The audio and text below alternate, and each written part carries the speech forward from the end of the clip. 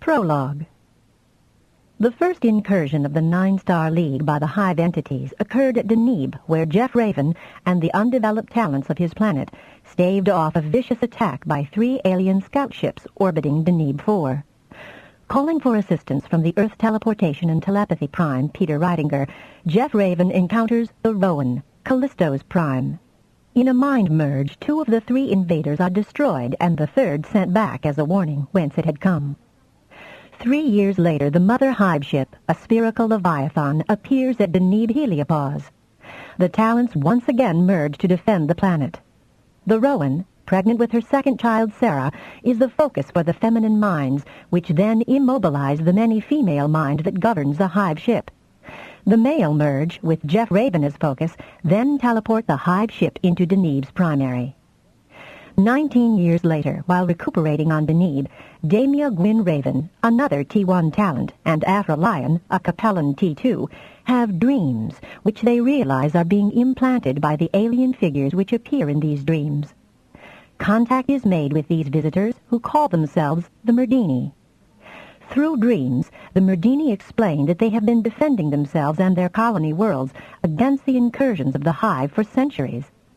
They had followed the Hive ship to Deneb and been fascinated by its destruction without loss of life on the part of the defenders. They offer an alliance. In order to establish meaningful relationship, young Dinis are placed with human children in the sound belief that early exposure to another species facilitates understanding. Among those selected for this experiment are the children of Afra and Damia, now Tower Prime for Iota Oragai, a mining world. Their 8 children all have Dini pairs. At 16, their eldest daughter, Laria, is sent to the Dini homeworld of Clarf to teach Dini human language and to expand her own understanding of the adult vocabulary. At about this time, Merdini scouts observe 3 Hive ships which separate before the Dini can catch up, but the ion trails left by the 3 are strong and can be followed on their disparate ways. The alliance of Merdini and Nine-Star Leaguers decide on a 4-pronged expedition. The first element of 6 ships is to backtrack to see if they cannot locate the elusive homeworld of the Hivers.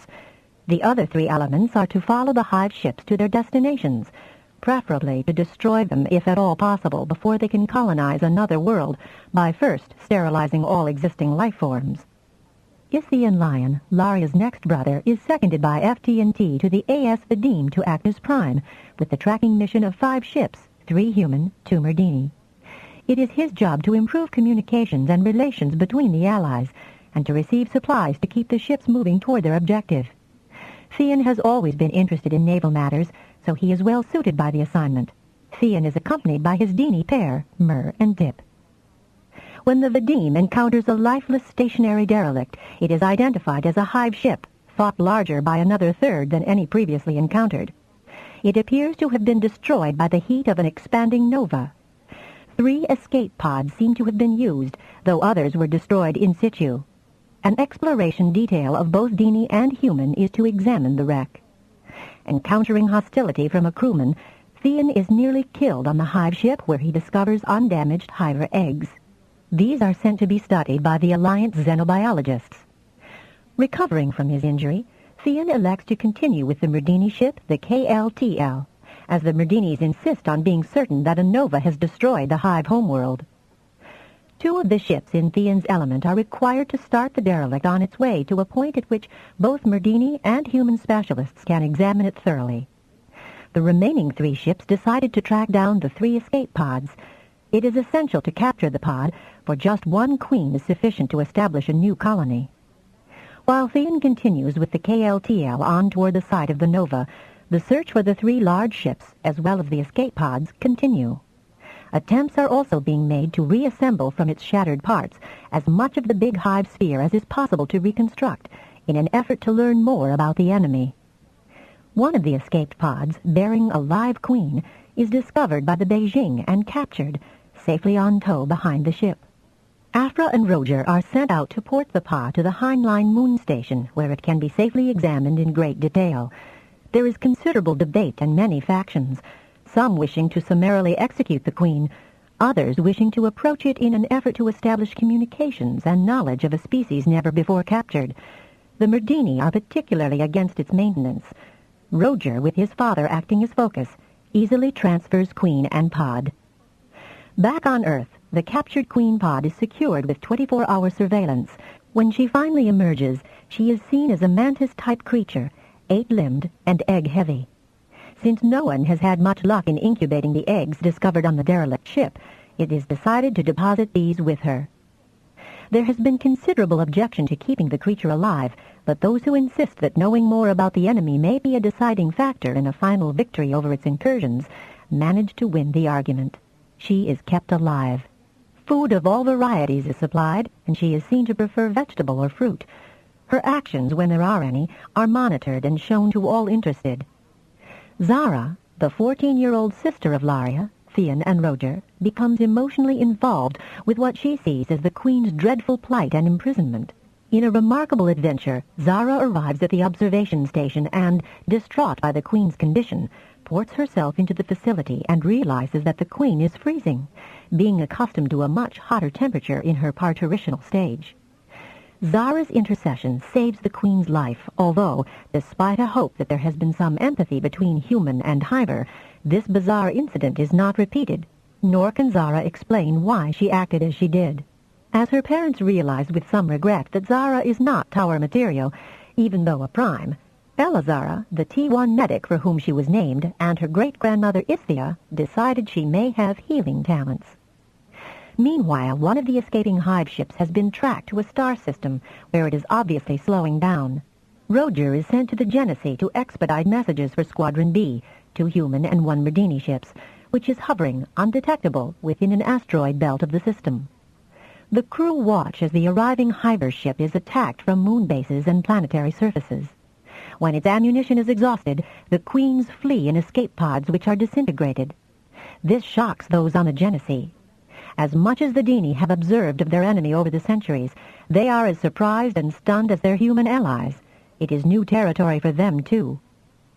Instead of being allowed to go in blasting, Squadron B and the Genesee are ordered to hold a watching brief, utilizing as many probes as possible, with Roger's help, to gather information. It is thought that Theon, on his way back to civilization on the KLTL, which has now definitely established that the Hiver homeworld was destroyed in the Nova, will join or replace his brother on the Genesee. 2 squadrons are still in pursuit of the remaining 2 Hive spheres, while Squadron A, Theon's original group, are searching for the other 2 pods which evacuated from the Great Sphere before it was hit by the Nova shockwave. A waiting game is played on several levels, and ethical problems of great magnitude must be addressed by both human and Merdini civilizations. Lyon's Pride, Chapter 1. During the course of the next few weeks, while Roger waited for his older brother Theon to replace him on board the Genesee, he spent a great deal more time on the bridge than he had originally thought he would. Not only was Roger Lyon the T1 FT&T, which linked Squadron B with its home worlds, and the means by which the 3 ships were kept supplied by twice-weekly importations of supplies, he was also able to provide other services to the squadron not in his original brief. If he was referred to as the boy or the civilian, he couldn't deny boy, as he was not quite 16, although tall and well-muscled from an active life on his home planet. He also had inherited the family silver lock of hair, which made it difficult for some to believe he hadn't yet reached his majority. Most times these references to his age or status were jocular. Sometimes envy or disparagement tinged these epithets, until he ported in the next supply drones, when he was again in favor with all. Sometimes it appeared to him that his Dinis, Gil and Cat, were more acceptable to the Genesee officers and crew than he was, but he encouraged them to continue teaching their language to any on board who wished it. At night in his cabin, he could enjoy the consolation of his friends, and they were very good at diverting him with amusing shipboard incidents and their own special companionship. When he was particularly upset, they would dream the tension away. Since the squadron was on orders to hold a watching brief and to take no direct action against the ancient enemy which occupied the system, tedium became a problem. Even escape pod drills became a welcome variation of daily routine.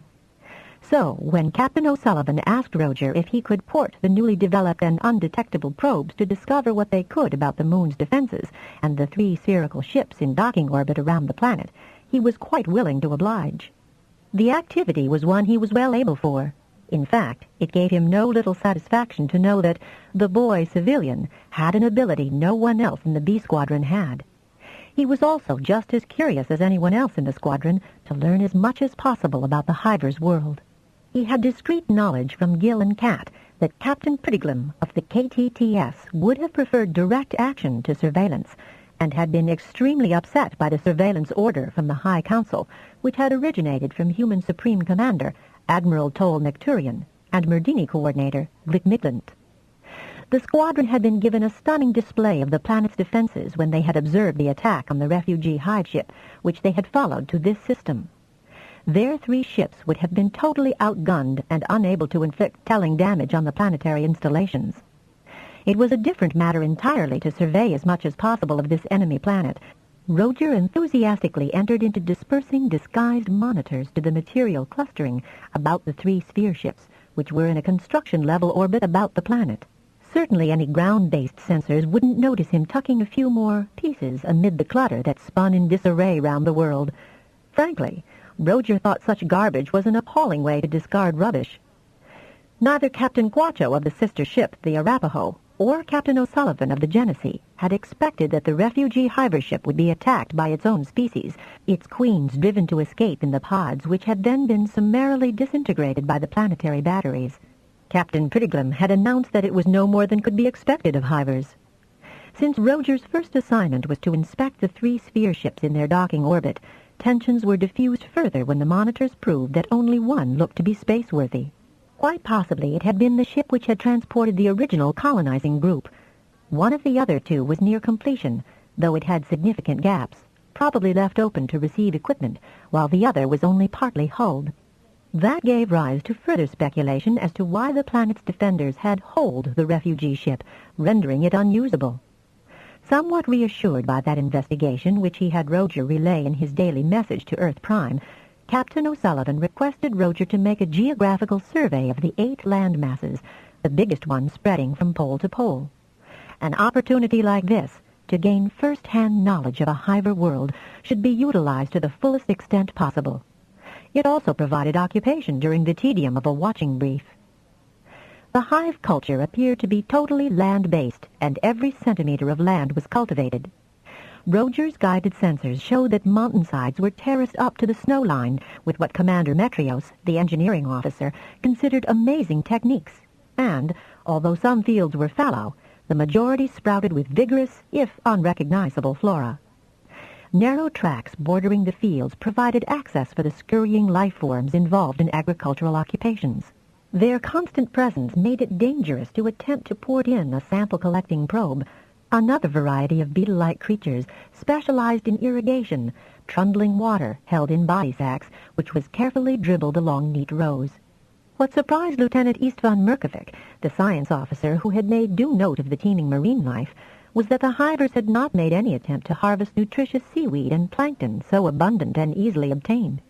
"So they're vegetarians. Seaweed's vegetable," he exclaimed. "They seem to be single-minded in many respects," said Anise Langio, the astrogation officer whom Roger admired at a distance. She was the prettiest of the female bridge officers, and he was old enough to appreciate her presence. "A stagnant culture determined to replicate itself ad infinitum. That may alter," was the captain's crisp remark. "I'd give anything to see a weed among all that perfection," remarked Anise Langio in a tone bordering disgust. "Talk about purpose bioengineering. A purpose for every critter and a critter for every purpose. Appalling. Specialization ad absurdum." "Look at these," Roger said, focusing his sensor at its finest magnification, where gatherers were stripping rows of a globular green vegetable form. Finishing the collection, the gatherers turned from the rows into neat triple ranks and trundled toward a central installation into which they disappeared. Thousands of these installations had been scanned. They varied in size, evidently depending on the volume of crops, but not in shape, all being square buildings covering 3 to 4 acres, 4 or 5 stories in height, with interior access at ground level along each side. Roger had whizzed a sensor close enough to see that the entrance sloped downward. Activity continued night and day, for the creatures apparently did not require illumination for their tasks. "And we thought this duty was boring," one yeoman was heard to mumble, eliciting widespread grins and a mild reproof. Those buildings have to be the access to tremendous subterranean networks, Istvan Merkovic said thoughtfully. There isn't enough space inside any of them to store the amounts brought in on a daily basis. Do they pick for daily use, since I notice they do leave immature vegetables on the vines and bushes, or just to process for storage? Yet I can't pick up any trace of smoke or heat to account for cooking. Vegetarians eat a lot of raw foods, Anis remarked. Or maybe they have a critter with heat-resistant paddles to stir the stew. Istvan shot her a reproving look for such levity, though even the captain smiled. Certainly we haven't seen anything coming back out for distribution, so that has to be taken care of underground. Wow, what an organization. You gotta give 'em that. The workers have to be fed something at some point to continue at the pace they go, Anis Langio said, no longer bantering. She had her head propped on one hand, and as she watched the screen was idly twirling a dark, springy curl around one finger. It seemed oddly out of character for someone of her rank and expertise. You don't see any of them lying down on the job or expiring from lack of care. All mining must be done subterraneously, too, Merkovic decided. I haven't seen anything remotely resembling an adit, but those ships required a variety of metals. I've noted the presence of all the ores that we use, but only that one finished ship in the construction orbit has been covered with their special coating. And if they have every centimeter producing food, the planet must be full up. The last harvest before blastoff, Anis quipped. Not if they've only one space-worthy ship. Maybe the agricultural workers are multitasked, and once the harvest's in, they turn on their construction mode, was Anis's rejoinder. Istvan gave her another of his disgusted looks. She could be right, Metrio said. The pelt that pulls the pepper could also manipulate delicate equipment. And the trundler shifts struts and panels, Anis went on. While the irrigators fill the fuel tanks, Dopla said, joining in the fun. That is when we must be most cautious, the captain said, and turned to Roger. You can withdraw the monitors quickly? Roger nodded. Commander Ingosallen and I are still trying to include a small self-destruct unit, sir, just in case, Metrio said.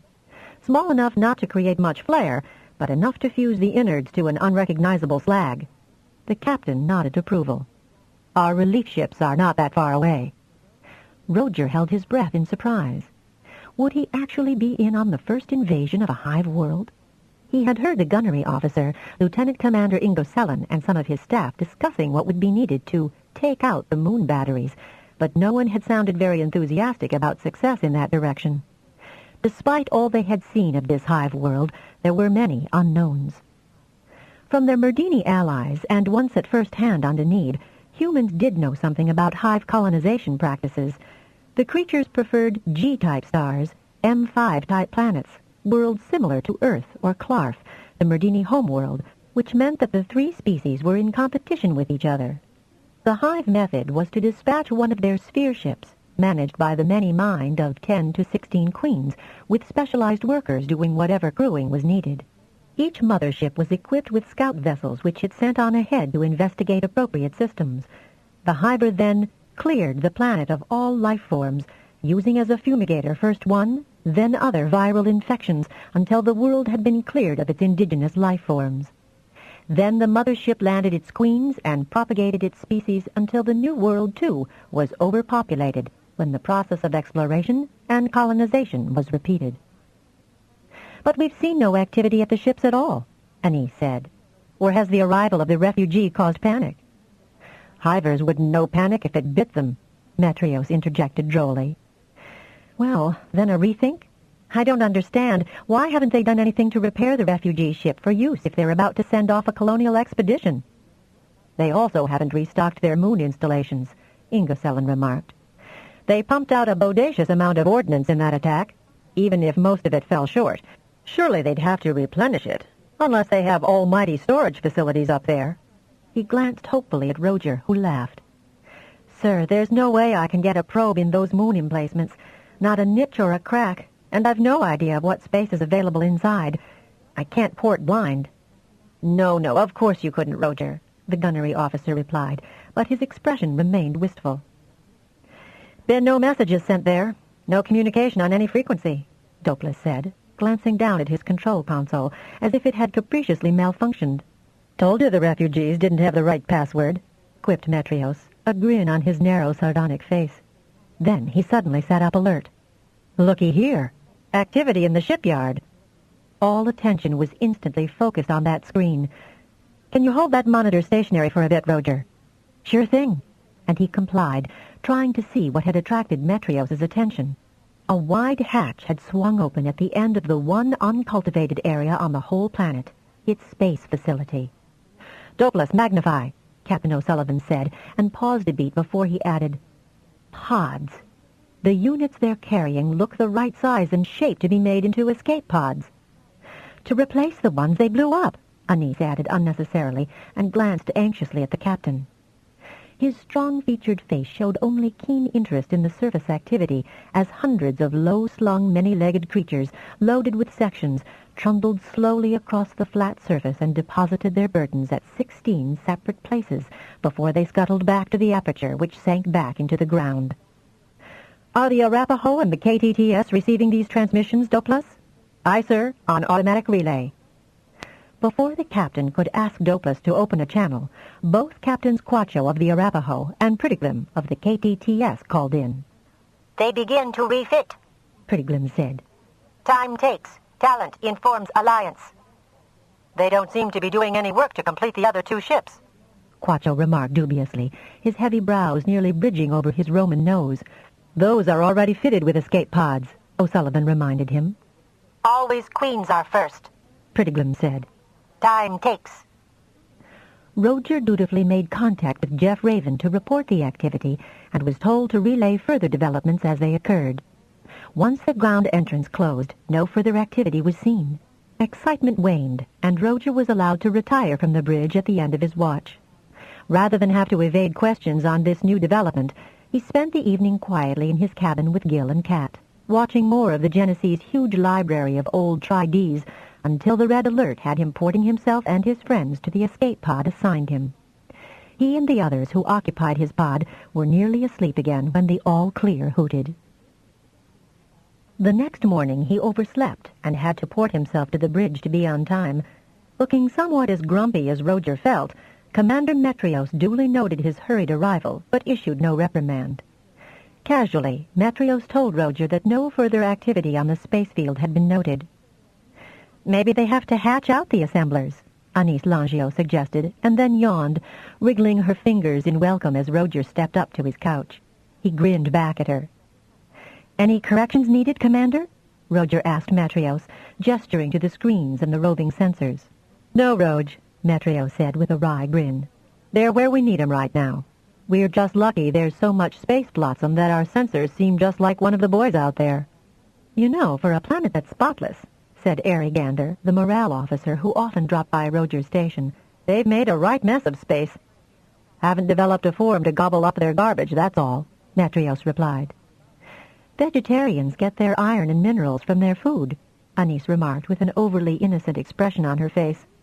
"Which reminds me, Airy, we could use some new Tri-Ds. There's nothing I haven't seen a zillion times." Airy and Anise both looked queryingly at Roger, who held his arms wide, mimicking Anise's expression. "Look, I'm just transport. I have nothing to do with loading." "Which reminds me why I'm here," Airy said, turning to Roger. "I've 4 to ship back this week." He raised his eyebrows queryingly. "No problem. My Deanies told me that there are 2 Deanie pairs to go as well." Anise heaved an exaggerated sigh.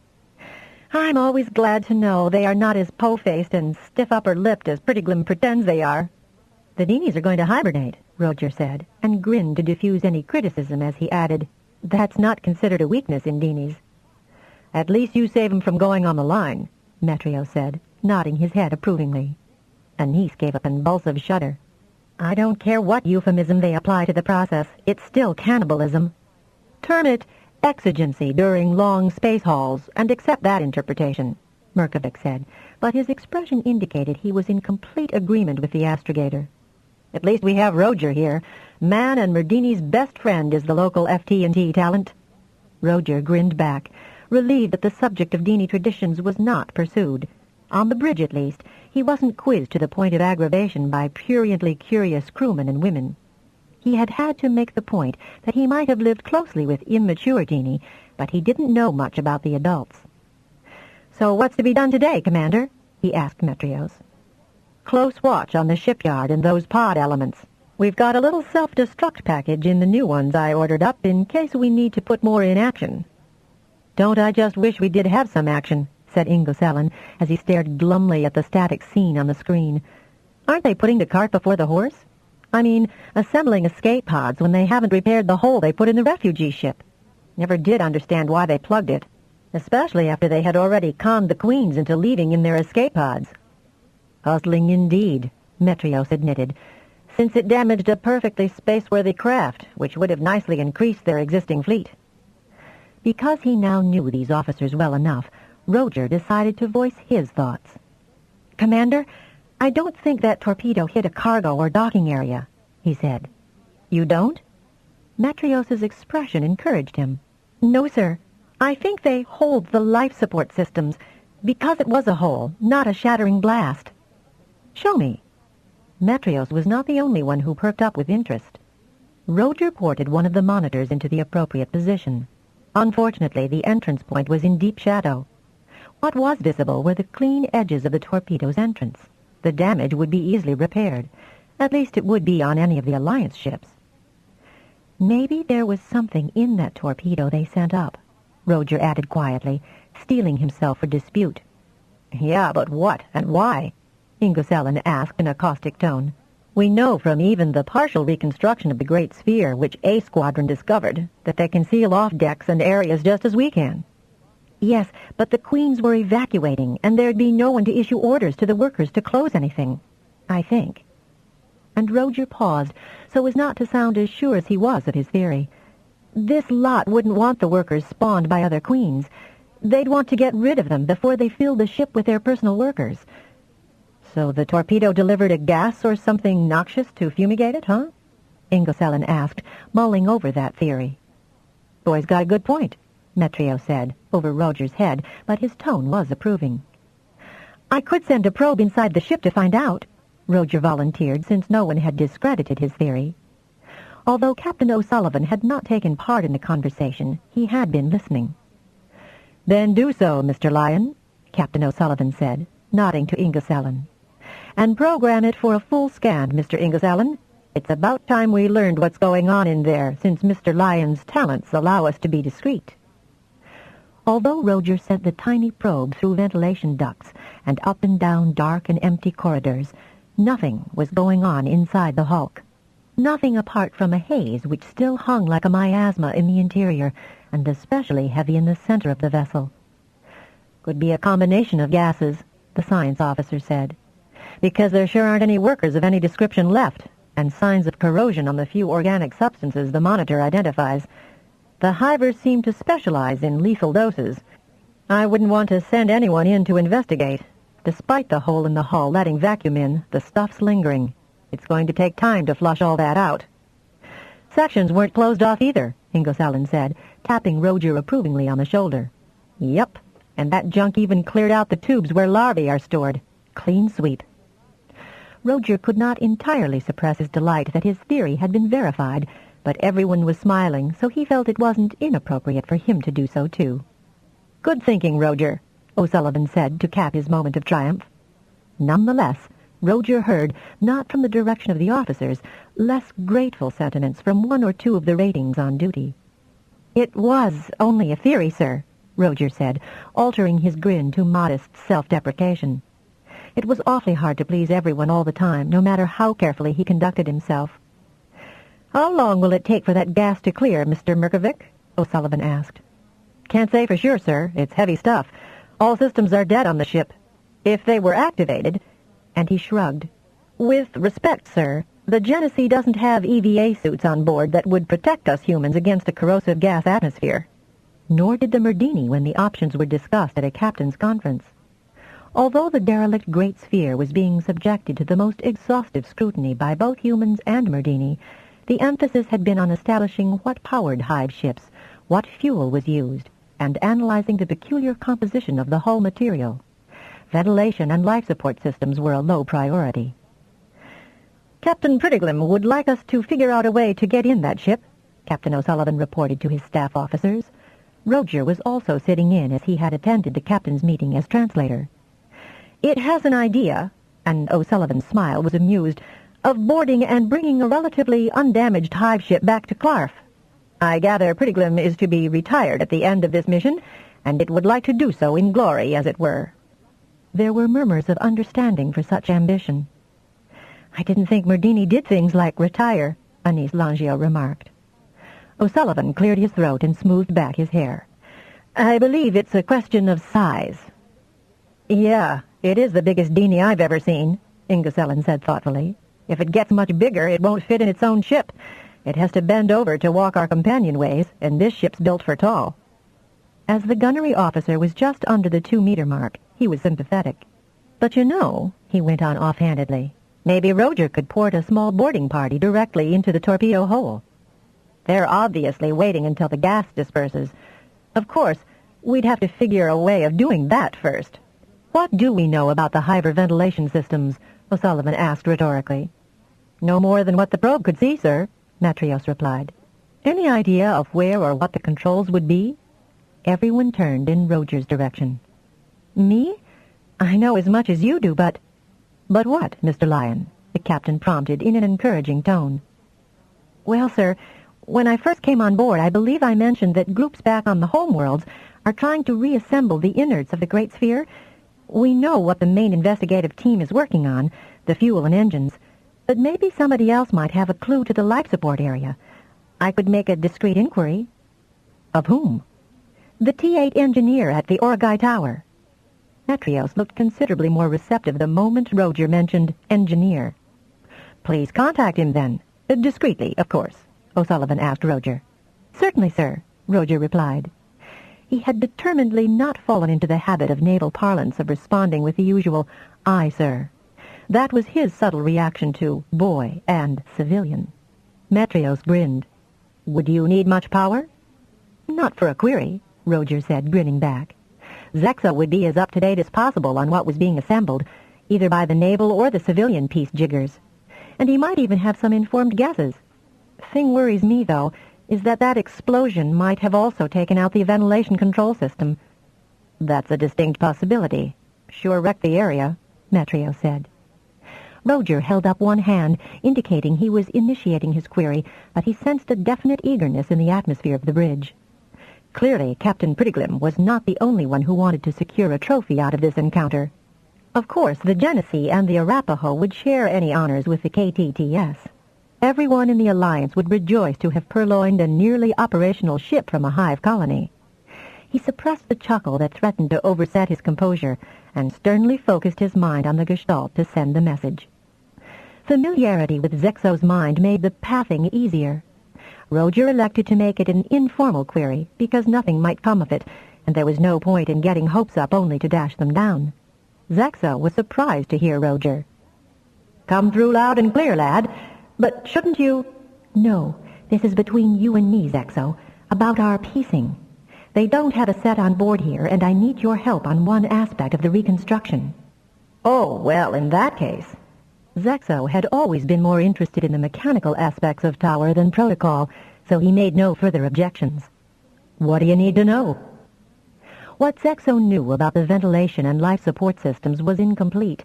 In fact, Roger realized that his probe had accumulated more cogent information, which he then shared with the T-8. Zexo could then confirm that the main environmental control systems had probably been demolished by the torpedo. Queens seem to have had an independent emergency supply. Get that started and you might flush a lot of the gas out, especially with a hole already in the hull. Hey, you guys bring that ship back and you will be real heroes, Zexo added, excitement coloring his usual imperturbable manner. Too much of the ship's Squadron A salvage has been damaged beyond guess or gosh. Then Zexo showed Roger what diagrams existed, incomplete as they were. Since the Queen's abandoned ship, Matrios said when he had a chance to study what Roger transferred to the screen, that area would not have been secured.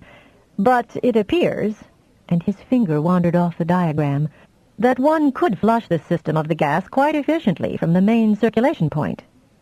If we knew how to work such controls, Roger said.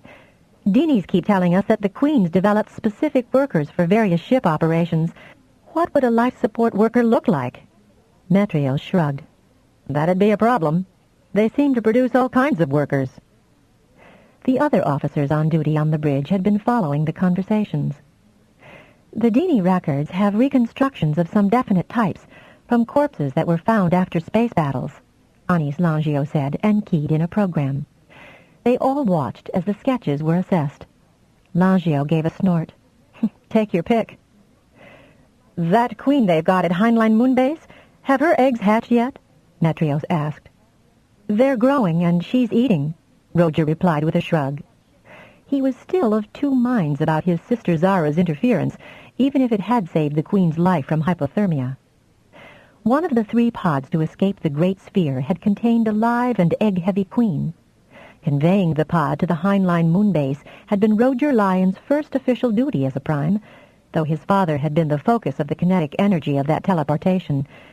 An observation module kept close track of her activities since she had emerged. She was, in fact, the first living specimen of the Hive race that either human or Merdini had seen. Her continued existence had elicited controversy and sometimes strain among the Allies.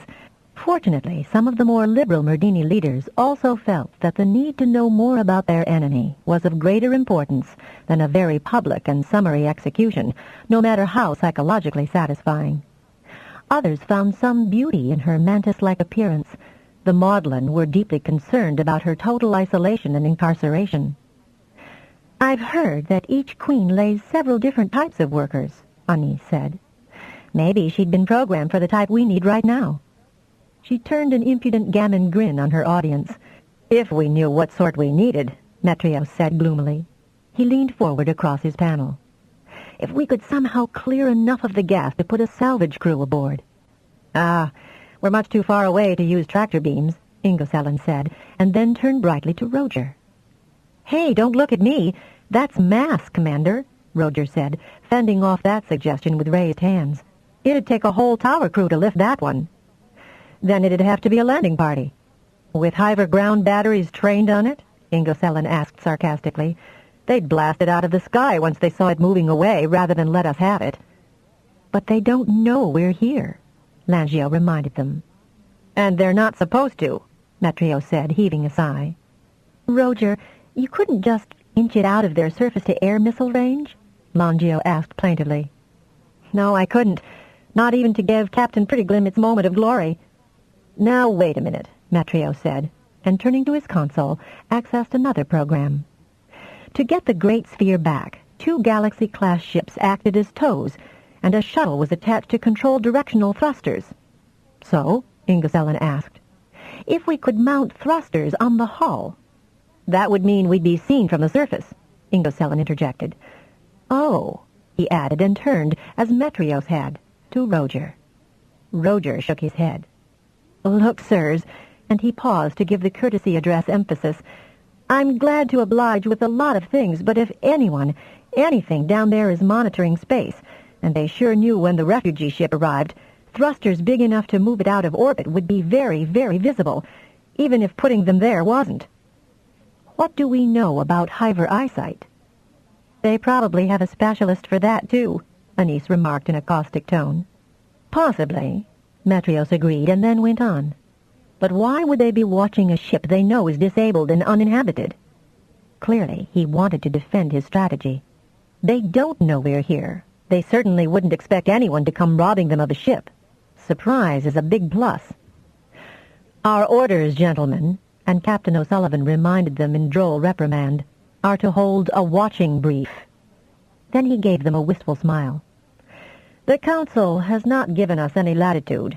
We are especially not to engage the enemy at this point in time. He heard their murmurs of discontent and disappointment. If we can follow their ion trails, they can follow ours. True enough, sir, but they don't have another operational vehicle, Metrios pointed out. We have our orders, gentlemen, and we will obey them, O'Sullivan said, and strode to his command chair where he remained the rest of that watch. It was the next morning that the captain asked Roger to report to the bridge before his usual watch. It occurred to me, Roger, O'Sullivan said at his most relaxed and genial, that we shouldn't miss a golden opportunity. Which one, sir? Roger asked dubiously, glancing at Metrios, Doplas, and Ingocellin, who were ranged behind the captain. O'Sullivan grinned, as did the others. "Only that one area of this vessel is destroyed, right?" When Roger nodded, the captain went on. "You seem to have no difficulty porting that monitor around the interior." "It was a small one, with a limited detection capacity." "Oh, I see." At Roger's sudden comprehension, O'Sullivan turned to the other officers. "He catches on real quick? Good lad. If we can present coherent diagrams of every level of this ship, the crews restoring the Great Sphere will have a template to work from. Captain Prettigrim informed me that the design has not altered in all the centuries they've been dealing with the Hivers." "Except for the size of the Great Sphere," Metrios interposed. "Would you oblige?" O'Sullivan said, gesturing at Roger's couch and grinning with invitation. "I don't see why not, sir. I've been everywhere else I could port a device. But what about the corrosive gas?" "You can use as many as you need," Metrios said expansively.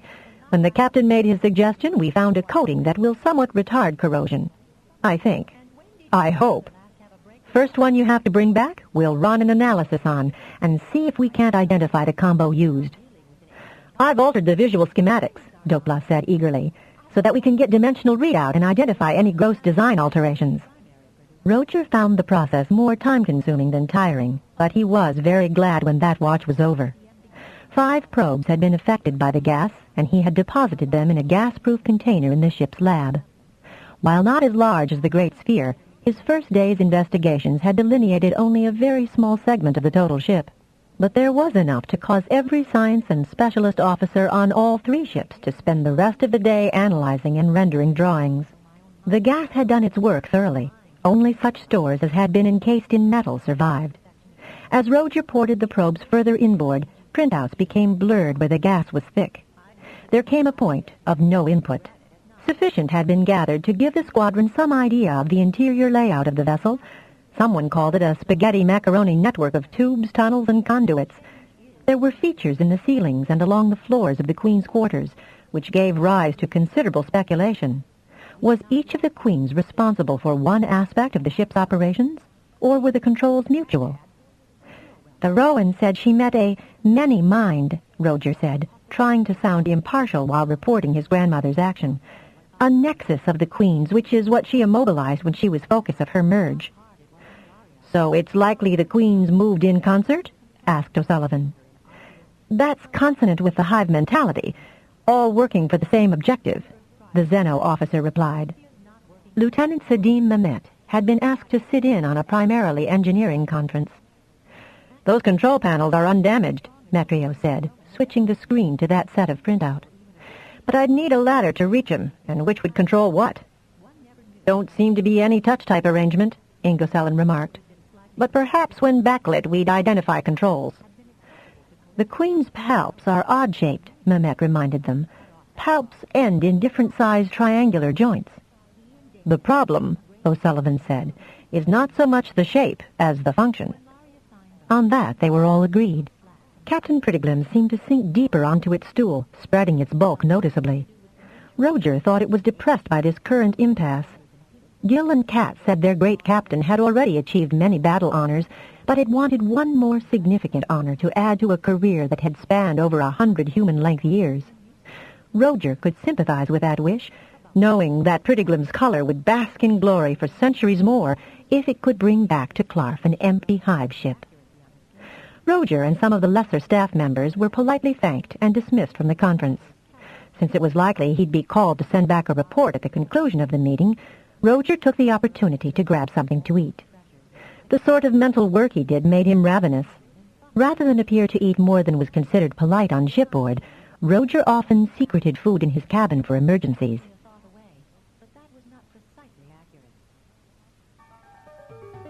This is the end of Side 1. Since it was likely he'd be called to send back a report at the conclusion of the meeting, Roger took the opportunity to grab something to eat. The sort of mental work he did made him ravenous. Rather than appear to eat more than was considered polite on shipboard, Roger often secreted food in his cabin for emergencies. He always had something for Gill and Cat, too, and so they were indulging in an illicit feast when his comm unit clicked on. Require talent assistance return, said Prettiglim's unmistakable tones. Talent to return, too. We come too? Gil asked, and Kat was hanging on Roger's response. Roger sees no reason not. Prettiglim never notices you anyhow. While Roger knew Prettiglim was a great one, he had been slightly peeved that it was too great a personage to notice his dear friends. He took Gil and Kat across to the KTTS whenever possible, because they did enjoy visiting among their own kind. We used biggest carrier anyway. You hide in dark. Knowing it would take the Dini captain time to make its ponderous way from the bridge area to the transfer pod in the cargo bay, Roger stripped out of his rumpled ship suit and donned a clean one, buckling on the formal belt and pouch he rarely bothered to wear. He was in awe of great Captain Prettiglim, and a uniformed appearance bolstered his morale. Gil and Kat were so excited they squirmed in his arms as he gathered them up for the port. Actually, he landed neatly right at the hatch to the cargo bay, and in an empty corridor. He could, however, feel the vibration in the deck plates of the heavy tread.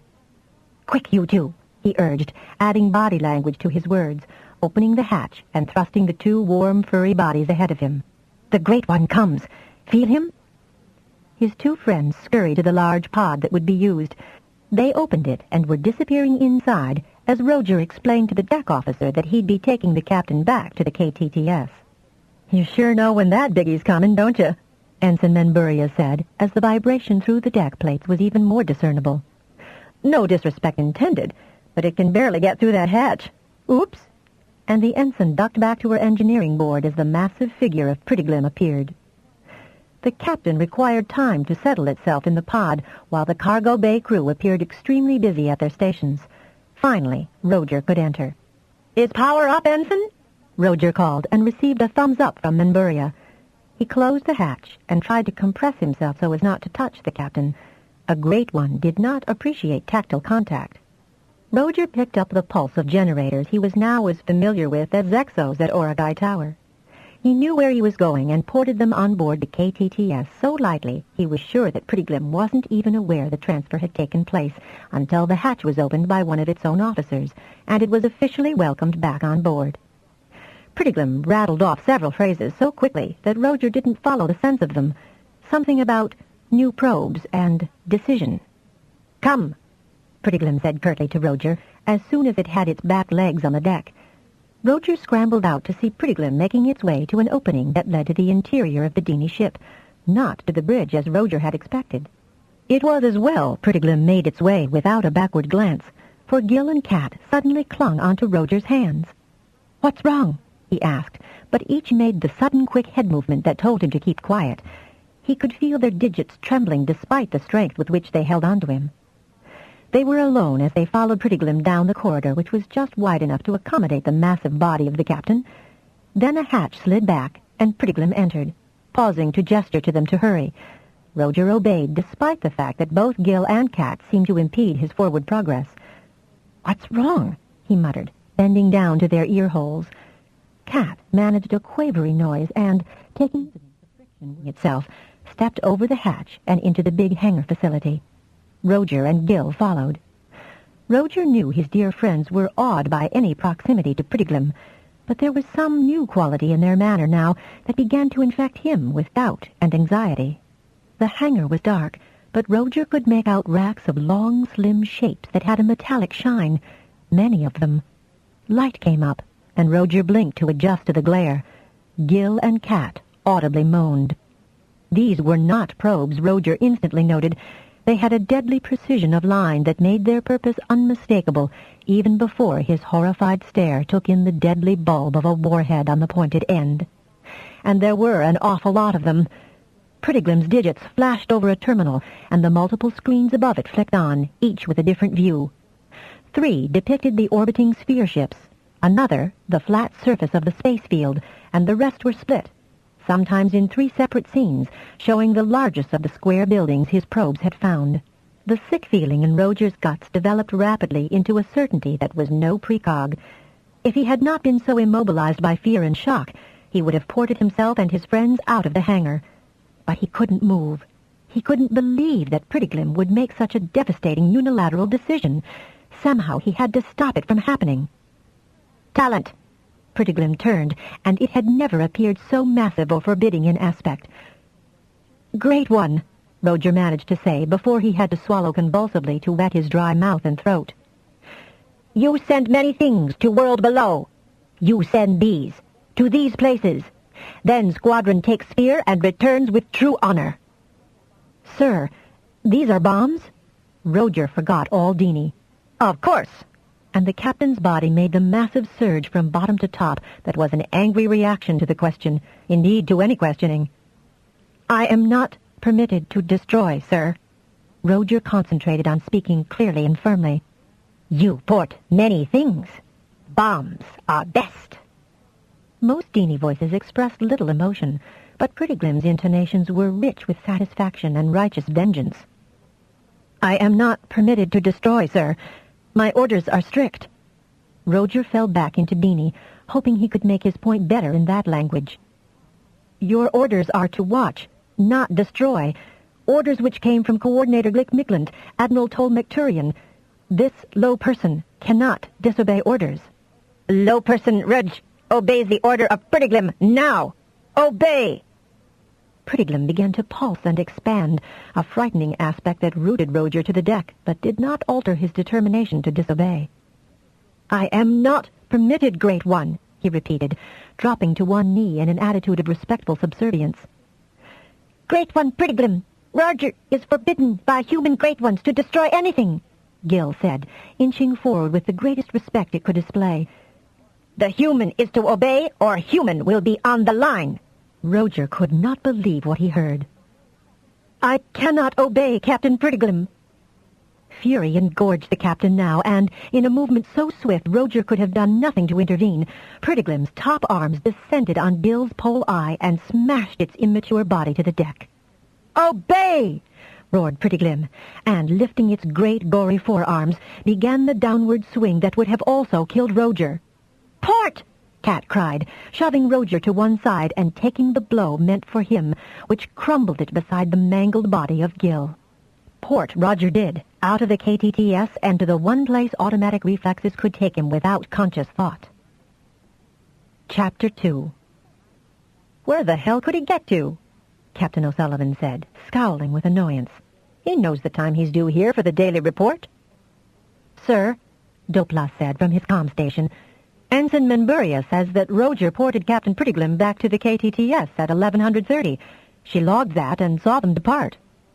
"Porting doesn't take Roger more than 30 seconds. Where'd he go, then? Did the ensign see?"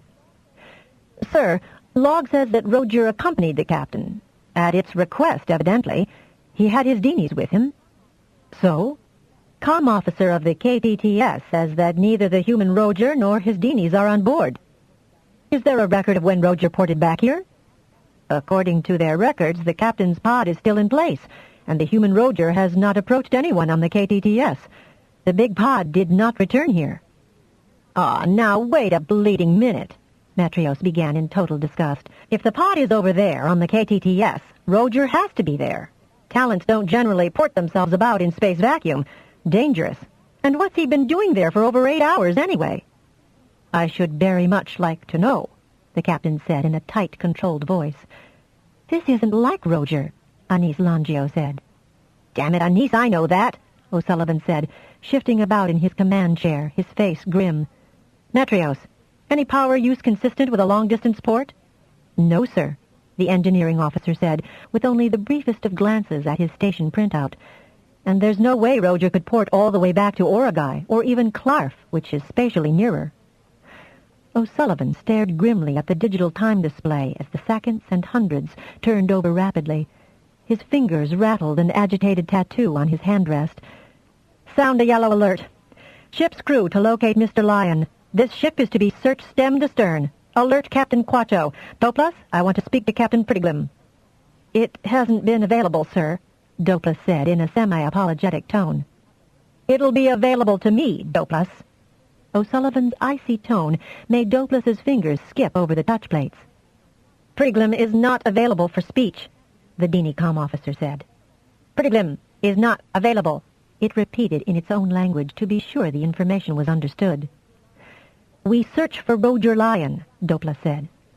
Roger, Lyon, report immediately to this ship, O'Sullivan added to be sure the Dini officer also understood. This time the Dini officer shook its upper body and then directed its pole eye fully at the screen. No human on the KTTS. The screen went blank.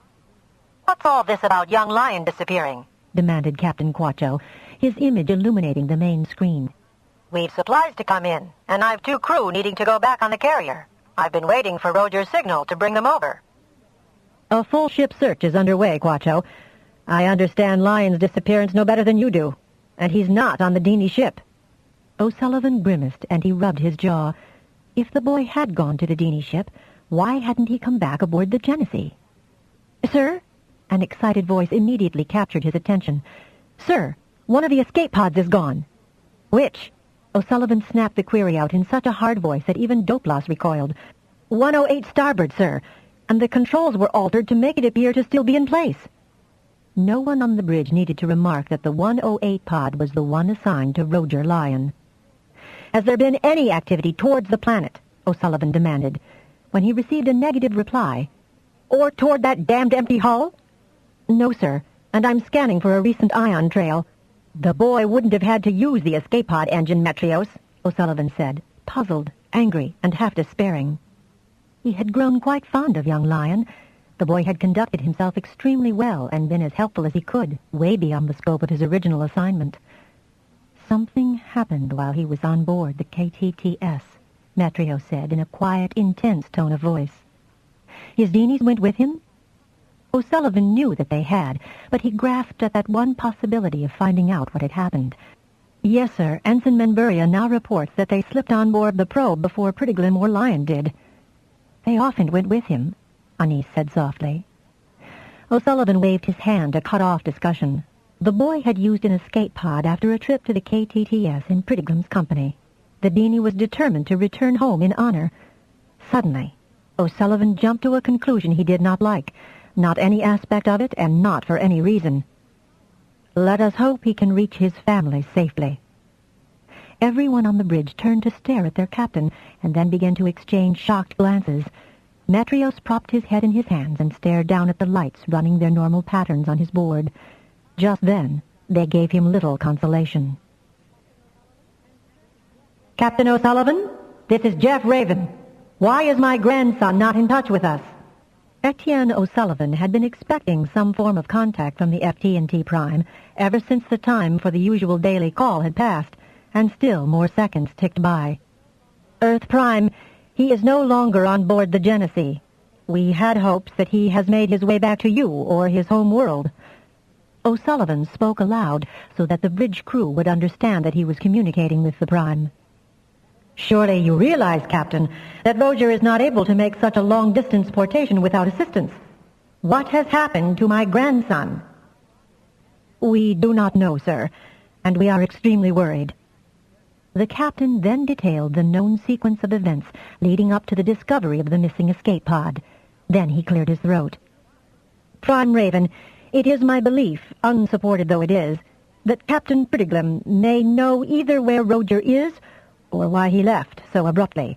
But the captain is unavailable. I request formal permission from Glitmiglant to board the KTTS and investigate. That will be unnecessary, Captain, though the offer is certainly appreciated. I am informing the High Council of Prime Lyon's disappearance. You may expect assistance shortly. Have the courtesy to await it. Of course, Prime Raven. Captain O'Sullivan inclined his head in obedience to that directive and then sighed. Ask your medic for an analgesic, Captain. A direct send to a non-empath will produce an intense headache. Raven's advice was kindly and something unknotted in O'Sullivan's midriff. Someone's coming, he added, remembering no one else on the bridge had heard the message. Soon? Asked Anise, her pretty face flushed with concern. Can't be soon enough, Metrios said in a growl. Aye. The single word of accord came from many directions around the bridge. The sound reverberated with acutely felt echoes, and O'Sullivan retired briefly to his ready room to find a painkiller before his brain burst through his skull. Precisely 3/4 of a very long hour passed before a glad message was relayed from the cargo deck. Passenger pod aboard, sir. Escort the passenger to the bridge immediately, Mr. Menburia. No need, Captain, said a curt feminine voice, and the Rowan, a large dark gray Dini beside her, and Afra Lyon with a smaller Dini pair flanking him, appeared on the bridge upper level. O'Sullivan shot to his feet and was halfway to the Rowan when she held up her hand to restrain his impulse. Once again, he felt a mental touch and almost recoiled from a second experience. Sorry, Captain, the Rowan said with a fleeting smile. The pain went as quickly as it had begun. It was the quickest way for me. We apologize for taking so long getting here, Afra went on. We stopped at appropriate intervals to listen. Oh, and O'Sullivan breathed one single despairing note of denial. My grandson is alive, the Rowan added, her expression severe. Afra nodded a brief reinforcement of her statement. We would know if he was not, if that affords you any consolation. It does. We must go aboard the KTTS. Do you have any pictures of its bridge configuration? Afra asked. Here, Dopla said, pointing to his screen. That's enough, the Rowan said, and turned toward the engineering position. You are Commander Metrios? I thought so. We will need a touch of power. All you want, Metrios said, throwing his hands up in exaggerated relief at being able to do something. Their air of competence and determination revived him from the despair which had engulfed him since Roger's disappearance became known. The generators surged briefly, and the group were gone. Someone breathed a wow of awe. The Rowan? Ingersollin asked in a low voice. O'Sullivan nodded. I thought she never left Callisto. Not often, but she's the clout needed, O'Sullivan said, encouraged in spite of his pessimistic fears. Sir? Ensign Menburia's voice sounded almost apologetic. They brought the supplies, too. That boy must be found, safe and unharmed, O'Sullivan said, bringing both fists down hard on the armrests. He had personal as well as professional reasons, and a few which would have repercussions that he didn't want to think about, even clear-headed. Aye, aye, sir. The Rowan had been angry before with the stupidity of people or things or avoidable accidents, but she had never been so frighteningly angry before. Even as Jeff had been receiving information from the Genesee, he had Golly Gren contacting the Merdini High Council representative stationed on Earth. Murdigritz was not only a gray, Captain Prettiglim's color, but it was the High Councilor's chief liaison official and had served 2 decades as manager of the Dini colony world, Ceph. It immediately volunteered to accompany whomever the Earth Prime sent to investigate. The Rowan had informed Earth Prime that none other than herself would be the FT&T representative, having forcibly overruled her daughter, who felt that she had the right to discover what had happened to her own son. Oragai may not be without its prime, Damia, and that's that. But the Rowan had then relented sufficiently to ask Afra to accompany her. You can manage without Afra, and he is the boy's father, but Oragai can't manage without you. Then how is it that Callisto can do without its prime? Damia had demanded caustically. He's my son, and my grandson, and I carry more clout. Callisto's in occlusion, or we'd have had to send Jaren. I'd rather you went, Damia said, subsiding. We will find Roger, dear girl. We will. You know he's alive. Yes, I know he's alive. And Damia's tone dwindled off while leaving her mother with the full impact of her shock and despair. Now, port your husband and your Dinis. We'll need them almost as much as we'll need me. The Rowan had almost balked at waiting for the cluster of supply pods destined for Squadron B, but the handlers at Callisto had the pods attached with such alacrity that she didn't have time enough to voice an objection. I'd hazard that the supplies are needed for the morale value, if nothing else, Jeff said soothingly. Roger seems to have been very well liked, and Captain O'Sullivan is genuinely and deeply upset by his disappearance. And so he should be. A good lad, not too cocky either. The Rowan did not, however, wait until the encircling pods were removed by the Genesee cargo handlers, but ported herself and her companions directly to the bridge. She heard Captain O'Sullivan's apologies and a reiteration of the circumstances. Then she and Afra ported with their Dinis to the KTTS, where they were met by the next in command, another gray Dini of good size, but one who instantly made deep obeisance to Murdigritz. The presence of Perdiglim is required, Murdigritz said, its tone coming from deep inside its strong, large body. The pole eye of every dini on the bridge was turned respectfully in its direction. I, Prime of Callisto, require the presence of Perdiglim now, the Rowan said, drawing herself up to her full height. Despite being dwarfed by almost all the dini bridge staff, she was so imperious in manner that she received equal respect and attention. I, Fur, sire of Roger Lyn, require the presence of Perdiglim, Afra said, and he towered above everyone.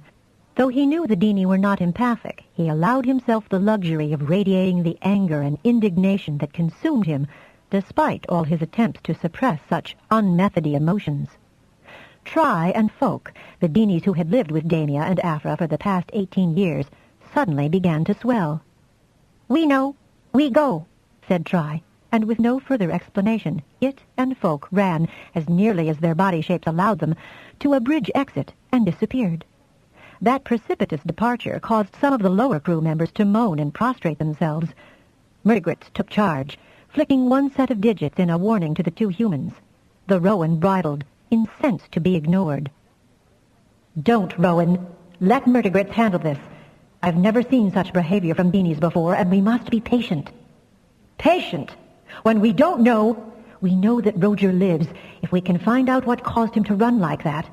A Gwyn Raven doesn't run, the Rowan began, her mental tone of vivid purple red. She was so incensed.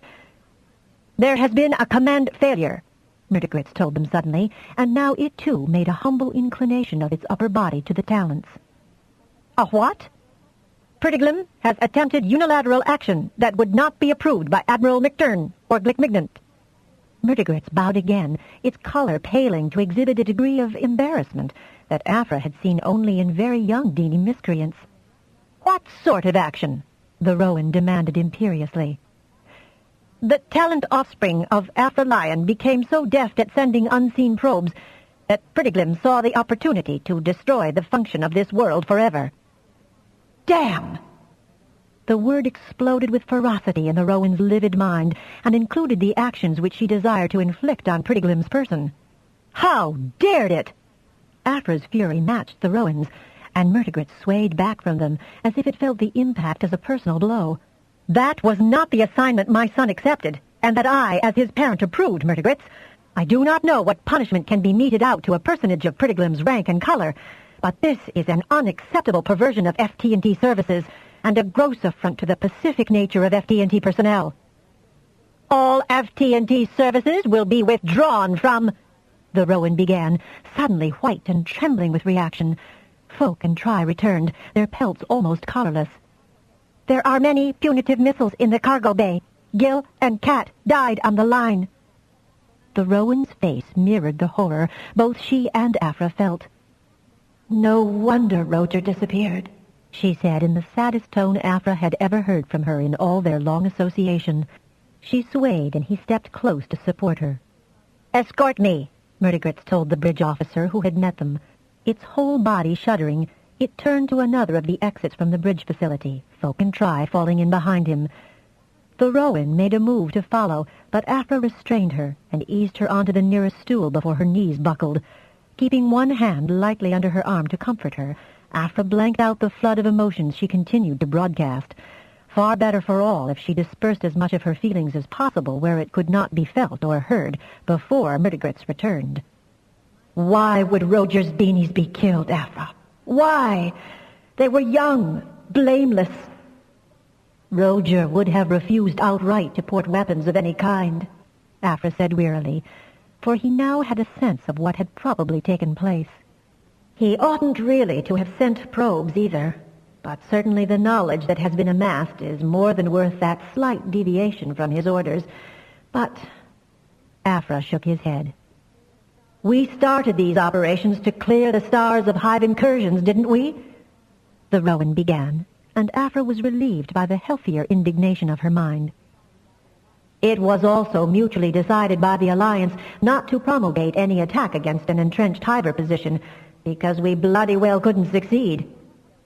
The least that should be done is blow up those ships so this group will be planet-bound for a long time to come. and her eyes flashed with determination to wrest that much of a concession from those who preferred non-aggression. We'll never be able to communicate with that species. I certainly don't want to have to meet any mind of theirs again, single or many. Afra certainly understood her hostility and resentment of the species, but he had been raised on a Methody planet, which did not approve of violence of any kind, even in self-defense. There are always alternatives. Keep talking had been the guiding rule about confrontations that might lead to force and bloodshed. Until we can find the weaknesses of this species, we cannot arrive at a solution which will produce success without needless waste of life, he said, as gently and persuasively as possible. He didn't wish to aggravate the Rowan, and he knew her sentiments in depth, but he also had the right to his opinions and the right to express them. Even when Roger has been the first casualty of such an attitude? The Rowan's gray eyes flashed at him, and she shifted herself away from his gentle support. He sighed, but he expected nothing else. A door whooshed open, and Murdigrit stood there a moment, its pole eye aimed directly at the two human talents. As it stepped onto the bridge, Folk and Try followed. Prettiglim exceeded order and obedience.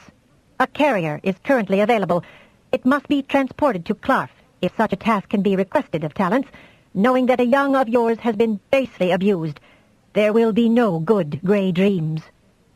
The Rowan gave a little shiver. I'd like to consign Prettiglim to this primary, not to Clarf. That would be sparing Prettiglim the ultimate humiliation, Rowan, Afra pointed out. I can send a carrier that far if you would rather not deal with this end. Oh! And her eyes blazed at him. In that case, I myself will bump him back to Clarf and half-bury the capsule. Afra signaled her to wait as he turned to Folk and Try. What happened to Gil and Cat, and why? They presumed to interfere with Prettiglim's orders to Raj. Prettiglim punished such presumption. The Rowan hid her eyes for a moment, and a sob racked her. Afra sent the gentlest, soothing thought he could, though his heart pounded bitterly at the sacrifice, at the terrible shock such a loss would have dealt his son. Roger was no older, in either Dini or human terms, than the two who had tried to help him. Afra could and did allow himself a brief surge of pride in a boy who would not be coerced into doing something against training and conscience. They, Folk continued, drawing itself upright, do honor to their color and that of your dwelling. They honored my son more, Afra said, though his voice cracked uncertainly. He bowed his head and let his tears flow. The Dinis didn't understand weeping, but he scarcely cared at that moment what their reaction would be. Put your erring person in the carrier, the Rowan said in a steely voice. Which station handles power generation? Every Dini pointed, and she moved to that station, its attendant stepping respectfully back. Who is to be informed of the reasons for Prettiglim's crime and return? The Rowan asked Murdigrits. The big Dini inclined its body to the Rowan. This one will inform Glickmiglant personally of this terrible misconduct of Prettiglim, who now submits to retribution. Details will be forwarded to you. The Rowan responded to that with a curt nod of her head. Glickmiglant was one of the high-placed Dinis who accepted human reasoning and logic in the Alliance campaign to restrict Hiver incursions. A pall of tense silence was maintained until it was announced that the carrier had been loaded and was ready for transfer. Afra followed the Rowan's thrust. She did not quite plow the capsule into the concrete of the Clarf landing field. She gave the Clarf Tower Prime, her granddaughter Laria, quite a shock to feel a carrier being brought in so precipitously. Grandmother, I just had the most extraordinary orders not to touch that personnel pod. There's a crew swarming over it, painting some kind of message I can't understand. Is there someone or something inside? The sun's boiling here today. Anything enclosed like that will bake in its own juices. Then follow your orders, Laria, the Rowan said. The creature in the carrier killed your brother's Dinis. What? As Callisto Prime, I speak to Clarf Prime, the Rowan went on in a flat voice. As Clarf Prime, I listen, Laria said, though her grandmother could sense the quickly suppressed quaver of uncertainty in the mental message as she expressed the formula of total discretion now required. Briefly, the Rowan related what had happened. She caught a brief flare of Laria's regret that the Hivers had not been bombed. Clark Prime, such an action would have been totally beyond the parameters of your brother's position. He has acted properly and bravely. Had he complied, he could never have been trusted to run a tower. Yes, Callisto Prime, of course I see that. You'll let me know the moment you find Roger? And it was a caring sister who asked, not a Tower Prime. He did not contact you directly for assistance then? No, Grandmother. He could have reached me. He's got very strong, you know. I'd say he was stronger than me. Than I, her grandmother corrected absently. I doubt you'll need Gestalt to hear when we do find him. Have you any ideas where he might go? Could he possibly have gone to Deneb? You children were always keen to visit Isthia. Laria was astute enough to catch the wistfulness in the Rowan's voice. She would have informed you the moment she was aware of his presence on Deneb, and she would be. Yes, she would be. Laria hesitated, surprised by the tinge of despair in her indomitable grandmother's tone. You'll find him, Grandmother, I know it, especially if Dad's with you. You two could hear to the furthest arm of the Milky Way. You have a ridiculous tendency to exaggerate, young woman. The contact was broken, but not without Laria sensing that her exaggeration had somehow cheered the Rowan. She's right, you know, Afra told the Rowan, since the exchange had been open to his mind, too. We could make ourselves heard a long, long way, further than Roger could have thrown that escape pod. But he hadn't turned on the engine, so he didn't use them in Gestalt. Which means he's nearby, concluded the Rowan, and allowed an audible sigh of relief to escape her lips. We stay here a while, Fulkin Try told Afra. Murdergrits, too. All colors are faded. The misjudgment belonged only to the captain and its need for honor, Afra replied. No, they were required to make the bombs. They were glad to think that it would be permitted to bring destruction to the Hive planet when Dini planets had suffered so much. They have a point, the Rowan said, but before Afra could argue, she added, I can't stay another moment on this ship. Contact me when you wish to return to the Genesee, Afra told the Dinis, who bowed in acknowledgment. Reporting formally to Captain O'Sullivan in his quarters, the Rowan and Afra were immediately offered refreshment. I knew old Prettiglim was up to something, he said, but it's still hard for me to interpret some of the more obscure Dini body language. Commander Ingersollin came to me, 2 weeks back, when the KTTS requested some unusual ordnance supplies from our stores. I didn't think much of such oddments, and we are under orders to comply with any reasonable requests. The KTTS had been making probes for Roger. Any word on his whereabouts, Callisto Prime? We are most worried for his sake. We appreciate that, and the Rowan sighed again. I'd have given anything to have spared him such a shock and the loss of his Dinis. They, too, were well-liked by all the crew and officers, gave lots of their time teaching us pronunciation and vocabulary. O'Sullivan shook his head. I do not think he has gone far, Captain, but we, and the Rowan gestured to Afra, would like to go in deep Gestalt to locate him. A shock like that to a sensitive young man, Captain O'Sullivan said sadly.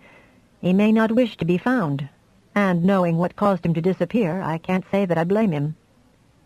Nor do we, which we shall make paramount in our thoughts, Afra said, but the reason for his disappearance has now been removed. I needed that, the Rowan said, finishing the last of the small sandwiches and the wine in her glass. She stood. Let's find the missing, Afra. If I might make a suggestion, the captain said, his expression startled by the thought that came to him. It's always the last place you look. I mean, if you're looking for something or someone. He glanced from the Rowan to Afra, hoping they followed his illogical rationale. The last place anyone would look for Roger, because of the danger, would be on that refugee ship. How so? And then, impatient with slow speech, the Rowan plucked the details from O'Sullivan's public mind. Ah, yes. I see your point. The escape pod would be sufficient protection from any residual gases, and he'd know the interior spaces to the square centimeter. Her face lit with a smile that almost made the captain reel from its sudden brilliance. He was full of envy for Jeff Raven, and indeed anyone who was close to such a vivid personality. He caught the wry smile on Afra's face and felt himself blush at having been quite so transparent. The barest shake of Afra's head and an increase in his smile suggested to O'Sullivan that his reaction was rather common when the unsuspecting dealt with the Rowan. Commander Metrios immediately ushered Afra to his chair while the Rowan settled on Roger's couch. "We may not need to draw much on the Gestalt," she said with a quiet, confident smile that put heart in the engineer's uneasy mind. Metrios had been excoriating himself for not having kept closer tabs on Roger, on the messages recorded, or not, on his own station. "We suspect he has parked the escape pod on the refugee ship," Afra said by way of explanation. "Of course. Why didn't we think of that?" And Metrios wallowed for a moment longer in guilt. "Not that it would have done you much good, except relieve your apprehension, Commander," Afra said, radiating conciliation. He glanced at the Rowan, and the pair immediately went into a mind merge, which focus stabbed in the direction of the deserted ship. "The pod is there, in a cargo hold on the perimeter of the ship, which is in full vacuum, clear of the gas. I believe we could dissipate the rest of it throughout the ship. That might solve transport problems." "So it might, but we know that the ship is within range of the surface-to-air missiles." "That can be altered." "Ah." "Roger," said his father very gently, touching the mind of a boy so deeply sunk in despair and shock that only a flicker was palpable. "Dad?" Unexpected joy, immeasurable relief, then shame followed. "No shame, Roger, no shame," the Rowan quickly responded. "You were honorable." "Are Gil and Kat honorably dead, then?" The anguish, shock, loss, hatred, fury in Roger's tone had to be fended off by parent and grandparent. "Laria is correct," the Rowan said on a tight aside to Afra. "Roger has strengthened significantly. More the pity that his tour should end on such a tragic note. We will make positive out of the negative, old friend."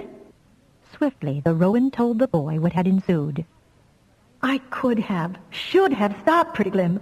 I could have, using force," Roger said, still grieving and accusing himself. "No!" Both the Rowan and Afra said so fiercely that Roger recoiled from them. "Sorry, son," Afra said. "I know you feel the loss of Gil and Kat very, very deeply. Try and folk do too, and with an implacable hatred I have never heard from any Dini before towards one of its own kind. Prettiglim is, I believe, roasting in its personnel carrier on Clarf," the Rowan added with some relish. "In the noonday sun." "Despite the appalling consequences, Roger," his father added, "you behaved exactly as you should." "Going AWOL, Dad? I should have called you. That's what I should have done. Theon got to Granddad when he needed help, but I just..." Both could hear the sobs that he had been able to choke back until now. "Now there, love. A good cry is what's needed most," the Rowan said in an uncharacteristically gentle tone. "But you are not the only one, I assure you." She paused for a long moment, ending with a deep sigh. "We all grieve for your friends, Roger. We can feel your loss as if it is our own, Roger, and you have only to reach out from the focus of your grief to realize that." She felt his hesitant contact and let him see how deeply she, and beyond her, all his kin joined him in mourning. That seemed to astonish the boy out of his self-absorption. So she went on in a brisker tone. "Now, will you need assistance to bring that escape pod back to its proper position?" "You're tired, son. Let us help you." "I got myself here, Dad. I'll get myself out." The Rowan approved of his attitude, but, in a tight aside to Afra, she proposed that they surreptitiously assist him. "Grandmother, I'm not being cocky, but this I will do myself. All by myself," Roger surprised them both by saying. Before he had completed the mental sentence, Commander Metrios jubilantly announced that the pod had been reconnected to the Genesee. The Rowan abandoned dignity and ported a very weary grandson directly into her embrace on the bridge. "Don't embarrass him, Rowan," Afra began, until he saw how tightly the boy clung to his grandmother before he turned to his father, and Afra knew that her instinct had been correct. A cheer cut through their private reunion, and Metrios was the first to grasp Roger's hand and pound him on the shoulder, forgetting every protocol regarding the talented in his relief at seeing the boy. Roger was too exhausted to be offended, and much too gratified by Metrios's genuine response. Doplas, Anis Langio, Inga Selen, even the yeomen and women on duty, all crowded around to welcome the boy back. The captain's approach made them step aside. "Roger, it is such a relief to see you unharmed," the captain began, pumping Roger's hand in his turn. "No, you're not exactly unharmed, lad, are you, after such an encounter? But you have our sympathy for your losses, and our appreciation of your courage.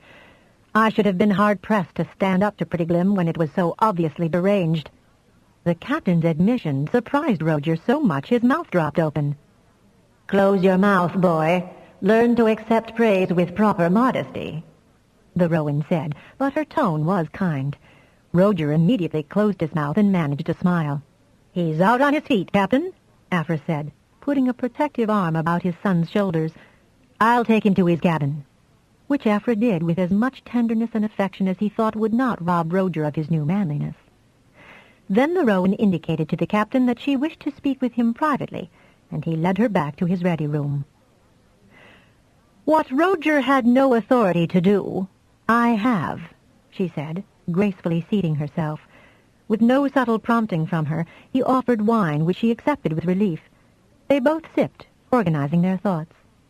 The Rowan had acutely experienced Roger's trauma, which went deeper than she had expected, but then she had not had close Deanie relationships. The boy's attachment to his Deanies went far beyond that of the unusually deep familial bonds of the Talents, so his loss was far more profound. They'd have to deal with that on his return. She had another, more immediate matter to attend. "We must, of course, discuss the proposal I have in mind with Gickmicklent and Admiral Necturian," she began, and Captain O'Sullivan gave her as good a double take as she had seen in many a year. She allowed a slight smile to put him at his ease. "That refugee ship must never be used by Hivers, nor the other ships in orbit. We have enough of this species loose in the galaxy right now." She held up her hand when O'Sullivan opened his mouth. "I certainly cannot condone, much though in essence I approve of Hiver containment, what Prettiglim had planned, nor its proposed delivery. As you may be aware, controversy rages over whether we, the Alliance, have the right to inflict the atrocity of destroying occupied Hiver worlds. That's the sort of barbaric retribution which we humans have outgrown. Yet we cannot, by the same token, permit them to continue to exterminate life forms on the planets they wish to colonize. It has been put forward that perhaps they recognize only their own species as intelligent and sentient, and are unaware that they are slaughtering developing sentient forms.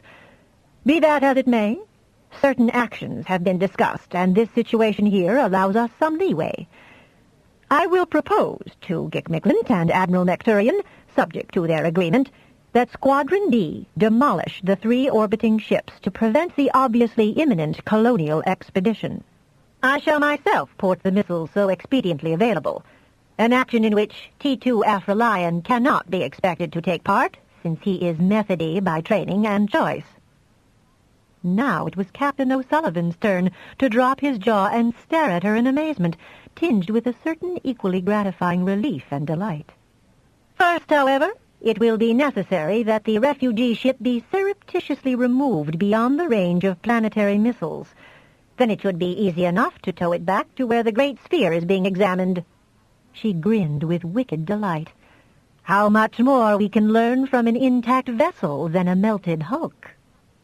O'Sullivan's expression brightened considerably.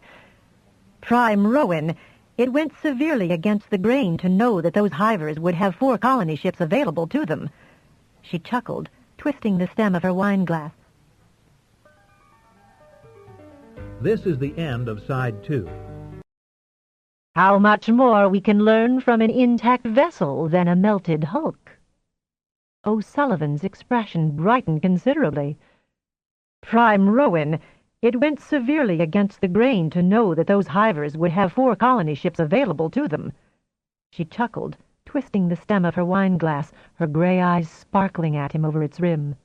"Soon there will be none. I'm delighted you find yourself in tune with this plan. "Delighted isn't strong enough, but it will suffice," O'Sullivan said. "I'm certain that Captain Quacho will concur. I assume," and he hesitated, "that the KTTS will release the missiles to us." "The KTTS will insist on taking part as well, Captain. Their honor needs some restoration." "Shall we confer with Captain Quacho?" "Of course." And O'Sullivan turned to his console to key in the signal. Afra joined them some time after the Rowan, having obtained Quacho's enthusiastic cooperation and Murtigrit's agreement, had relayed the proposal to her husband, who put the matter before the two Alliance commanders. Captain O'Sullivan had ordered dinner, and when Afra appeared, asked for service. First he poured Afra a glass of wine. "My own special favorite, Mr. Lyon," the captain said, hoping by his courtesy he managed to convey what he could not express to the Oregayan T2. Afra tasted the wine with due solemnity and a little smile of appreciation. "Roger is all right?" the captain asked. "He's asleep," Afra replied, "with folk can try to ease him with good dreams." "May I say how heavily this despicable incident rests on my mind?" "You have in many ways, Captain," Afra said solemnly, "and we have been aware of each, even if we have not properly thanked you for the depth of your concern. Roger will recover. He certainly bears you no rancor." "Ah," he said, changing the subject as stewards entered with steaming dishes redolent with delectable aromas. "I hadn't realized how hungry I am." "You were very considerate to bring in those supplies, or I can assure you my cook would have been hard put to present you a decent meal." "This is a feast," the Rowan said, holding up her glass for more wine. "Where does this vintage come from?" "You can't guess?" Afra asked in polite surprise. "Then it has to be Capellan," she said with a mild grimace. "It has always amused me that such a methody planet produces such fine vintages." The next morning, Afra and Roger left for Deneb, where Roger would undergo such ministrations as his grandmother, Isthia Raven, thought advisable to ease his mind. The large carrier also left with the Dini pairs needing hibernation, and the 4 crew members whom the morale officer had ordered to take furloughs. The Rowan remained aboard the Genesee. She had not discussed the punitive proposal with Afra, although she supposed he had picked up references to it from the captain, who was full of the prospect of some action, or any of the elated officers and crew. He said nothing beyond telling her that he would inform Roger if he felt the knowledge would be therapeutic. The Rowan also awaited the decision of the High Council, though she had some assurance from Jeff that there was little doubt the proposal would be accepted. It would salve the conservatives that the planet would be left unharmed, and placate the militants that all space capability was destroyed. The decision was affirmative, but she would have to await the arrival of Thea and Lyon as FD&T replacement, and an additional T1 to assist in the seizure of the refugee ship. Even the Rowan had to admit that the Sphere ship had too much mass for her to move, even with the assistance of more Gestalt power than Callisto Station ordinarily provided. "If it makes you feel any better, my dear," her husband informed her, "the T2s replacing your good self at Callisto are working their balls off and desperately awaiting your return." "Do 'em good," the Rowan replied smugly. "Does you good too, my darling, to find that you cannot, after all, move mountains all by yourself," Jeff teased her. "Ha! Who are you sending?" "Let that be a surprise. It'll cheer you up, I know." He gave her a phantom hug and an enthusiastic kiss and a figurative pat on the head for the work she had cut out for herself, but he didn't budge on the identity of the third T1. "I suppose it's as well that Thean wasn't here when Priglim had its brainstorm," she said, knowing she couldn't tease the information out of him. "Priglim would have gotten no more help from Thean than he did from Roger. Less. Thean would have seen the missiles and immediately ported out of danger, possibly even dispatched Priglim back to Clark with a blistering note about exceeding orders." "He'd have been exceeding his if he did," the Rowan replied tartly. "Honey love, you can't have it both ways." "I can try." Until Thean on Squadron A's Dini KLTZ had reached a point where he could be ported to the Genesee, The Rowan busied herself reviewing the fascinating tapes Roger had gathered by probe. Before, the Hivers had been featureless creatures in a death-dealing sphere. Now they were still featureless, as humans reckon such matters, but the work ethos, the discipline, the minutiae of daily life in some of the orders of Hiver creatures was depicted, and at least one of the worlds the Hivers had chosen to populate. The Rowan spent more time than she intended on such records, then resolutely planned how to destroy the planet's spacefaring capability. The 2 half-finished ships would be easy to demolish, but the third ship was tightly sealed. Commander Ingo Sellen pointed out that the weapon ports would do nicely. There was sufficient of them to penetrate into the ship, and then a simple matter to port in sufficient explosives to disintegrate it. Several conferences on the disposition of the refugee sphere decided that dispersing the lethal gas was not an urgent matter. Roger had suffered no harm in his escape pod, and another would handily accommodate the Rowan, Theon, and the third T-1 while they surreptitiously eased the refugee ship out of its holding orbit and beyond the range of the ground batteries. Permission was also given to destroy any pursuit vessels that the Hiver world might launch. The biggest they would have, according to all information the Deenies had amassed, would be surface-to-orbit shuttles. The scout vessels might be stored on the closed sphere and blown up along with the ship, but if they were available as deep space pursuit, the squadron received permission to destroy them too. Assuming that there was indeed no inter-colony communication, this Hiver world could not call for reinforcements which might follow the squadron's ion trail. By the time a suitable deep space vessel could be constructed on this world, any traces would have dissipated.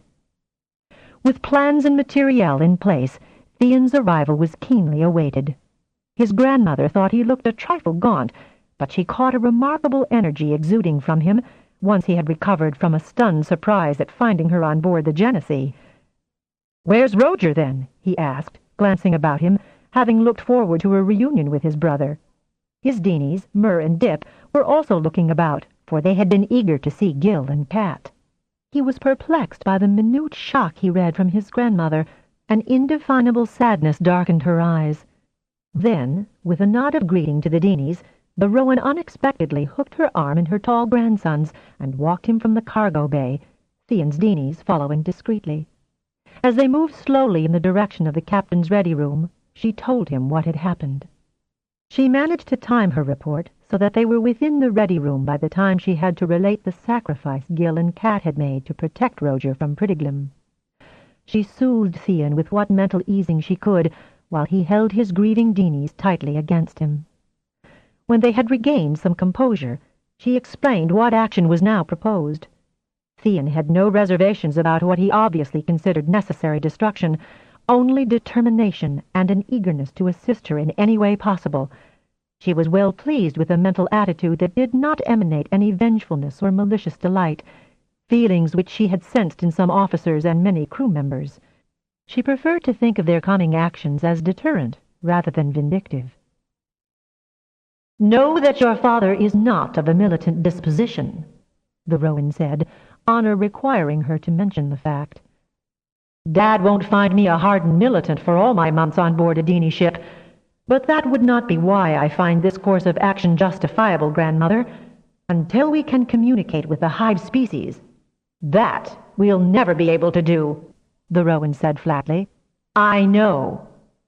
But I understand that the captive queen is understood at only a very basic level, and on the 1 or 2 occasions when a human has been in her presence, the visitor has been totally ignored as if the human didn't exist. I'm beginning to think that they don't recognize any species but their own." Theon gave a wry grin. "You sure do hate him, don't you, grandmother?" "No, Theon. I wouldn't waste such a powerful emotion on them. At the same time, I will not tolerate any depredations when I can prevent them. That's the distinction which I don't think your father is willing to appreciate. No matter. By the way, did your grandfather mention the identity of the third prime?" "No," and Theon grinned down at his diminutive grandmother, looking more like a slender young girl in the lavender shipsuit she was wearing. "He likes his little surprises, doesn't he, when he can pull them on you?" The Rowan scowled, and then had to break into a laugh, because Theon was enough like his father to ignore what Afra had always called her fits and starts. "Rowan, ma'am," the ship's comm system began. "please return to the cargo bay for an incoming personnel carrier." "Damn," the Rowan said, spinning on her heel to retrace her steps. "He could have warned me." "I'd say he wanted to give you time to brief me, Grandmother," Theon said, not at all put out. "Do you have to stick up for him?" she asked irritably. "As grandfather or prime?" Theon asked, but he had a sense of eager anticipation. His grandfather was subtly providing a diversion from what had been a large dollop of bad news. "Never mind," she said, and walked all the faster back to the cargo bay. They had reached the facility just as the generators lifted briefly, and then a shiny new single carrier landed smoothly on the cradle. The ensign on duty shot a glance at the Rowan and Theon, but she nodded for him to lift the hatch. "Oh, am I late, Callisto Prime?" was the quick concern of a feminine mind, touching them both. Theon narrowed his eyes down at his grandmother, who was genuinely surprised. "He'd mentioned her to me several times, but certainly not for this," the Rowan added, before stepping forward to greet the girl nimbly leaving the capsule. She smiled graciously at Ensign Tollert, who had offered her assistance. "T1 Flavia of Altair requests permission to board." "Permission granted," Tollert replied, grinning broadly. "A pleasure to meet you, Flavia," the Rowan said, stepping forward in turn to touch fingers briefly with the girl. "Don't gawk, Theon," she added tightly. He took 2 long strides forward, as if he had merely given his grandmother precedence. In fact, he had been nearly as stunned as Tollert. Flavia wasn't beautiful in a classical way, not as Laria or some of his cousins were, but she had large and startlingly vivid green eyes and long, straight blonde hair, which she wore simply pulled back by green combs from her oval face. Standing next to the too-slender Rowan, she appeared well-fleshed, and her pale green shipsuit emphasized a very womanly body. "Theon of Origai," he said, exerting control not to touch her fingers longer than talent protocol dictated.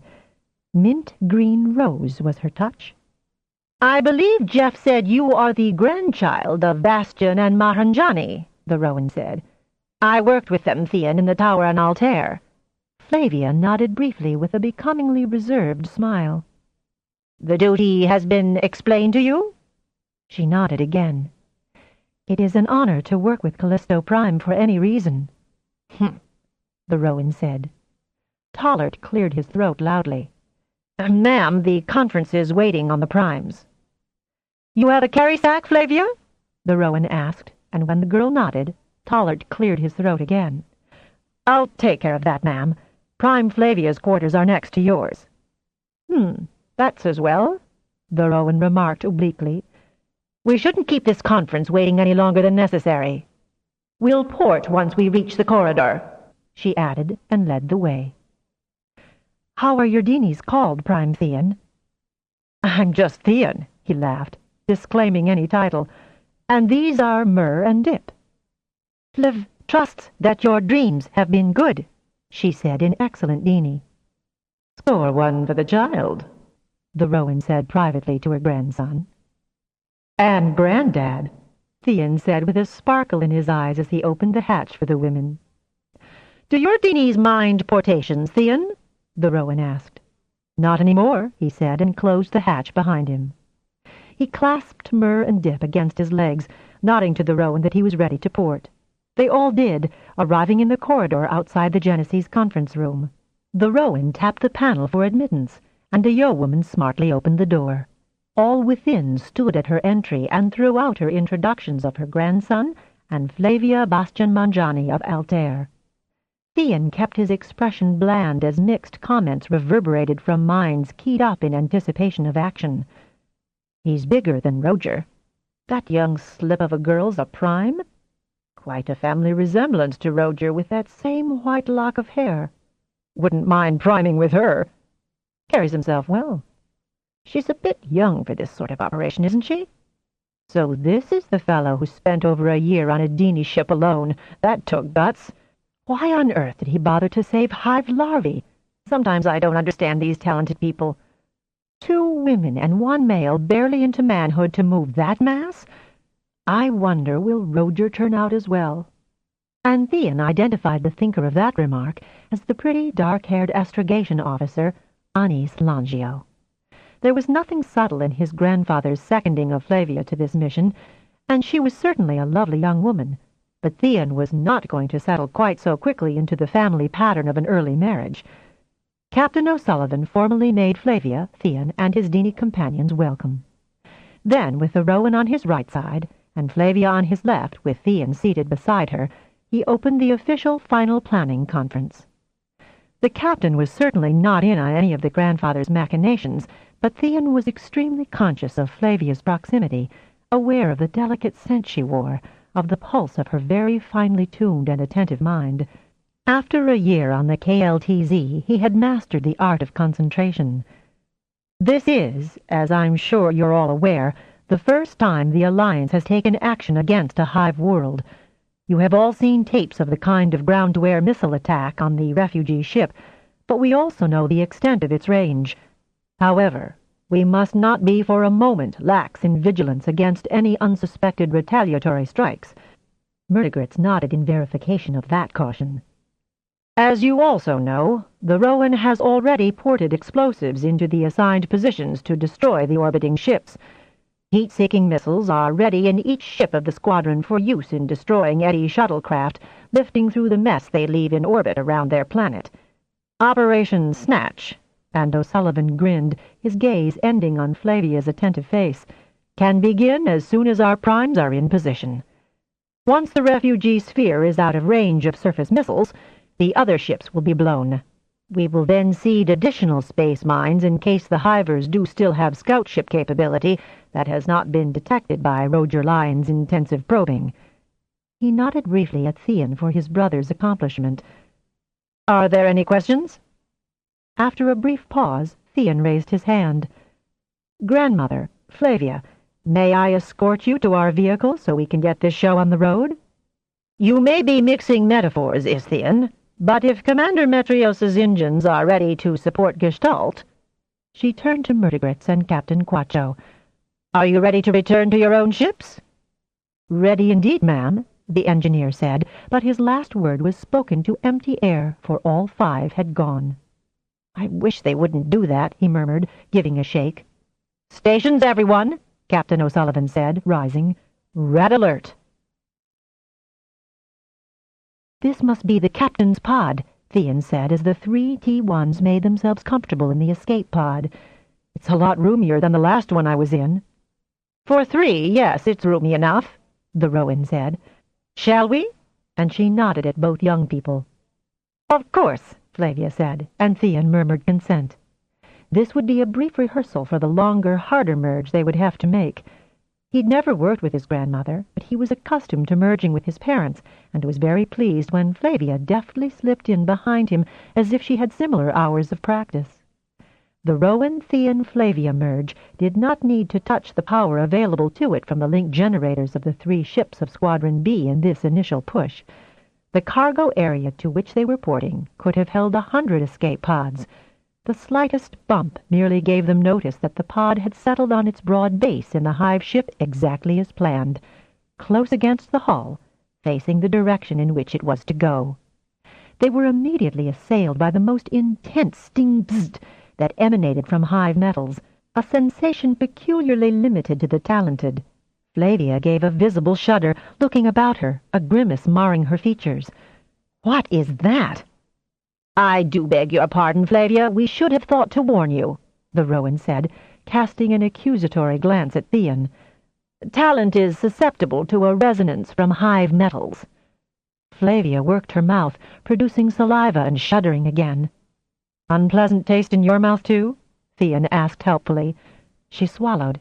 Yes, at the back of my throat. How can you stand it? I, the Rowan said rather loftily, ignore it. When Flavia looked astonished, the Rowan relented. It is particularly strong since we are inside a hiver, but shortly we'll be busy enough to be able to put it out of our minds. We'll only have to endure it for a very short space of time. Thank goodness for that, Flavia said, pursing her lips and rubbing her tongue against her cheeks and teeth in an attempt to hydrate her mouth. The Rowan initiated the merge then, ever so slowly pushing the ship out of its orbit and the gravitational pull of the planet. Since the maneuver was also being performed as night fell across this section of the planet, the stealthy movement was unlikely to be immediately discernible, no matter how sensitive the Hive instrumentation might be. "Breathe, Isthmian," his grandmother said once, and he grinned at her as she sat in the padded seat as calmly as if she were in her tower at Callisto, her silver hair shining in the pod's lights.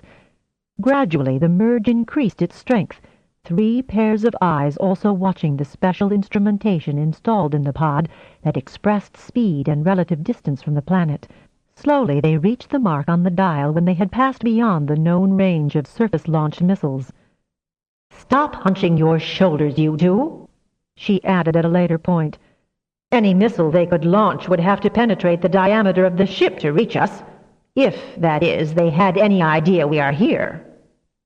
That made both Theon and Flavia smile. He rotated his shoulder blades because he had indeed been unconsciously hunching himself against an attack from the rear. He grinned at Flavia, who was rubbing her neck and still trying to swallow the sting bzzzt away. "Good. Now we can speed up and complete this snatch," the Rowan said, absently licking her lips and swallowing against the concentration of sting bzzzt. He felt the intensity of the merge now, and surrendered himself to her guidance at the same instant that Flavia did. He hadn't ever thought to be capable of moving such mass, but with the merge and the Gestalt capability, it was abruptly accomplished. He did feel the drop in his energy level when his grandmother released them from the merge, and then the slight jar as the tractor beams from the squadron latched onto the sphere.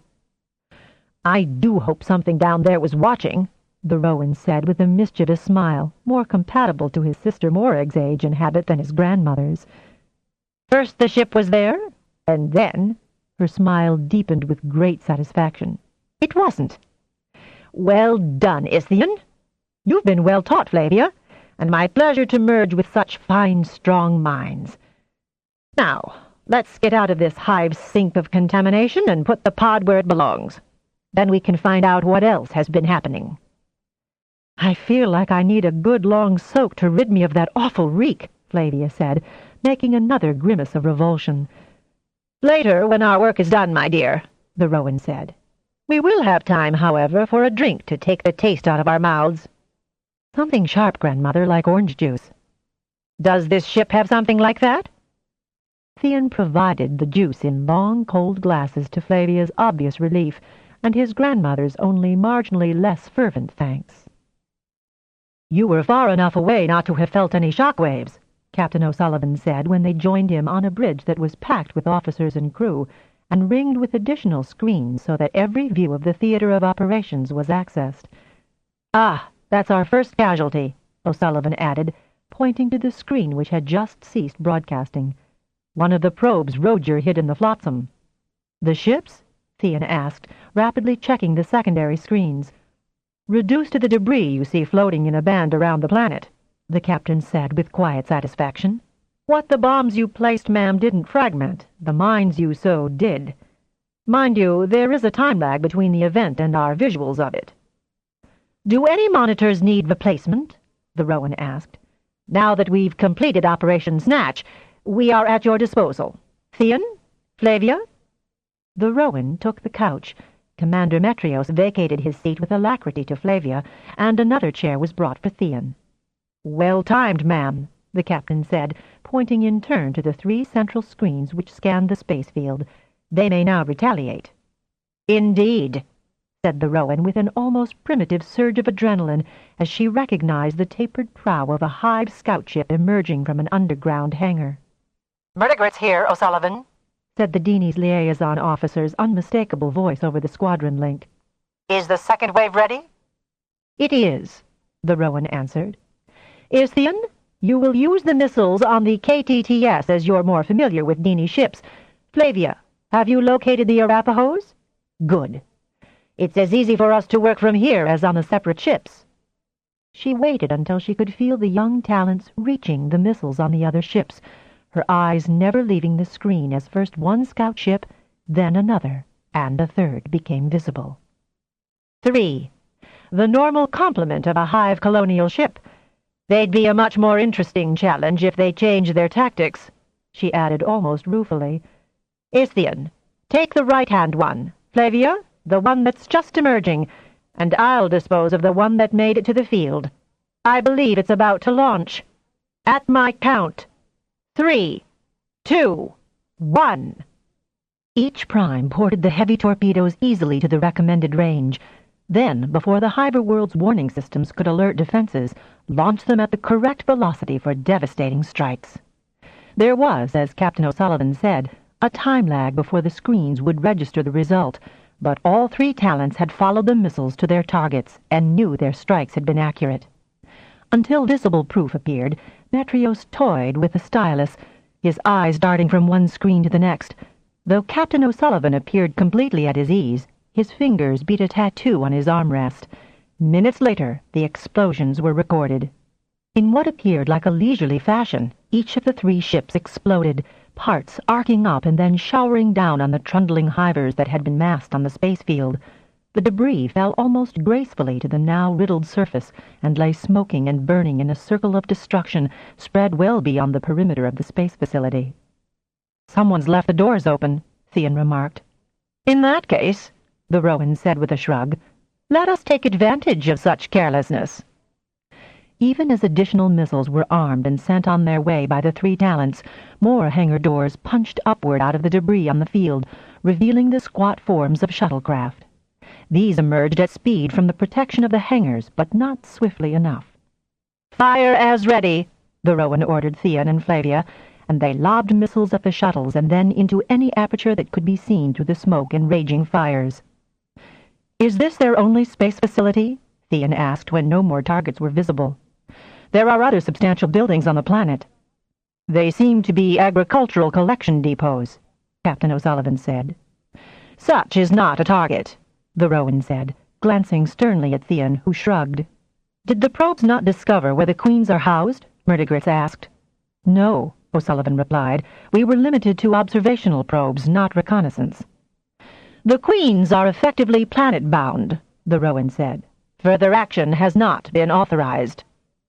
"We will remain on orange alert," O'Sullivan said, touching the arm plate for intership communications. "Captains, any queries?" "A successful attack," Captain Quacho said, his brows drawn together in what seemed to be a satisfied scowl. "Do not rule out the possibility of reprisal," Murdigritz said. Behind it on the bridge, Dinis could be seen waving their forearms about, expressing their triumph at the success of the mission.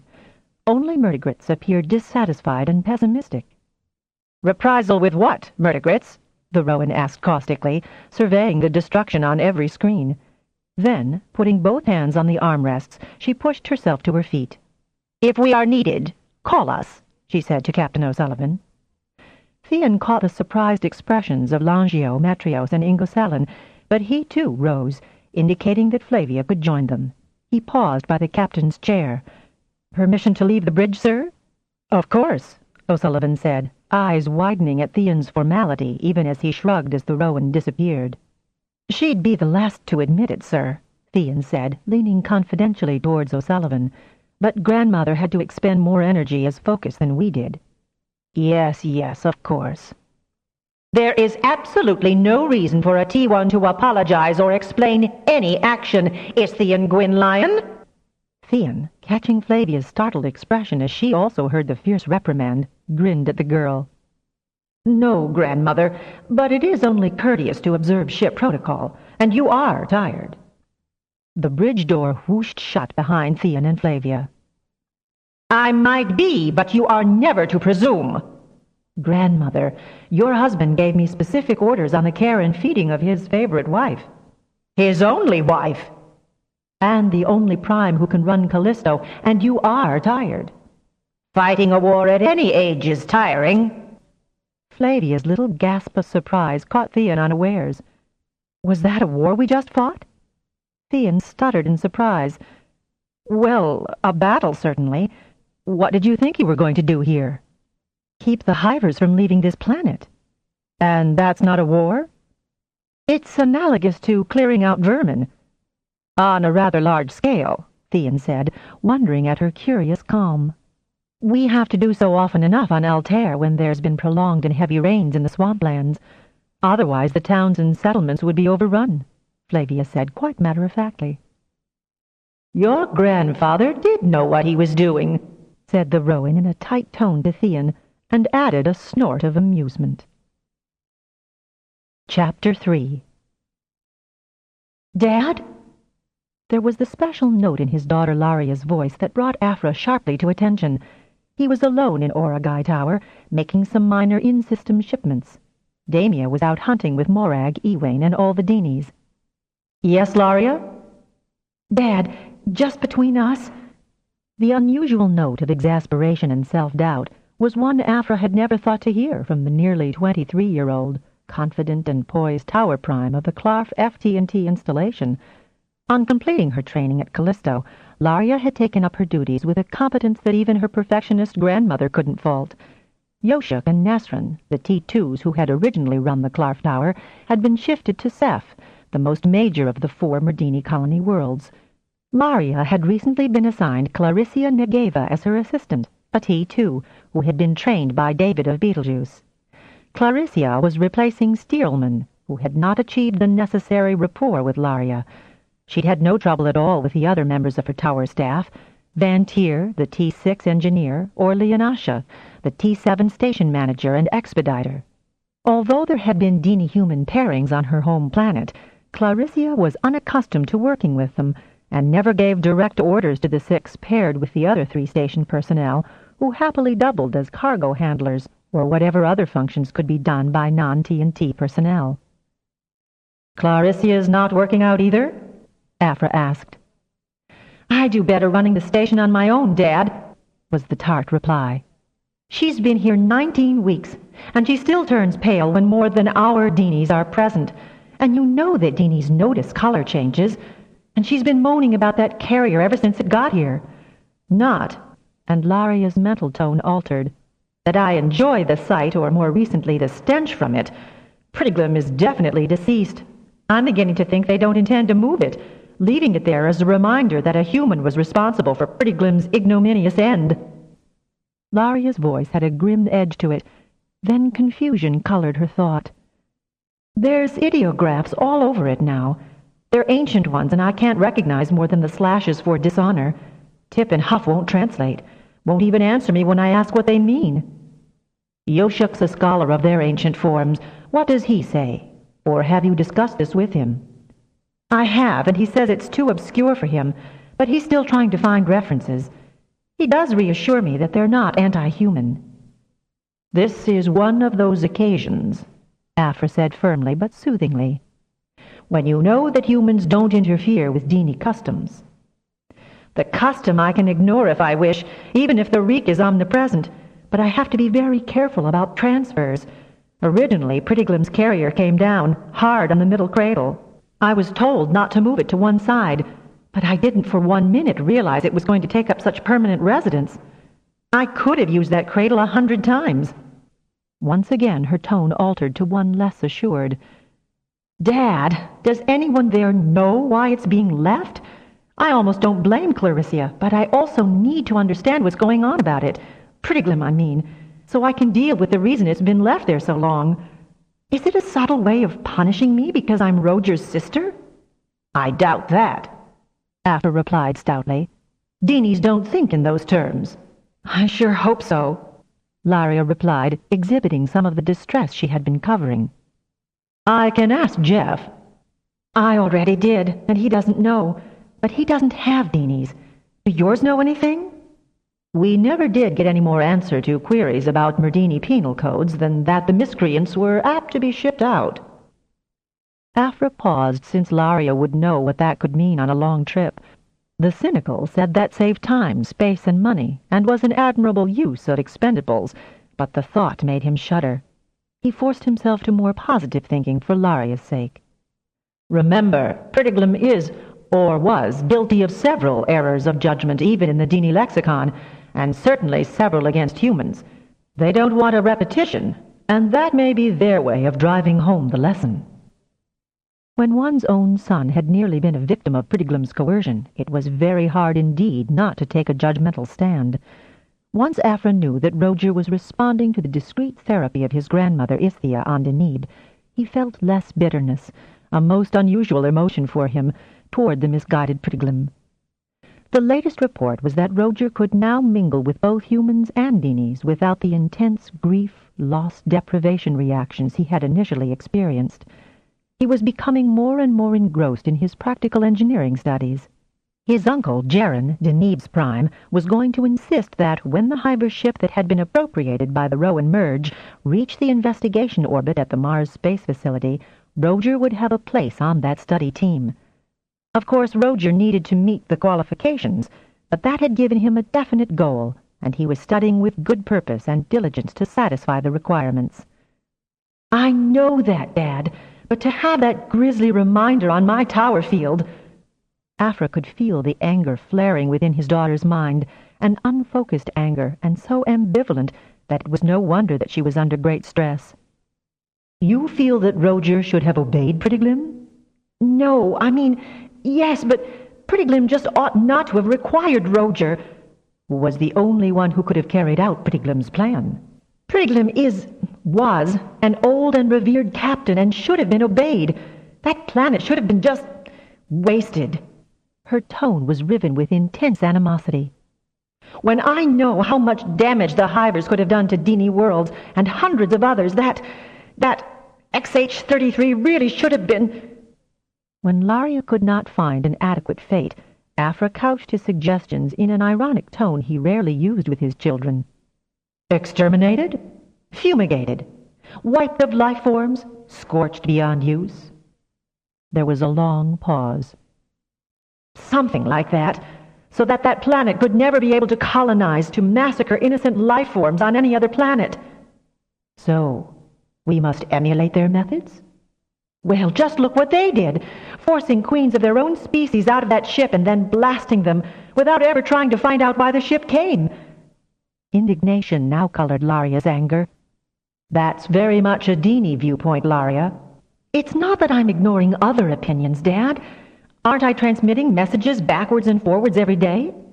"You are, but are you listening to the content or just the context?" "What do you mean by that, Dad? And what group do you support?" Her tone was aggressive, as if any other than the position she espoused would be suspect. "Along with many other thinking folk, I find the data insufficient, and most theories have at least one fundamental flaw. We may never have answers to half the questions we've asked, because there is no communication. Observation is as open to interpretation as any other method of recording, since invariably the observer translates from his or her own experience." "There hasn't really been that much useful observation either," Laria said caustically. Aphra smiled, keeping his amusement well away from his argumentative daughter. "I disagree, Laria. The material recorded from Roger's probes is still being analyzed. All it shows is that the Hivers have not changed their methods or the dominant drive of their species in the centuries the Dini have known them. The Dinis never got close enough to a Hive world to make observations or attempt contact," Aphra said patiently. Laria's feelings were quite pent up, by which he guessed she had had the tact not to discuss this with her tower staff. "But we know what they do to planets. We know they've been doing it for centuries." Laria sounded querulous. "We know what the Dinis have reported for the centuries of their struggle to avoid being exterminated, and that was limited to destroying Hive ships in space. The planet XH-33 is the only world which they, and we, have seen populated by Hivers. There is a lot more we don't know than what we do, even by extrapolation, Laria. What exactly upsets you, my dear?" "I wish I knew, Dad," Laria confided in what Aphra recognized as a wail of conflicting loyalties. "It is not up to us to dispute the Dinis' right to punish their own," he said gently. "We must not let our own moral integrity be weakened by conflict with theirs. We can expect the Dini reactions will not mirror ours. For one thing, humans have not fought a sustained battle for centuries, a condition which certainly alters perceptions in a way we can't yet evaluate. That we have managed to pursue the joint purpose as far as we have, and with as little friction as there has been. You've reduced Prettyglim to the status of friction? Laria sounded appalled. Is a matter of no little achievement. Prettyglim caused its own downfall by exceeding orders from the High Council of Alliance, orders in which it and our captains had been thoroughly briefed and in agreement. Do you not see that much? That's the easy part. What bothers me is that Gil and Cat are dead, defending Roger when none of them should have been put in jeopardy in the first place. But Prettyglim is still there. I can't escape seeing its carrier and knowing what's inside, and... Suggest in your most offhanded manner the next time you have occasion to speak to either Plurgit or... Who's its main assistant now? Fligtum. And Plurgit's now Plurgital. Plurgital has been very efficient. I hear its name mentioned more and more. Suggest that the carrier is impeding the full use of the area available to you, and is there not somewhere else that it can be placed for even more effect? Out of sight, out of mind, huh, Dad? Well, out of your sight at least, if it is distressing you to the extent that it has. It's not just the carrier. Ah, yes. The matter of Clarissa? If she's not working out, my dear, request her transfer. But Granddad's going to be furious with me. And there was a quaver of uncertainty in Laria's voice. I couldn't get on any sort of terms with Stearlman, and now Clarissa. I never had any trouble with Yoshuk and Nesrun. I've excellent relations with Vantir and Leonasha. Laria's tone rose to the level of guilty confusion and doubt. Laria, dear. And Afra couldn't resist chuckling. The tales that are told of your grandmother's search for a suitable tower personnel are not exaggerated. Until you came along, Laria said smartly, and then descended into disillusionment again. But you're you, and she's the Rowan, and... You have exactly the same right to, dismiss unsuitable personnel. Though I hope you won't need to go through as many as she did to get a comfortable fit in your tower. Furthermore, your situation on Clarf is far more sensitive than Callisto or Altair ever were, so it's even more important that you are totally comfortable with and can rely on each member of your staff. A tone of hopefulness entered the... Do you really think so, Dad? I know so. As prime to prime, inform Jeff Raven of Earth FT&T that T2 Clarissa is unable to integrate or accept the special requirements of Clarf Tower, and you must... I can't say must to Grandfather. Possibly not to Grandfather, dear, but certainly to Earth Prime Raven. Make the distinction and request a replacement. And keep in mind, too, that you haven't had a vacation from your duties at Clarf Tower in over a year. You might benefit from a respite. Not right now. And not if I have only Clarissa to mind the shop while I'm away, Laria said brusquely.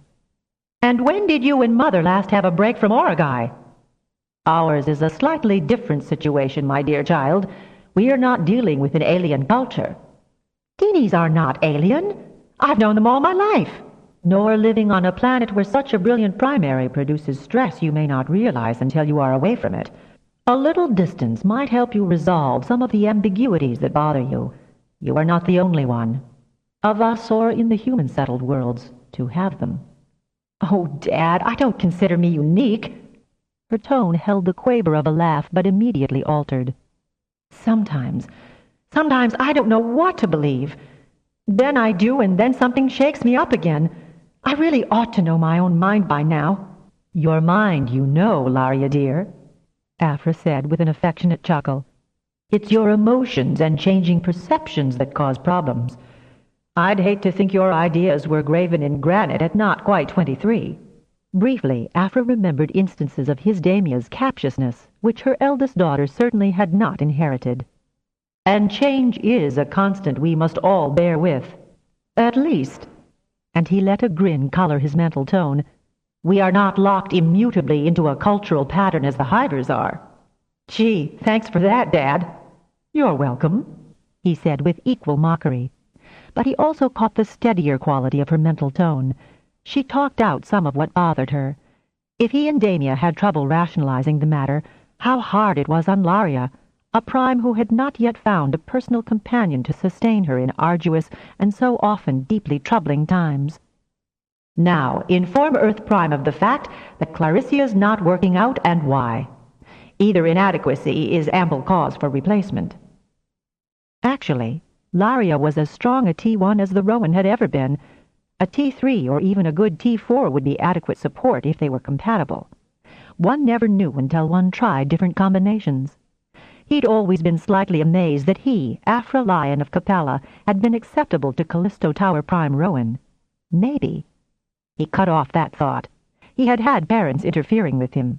He and Damia had taken great pains not to repeat such manipulation. When Laria signed off, he made his muscles go slack from the unconscious effort of such long pathing. He told himself it had more to do with the nature of the exchange than age, since the Rowan was older than he, and still going as strong as ever. That was when he also felt a bit of the framework on the left side of the couch coming through the cushioning. How long had the couches been in use now? Nearly 4 decades. About time to replace the padding. He reached out for Damia's mind, but she was joyfully retrieving the scurriers she'd brought down with her accuracy on her slingshot. He smiled as he felt Morag's envy and Ewain's amazement at their mother's casual skill. They could discuss Laria's conundrum later. Bringing her home for a brief respite from all those pressures and conflicting theories would certainly rest her mind and buffer her when she returned to duty. They might be, as so often talents said between themselves, only a thought away, but that was not precisely accurate. They could discuss Laria's conundrum later. Bringing her home for a brief respite from all those pressures and conflicting theories would certainly rest her mind and buffer her when she returned to duty. They might be, as so often talents said between themselves, only a thought away, but that was not precisely accurate. Contact, yes, but similarity or mutuality or harmony of thought was another matter. So was a cuddle when one was depressed. Afra found himself at odds with his older son on many points on the issue of the Hivers, and even more puzzled by the bizarre actions and notions of his daughter Zara. Fortunately, her grandmother and Ella Zara, the T1 medic for whom she was named, were coping with her, and she had passed through a difficult hormonal transition to young womanhood and stability. He knew Roger was still fighting a private battle with grief, and a harder one with the guilt at having put Gil and Kat in fatal jeopardy. Laria could not escape being sympathetic to the Merdini interpretations, even if these were considered biased by other, less involved citizens. Afra swung his long legs off the tower couch, feeling again the worn place, worn by just this action, where the framework was no longer adequately padded. Just like the framework of long-held ethics and morals was, in some minds, prodding minds through the once comfortable habits of generations.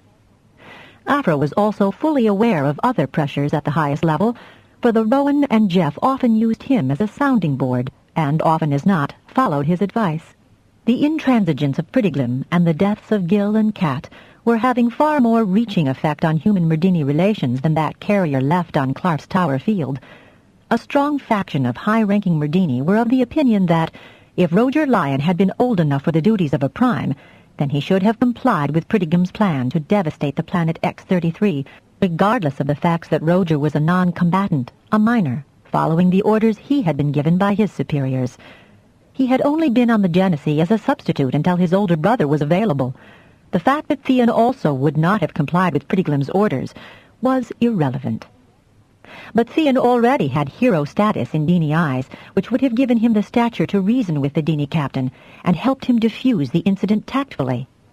It was also quite likely that Prettiglim would never have tried to coerce Prime Isthien Lyon. Yet, since the Merdinis had allied themselves with humans, Afra mused, they must often have had dreams and illusions of using the human kinetic abilities to produce a grand rout of the Hive species. The fact that the Talents had defeated a Hive colony ship without suffering a single casualty was a frequent theme of Dini dream projections and storytelling. When the Merdini and humans had finally made contact, the humans had enthusiastically embraced Dini aspirations and followed their guidance, since obviously the Dini had far more information about the Hive predators than humans did. In total, such information boiled down to a painfully intimate knowledge of Hive ordnance, its range and destructive abilities, of the number of suicide ships needed to penetrate and destroy any Hive intruders, enough of the Hive mode of colonial expansion to know it was fatal to any planetary life form. Deneb 5 was remarkable as the only world where Hive tactics had been unsuccessful. Since these tactics had been effective so long, the Hive species had not altered them, or its ships and armaments in the centuries that the Merdini had been defending themselves. The Merdinis had, on the other hand, improved spaceships, peripheral technologies, and more effective unmanned missiles. They had managed to protect their own colony worlds, all the time searching for allies, the Hive homeworld, and new resources to help them win the final victory. Humans had far too long eschewed wars, naval strength being deployed more in the search for colonial worlds, or as deterrent against the occasional renegade privateer. Consequently, minor incidents of friction were bound to occur between a war-honed species and one which had been at peace, where the only casualties had occurred in space accidents, which were then so ruthlessly investigated that repetitions were unlikely. On the positive side, since the alliance had been formed and great efforts made by both species to improve communications and appreciation of each other, there had been significant developments that ought to have had a morale-building effect. The fortuitous discovery of the ion trails of 3 Hive ships had given the alliance the splendid opportunity to send an expedition to backtrack and locate the Hive homeworld. The trail had led first to the hulk of the biggest Hive ship ever seen by the Merdini, a hulk which had been partially destroyed by a searing nova explosion. To discover if the nova had indeed destroyed the system which had spawned the Hive species, one resolute Dini ship, with prime Isthmian Lyon on board, had driven to the origin of the fading ion trail. Discovery of the damaged Hive ship disclosed that 3 escape pods had managed to leave the mothership shortly before the nova shockwave hit it. The human-manned ships had gone in search of the pods to prevent even a single queen from surviving to start a new colony on a hospitable world, a circumstance that the Alliance wished to thwart. One pod had already been captured, and it contained a live queen. She had been decanted, as someone termed it, at the Heinlein moon facility, from which escape was unlikely. Her apprehension made her the first live specimen of this enigmatic species for both human and Merdini. Shortly after her arrival at the moon facility, she had laid a huge mass of eggs, none of which had as yet hatched. The other 2 pods had also been accounted for, or rather the remnants of the one which had collided with an asteroid, and the other whose occupant had died when its supply of oxygen had given out. The KLTZ, through Theon, had reported the absolute surety that the Hive home system had been incinerated by its nova sun. Squadrons C and D were still in pursuit of the other 2 Hive ships, going further and further from their home worlds. One lobby urgently wanted the squadrons to return on the grounds that the 2 Hive ships were light years beyond any alliance system, and therefore no further threat. No immediate threat, another faction rebutted, and urgently wanted the squadrons to explore the significant number of G-type star systems with M5 planets that had been identified during the pursuit, to see why the Hive ships had ignored them. Were these already infested with the Hive species? But investigation was certainly in order to discover if these primaries had generated planets suitable for colonization for either species of the Alliance. The quandary of continued pursuit now obsessing the High Counselors was ethical in substance. Was it right, knowing that once the Hive ships found the sort of world they needed to colonize, to let them exterminate whatever life form might exist? Certainly one of the avowed aims of the Alliance was to seek out and identify worlds that had been taken over by the Hive species and prevent them developing to the point where their population had expanded to the point of recolonizing. 20 eggs of the captive Hive queen had hatched, producing creatures who were apparently limited to attendance on the queen, cleaning her, bringing her food, or sent scurrying down the empty corridors of the Heinlein base, useless errands since there was nothing but unfurnished rooms, offering only more empty space. Of more immediate and perhaps helpful value was the refugee Hive ship which the Rowan Theon Flavia merge had purloined. It would soon be back at the main Earth naval base, totally free of the gases that had destroyed all organisms. Human and Merdini naval specialists were impatient to examine an undamaged Queen's quarters, which contained the control systems for the ship.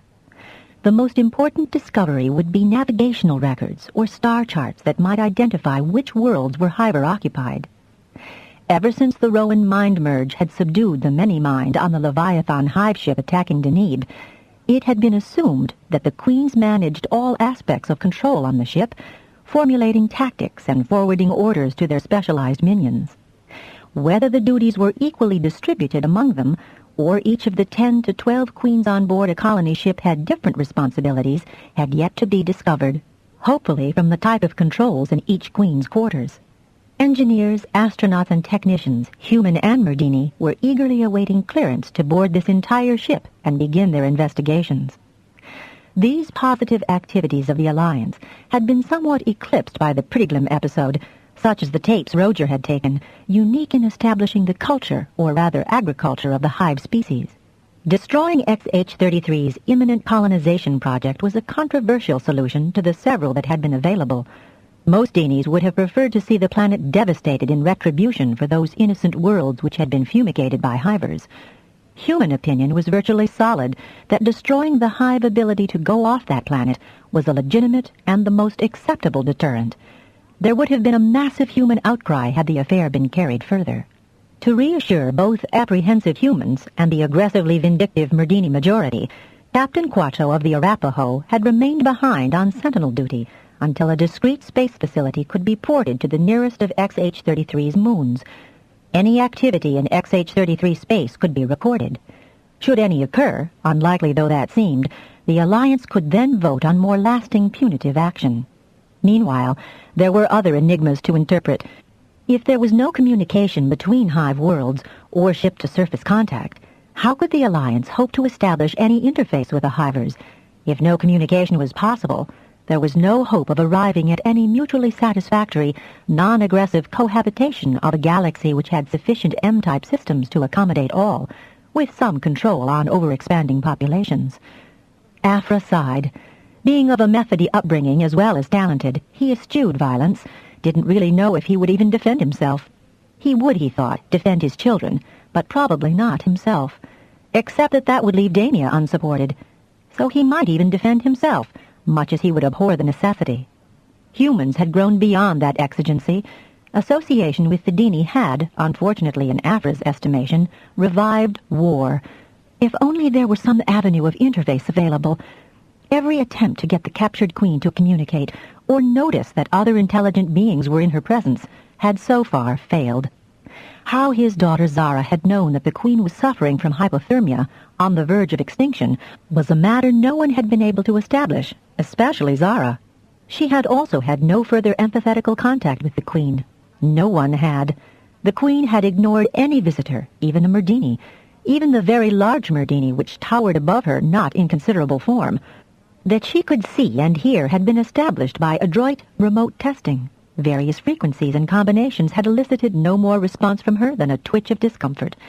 Those settings were kept on record. It must be an amazing mindset, Afra thought, to consider oneself the only being of worth in the galaxy. There had been humans who had had such delusions. They had generally died because of them, and remained as small paragraphs in the greater history of humankind.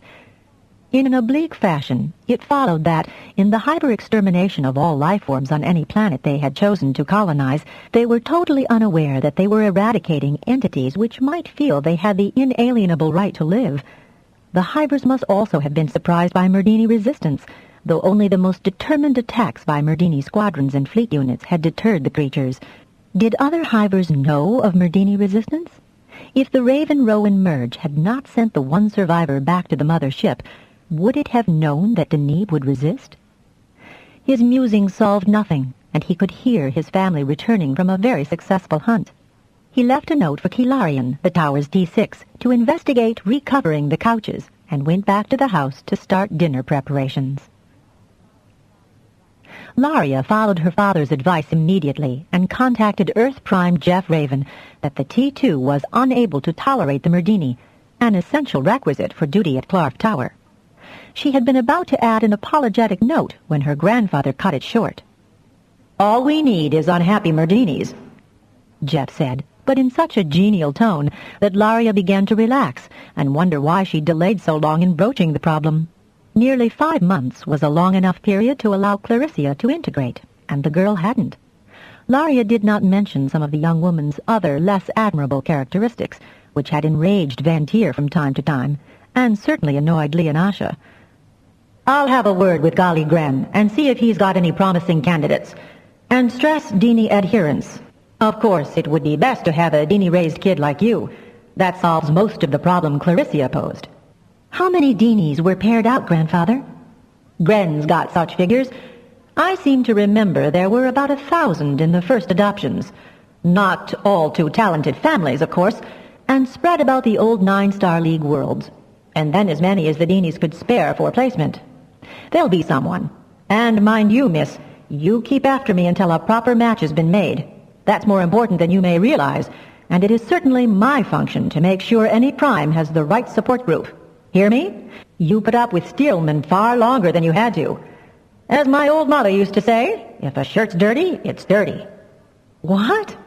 And don't tell me you've never heard how often your grandmother switched Callisto staff about until she latched onto your father. All right, then, I won't. Laria giggled. That's better. Golly's already on it. As soon as he finds a likely suspect, I'll ship it out and you can ship Clarissa back. Oh, good heavens! Sooner the better, pet. Before Laria could start to temporize, Earth Prime was gone. As immensely relieved as she was not to have to put up with Clarissa much longer, Laria hoped that she'd have time enough to warn the girl. It wasn't exactly Clarissa's fault that she couldn't abide Deanies. No, it was Clarissa's fault, because she'd made absolutely no attempt to see good in the Merdinis. In fact, all latent sympathy Laria had for transferring the girl dispersed 2 minutes later when Clarissa contacted her. There is a delegation of those creatures on its way across the field, Prime. Clarissa's tone reeked of distaste. Laria looked out her tower window, though the Clarf Tower was no more than a four-sided plas-glassed cupola, raised 8 feet above the rest of the complex, and saw that the delegation contained the large form of Plurgical, 2 medium-sized assistants, and 6 lesser, smaller Deanies. Vantir, Leonasha, full honors. Clarissa, can you at least assemble the proper refreshments? Yes, came so curt an acknowledgment that Laria could almost see the repugnance on the girl's long face and the twitch of her slender hands, indications of the revulsion the young talent felt at having to deal with the creatures in any capacity. Another twinge of pity racked Laria, for the girl had been so eager to be assigned away from her home world. Her xenophobia had not then been apparent to anyone, even Golly Gren, but it developed speedily enough on Clarf.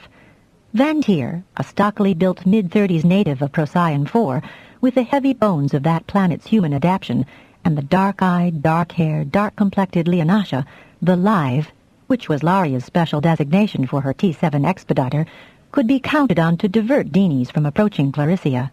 It was as well, Laria thought with a sigh, that native Deanies did not read human countenances as well as the Tower Deanie contingent did, nor did any of them really notice that Clarissa conveyed no body language at all, standing stiff and straight as if lacquered in position.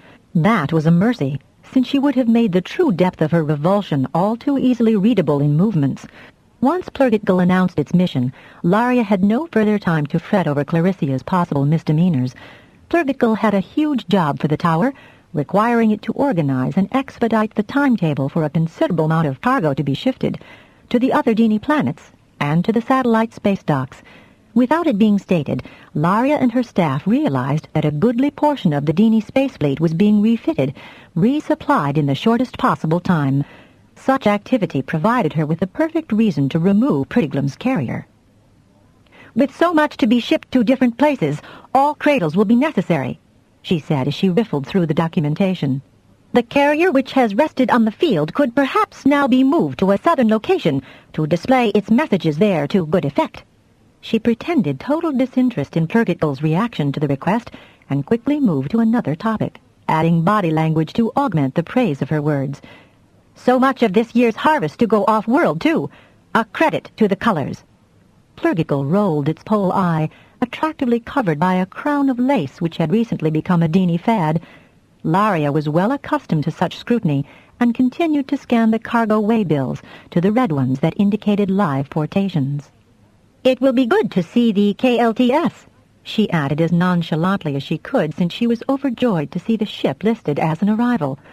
Laria kept very good track of what went to the KLTS, since her brother Theon had spent so much time on board, and saved so many Deanies from the ultimate sacrifice of their kind.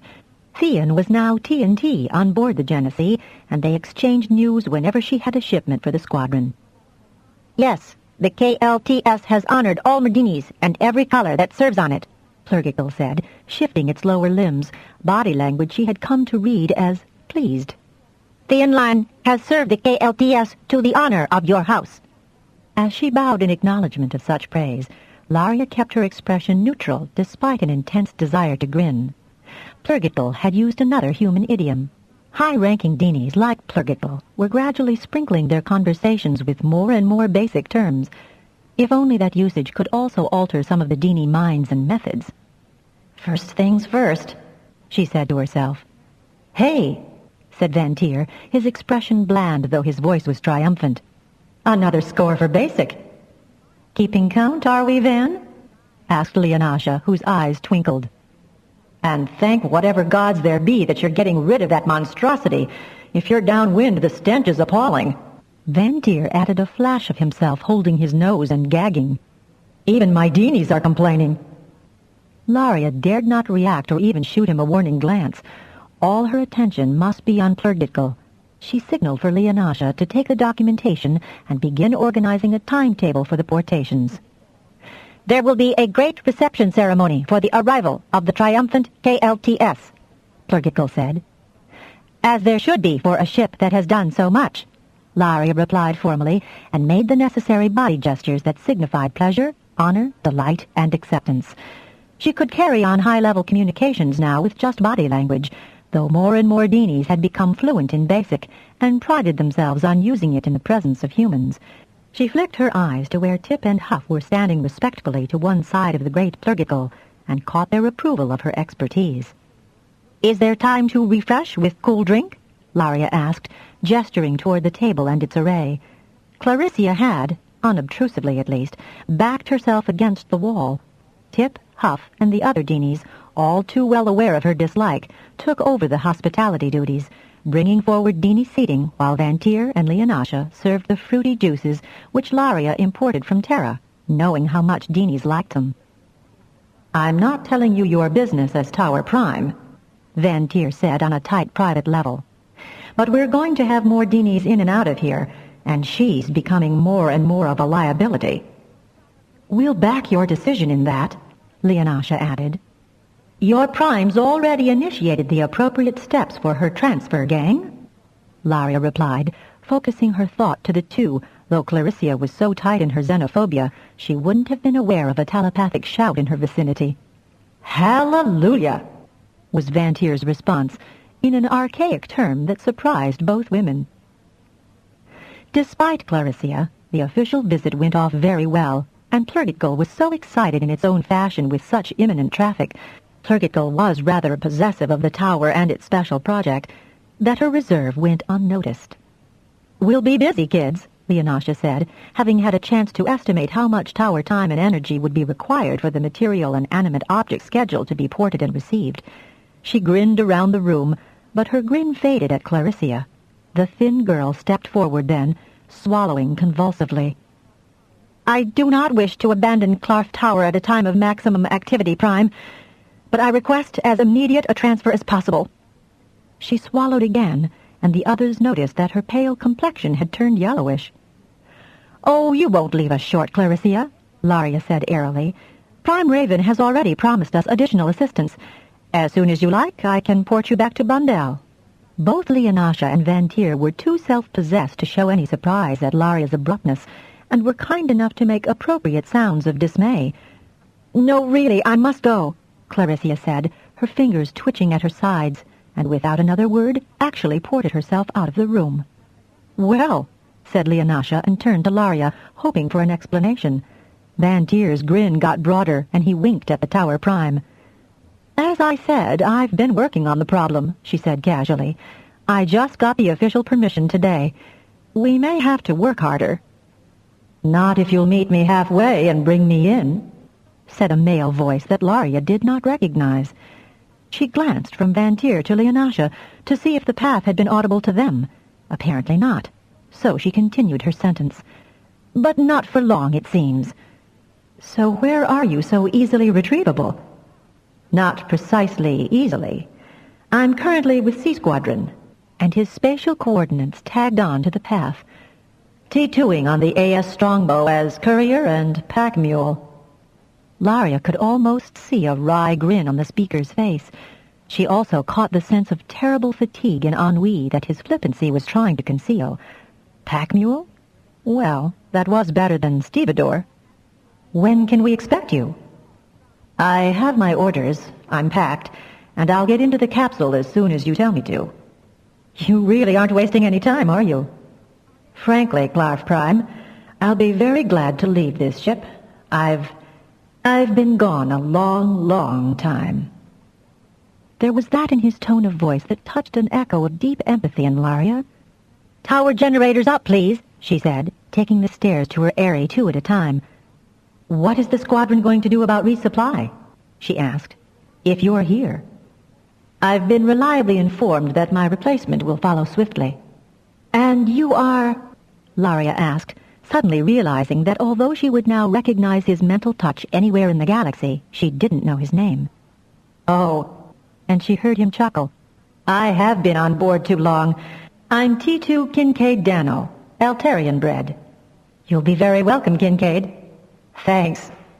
And a laugh again echoed in her head. "My Deenies are ecstatic at the posting, never having touched down on their homeworld." Laria let an exaggerated sigh of relief escape her lips. He had volunteered the answer to her most important question. "That's probably the only reason I got promoted, Clark Prime," he said with another dry chuckle, which told her he had at least heard and understood her sigh. Another plus which he couldn't possibly know. She'd had to explain so many casual references to Steelman, whereas Clarissa had always been so worried about how to respond to any attempt at levity. Laria had found her sense of fun was atrophying. Why on earth hadn't she been assigned someone of Kincaid's caliber in the first place? Then she recalled how long the 2 squadrons had been traveling. But surely, she took herself sternly in hand, she had been able to run Clarf Tower quite capably with Yoshuk and Nesrin. Then Ventir had been sent to help until the Ceph Tower had been commissioned, and her T2s had been sent there. Leonasha joined her in Ventir, and Steerlman was sent as her T2. A Tower Prime did need to find exactly the right personality for a good rapport, those complementary qualities which her grandmother had found in Afra after trying to adjust to many incompatible personalities. Kincaid's Deenie affiliations would now be essential to counter any harm Clarissa's short tenancy might have caused. A totally wayward thought made her choke back audible laughter. What if Clarissa was to be Kincaid's replacement? A shipful of long-voyage officers and crew might be just what the girl needed. "Being Deenie paired is certainly an advantage here," she pathed. "But that would scarcely be the deciding factor, Kincaid." The tower generators were reaching the necessary whine as she asked Leonasha to put the relevant space charts up on the screen for her. She triangulated the position and, settling into the couch, reached out with her mind for the unmistakable mass of metals and humans which had been vivid in his peripheral identifications of his current position. She felt for the equally identifiable mass of a carrier, Kincaid, and his 2 Deenies within. "Ready?" "You have no idea how ready," was his devout response, and she picked him up, feeling once more the definite and deep fatigue in his assistance to her contact. What under the suns had the squadron required of this courier pack mule to bring him to this level of exhaustion? She lowered the carrier gently into the cradle nearest the tower, hoping the wind blew the stench of Prettiglim away from him. "It is also very important," he added in an aside that she wasn't certain she was supposed to hear. "Ventir, do the honors, will you?" She could sort out this important when they were face to face. "He's Kincaid Dano of Altair, our T2 replacement, plus Deenies. Clarissa," she added in a direct path to the girl, "a personnel carrier has just arrived and is available to take you to Blundell. If you'll give me an estimate of how long it will, I can go right now." Clarissa was either hysterical with relief or joy, or both, at the serendipity of release. By the time Laria had risen from her couch and gone to the window overlooking the field, she saw Ventir shaking hands with a tallish man. His back was to her. Her sense of his fatigue was reinforced by the sag of his shoulders. When he and Ventir turned back to the carrier to assist 2 well-grown Deenies to alight, the lid hid his face from her. Clarissa, with a welter of luggage following her, half raced across the plascrete. The 2 men then helped her and her gear into the carrier. Laria grinned as Ventir closed the lid with a definitely firm shove. "She's ready to go, Laria.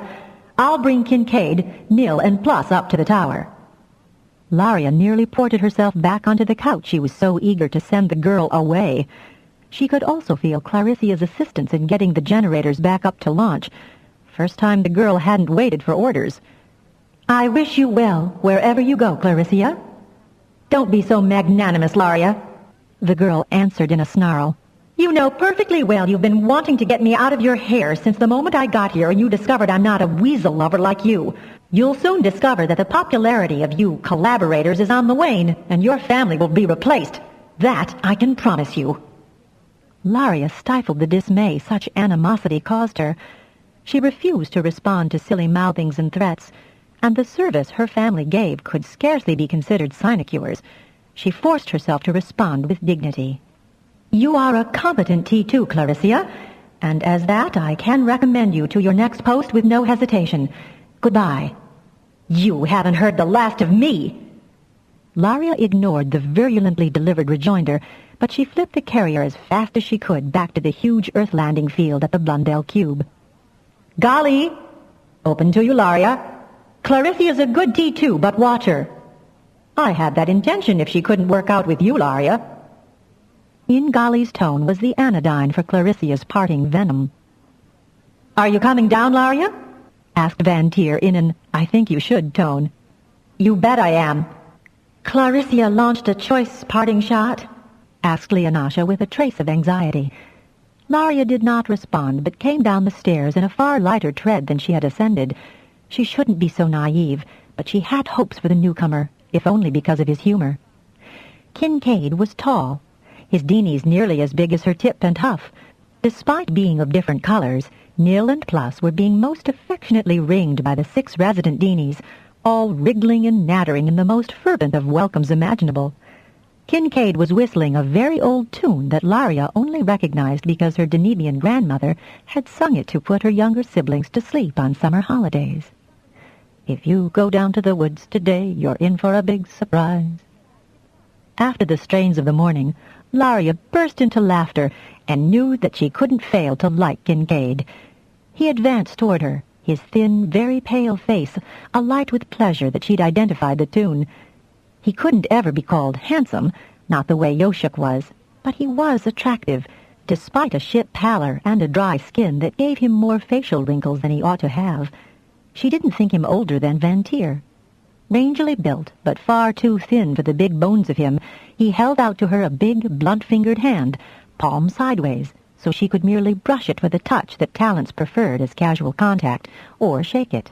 She was so glad to see him, a confirmed Deanie person, a man who laughed easily, and obviously had an outrageous sense of humor, that she grasped his hand and took full advantage, as he did after a moment's polite hesitation, of the complete contact. He was piney, green, oddly velvet, very, very tired, and, though he didn't try to hide the fact from her, she caught the hesitancy and realized that he was homosexual. If he made a good T2, that wouldn't matter. It would almost be better if they were friends, as her grandmother and Afra had been, rather than lovers. Still. "The first thing you do, Kincaid Dano of Altair, is get some extended rest," she said briskly, twisting her hand in his and starting to lead him out of the main tower room to the living area. "You'll have to be careful of the sun here, Kincaid. You've been confined too long on a ship." "Don't you just know it?" he said ruefully. "Look, Laria Prime," he said on the most private level which their joined hands provided, "there is something exceedingly important." "I'll get some of the strongest blocker," Leonasha said, "and goggle glasses to reduce Clark's dazzle. Even peripherally, it's going to bother you." "Go on ahead, Laria, and darken the room. The best guest, Clarissa has left hers in a welter," said Van Tier, picking up one of the duffels that Kincaid had brought with him. "You're to sleep." "Look, I'm here to help. Laria Prime, I must—" "You're in no state to help in any form, Kincaid," Laria said firmly, in answer to both voiced and past messages, "until you've had some rest. You don't realize—" He was insistent, and gripped her hand to express his urgency. "A couple of hours won't make that much difference, will it?" she asked, as if his admission of his sexuality would matter to her. Or maybe he didn't realize that his fatigue had made it very easy for her to reach to the more private areas of his mind. "Even with my help, you couldn't path much beyond your nose." "A few hours, no, I guess not, but—" And he added aloud, "Nil and Plus have to contact their—" "Ours can manage that courtesy while you're grabbing a few hours' sleep," Laria said placatingly, dropping his hand as she pushed open the door out of the tower. Leonasha grabbed up the second duffel as they all maneuvered the long man where they wanted him to go. Raising his arms in surrender, he allowed himself to be guided. Laria marched straight to the nearest and largest guest room, palming the blind controls to complete darkness and lowering the room lighting to a suitable dimness. "Ah," Kincaid exclaimed as he took in the spacious surroundings. "A real bed, too." Laria laughed. "Yes, you wouldn't fit on a bunk too well, would you?" He did a shoulder roll onto the extra wide and long bed and lay there, sighing with intense relief, arms and legs spread out to the edges. For a beat, the other three talents waited for another comment from him. Laria covered her mouth and her giggle. "He's asleep?" whispered Leonasha. "Out like a light." The three left the room, Laria palming the lights off and carefully sliding the door shut. "Not that I think a torpedo would wake him," Laria said as they returned to the tower complex. Halfway down that corridor they could hear the excited Dini voices. Their gang were already taking care of the arrivals. "They can all have the day off," Laria said as they entered the main complex. "Nothing's due in now." "You're right," Leonasha said, glancing at the topmost waybills on her desk. "None of Flurgitgul's shipments will arrive until tomorrow. But here," she added, tearing a slip from the printer with a flourish, "are the coordinates you can send that misbegotten carrier to." She handed Laria the slip.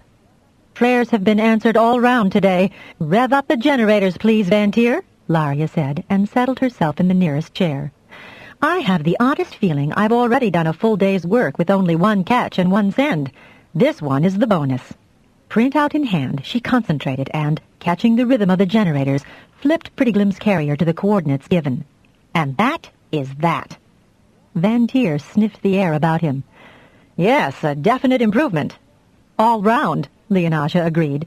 "Don't know how you stuck her so long, Laria. You've the patience of a saint." "What's a saint?" asked Vantier. "Oh, you," Laria said, for Vantier's fey humor broke out at the oddest times.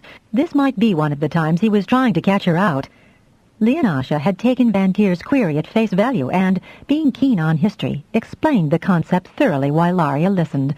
If this Kincaid fit in with these two half as well as she rather thought he would, they were finally a real tower team. Vantier was as hetero as she could wish.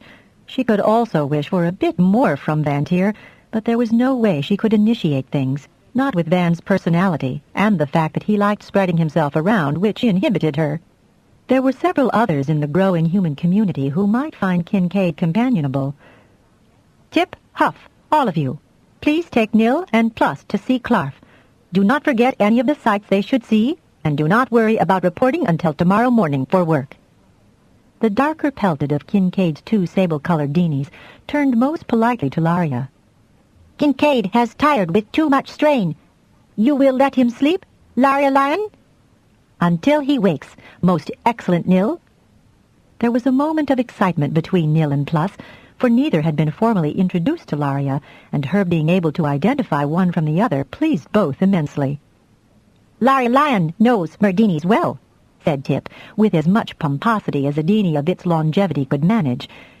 Huff, Vantier's Dig and Nim, as well as Leonasha's Fig and Sill, were convulsed in Dini giggles. It took all three humans to herd 8 wriggling Dinis out of the main tower entrance. They were still reeling with laughter until they reached the outer gates, when suddenly all 8 assumed the usual dignified posture of Dinis of reasonably high rank. "Laria Prime?" The summons must have been repeated on gradually increasing levels of urgency before Laria woke, unable in her sleepiness to identify the caller. "Who?" She was surprised as well as slightly annoyed to have a deep slumber broken into. "Kincaid, I apologize, but I am rested sufficiently now to make an extremely important and top-secret report to Earth Prime." There was a hesitation that Laria interpreted as both embarrassment and necessity. "I am unable right now to make so long a path, and ask for your assistance." What he did not say, and which alerted Laria as nothing else could have, was the fact that the secrecy of the communication was crucial.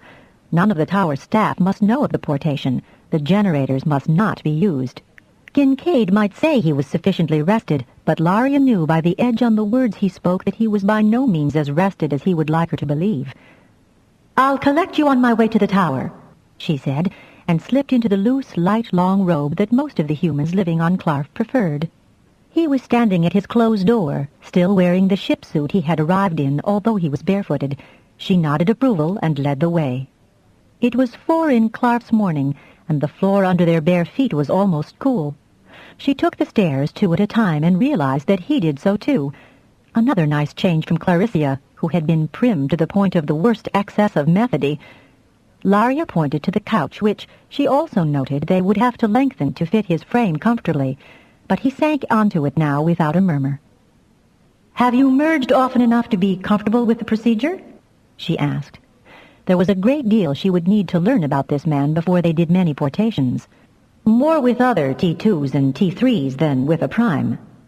"It's as well you're still too tired to resist, then," she said, and firmly took control. Deep inside, she wondered again what the Navy had been doing to the man to reduce him to this level of nearly total mental and physical exhaustion. Then she caught edges of anxieties, deep loss and disillusionments. So he'd had a rough emotional time on the strongbow as well as overwork. Despite that, the merge was as easy as slipping a hand into a perfectly fitting glove. More to admire in the man. "Laria Kincaid merge to Earth Prime, urgent."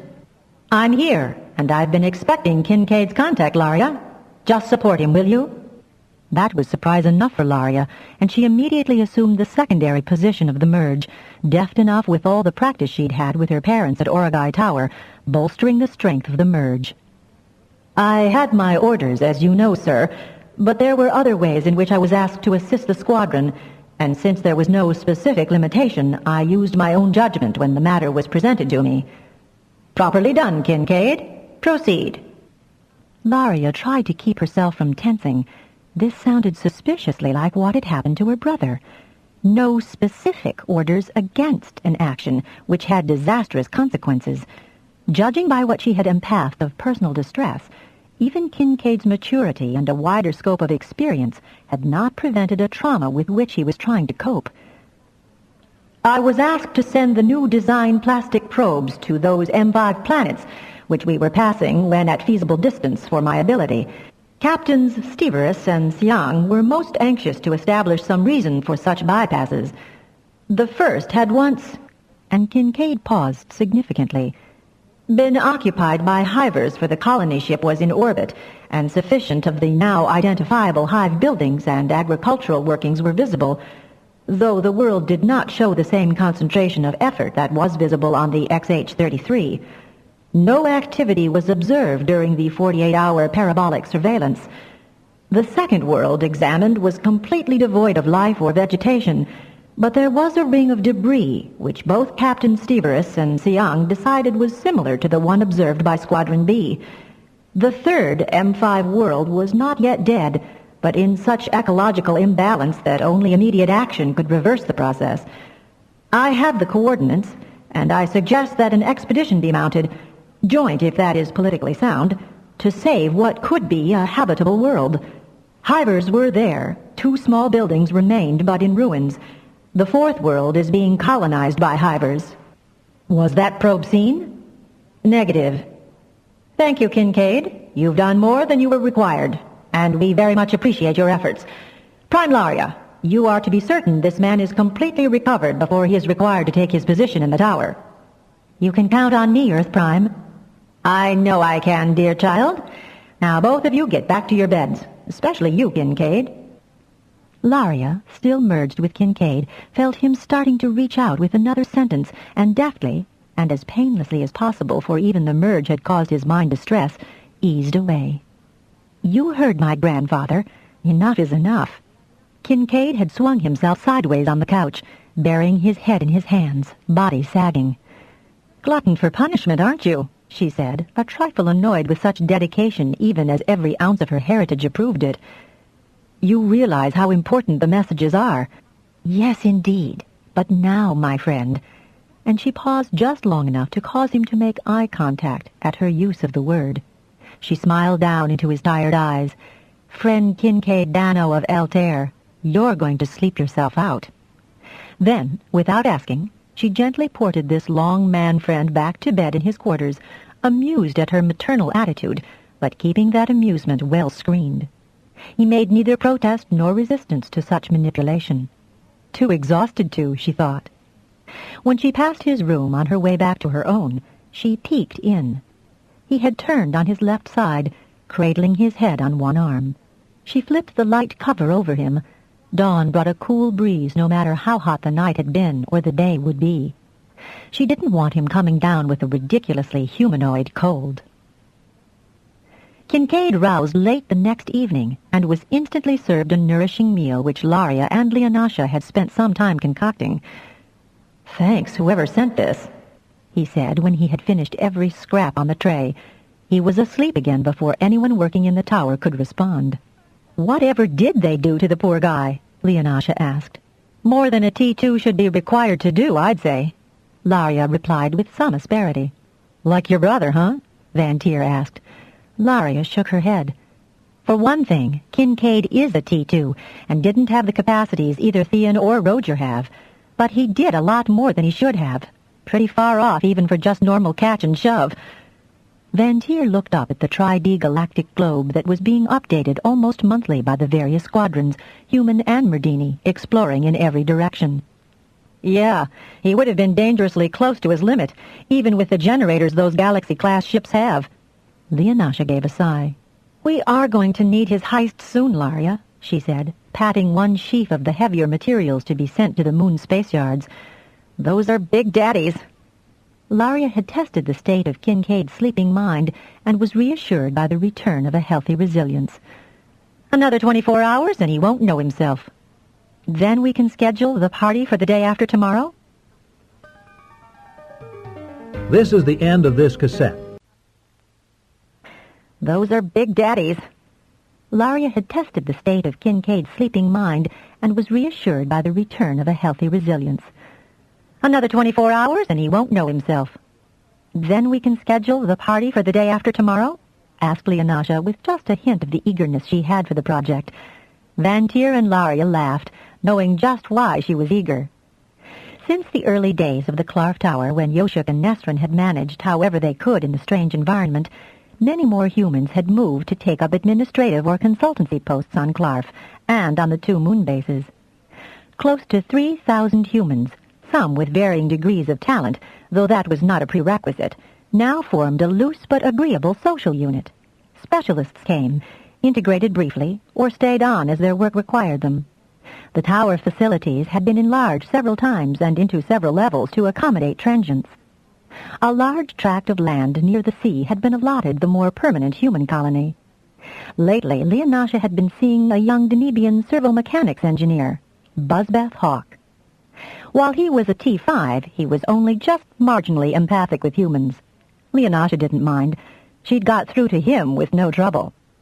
Van Tier preferred to mingle, as he put it, though he was already contributing to the support of 2 children from different mothers of minor talents. He was certain the girl was already a receiving telepath. Laria often wished that Van Tier would receive a little more from her than he did.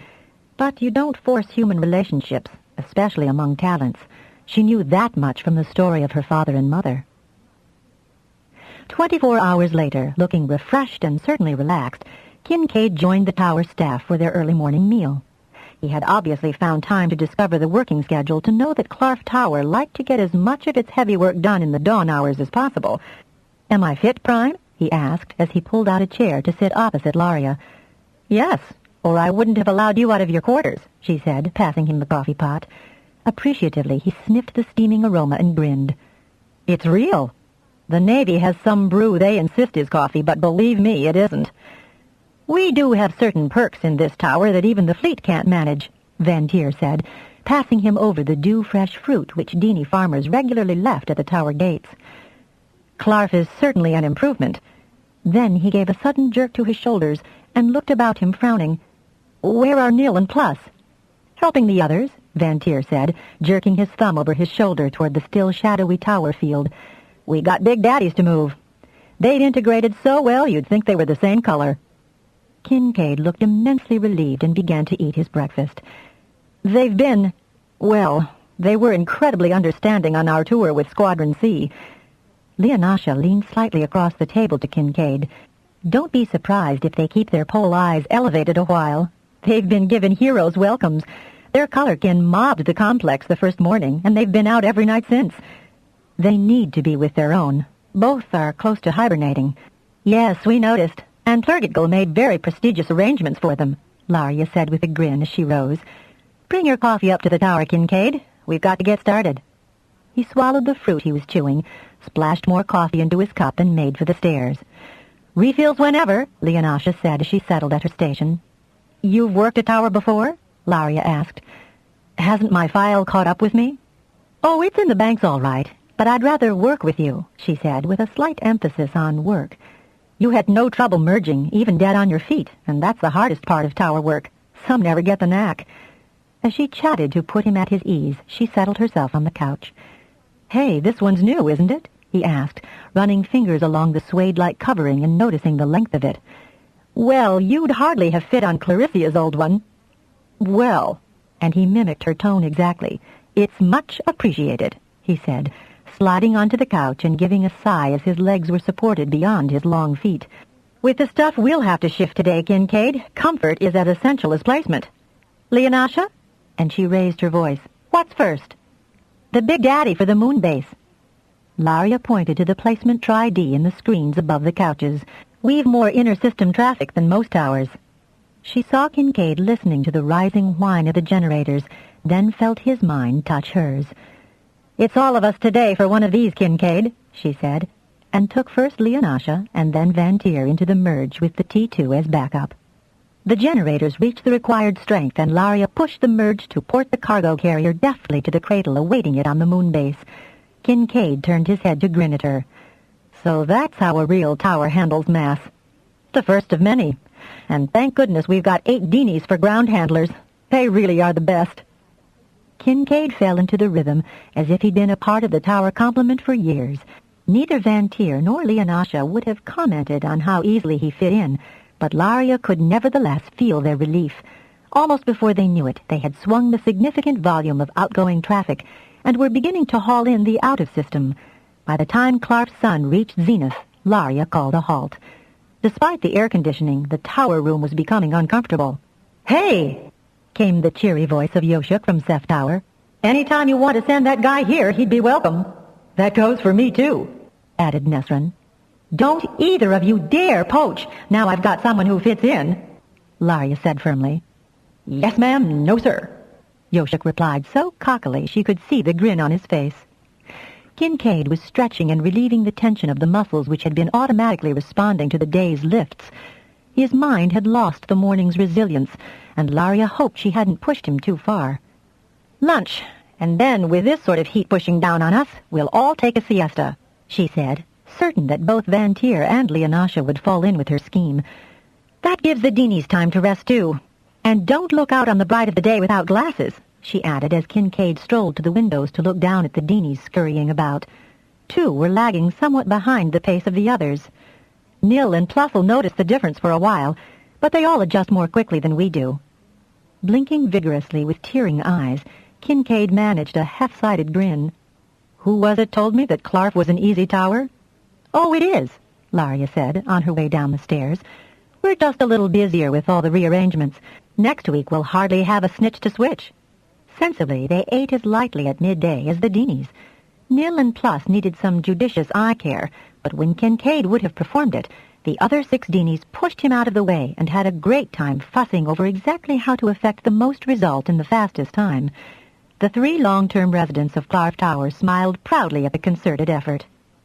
I've been away longer than I realized, Kincaid said, slowly peeling one of the meltingly sweet bog pears that the others had recommended. How long were you on that cruise? Vantier asked. Kincaid paused, frowning before he answered. Nearly 5 years, I think. Basic. That long? Laria tried to remember exactly how long Theon had been out, but it was no 5 years. Oh, Kincaid said with a diffident flick of his fingers. I'd been sent out with Squadron C long before those ion trails were discovered. We'd picked them up in our quadrant. Then it was even more important for the squadron to have a talent. Were they trying to burn your mind out? Vantier demanded with heated indignation before Laria could speak. No, and they didn't, Kincaid replied, though he began to rub his forehead in an unconscious gesture. "I'd more than enough latents among the crew personnel to draw on when I had to." Waiting for some clue to his personal distress, Laria caught it. So the long cruise had had many complications for the talented homosexual. "How long have you been getting headaches like that?" Laria asked, trying to keep both dismay and concern from becoming evident. He dropped his hand from his forehead and met her eyes, then managed a chuckle. "Comes and goes." "Fine prime I am," she said, pushing back her chair and coming around behind him. She placed her fingers lightly, like a net, around his skull and gently supplied the inhibitors that would both reduce the ache and the minute swelling of the cerebral area, which governed all psionic activity. "I'll be fine, Laria, really I will," he said, reaching up as if to disengage her fingers. "Don't you dare," Leonasha said, waggling a finger at him. "Laria's one of the best at healing." What Laria also felt, because Kincaid had no way to prevent it, was that his emotions were in a turmoil, more of the brew of hurt, loss, disappointment, and yes, physical pain that had not been resolved by the sleep and relief of bodily fatigue. His participation in today's merge had almost wiped out the remedial effect of several days' much-needed sleep. Considering his state, he'd been a real trooper. "Headache gone now, friend?" she asked casually, removing her hand since she now knew more than he did about his condition. He gave her as searching a stare as he could without calling attention to the exchange. Then his taut lips relaxed into a brief smile. She resumed her seat and took another bog pear from the bowl, as if her treatment had been no more than a simple pain block. "Yes, friend, much better. Thank you," he said, and finished eating his own pear. "Leonasha, it's just the lighter stuff for the evening pushes, isn't it?" Laria said, and managed a very convincing yawn. "Won't be that much to do when it cools down." "Right-o," Leonasha said. "I want to check that ping I heard before I get my nap," Van Tier said, moving toward the stairs that led to the tower's machine level. And that was how Clark Tower managed to deceive Kincaid until the worst of both the physical and mental fatigue began to heal. Chapter 4. When Roger's profound emotional trauma began to ease, Isthia advised that he be allowed to enroll in an engineering program, which he had been so keenly interested in prior to the tragedy. He must learn to shift his concentration from his loss. She offered her beloved cottage, not so isolated anymore as Deneb City was spreading ever closer to her lakeside retreat, and flattened arguments that too much solitude for the grieving boy might have an adverse effect. "And you think that one or another of us won't be subtly aware of his state of mind at all times, Damia?" Isthia had snorted with disdain. "We are always but a thought away. Yours, mine, Afra's." "Jeff's," added Earth Prime. "The cottage worked for you and Afra, didn't it?" Isthia went on, ignoring her son's interruption. "We all know he needs to grieve. Let him. Right now, companionship is not high on his agenda. In fact, it would only serve to remind him of his loss. We've done as much metamorphically as we can. Now he needs to be diverted, and, if it's engineering that he had a passion for, let's fan those flames and put his mind to work." Damia and Afra drew Zexo into the discussion, and the Oragai T8 had no hesitation in supporting Isthia's suggestion. Roger had a natural engineering bent, and he was the right age to get his qualifications. There were other engineering candidates on Deneb, so he could have as much or as little social intercourse as he wished. After all, how many towers were there for primes to run? Zexo went further and, after a long and useful discussion with Commander Metrios of the Genesee, developed a curriculum meticulously tailored to beguile young T1 Roger Lyon into studying himself out of grief. After a desultory and half-hearted start, Roger began to respond to the cleverly devised study program and to spend hours on the terminal, competing with himself on engineering teach. His progress was duly noted. If Zexo grinned fatuously as he tended the generators at Oragai Tower and adopted a smug smile whenever Roger was mentioned, no one contested him when he'd allude to Roger's progress as one of his own better engineering accomplishments. Occasionally, his Uncle Jaren, Deneb's Prime, called Roger to assist in the tower, to keep his hand in. There he met cousins with varying degrees of talent who were also pressed into service. Though he had never much liked his cousin Rodri, he found himself drawn to the youngest of the eagles, the shy and self-effacing Asia, who was also in the engineering program. He was constantly receiving invitations from the cluster of relatives, eagles, ravens, sparrows, but he rejected all, with the excuse that he had to study, keep up the garden, and keep down the fish population in the lake. At first, he railed at what he considered their tactless disregard of his loss, except for Asia, whose deep blue-gray eyes always saddened whenever he caught her looking at him in the monthly tutorial sessions. But that attitude was difficult to maintain when, empathic as he was, he sensed a supportive presence when the black moments descended on him. Never the same person, and never an intrusive one, but someone there when something sharpened the pain of his loss. Damia was most often there, or his father. Once it was his grandmother. Several times Elazara, particularly at the beginning, but mostly his grandmother Isthia or his Aunt Besava supplied the solace. Once he was sure it was Asia who reached him one very black night, but then definitely the presence was his grandmother. He could not avoid knowing how deeply they were willing to share his pain, his sense of loss, especially when their thoughts became inadvertently specific in their own personal experiences with loss and grief. While he was left to himself to heal, he was never truly alone, and that, all by itself, was the greatest balm. Then, about 6 weeks after his installation in the cottage, either Isthia or Besava, both women insisted he drop the familial titles, started taking him out to dinner and an evening's company.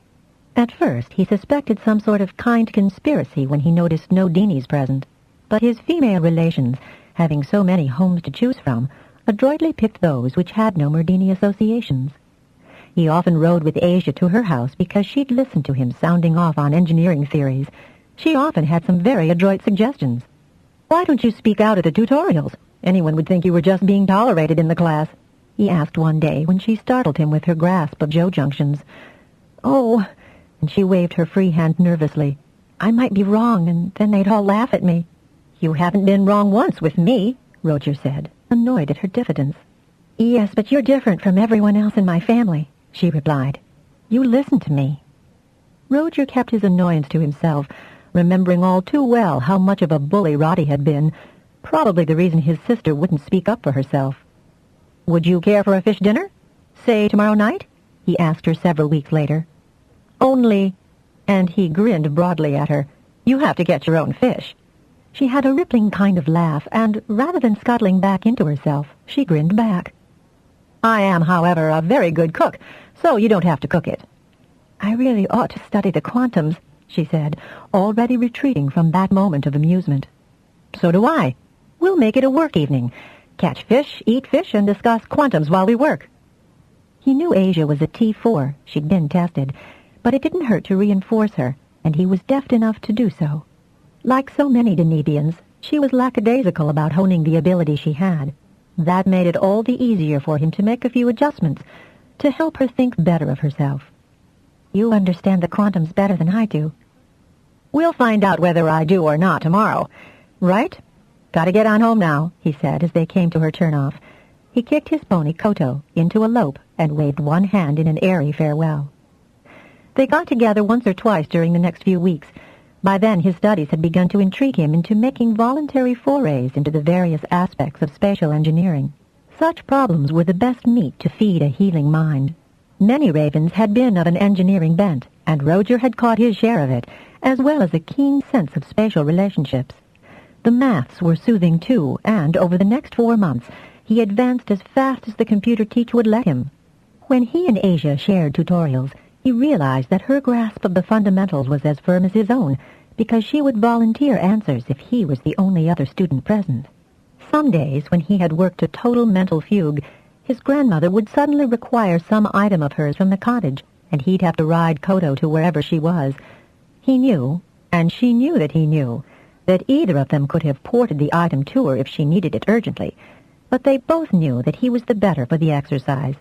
He submitted to her careful bullying with good grace. Isthia never had cause to call him a cocky boy, and she approved of his friendship with Asia.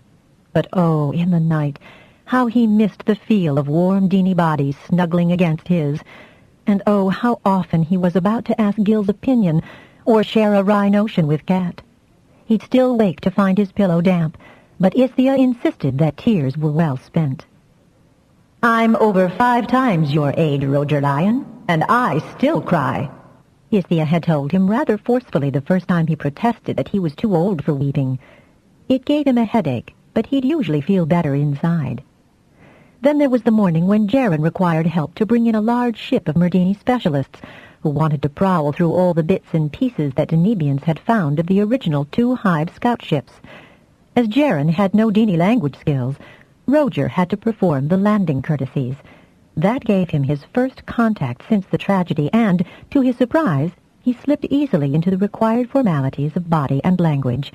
Then, too, these were Dinis he'd never met before, nor would be likely to meet again, so there was no real personal involvement. Isthia had been right, Roger decided on his return home. Time did heal. He recognized that he had taken one more large step out of mourning. He began to spend more time with Asia and had managed to teach her to fry her own fish without burning it. Roger? His Uncle Jaren's voice was unmistakable. Port yourself here. Roger had also learned over the last year not to expect explanations from Jaren, so he saved the problem he was working on in the engineering teach and checked to see if his clothes were clean enough for a tower appearance. He'd depilated his face that morning and had had a recent trim, though today's scrutiny in the mirror made him realize that the Gwyn silver lock seemed to have broadened. Finger-combing it back from his forehead, he exhaled a deep breath and ported himself to the plascrete apron at the foot of the Deneb City Tower. As well he picked the spot he did, for there were quite a few vehicles parked just beyond him, and several of the ubiquitous Danebian ponies in the turnout field. He wondered what was up. By the time he had assessed the population of the large tower room and felt the agitated presence of his cousin, Asia Eagles, he decided that today was test day for the several engineering students of Deneb City. He took the tower steps 3 at a time. Jaren welcomed his breathless nephew with a solemn nod. His uncle could be more methody than his father ever was, and pointed to the one free workstation. There were 6, back-to-back, and arranged so no one could see into the other. Asia was in the workstation opposite him. He gave her an encouraging grin because her complexion had an odd green tinge to it. "Maybe he shouldn't have sprung the test on you so suddenly," he whispered as he sat down. "He knows how I'd fret," Asia said, looking sicker than ever. "You'll do grand, Asia. You're faster than me in Joe junctions and quantums." She cast him a dire look. "No one's faster than you at quantums, Ro." "No talking of any kind," Jaren added aloud. "I'm the monitor." Asia made a sorrowful grimace. "Your stations will display the test questions in precisely 1 minute, 4 seconds. 2 hours are allowed for the first section, to be followed by a break of 15 minutes, during which you may move about or relieve yourselves. There are 4 papers, with a half-hour break for lunch. You may, of course, leave the test station whenever a paper is finished." A mixture of groans and guffaws met that statement. Jaren permitted a small smile.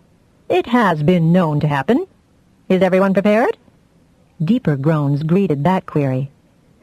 The dark screen before Roger suddenly lit, and the initial page of the first paper presented him with a problem he knew he could answer easily. That gave him considerable self-confidence. He'd show them all. "There's no way I've passed," Roger heard Asia groan in a tone of abject defeat at the end of the examination day. "Don't come on like that with me, Asia," he said as sternly as he dared. Even with him, she'd sometimes retreat into a silent, unresisting victim. "I've been working with you too long. I know your abilities, and I won't have you belittling yourself." He did a little tinkering to encourage more optimism. "There wasn't a single problem we haven't gone over, and you know all the structural ones because we've gone over them together. So, we'll just wait and see if I failed too." Shocked out of her self-denigration, her ripple of laughter bubbled up, slightly hysterical with disbelief. "You? Fail? Roger, you couldn't." "Since I know as much as you know, then you couldn't either. Or we both did. Pick your choose," he added airily, grinning. Somehow he could usually make her smile back at him. It was a tired and tentative effort on her part, but it was a smile. He gave his head a shake to clear the tension of a long day's concentration, and exhaled sharply. He really didn't think he'd done too badly, so there was no way she had. Certainly not on the spatial equations and the Joe junctions. They'd been snaps. He'd seen Commander Metrios work them often enough while on the Genesee. He pushed himself back from the workstation, compressing his lips. He hadn't thought of Gil or Cat all day, even at the lunch break when they'd all been exchanging complaints about the severity of the testing. "That is as well, Roger, for you must move on now," he heard Jaren say softly, and not because there was anyone who would listen, but because Jaren wanted to convey more than sympathy and approval. Softly expressed such multiples better. "You're dismissed now, candidates," Jaren said out loud.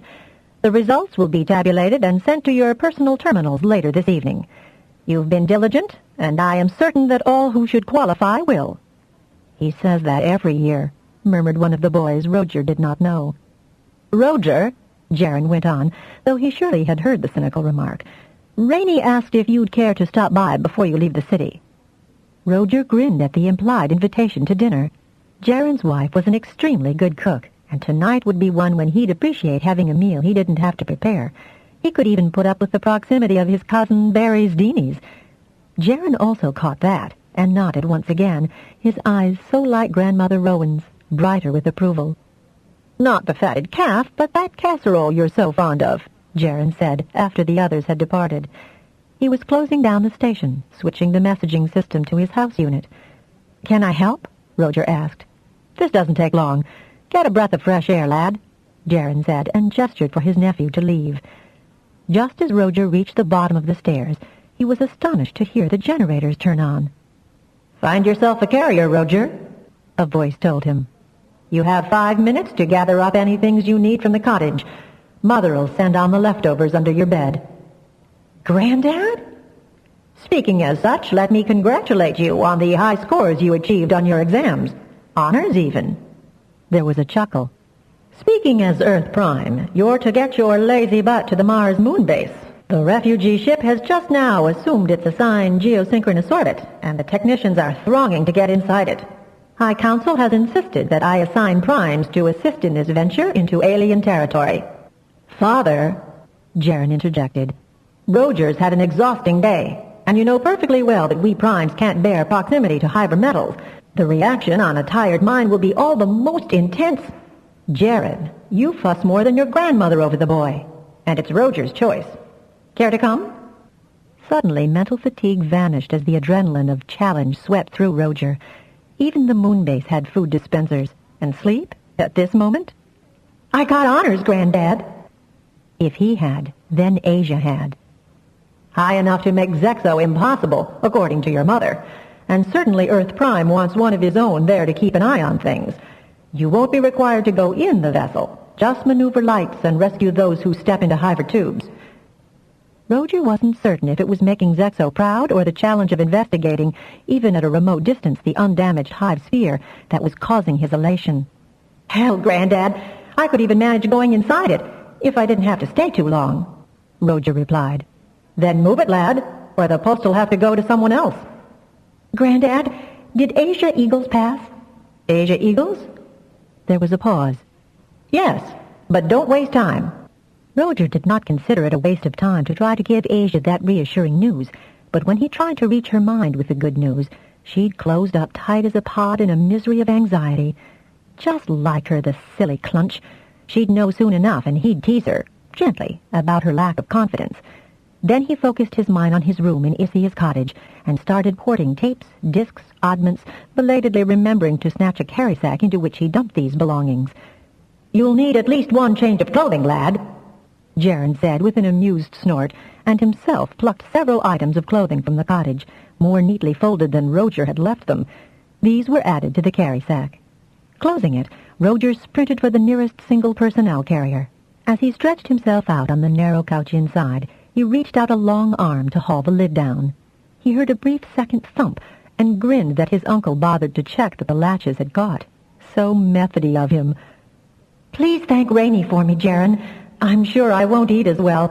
Good luck, Roger," the brisk, kindly voice of his grandmother cut in. "Thanks for And then Roger felt the indefinable sensation that told the experienced traveling talent that he was no longer where he had just been. He heard a chuckle. "Granddad? Now I'd call that cocky." "Would you?" And his grandfather's chuckle renewed with a certain pleased edge to it. "Okay in there, sir?" a slightly less confident voice asked, Fine.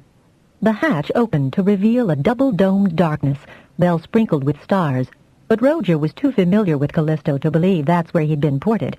He sat up and saw the naval rating peering in at him. Roger, Prime. His grandfather corrected him firmly. Lyon, Prime. Am I expected? Yes, sir, you are, sir.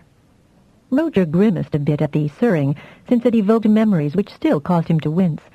He hitched himself out of the carrier, slung the carry sack over his shoulder, and gestured for the rating to lead the way. As he came around the carrier on his way to the airlock that joined the carrier depot with the gigantic moon-base facility, he stopped abruptly. There, above him, half-lit by Sol, was the complete sphere of the refugee ship he was here to explore. She was appropriately equipped with regulation buoy lights. She's a beaut, sir, even for an alien craft, the rating said with an odd ring of pride in his voice.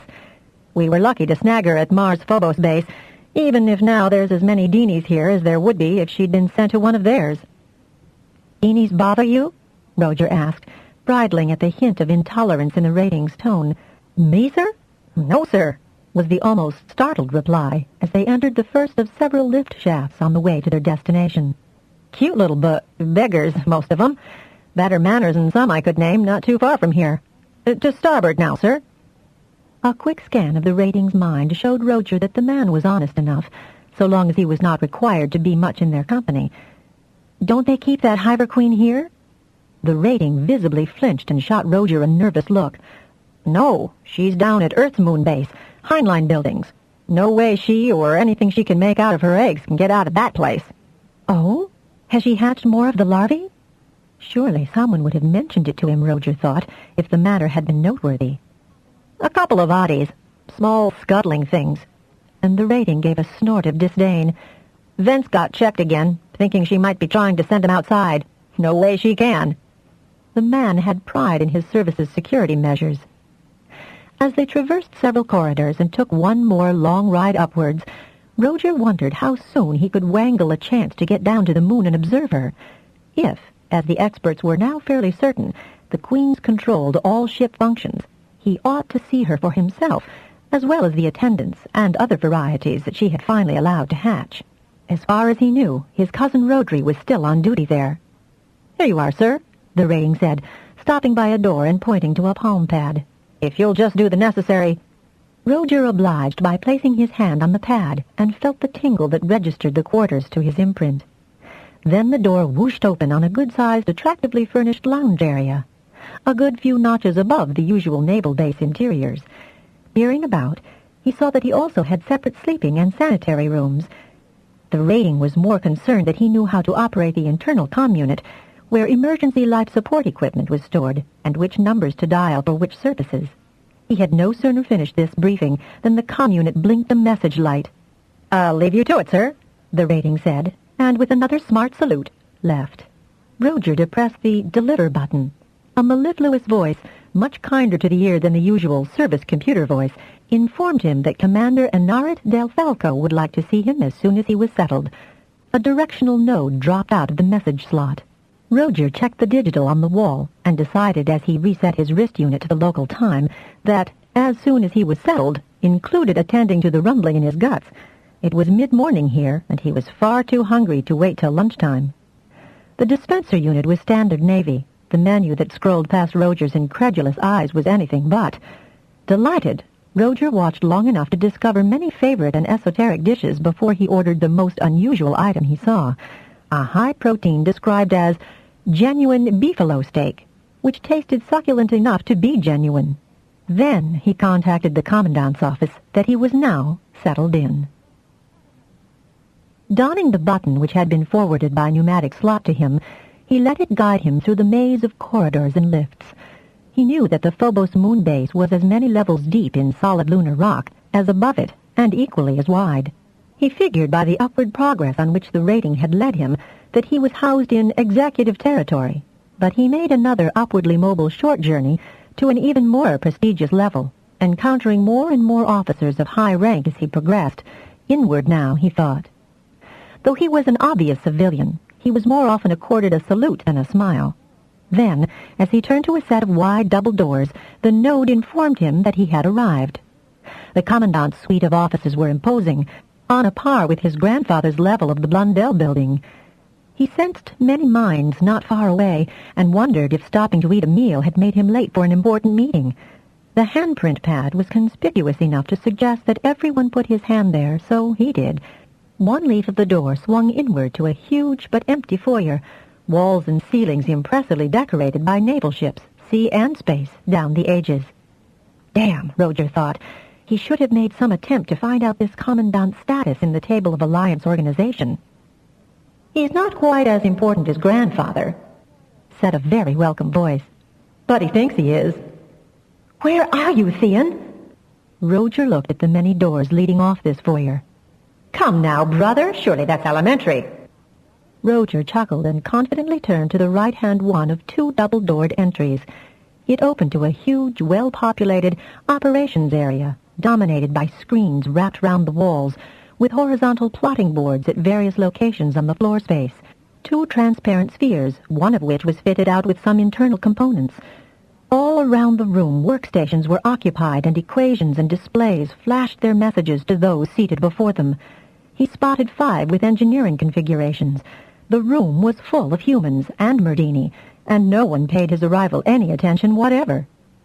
"Hi there, bro," said Theon, his voice buoyant with cheerful welcome. "Did you like the beefalo? Smart of you to eat while you had the chance, because the Admiral is unlikely to take into consideration that you've done a full day's work already." Once his brother began speaking, Roger located him at the far end of the chamber, in a group of evidently high-ranking naval officers, to judge by their static positions and somber expressions. About them, like satellites, other uniformed personnel hovered, either busily checking notepads or awaiting assignment. As Roger made his way toward his tall, self-assured brother, he noted the more obvious fact that, while Theon wore a Navy ship suit, there was an FT&T insignia on his shoulder and the prime tab on his collar. He also thought his brother looked a lot older than he had when they last met, whenever that was. Ah, yes, when Laria had come home for her birthday. There were subtle changes in his older brother's face and bearing.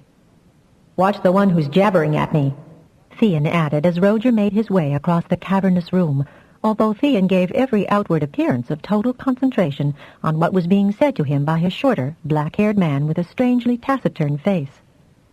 "If Prettiglim had had the sense to get human support to destroy XH-33, Admiral Enarit Del Falco, our base commandant, is the man who'd have given it and rejoiced. Del Falco is also extremely shrewd, intelligent, and capable. There isn't a thing that happens on this base that he doesn't know about within seconds. He's got absolutely no talent, so we're safe to say all the things we want right in front of his face. On the other hand, he's got a natural shield as impregnable as a Hive sphere, which is very inconvenient. Even Granddad and Grandmother can't wiggle in." The Admiral turned slightly just then, and Roger gave an inadvertent shudder at the closed face and took the final steps to his brother under the Admiral's scrutiny. "Ah, Admiral, speaking of the devil," Theon said, as if he'd just noticed his brother's arrival. He raised one arm, which he then placed about Roger's shoulders, squeezing his hand in welcome, and continued a mental briefing while he effected the introductions. "Here's Prime Roger Gwyn Lyon.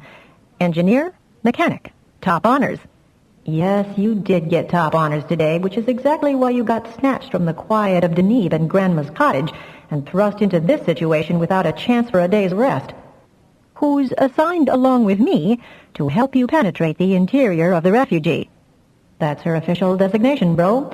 Don't let his manner get under your skin, Roge. He tries that one on everybody, even Granddad and Grandmother. Got nowhere with them, so we have to keep up the family tradition. He doesn't like talents, but he needs the help only we can give him.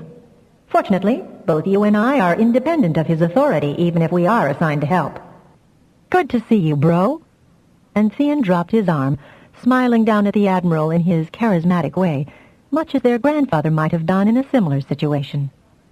Having Theon in physical and mental support with so much coming at him all of a sudden made all the difference.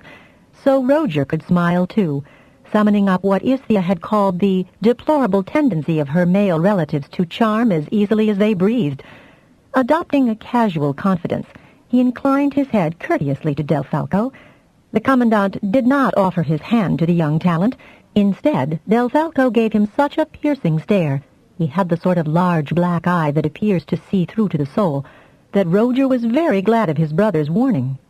"Privileged to be aboard, Admiral Del Falco." "I thought you were younger than your brother." "We're not far apart age-wise, sir," Roger replied. "Perfect response, Roge.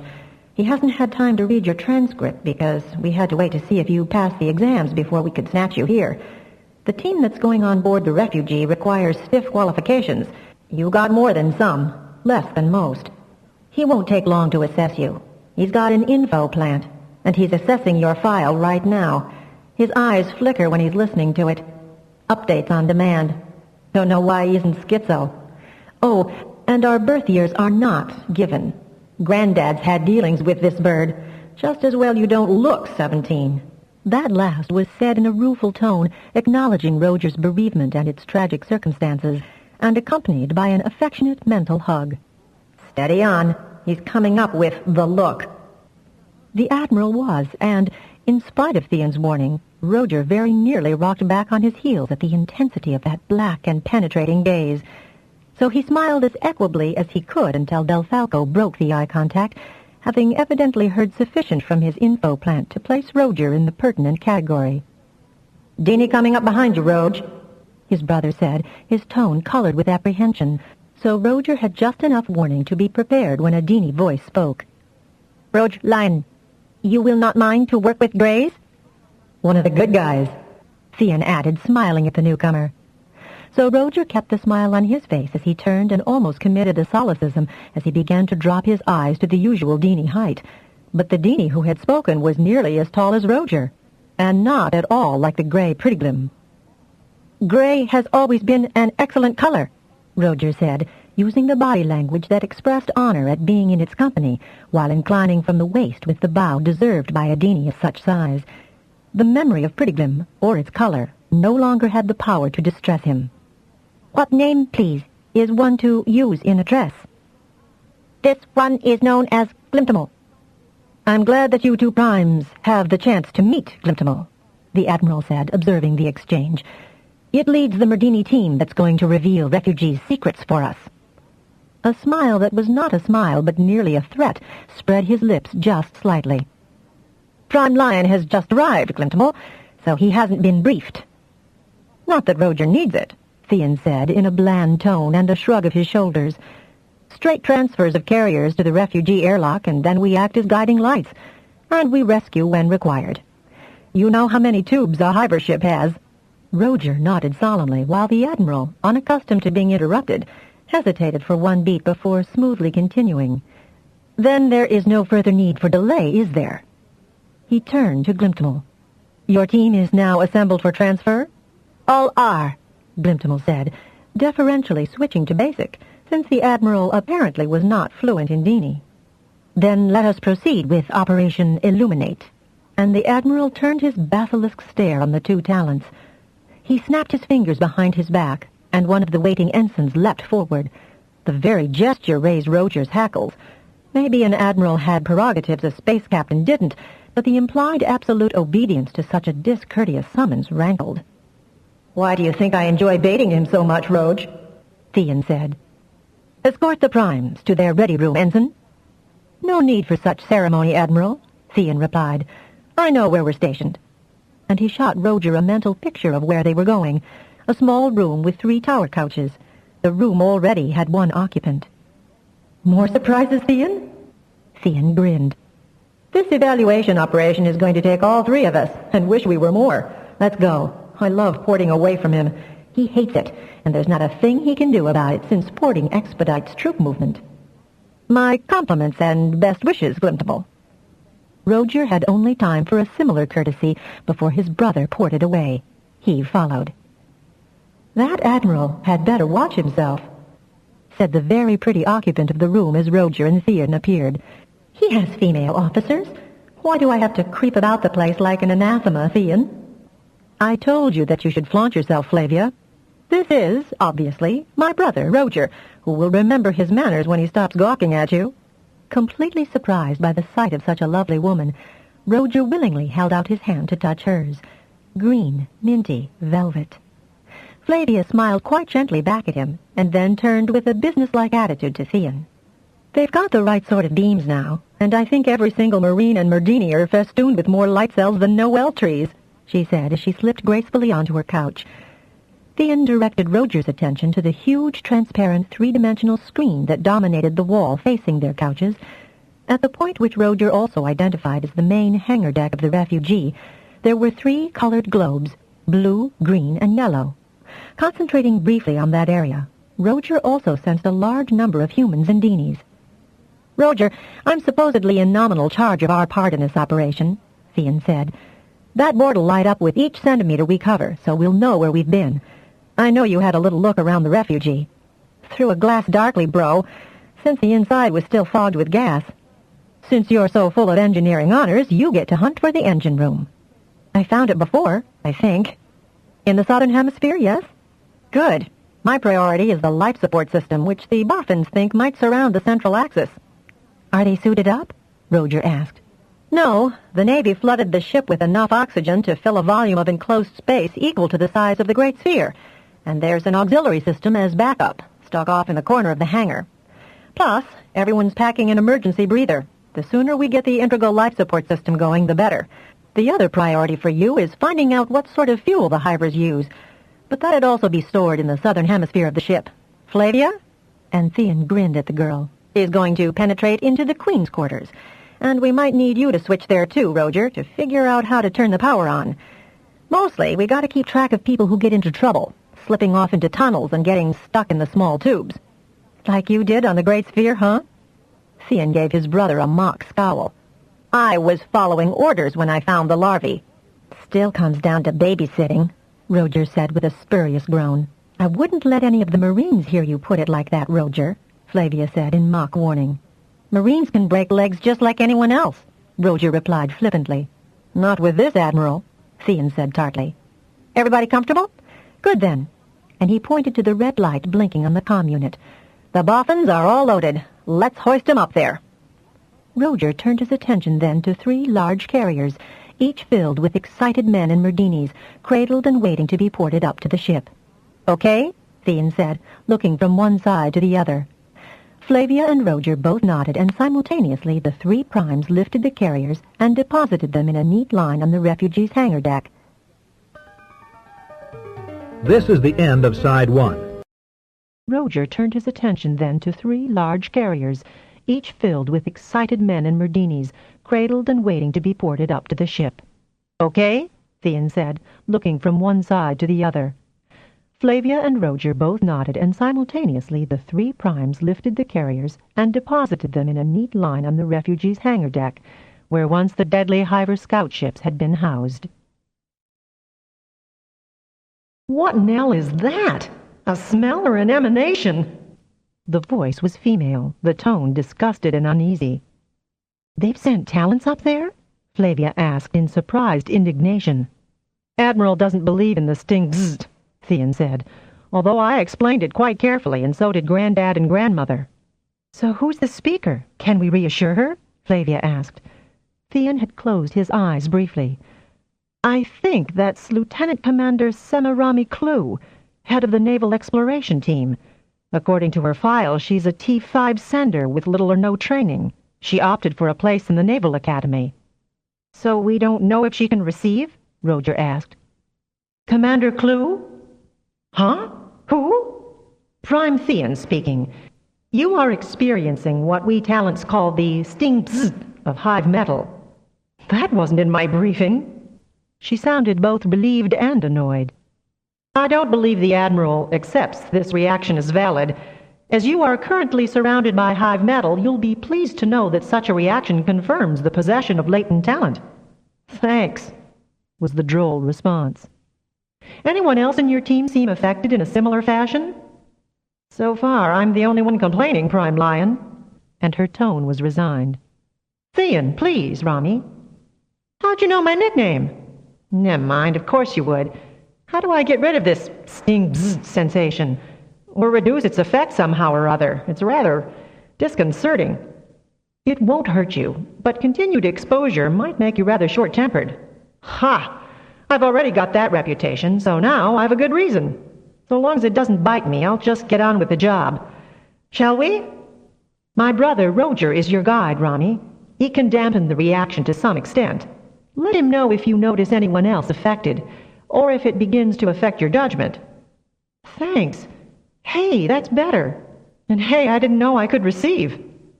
Roger took over. Primes can manage two-way communications with much lower than a T5, Ronnie. Now, I've ignited my guide globe, and if you'll just have your group follow it, we'll begin Operation Illuminate on its way to the engine rooms. I've got enough ladders to climb us back down to Mars. And hey, this beats staying on the comm button. Roger could almost see her grin. Let's move it! And by the additional depth to her tone, they knew she was speaking aloud to her detail. Follow the yellow bright light. Forays, you take left. Malmu, take right and plant those cells. Whoops! Just lost Malmu down a tube. Oh, hey, that's great! Roger retrieved the faller, who was as shaken by the unexpected and almost instantaneous rescue as he was by an equally unexpected descent. Well, slap a light beside the damn tube, sailor, was Rami's testy comment. And if you were stopped before you hit the bottom, be glad we've got the talents on our tails. Beg pardon, lighting our way. As the various teams proceeded, the sphere slowly filled with details. Oval tunnels of varying circumferences riddled the periphery and evidently provided access for hyper-specialist life forms from one area to another. Few were comfortable for those exploring them, but gradually, over the next week, a network in each quadrant and hemisphere began to emerge. Roger found the engine room and the incredible clutter of components that, when activated, gave Refugee its propulsion. Fuel was discovered in sealed tanks, each fed by intricate coils into one section of the vast engine mass. More powerful light units were requested by those who had a harrowing trip down smooth, cramped oval tunnels. The engine room was not all that spacious either, and seemed to be accessed by conduits much too small for either human or Dini bodies. A combinate fuel was one expert's immediate theory. Then why is the mixture apparently run over that large crystalline object so carefully bracketed in the housing? Opaque pipes around the chamber suggested some sort of lighting, a theory that was supported by the fact that the various feed lines and coils were color-coded. To prove it correct, the sphere's power would need to be on. You'd have to be an acrobat to service this bloody affair, said a propulsion specialist from Earth. He was attempting to get on top of the main unit for a better perspective. Several fascinating boards of a control type were discovered at floor level. They were segmented into different colors and were touch-controlled. Another few sections covered one of the lower ceilings of the large oval chamber. Judiciously removing some of the floor plates showed that these panels led directly either to the engine mass or the fuel tanks. Getting diagnostic machinery into the cramped engine room required both Roger's assistance and the removal of nearly a dozen specialists. By removing them back to the main cargo bay where food was being served and remote screens had been sighted did much to reduce their disappointment and anger at not being right on the scene. Flavia's group penetrated rather more easily than expected to the 12 queen quarters, which formed a circle around the inner axis of the ship. 4 of the 12 were larger than the others, suggesting that there was some order of precedence among the queens. Once again, controls were situated in awkward, for human and Merdini, positions, depending from ceilings, angled up from the floors, and in narrow ends of the oval-shaped quarters.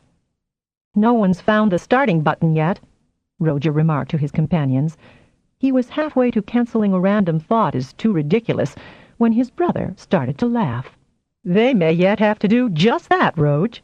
"Do what?" Flavia demanded, half turning her head in their direction while she kept most of her attention on her work. "We've got a queen," Thean said softly. "Presumably, she'd know how to start up." Flavia's eyes went round. "Let her aboard that ship?"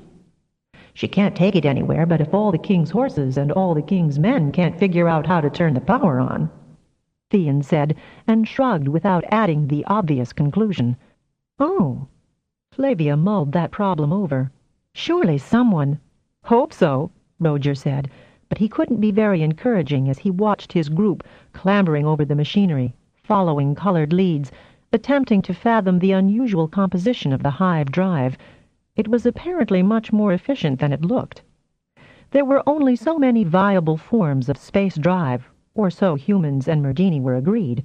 Perhaps they should have tried to capture one of the XH-33 scouts or shuttles when they had the chance. But, according to what Roger had been told, that had been impossible, as well as unlikely. The kidnap of refugee had been thought to be enough of a coup as well as a solution. Wasn't this more of an academic exercise anyway? Roger wondered. They didn't really need to know how the Hive ship worked, or who did what, where, and when. The Navy did need to discover exactly where to aim what sort of missiles to destroy a Hive ship, or render it helpless. Theon had located the life support area just above the Queen's level.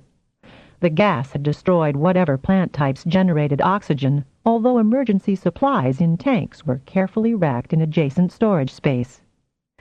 Theon's second find were the round cases of foodstuffs, all color-coded, though whatever glyphs the spheres bore were undecipherable. The semantic experts were delighted with this much to work on. The ship seemed oddly devoid of signs of any type, though illumination proved that certain colors must be recognizable to various Queen workers, or why bother coloring anything? One of the Dini xenobiologists suggested that a sample of each of the food cases be sent to the Heinlein base. The Queen had been quiescent far too long, and the theory was that she might be missing some vital nutritional elements. Surely that could be remedied by supplying her with homegrown sustenance. On the main schematic board, tubes, halls, oval access conduits, pipes, and tunnels were appropriately colored to match the originals. Save for the irising airlocks, hangar and cargo bays, there were no doors. There didn't seem to be crew quarters either, but there were more of the larvae tubes, all spiking out from the various Queen quarters, similar to the ones Theon and Lieutenant Oster-Kiley had discovered. Empty, of course. After 2 full watches of exploration, and the kind of vigilance required of the 3 primes, Theon sent a message to Admiral Del Falco that the primes were going off duty. "Don't let him argue you out of it, Theon," Roger said, the inexorable fatigue of nearly 30 hours of intense activity making itself felt in his mind and bones. "I'm bushed." "That is quite obvious," Flavia said, but she spoke with such kind concern that Roger couldn't resent it. She swung her legs to the side of her couch. "They've more than enough to keep them going with the main objectives found. They have enough personnel to swap round, but we don't have that option. I'm quite hungry. Those sandwiches they sent up, hours ago now, have left a larger gap." When contacted, the Admiral grunted and frowned. "And what happens if there is an emergency requiring a prime's abilities? Had you thought of that?" "Indeed we have. Earth Prime has delegated a capable T2 for such duty." And right on cue, someone rapped on the door. "Here is Clancy Sparrow now." "Another cousin?" Roger asked in amazement, just as the door to their ready room slid open. "I know.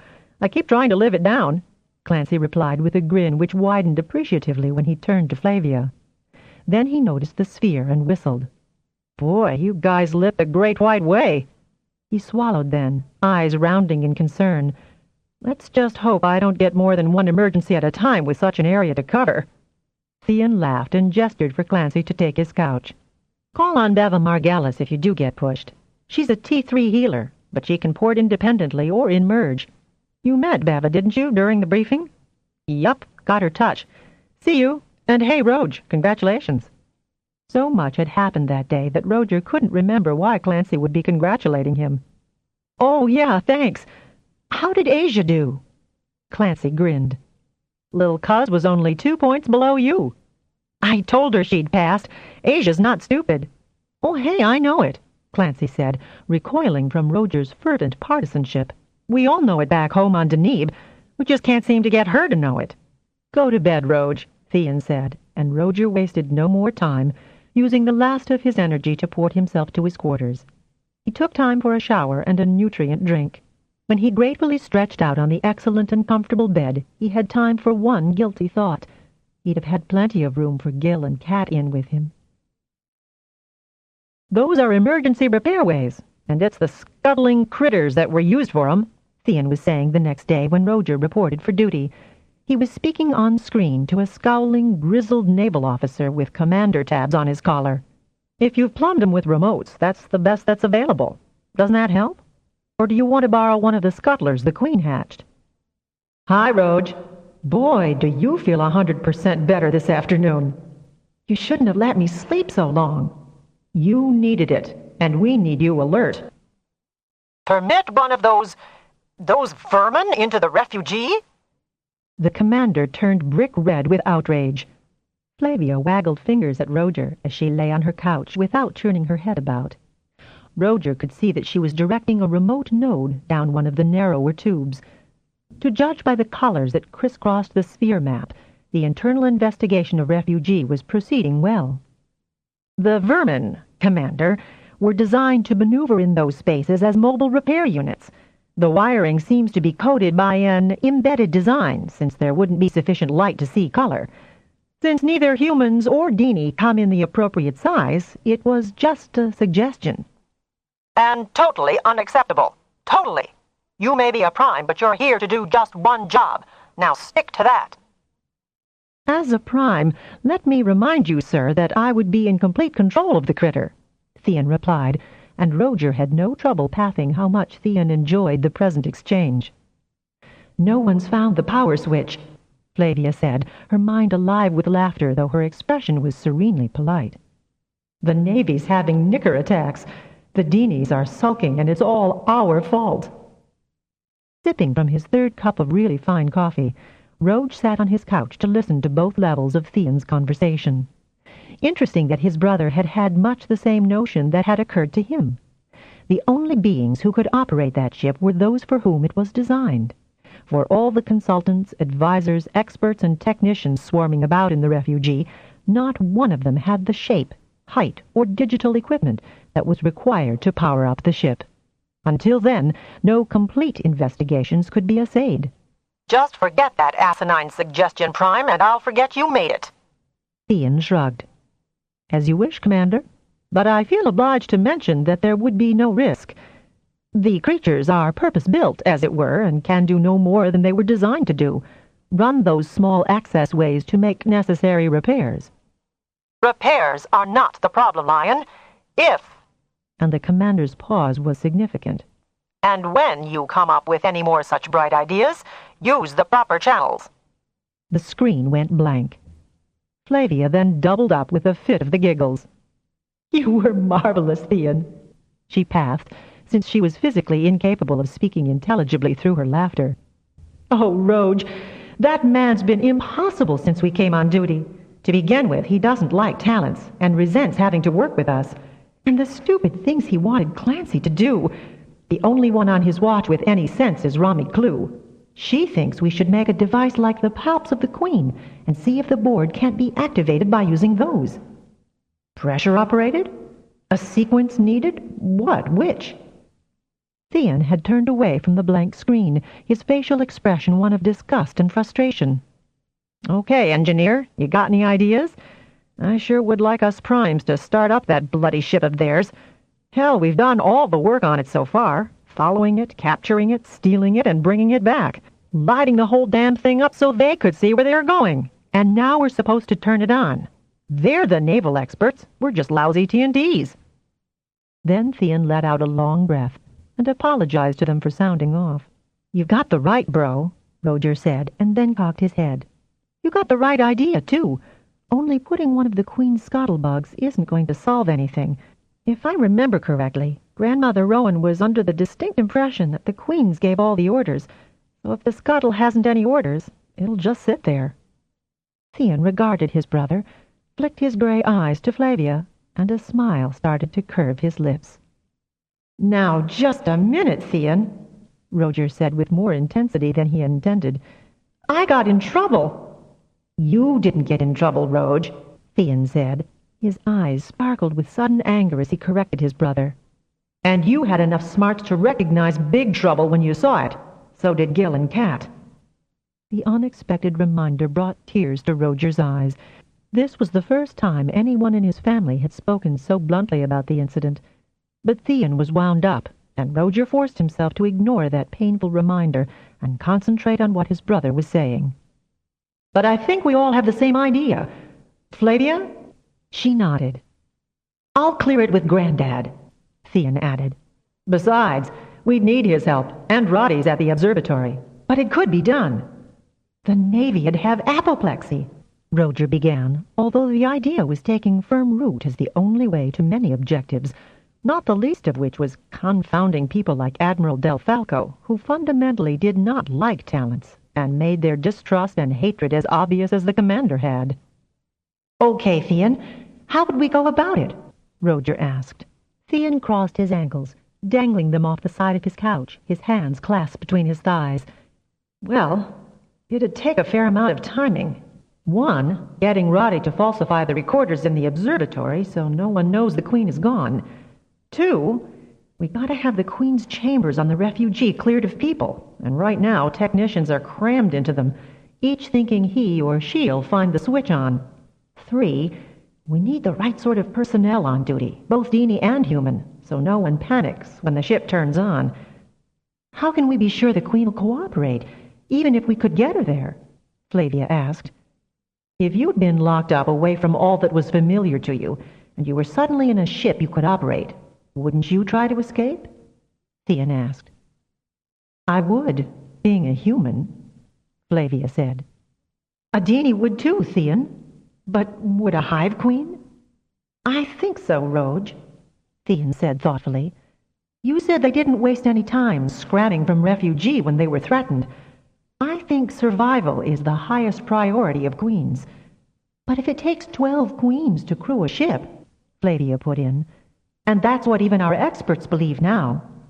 So if she just stands there as she's been doing, we won't have lost anything, will we? Theon said.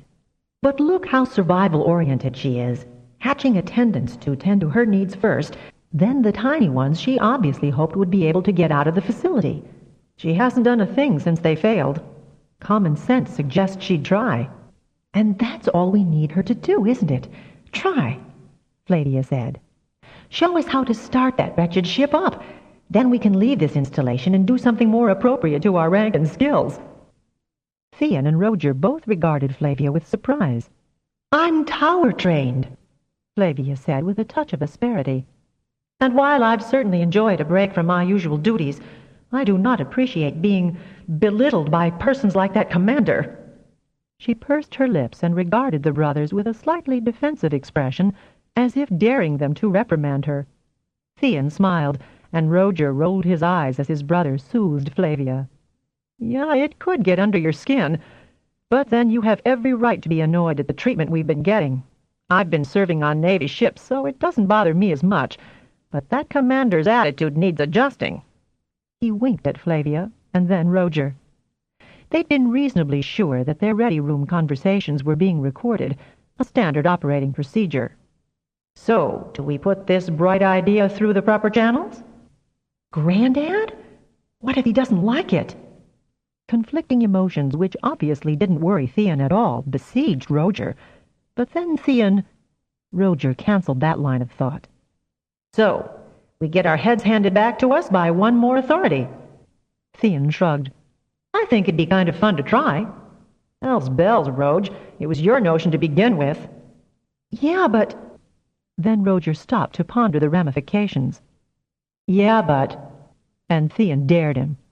If it's young Engineer Prime Lyon who shows the Navy boffins just how easy it was to determine where to turn the power on, it'd shake a lot of people and Dinis up and certainly give us Primes a minor triumph.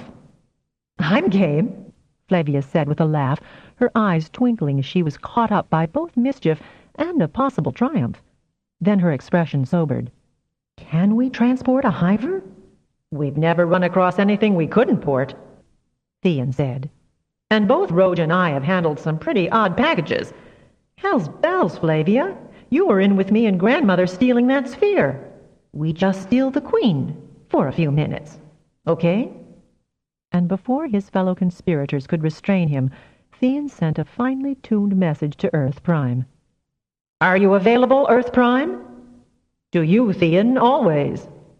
We've an idea which needs your clearance, sir, and your help. Let me have it.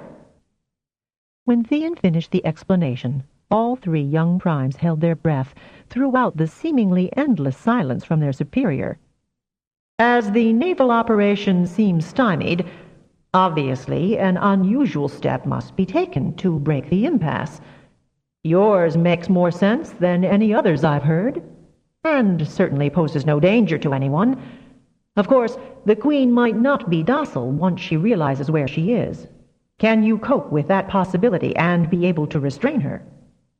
All we'd have to do is port her back to Roddy. But should she start the ship up... Sir, Roger said, a ship this size takes time for its engines to warm up to takeoff power. We'd have her back in her quarters before she'd get that far in a countdown.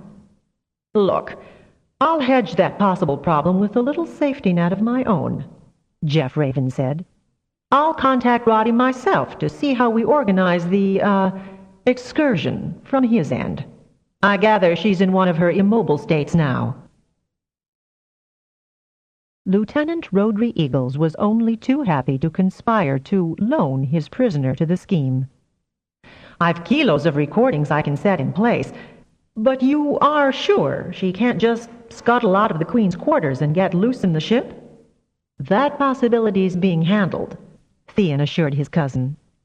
There had been so many minor injuries of personnel falling into tubes, tunnels, and crawl spaces that grills had been placed over apertures not in use. The ones leading from the Queen's quarters could be telekinetically locked down.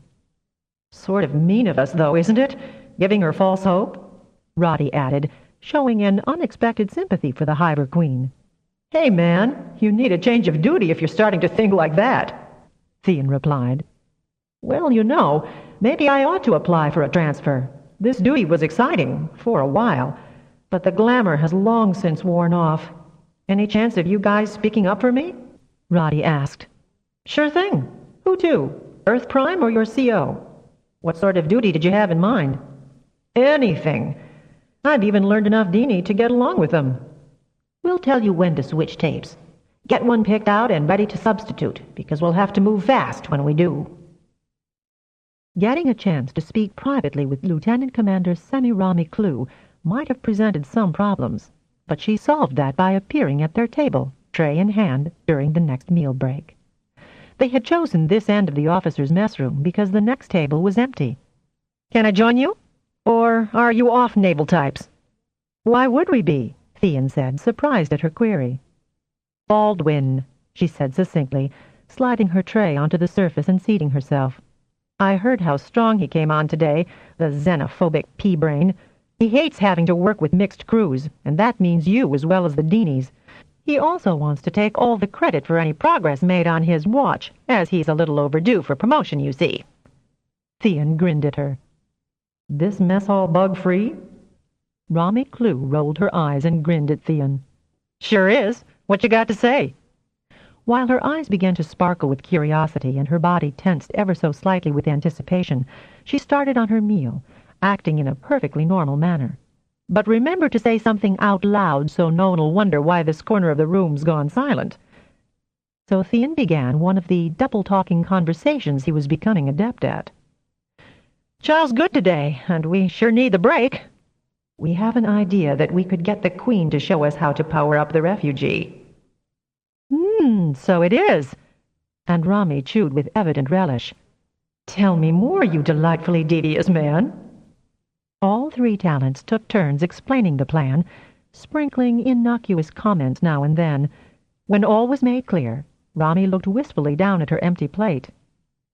I know that was a good meal, but I've absolutely no recollection of what I ate. You nearly choked once, Roger said, keeping his face straight with an effort. And had 2 coughing fits, Flavia added helpfully. But we can do it, Rami said. Only it will have to be on the next watch. I'm on. So is Glimtimal. It'd go along with this? Theon was surprised. Oh, you'd be surprised. And she switched to covert speech. At what old Glimtimal do, it's so fed up with some of the brass on this project. She blotted her lips with a napkin, rose and picked up her tray. Thanks for the company. Like to do it more often while you're here. I may need your discreet help in rearranging the duty roster, like having less cooperative types sent to check out ordnance. She grinned with sheer malevolence. The refugee had racks of missiles, but no launchers set in installations clearly awaiting them. Yet another sign of how rushed the Hivers had been to leave their system and its decaying primary. "Any time," Thean said. "See you around?" "Yup." And Semiramis Clue strode confidently toward the disposal slot, slipped in her tray, and left the wardroom. Slightly more than an hour later, Clue gave a polite rap at the Talent's ready room door before she slipped quickly inside, a grin plastered on her face as she flattened herself against the wall. "Got some tinkering for you to do with the duty roster. Gotta get it done in the next 5 minutes. Can you?" "Throw it up in the air and I'll catch," Thean said without moving from his couch. Rami hesitated a moment, shrugged, and tossed a folded piece of film up in the air. It disappeared. "I can have everyone crucial to this operation of yours in position 15 minutes before this watch ends, okay?" she added. "Couldn't be okayer." She was gone as smoothly as she'd arrived. Thean spread the film on his thigh and smiled. "Cover for me, will you, Roge, Flavia? I'll have to get myself into the main, here. That gal's pretty clever. There, that should do it. Roddy? You rang, cuz?" Thean gave him the time. "Uncle Jeff agreed? Ho! I take back half the things I've said about my illustrious relative." Rotary Eagle chortled with gleeful anticipation. "If he's going to cover your asses, he'll cover mine too. Wow. Why is it that you can never brag about the really neat things you've done?" "Because then they wouldn't be the neat things," Flavia said unexpectedly. "I do believe they have the life support system online," she added out loud. "Do you think Sajit leaves will make a difference? To the quality of the oxygen, I mean?" "They do on all the ships I've been on, which added Sajit leaves to their plant banks, and the Deenies never have foul air." "Interesting," Flavia said, drawling. "Well, it will save the drain on the moon base supplies, of course." Because the Talents were more on a standby basis now that the refugee's interior had been diagrammed, the rest of the watch seemed to drag almost interminably. "My crew's in place, Thean," Rami said. Then over the comm unit, Prime Thean, this is Lieutenant Commander Clue. Can you stand by? We're effecting a decontam drill." "We heard you loud and clear, Commander. Work away." Roger caught a shadow out of the corner of his eye and, turning to investigate, nearly fell off his couch. "Granddad's here!" he tried to whisper to Thean. Thean didn't turn his head but grinned broadly. "Sort of thought you might, sir. Since I might have to save your asses, as Roddy so inelegantly put it, I thought I might as well be in on the fun. And as backup, too. Don't you trust us, sir?" Thean said, only half in jest. "I trust you all right, Thean. It's that elongated insect that worries me. We know so little about their psychology." "Ready when you are," came Rodary's cheerful voice. "Your plan." "Go ahead, Thean," Jeff Raven said, folding his arms and standing approximately where Rami had earlier in the watch. "Merge, Roge, Flavia," Thean said. The three minds linked neatly, just as if this wasn't the first time they'd made such contact. With Thean in the lead, Roger was more aware of the strength of both minds than he'd been during their more or less solo workings on the refugee. He was also conscious of another potency, which both bolstered and encouraged, yet was not a part of the triple merge. They had no difficulty finding the Hiver Queen, where she nestled in her shavings bed, her attendants polishing her body parts and smoothing the fine hairs of her limbs. The sting bzzzt from her was unbearably acute as the Thean merge made contact, but the hesitation lasted only that brief second of surprise, and then they neatly placed her in the now darkened Queen's quarters of the refugee, in one of the larger chambers. Somehow, Rami had rigged night lighting, which showed the watchers the Queen's form. She had been in a semi-recumbent position in her shavings, but the merge had placed her upright, and she had to adjust her limbs for the standing position. That done, she remained motionless. "Hell's bells," Thean said. "We don't have days for you to decide where you are and what to do." "Stay calm," said the confident watching potency. Abruptly, the Queen moved into action with such speed they nearly missed her first movements. Palps reached ceilingward, seeming to slide across the panels. She had also rocked back on one set of nether legs, freeing the front set to dance across the floor panels. Instantly, orangey lights came up around the room in the tubes that had been designated as Hive lighting. Next, the panels lit, decorated with odd symbols and different shadings. "We got power all over the fucking place," Rami said in choked amazement. "I'm not sure I can explain this." "Don't bother." "Oh, Lord, engine room's going crazy. Hey, I think this has gone far enough, Thean." Panic colored Rami's tone. "Don't worry, Commander," Jeff Raven said. "This ship's anchored so tight not even full speed forward could break her loose." "I know the sequence to turn the power on," Roger said. "I've got the pattern of how she activated everything," Flavia said. "Sorry, gal, your parole just got canceled," Thean said, and the Merge replaced the Queen in her prison. "What'd you guys do to her?" Rodri complained. "She's going wild." "Can't say I blame her," Jeff remarked placidly. "I'd be a bit pissed off, too, if I thought I'd just seen the way home and it disappeared." "Your decontam drill just finished, Rami," Thean told her. "Queen's back in stir and doing a mad dance." "Whee! But can you start it all up again when we want you to?" the commander asked, doubt coloring her tone. "Anytime we want to." "For all the good that does," Jeff remarked. "Well done, Primes. Not an ass in jeopardy. I'll leave you to the fun of explaining it all to the Admiral. But I'll be listening, so don't say anything I'll have to apologize for." "Granddad!" Chapter 5. "Admiral, it was a concerted effort," Roger repeated, an edge on his voice now because he was growing weary of the barrage of naval doubts, and particularly Del Falco's aggressive interrogation. He was sorry that, as the engineer of the three talents, he had volunteered to answer any technical questions. Any had turned into an incredible many, and none of his answers pleased xenophobic Baldwin, who was as close to sulking as a grown man should get.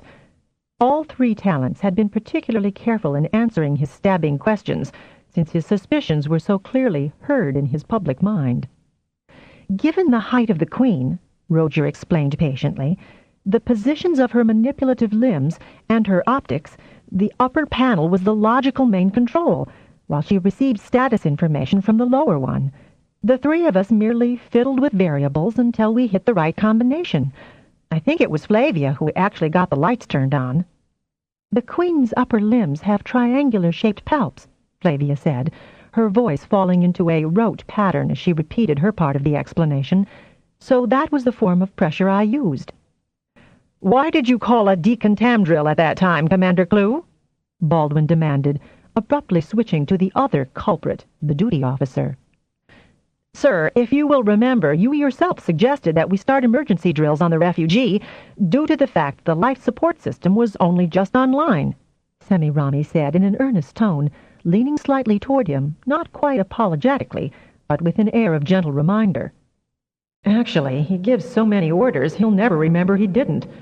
A drill is SOP, especially with a new installation. If he hadn't ordered it, he should have." "I don't know about you and Roger, Thean," Flavia said with considerable vexation in her voice, "but I find their attitude suspicious, disagreeable, ungrateful, and positively spiteful. What difference does it really make who found out how to turn on the power in that wretched old ship? It's never going anywhere. But it is now powered up, and I do not like being accused of going behind their backs for personal glory or overstepping the parameters of our assigned functions. We kept their personnel safe, and we made the ship just that bit more safe when we turned on its lighting system. We've explained and diagrammed as much as we know, so I think it's time to leave this merry-go-round." "With no brass ring. And I concur with your analysis, Flavia," Thean replied. "I'm fed up with such a catechism. We have finished our assigned functions. Therefore, we can leave. Rami, will our stalking out in indignation put you in jeopardy?" "Don't know how you stood it as long as you have. As I was busy overseeing a decontam drill and nowhere near the site of your crime, they can't even pin dereliction of duty on me. Besides, Del Falco's not after me. I'm crew." He's after you because you're not. Flavia, do you wish to make the statement aloud, or should I? You'd better do it, Theon, Flavia replied. I might lose my temper. Theon and Roger exchanged surprised looks. Mr. Lyon, Del Falco said, obviously having had to repeat the call to attention, for he was scowling with annoyance. Both Mr. Lyonses regarded him. He asked you why did you choose that precise moment to try out your theory, Ronnie supplied. Theon rose, the signal for both Flavia and Roger to follow his example. We chose that moment because the Queen's chambers were empty, and we would not be jeopardizing anyone's safety in case we hit the wrong buttons, Theon said. Now you can turn the panels on and off at your discretion. The ship is thoroughly and safely explored, independently lit and supplied with oxygen, so our assignment has been completed. Earth Prime has just informed me that we must return immediately to the Blondel Cube. It has been our pleasure to assist in this project for the Navy on Mars Phobos Moon Base, Admiral, Commander Baldwin, Commander Clue, Glimtimal, and Sirs. Theon bowed to the panel of human and Merdinis that had been interrogating them for the past 3 hours. Then he strode from the room. The courtesies that Roger and Flavia gave their inquisitors were as polite but briefer, and then they were in the corridor. Let's blow this joint, Theon said. They all heard the commotion inside and ported to their quarters, where they collected their possessions in deft sweeps of closets and drawers. Where away? Roger asked Theon. Blondel, of course, Theon replied, as if there could be no doubt. There's a large enough carrier on the transport deck. They met there moments later, Flavia looking attractively flushed by their dramatic and precipitous exit. And we won't even have to use the base generators, Theon said, chuckling, last to enter the carrier. He pulled the lid firmly shut. Okay? At Roger's mirthful shout and Flavia's giggle of acknowledgment, their minds merged, and they propelled themselves off the moon base and down to the headquarters of Federated Telepaths and Teleporters on Earth. You're a cheeky lot, said Jeff Raven, but he too was chuckling. Report to my office so you can repudiate the blast I'm getting from Admiral Del Falco. The man is not only ungrateful, Flavia said firmly, but unmannerly. He never so much as thanked us for solving his problem for him. Port right up to my office, kids. I've cleared the way for you, Jeff said, as the lid of the carrier was opened by the head expediter of Blondel facility. Boss wants you pronto, but he was grinning broadly. Is the word out all over the world yet? Roger asked Theon on a very thin line. No, nor will it be, Jeff answered, having no trouble at all insinuating himself into his grandson's link. Hurry up. The Admiral's just getting to the part about gross insubordination, exceeding orders, and I suspect mutiny will figure in there soon. Sorry, Theon said to the expediter, and ported himself as ordered, Roger and Flavia a nanosecond behind him. Knowing Jeff Raven's office well, all three made sure to arrive at a point out of range of the occupant on the screen. Admiral Del Falco, Commander Baldwin visible on his right, was waxing eloquent about the antics of these unruly, undisciplined, and unprincipled talents. I thought you kept more control on your people, Raven. You told us they were well-trained, skilled, and capable of the assignment. They walked out of a half-finished debriefing with many questions unanswered. I don't mind telling you that I, Commander Baldwin here, and... He turned to his left, and his scowl deepened before he gave a snort of displeasure and faced directly into the comm unit again. We will not recommend that those three receive assignments from any Navy unit again. Oh, really? Jeff said. How odd.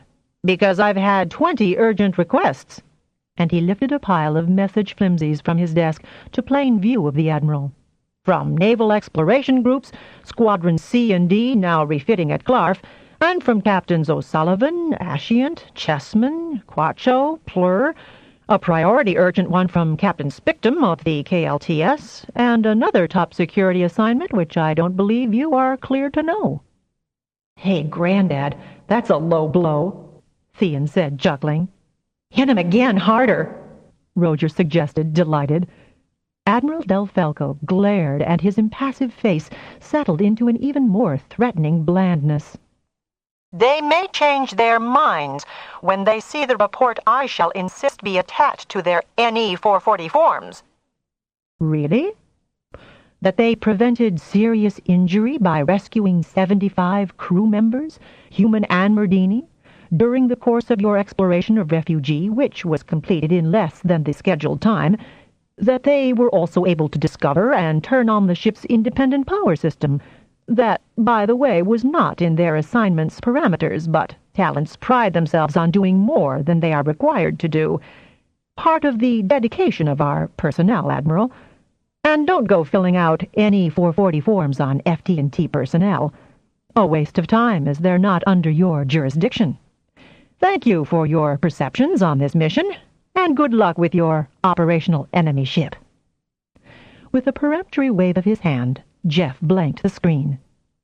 And that makes the Phobos moon base low man on FD&T job priorities. He rose from his chair, still taller than his grandson's, vigorous and obviously amused by recent events. I don't think they gave you anything to eat during that 3-hour grilling, did they? Name your pleasure, he added, gesturing for them to take seats in the lounge area of his spacious office. My guts wouldn't have let me eat any more of their food anyhow, Roger said, and turning his head to the dispenser, called out the elements of a sustaining meal. Jeff chuckled at the choice, then urged Flavia to send her order. Theon realized that his stomach was on nodding as well, and shortly had as comprehensive a spread of dishes as his brother.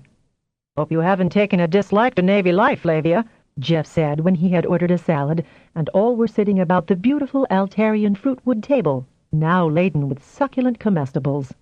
No, sir. I had no trouble with the lifestyle, sir. Both Theon and Roger have told me a little bit. She shot Roger an anxious glance, until she realized he was applying himself diligently to his meal, and only half listening.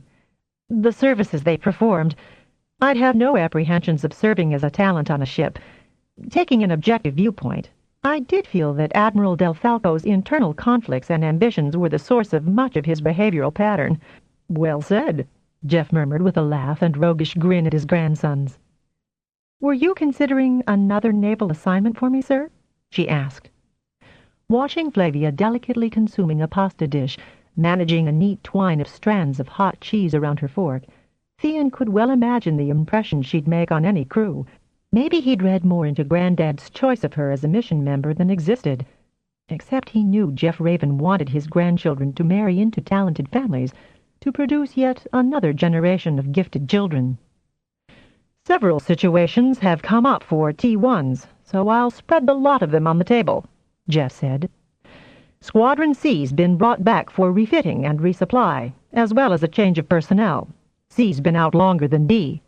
Then they're going to follow the other Hive ships to their destination? Theon was excited as well as relieved. He hadn't liked the idea of that ship loose and preying on an unsuspecting planet. That's what I hear. And implicit in Jeff Raven's voice was the caution that what he had heard might be altered. Squadron A replaces elements of C and D, and will continue the search with augmentation, and would very much like you back, Theon, especially Captain Spictum. Squadron B will now consist of 4 human and 4 Dini ships, and, if you'd consider that assignment, Roger, you'd have no prejudice, believe me. Jeff glanced reassuringly at Roger. The KTTS is one of them, but the ship has a new captain, officers, and crew. Captain Quacho's finally been relieved at XH-33, but the Arapaho will need refitting. There's to be some other reshuffling of units in B, but I don't know what. The squadron's been ordered on a mission to survey the M5 planets the Hiver ships bypassed. The xenobiologist lobby is rabid to get to those damaged planets, as much to see what went wrong as to see if anything can be salvaged from Hiver occupation. I'm also not sending any T1 on these long cruises without a personal support team, and with such augmented squadrons, I'd be happier to have 2 T1s or T1 and a good T2 as backup. There are also some shorter-term exploratory cruises in the XH-33 quadrant of space if you don't care for the longer journeys. Having talents aboard has been of great assistance. Don't know why I didn't think of it before, except that FD&T has been mainly planet-based. Think about your options. And there are always dirt-side openings if you want a complete change. Then Jeff grinned. "One more matter. Just before Del Falco got on to me, I had word from Heinlein Base that the Queen's been energized." He grinned, cocking one eyebrow, his deep blue eyes twinkling. "Think about your options. And there are always dirt-side openings if you want a complete change." Then Jeff grinned. "One more matter. Just before Del Falco got on to me, I had word from Heinlein Base that the Queen's been energized." He grinned, cocking one eyebrow, his deep blue eyes twinkling. "I don't know if it's the food you sent over from the refugee or what, but Roddy reports that she's minutely re-examined every single one of the great sphere larvae that were sent there, and she's done something to more of the eggs she herself laid, in between having a good munch-out on 3 of the 9 containers. The others she hasn't opened." Flavia gave a little sigh of regret. Maybe it was truly unkind to raise her hopes when we never intended to let her escape.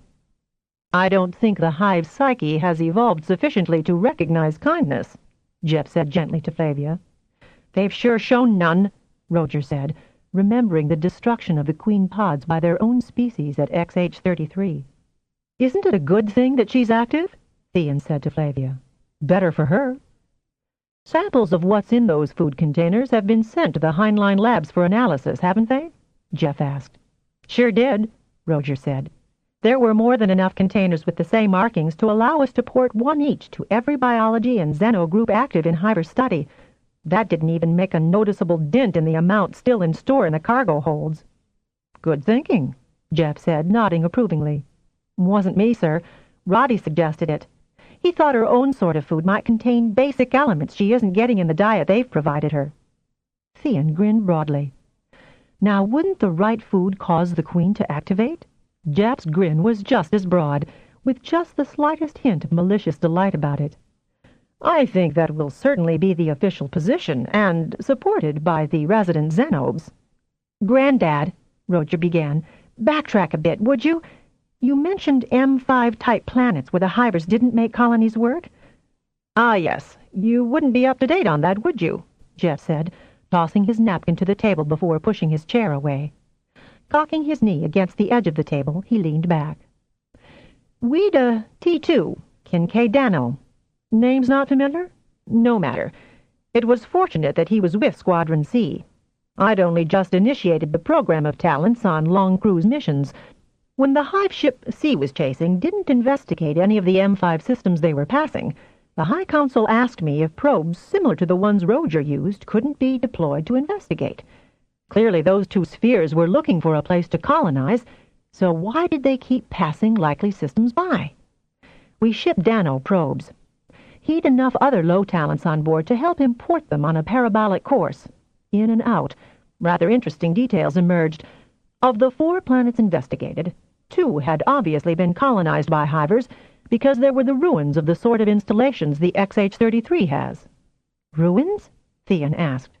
"Ruins. Hive ruins, including the same sort of space garbage around XH-33 and, in one case, an orbiting sphere ship.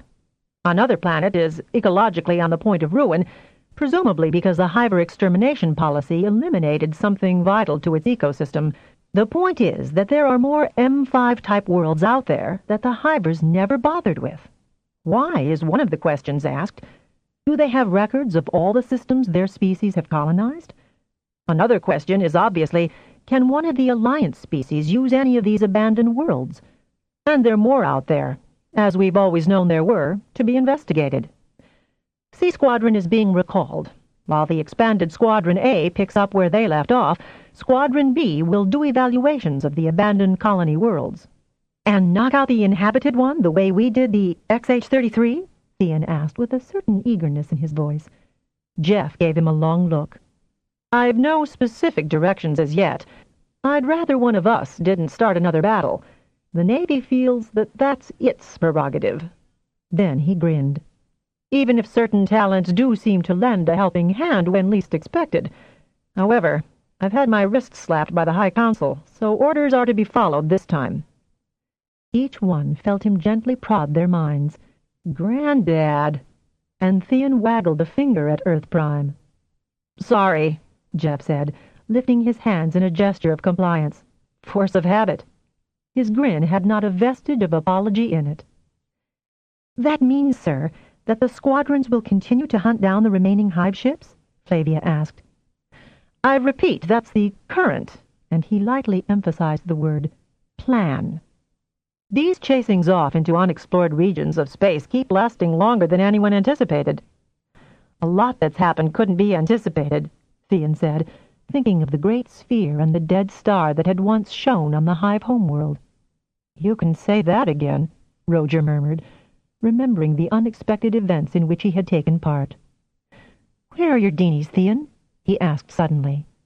Theon shot him a glance, adding a mental touch blended of compassion, affection, pride, and relief that the question had been asked. "Hibernation. They should be out in another week." "Oh. Mur and Dip would like a chance to see you, if that's all right with you, Rog." Theon turned to the Earth Prime. "That is, if Granddad hasn't shipped us off to the different ends of the galaxy." "Not in the next 2 weeks," Jeff said affably. "Your parents have expressed a wish for your company." And his eyes twinkled as his mobile face suggested he couldn't understand why they would. "And you all require leave after running those naval hazards." He turned to Flavia. "My wife and I would be delighted to have you stay with us at Callisto, Flavia. Damia has also extended an invitation to you to return to Origai with the boys, if you would prefer." "Old home week's fun on Origai," Roger said. "Do you ride? We've great ponies and good hunting." At that prospect, Flavia brightened. "I haven't had a decent hunt in ever so long. What sort of game do you go after? I'm afraid that I don't know much about Iota Origai." "Any chance of Laria's getting home leave, too?" Theon asked his grandfather. Jeff smiled and nodded before he folded his hands behind his head, leaning back in his chair at an almost dangerous angle. Relaxing with his young relatives around him was a good way to get perspective on completely different problems. "Give a think to the various assignments, Squadrons A and B, or a dirt-side assignment, or one of the shorter exploratories. Talents don't have to ship out from a dock." He grinned. "Those who want you will welcome you all the more when you do get wherever you choose to go." He set his chair back down on all 4 legs. "I may have to make the final decisions, but your preferences will be taken into consideration. I owe you that much, Talents." Theon and Roger exchanged surprised glances at his deference. In line with that generosity, Jeff Raven persuaded in a manner as near to coercion as he ever came to get the Raven Lions all home at the same time. He got David of Beetlejuice to release his T1 son, Perry, to take charge of Clarf Tower, borrowing Yoshuk from the Seth Tower until Perry became comfortable with the peculiarities of the planet. "Perry hasn't dealt with enough Murdini yet, and he'll need to," Jeff told the Beetlejuice T1. "You won't let him have your damn tower until you're moldy, so he might as well have some variety in his life."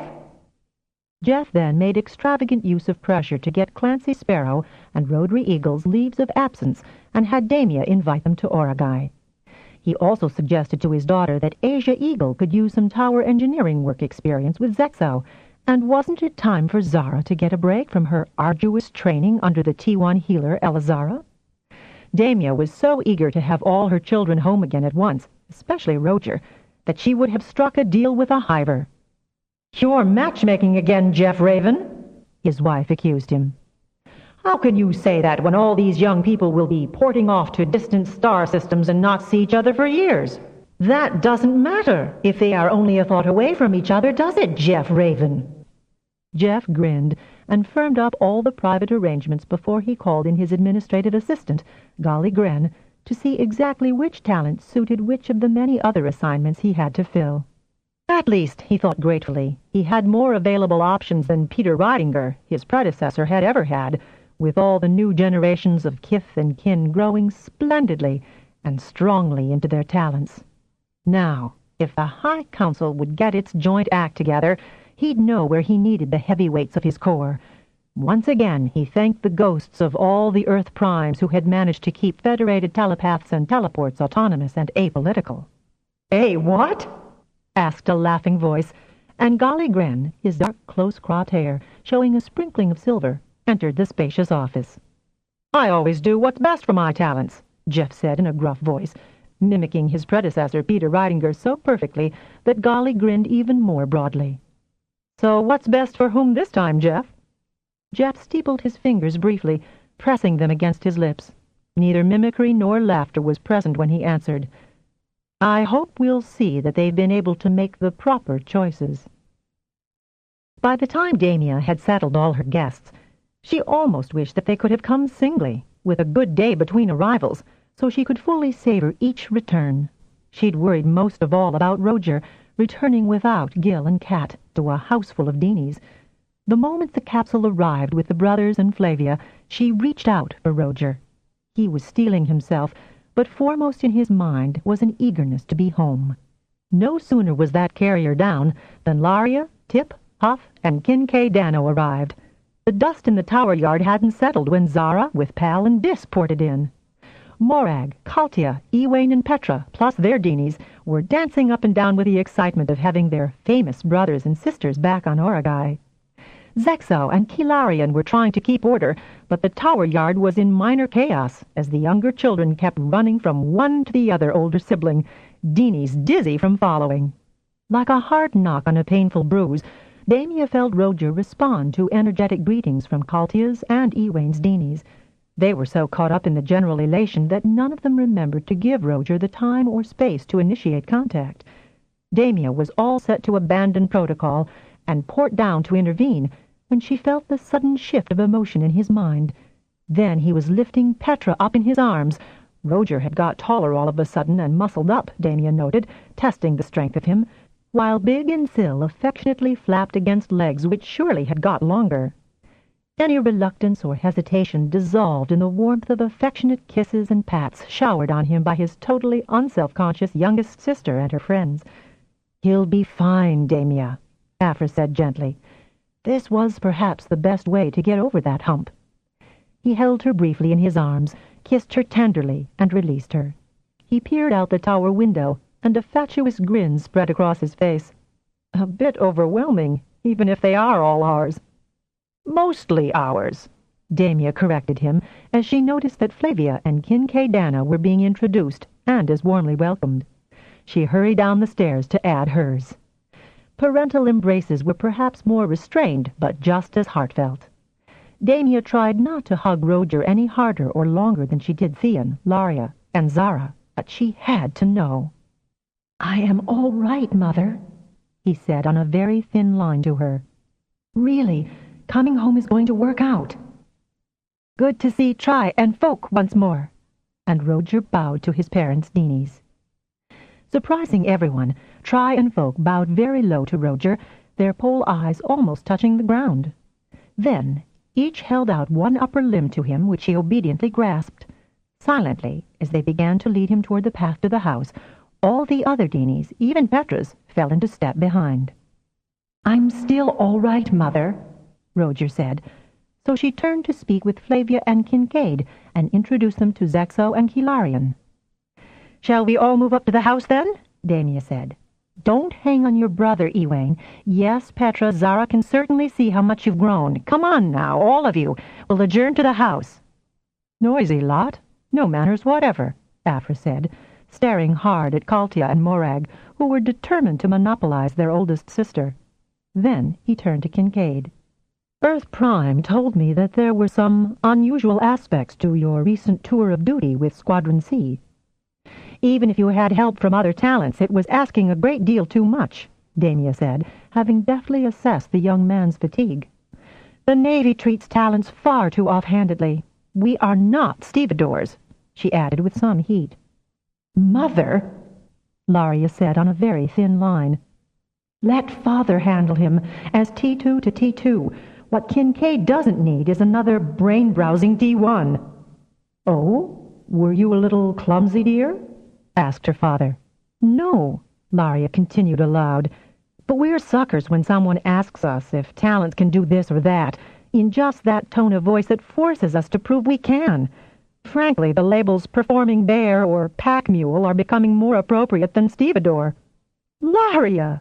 Damia exclaimed, half laughing, half astounded by the comment. Then she frowned, glancing ahead at Roger, being herded, the term came to her mind, toward the house. And she had a compelling urge to run forward, to be with Roger. Then Zara caught her by the arm. I feel it too, Mother, Zara said, but it is not for us to be present.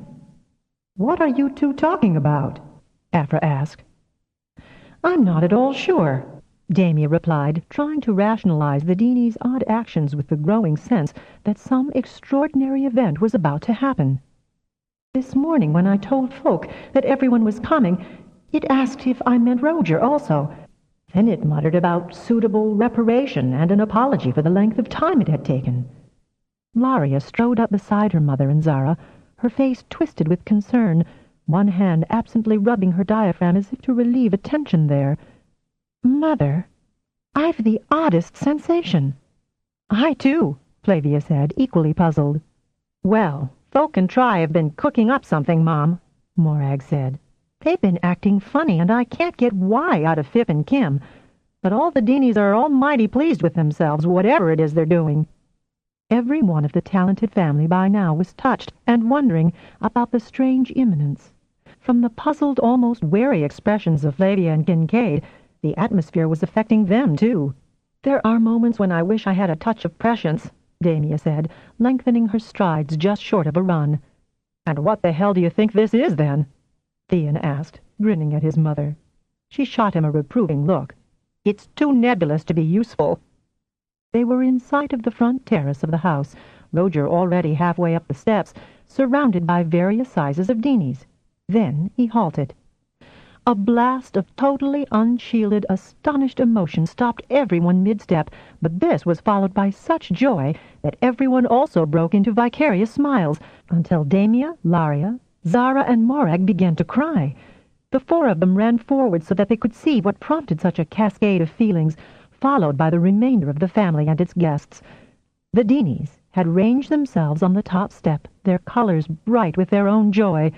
On the porch, Roger was on his knees, his arms about two Deanies, clasping first one, then the other tightly to him, caressing each before snagging them together against him. It's Gil and Cat come back to me! Mother, Dad, everyone! I've got my Deanies back! Young still, but they are Gil and Cat! They are! It took time to sort it all out, even with the full cooperation of Try and Folk, the elder Deanies of the household, and occasional comments from Tip, Huff, Mur, and Dip. No human had ever been allowed into a hibernatory. Although it was understood that this was where Murdini procreation occurred, the process of gestation was not understood. I'm not confident that I do even now, Damia said when Try and Folk had done their best to explain.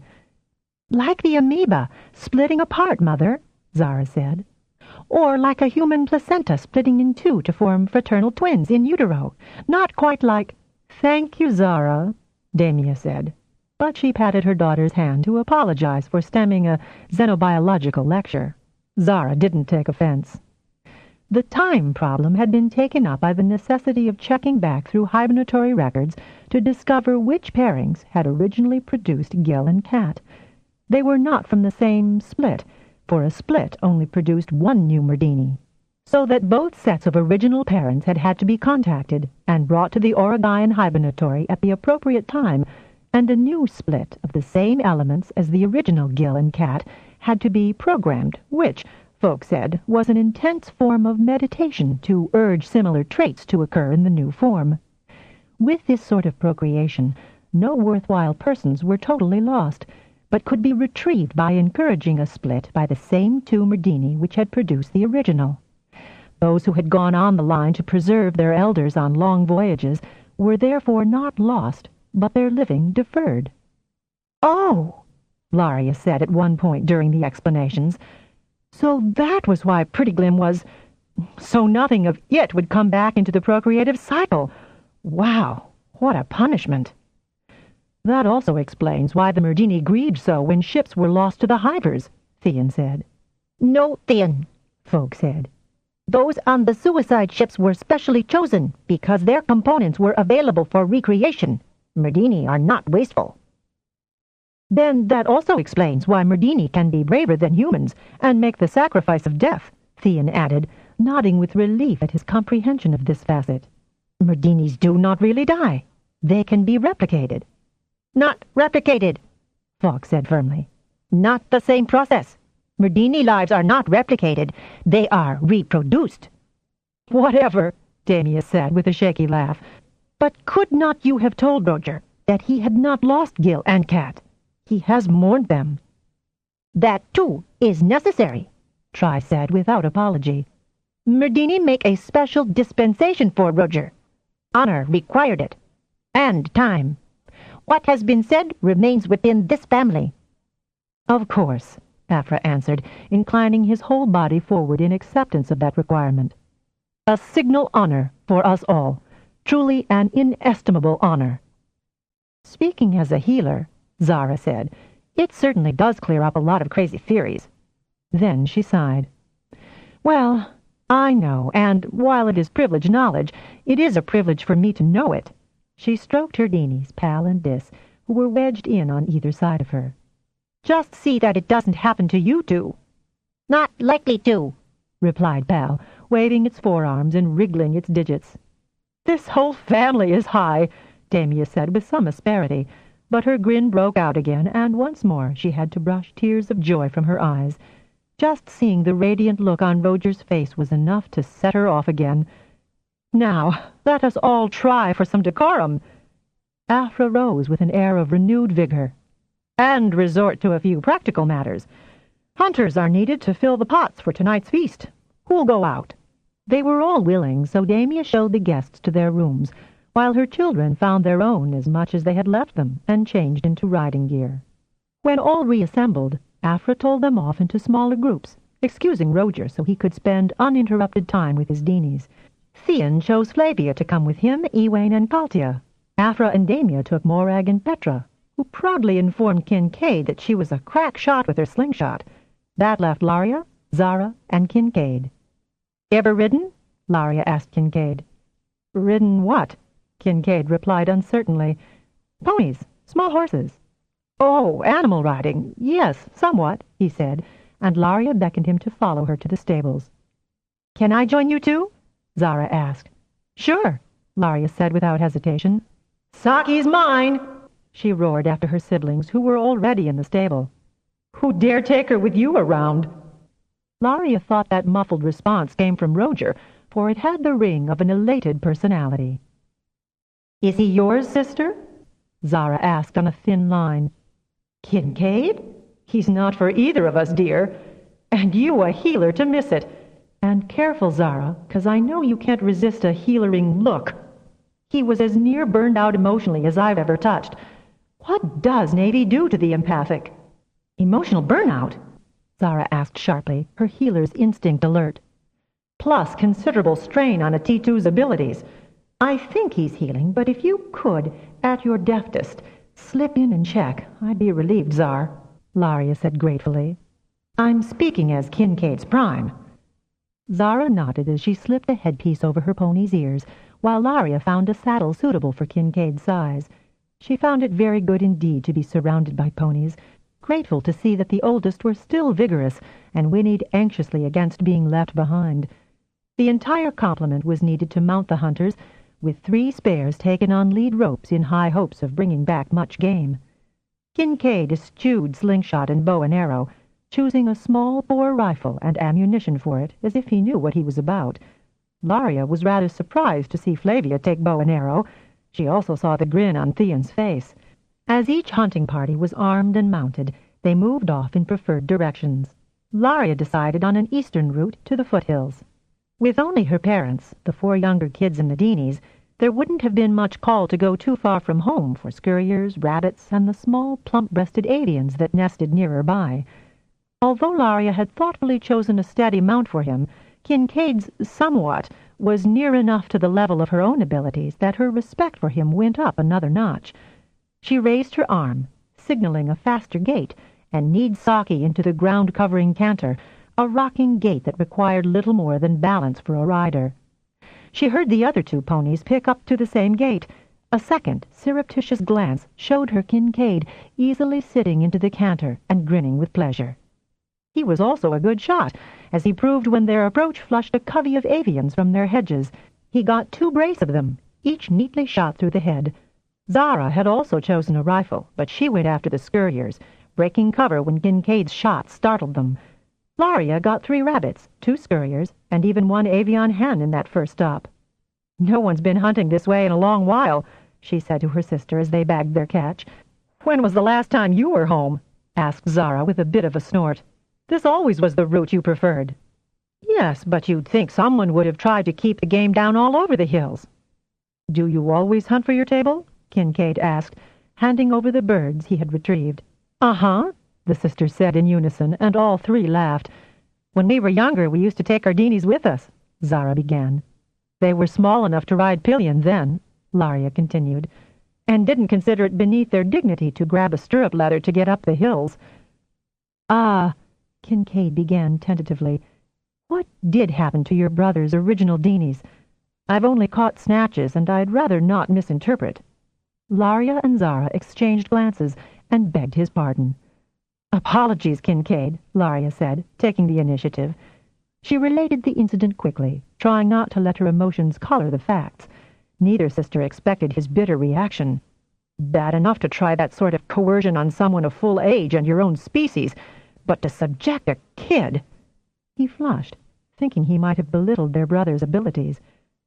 "I admit that I like Clar far more than I thought I would, even in the short time I've been at your tower, Laria, but I haven't changed my mind about naval practices at all."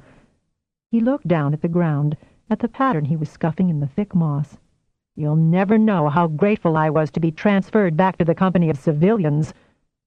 Zara touched Laria's wrist, where the riding glove left her hand bare, and Laria heard the message. "This bears investigation. The problem's festering. I'll do it when he sleeps." "Grateful, are you?" Laria said with a light laugh. "I haven't half-worked you yet, Kincaid.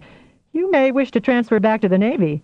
He looked her squarely in the eyes, his jaw set at an obstinate angle. "No, I wouldn't. Not ever." He turned away and, with a respectable vault, was astride his pony. "Have we got a large enough bag?" "Only if you're feeling the saddle," Laria said with a challenging grin. "The hunt's good for him," Zara said tightly. "I'll feel the saddle tomorrow," Kincaid said with a rueful grin, as he kneed his pony forward to follow the nearly overgrown path. "But let's get on with the hunt." The hunt had been so enthusiastically pursued by all participants that Damia decided, as the Deanies helped them dress down the results, that they probably wouldn't need to hunt for the rest of the week. She sent Zara out with Petra and their Deanies to pull vegetables to go with the evening meal, and set Roger and Ewain and their Deanies to dig tubers. With her friends, Laria began to make a dessert while Flavia watched in fascination as Tip and Huff measured ingredients, set out appropriate pots and pans. Theon took Kincaid with Neil and Plus back to the stable to feed and secure the stable-yard creatures. Kincaid enjoyed the chore, having missed working with tamed creatures while on his naval assignment. There turned out to be time enough for a quick swim before dinner, and there was more aquatic rough stuff than energetic laps of the large pool. By dinner, Roger's joy had settled to a glow, and the new Gill and Cat had acquired enough orientation between his efforts and those of the other Deanies to appear quite comfortable at the large table. If at first they were clumsy with unfamiliar utensils, they learned with amazing speed and obviously enjoyed the meal. Leaving children and guests to clear the table and cleanse the dishes, Damia and Aphra settled in the lounge to have a quiet liqueur, watch the sun set over the sea, and get a few words with their Deanies. "Tell us, please," Damia asked Try and Folk, "how mature are the new Cat and Gill?" "Older than the first because the immature would not be able to accompany Roger usefully." "Can you tell us how this was accomplished? We do not pry." Damia left the thought hanging. Folk resettled itself right next to Damia, laying one upper hand on her arm, stroking its head against her shoulder. "Damia is too good a friend to pry. It was part of meditation that these be more mature. This requires very careful attention to details not usually refined so early. Half-grown Cat and Gill are but not more grown than can absorb necessary data, now that Roger is older too." "Do you know how much this means to us as well as Roger?" Damia said, and although she knew perfectly well there wasn't an ounce of telepathy in Merdini's, she exuded gratitude, and knew that Aphra was too. "We know. All Merdini know. The regret is that time had to go so slowly for Roger. Success had to be achieved, or disappointment would mar Roger for all time. Yes, Aphra said slowly. To have raised his hopes prematurely would have caused much more pain. You were wise. Yes, we were very wise, Try said, with such a smug tone in its voice that both Damia and Aphra burst out laughing at its uncharacteristic arrogance. Then the chores were finished, and Damia and Aphra joined by children, guests, and beanies. It made for rather a full room, but a very happy one. The next day, to shake out of the kinks caused by riding after a long absence from the sport, Theon, Laria, Zara, and the two guests took an easy hack to another part of the foothills. Roger grinned at their stiffness, for he'd been riding regularly on Deneb, and he had other plans for his day. Afterwards, Theon and Laria gave Flavia and Kincaid a tour of Oragai City, the Dini village where they caught a fleeting glimpse of Roger, Cat, and Gil making a formal call on the inhabitants. "Will Roger know who—" Laria couldn't resist asking Tip. "Never know. We don't. We know it was done. That is enough." "Well, you would ask," Theon said when he saw the chagrined look on his sister's face from the brusque reply. "There was no harm in asking," she said with a sniff. "Otherwise, how would I know that there is a limit to the knowledge they have of the process? They aren't offended." "No, they're not. They know us too well for that."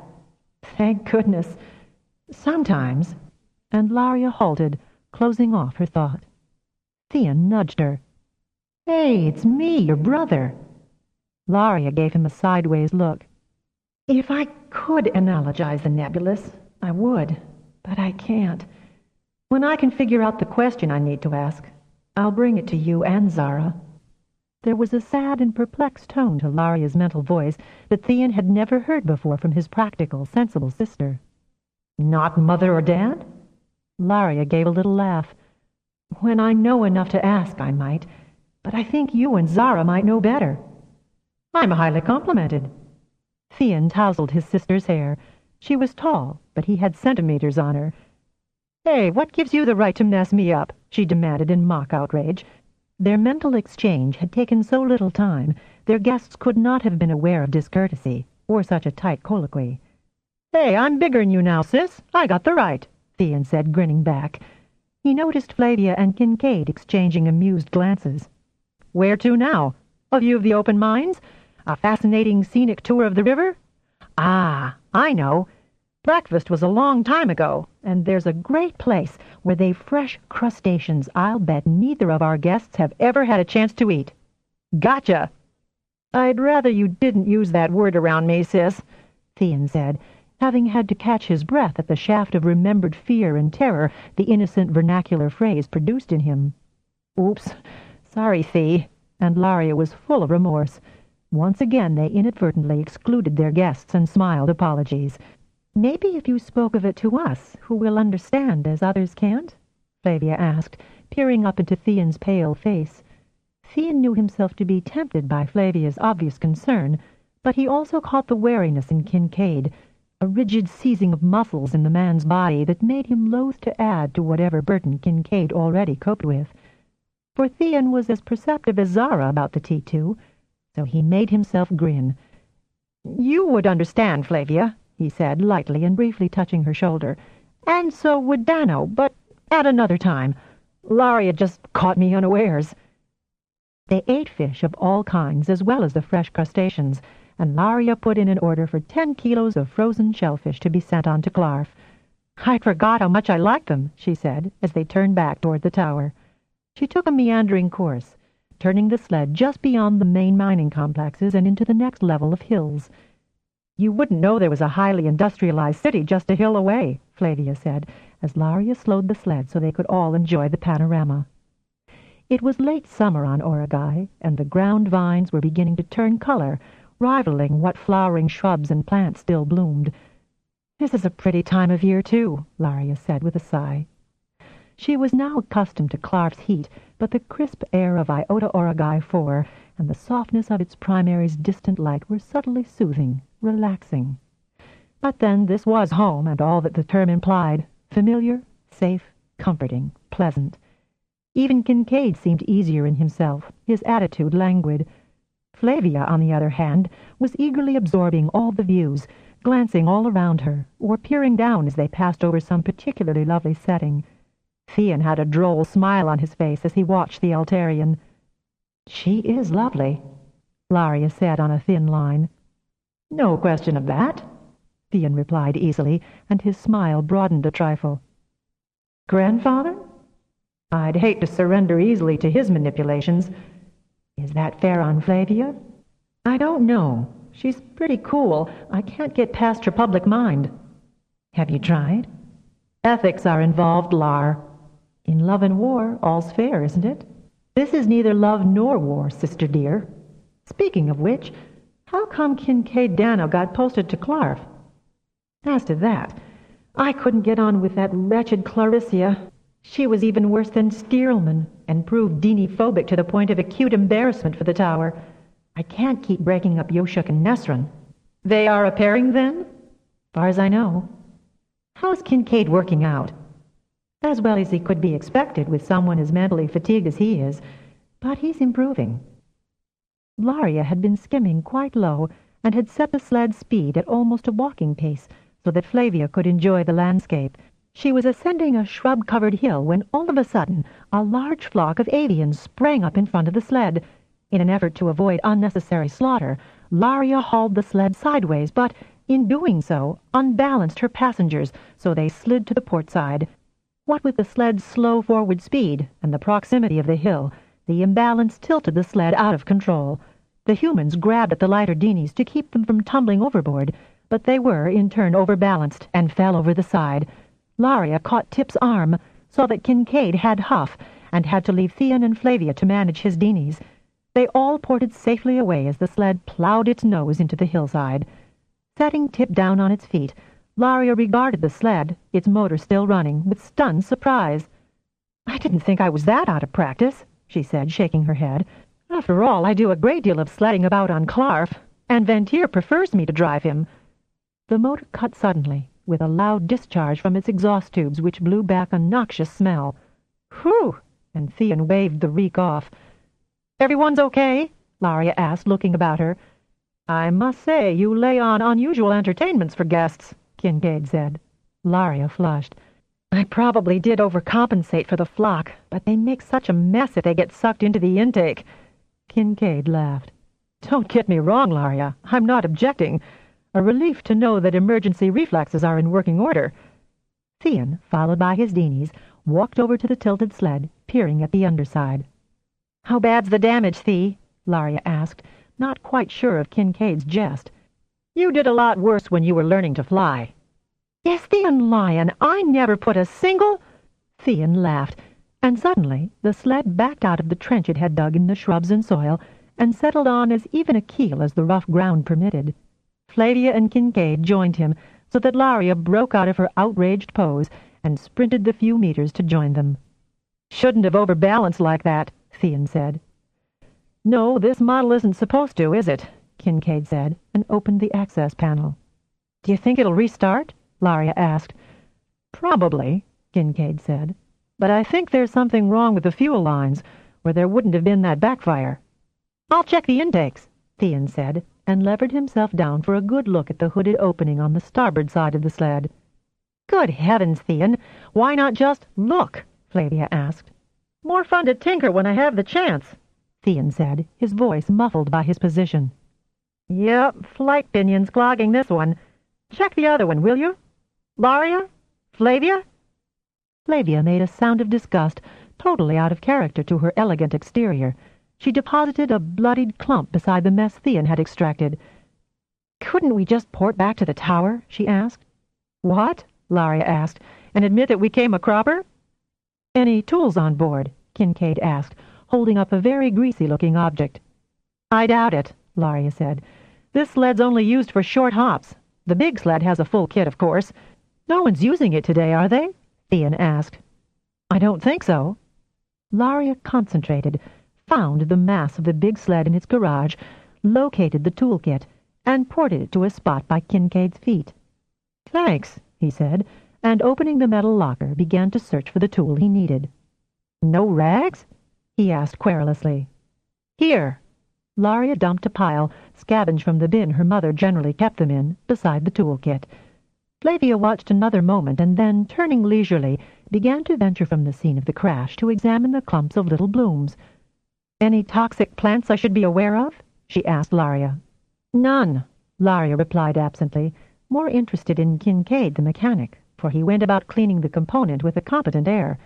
Theon cleared all the intake openings. "That's done, but I don't think that was the whole problem. Zexo usually keeps this serviced," he said with a frown. "Zexo usually does, but we don't know when he did it last, and Mother said Morag's allowed to drive now." "Hey, that's not fair!" Theon cried with mock indignation. "We were at least 15 before we were allowed, and she's only 13. Laria grinned at her brother. "I suspect they may miss us, and have had to revise a few directives now they're down on staff. Besides, Morag's capable." "I think we have to get to the fuel injection and clear the line," Kincaid said. "That's underneath," Laria said, pointing to the bottom of the sled. "No problem." The two men said it simultaneously, grinned at each other, and the sled slowly rose to a suitable height to allow them to work easily on its underside. She could see Flavia off in the distance, picking wildflowers, occasionally holding a bloom up for inspection and smelling it for scent. Not many had any aroma, but none that Laria could see in the immediate area were the stinkweeds, which had a reek that could linger in the nasal passages for days. "I'll hold the sled up if that'll free you up to do the nitty-gritty," she offered, leaning comfortably against a boulder. "Van Tier says that helps him no end." "Oh, well," Theon said in reply to her offer, "if you want to feel part of the team." She took over the lift, and the men removed the bolts holding the panel, slipping it to one side where it hovered as a receptacle for the pieces they began to remove to get at the line. "Can't you just see into it, Theon?" Laria asked. "You've spent the last couple of weeks looking inside pipes and conduits, haven't you?" "Not quite the same thing, Laria," Theon said with an obvious exercise of patience. "This is hands-on stuff." "Ah!" Kincaid had given a moderate tug to a hose, and it had not only come away in his hand, but disintegrated. "I didn't pull that hard," he said in surprise, looking at the mess and the fuel that spilled down his hand. "But that's the faulty part," Theon said. "Completely perished. Where does Zexo keep his spares, Laria? Can you remember?" "I couldn't, but Roach would know." Theon grimaced. "I'd hate to interrupt him." "Well, it's that or admit to Zexo we crashed," Laria said. "What's wrong with that?" asked Flavia, returning. Then she began to laugh. "Zexo's a T8. You could be in and out of his mind before he knew you were there." Laria and Theon exchanged thoughtful looks, and then began to grin at each other. Theon chuckled and scratched his cheek with a dirty finger. "Old habits surface when you least expect them." "You're not that old, Theon," Flavia remarked, thoroughly amused. Holding the damaged hose line by each end, Theon could be seen to concentrate on it briefly. Then a second length of similar but brand-new hose appeared. Laria cheered, then said ruefully, "I suppose it'll be my job to tell Zexo who messed up his inventory." "Leave him a docket. That keeps everything in order." The sled was quickly repaired. Kincaid even straightened the ding in the prow. While we're about general repairs. They were all in good spirits on the way back, Laria giving Theon the drive, since she wanted to name the blooms in Flavia's bouquet of wild flowers. The first week passed very quickly in all kinds of leisure pursuits that the talented enjoyed as ordinary people. Laria and Kincaid went to the mixed school the younger Lyons attended to speak to both human and Merdini students about working on Clarf. Although Kincaid begged off, Theon and Roger were also in demand in secondary-level classes, describing their adventures with the two squadrons. With his Deanies back, Roger had no trouble taking part with discreet evasions. Afterwards, they told the dinner table that they might have made the service seem a bit too adventurous for some of the young people. "Navy is actively recruiting," Afra said. "It's a good career if they don't fancy staying on here." Damia smiled fatuously at her mate, knowing the experiences with his own family which had generated such tolerance. What he did not ask his sons was if they had decided which duty they would take on their return to work. Flavia was included in an evening appearance when the exploration of the Hive ship was discussed with miners and engineers of both species, eager to have first-hand information on the matter. They also wanted to know if the great new long-cruise Nebula-class ship had been completed. Theon wasn't sure, but said he suspected it would soon be launched. Its bulk had been noticeable in the working orbit it maintained about the Phobos moon base. No launch date had been mentioned, and the disappointment of the men who had supplied the metals to build it was palpable. "Is it because this planet is so new?" Flavia asked Damia on the way back to the Lyon home, "that everyone seems so relaxed with their talents?" Damia had to think about her answer.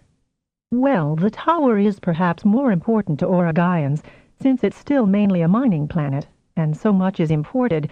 Also, even when I was here by myself, before my marriage to Afra, I was always accessible. Our children have grown up with their children. Mine always ran wild on their ponies, their Deenies with ours."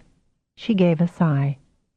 "I'll be sorry to see Oragai spreading out and losing the closeness we've so enjoyed." "I'm lucky I've had the chance to see it," Flavia said, her tone envious. Damia laid a light finger on Flavia's arm. "You would be welcome here any time." "That is very kind of you." Flavia ducked her head so that her expression was obscured. "Don't," Afra said sternly to his wife. "Really, Afra, as if I'd ignore protocol with someone we barely know. Someone I think you'd like to know better." She could hear the teasing in his mental tone. "Kincaid has shown more interest in her than Theon." "Kincaid is not interested in women, Damia. Or hadn't you caught that?" Damia managed not to gasp in surprise. She was rarely caught out. "And Laria! She twigged that the day he arrived, but she likes him very much. That friendship already means a lot to him." "I must say the choice astonishes me. Surely Dad knew that about him?" "Of course he did. But Kincaid's worth salvaging, and Laurie is so stable that she'd do that and give him a breathing space. Kincaid has more need of a real friend than a lover, and she'd have the support personality she needs. She also needs a man of her own." Damia's tone was adamant. "She's only 22, dear heart. I'd had her and Theon by her age." "She has an entirely different personality, darling." And Afra's tone was teasing again. "And your needs do not match. Now our Zara, who has also tagged Kincaid quite accurately, says he was in the midst of a destructive three-sided relationship that added more stress to a difficult enough assignment. He can relax at Clarf and heal all the injured parts. Laria has her own soothing effect on people, which is why Jeff tried such difficult ones as Stearlman and Clarissa at Clarf." "Tried?" Damia shot a flash of anger at her father's manipulative ploys. Afra laughed. "I think your father understands and appreciates Laria far more than even we do. Laria has her own soothing effect on people, which is why Jeff tried such difficult ones as Stearlman and Clarissa at Clarf." "Tried?" Damia shot a flash of anger at her father's manipulative ploys. Afra laughed. "I think your father understands and appreciates Laria far more than even we do." That remark both annoyed and mollified Damia. "So how long must Laria wait to fulfill herself?" she asked with some traces of indignation. "I have a suspicion that Laria only needs to look a little closer to those she already knows." "Yoshuk?" "Van Deer." "Really?" "I'm guessing, but you'll have noticed how often his name came up." Damia thought about that on and off during the evening. She hadn't met the Clarf Tower engineer, although she would have preferred a higher talent than 6 for Laria, but that hadn't apparently all that much to do with inheriting the genes that produce T1s in totally unexpected families. Like Flavia. Like the Rowan and Jeff Raven, for that matter. The second week, T2 Clancy Sparrow, Lieutenant Senior Grade Rhodri Eagle, and his youngest sister Asia, the recently graduated honors engineer, arrived. None of them had been as far out as Iota Oragai, even though they laughingly claimed Deneb 4 was almost as remote in its quadrant of the inhabited galaxy. Vadi, once the bane of the young Raven Lion's adolescence, had improved beyond belief. Clancy, having so recently worked with Theon, Roger, and Flavia, eased himself into the household and asked permission to do some hunting if that was all right. Instantly he had Morag, Kaltia, and Ewain begging their parents to be his guide. Permission was granted, and the 3 younger Raven Lions swept their cousin to the stables. Despite all the efforts of Damia, Laria, and Afra to welcome and reassure Asia, she was stiff with uncertainty and so afraid to say or do something wrong. She didn't even complain when half the household slithers decided to investigate her slender body where she sat, rigid on the stool on which she had seated herself, eschewing a large number of more comfortable empty chairs. Petra regarded Asia for a moment, and then briskly walked up to her and unwound all the slithers. "Next time, say that you don't like winding things crawling all over you," Petra said, rather disgusted that anyone would put up with such inconvenience. She ignored Asia's deep crimson blushing and, cocking her head, said, "Do you mind cats?" "Oh, no," Asia hastily said. "That's a relief. What about darbles?" Asia gulped. "What are darbles?" she asked in such a low, meek voice that Petra gawked at her for a moment before summoning one of the canine-like creatures. "Oh, they're not bad either," Asia said hastily, apparently trying to redeem herself in Petra's eyes for being so silly about the slithers.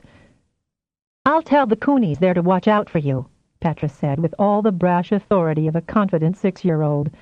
As she went off to do just that, she said to her parents, "Someone here ought to do something positive about this Asia girl. She doesn't know how to complain properly. The first talent I've ever met with that problem." "Petra's right.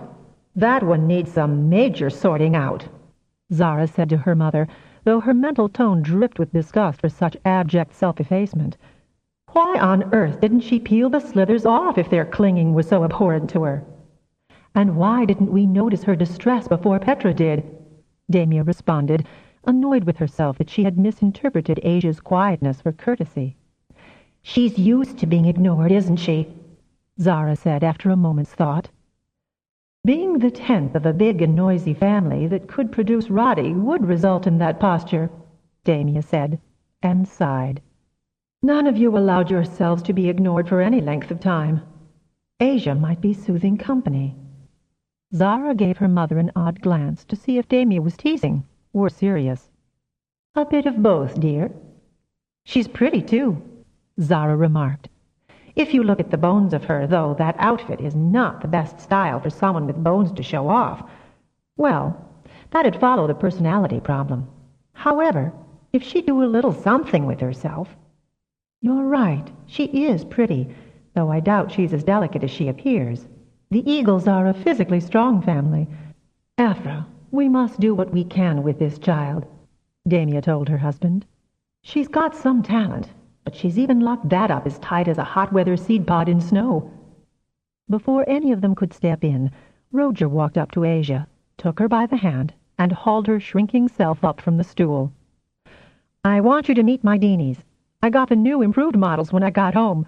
Since you're here to learn a few things from Zexo, I'll just take you along and do the introductions. You'll like Zexo," Roger said as he hauled his reluctant victim beside him. "Come on now, Asia. I don't want to hear a single moan of, 'Oh, I can't do this,' out of you. Do you hear me?" "Stay out of this, Zara. Asia's mine." And as he left the room with the girl, he shot a stern warning at his sister over Asia's head, and a second one at his mother. "I know you two ladies too well. You keep away."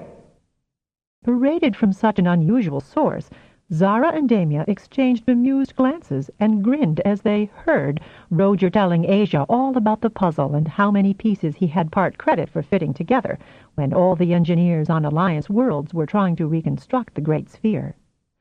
Of course, that was before we all snitched refugee out from under the Hivers' noses. "Is our Roger smitten?" Afra asked quietly of his womenfolk. "I'm not quite sure," Damia replied. "Well on the way to it, if you ask me," Zara said with a knowing sniff. "Deciding to protect someone who appears defenseless can lead to meaningful relationship, provided, of course, it doesn't lead to an unsuitable overprotectiveness that inhibits the less confident party." Damia grinned at her suddenly authoritative young daughter, who was only just in control of her own hormones and burgeoning womanliness. "And don't even think like that about me, Mother," Zara said with some asperity. "I've learned a great deal, a very great deal, from Elazara and Isthia in the past 3 years. I'm qualified on first-level psychotherapy, and Asia's problem is not that complex." "Leave Asia alone. She doesn't need 2 more mothers," came Roger's acid rejoinder. "Do as he says," Afra suggested, casting a mildly stern glance at his wife and daughter. Rodri had changed into a very elegant leisure suit, remarking that it was a relief to be out of uniform as he passed his host and hostess. He took Zara by the arm and insinuated them both neatly into the group, comprised of Flavia, Laria, Theon, and Kilarian, the tower expediter. Later it was he who suggested they roll up the rugs and dance. If he danced more with Flavia than the Lyon girls, he also danced 3 times with Damia, 2 slow dances with Asia, 1 each with Morag and Kaltia, and a boisterous polka with Petra, a dance which he insisted was well within the scope of the Deanies, and shortly had them cavorting as wildly as he and Petra. "And he's Asia's older brother?" was Zara's enigmatic comment. "People come in all shapes and forms," Afra said, even mentally breathless from his exertions with Damia as his polka partner. Then he smiled broadly at Petra's prim curtsy when Roger took her hand for a waltz, the next dance on the tape of assorted musics. "Was or was not Petra porting half the time Rodri was flinging her about?" Damia asked, mopping her perspiring face with one hand while she worked a fan with the other. "I doubt it. She's as agile as a slither anyhow." Afra sank to one of the chairs pulled to the side of the large room and poured himself a long, cool drink of water. There were all kinds of wines, beers, and assorted spirits set out on the refreshment table.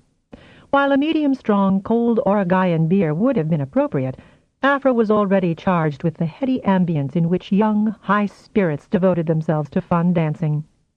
Asia was not allowed to sit by herself. Either Roger or Zexo, who had suddenly presented himself for the family evening, he was more often involved with ailing mechanical objects, sat or danced with her. Apparently she didn't like the more exuberant dances, and that preference was catered to. But if she sat a dance out, Roger, Zexo, and one of the Coonies, to keep the slithers away, so Petra had informed him, were with her. Afra would have been delighted to dance with her, for he, too, deplored her lack of self-esteem and confidence. He also had the thought that the rambunctiousness of his family might be too overpowering for her, being similar to what she contended with in her own home. He would have danced with her, as he had with Flavia, Damia, and each of his daughters, but she reacted so negatively to his approach that he pretended to be winded and sat down beside her, emanating as much reassurance and kindliness as he could without her awareness. But she was closed down too tightly even for his gentle pervasions. The next morning he and Damia attended to their tower duties, though Kilarian moved carefully and admitted to aching muscles from so much dancing.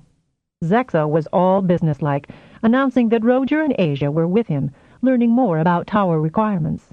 Teleportations and telepathic messages were both light, so that the tower could be put on call, and its resident talents returned to the house to find a sleepy Clancy being fed by Morag and her Deanies.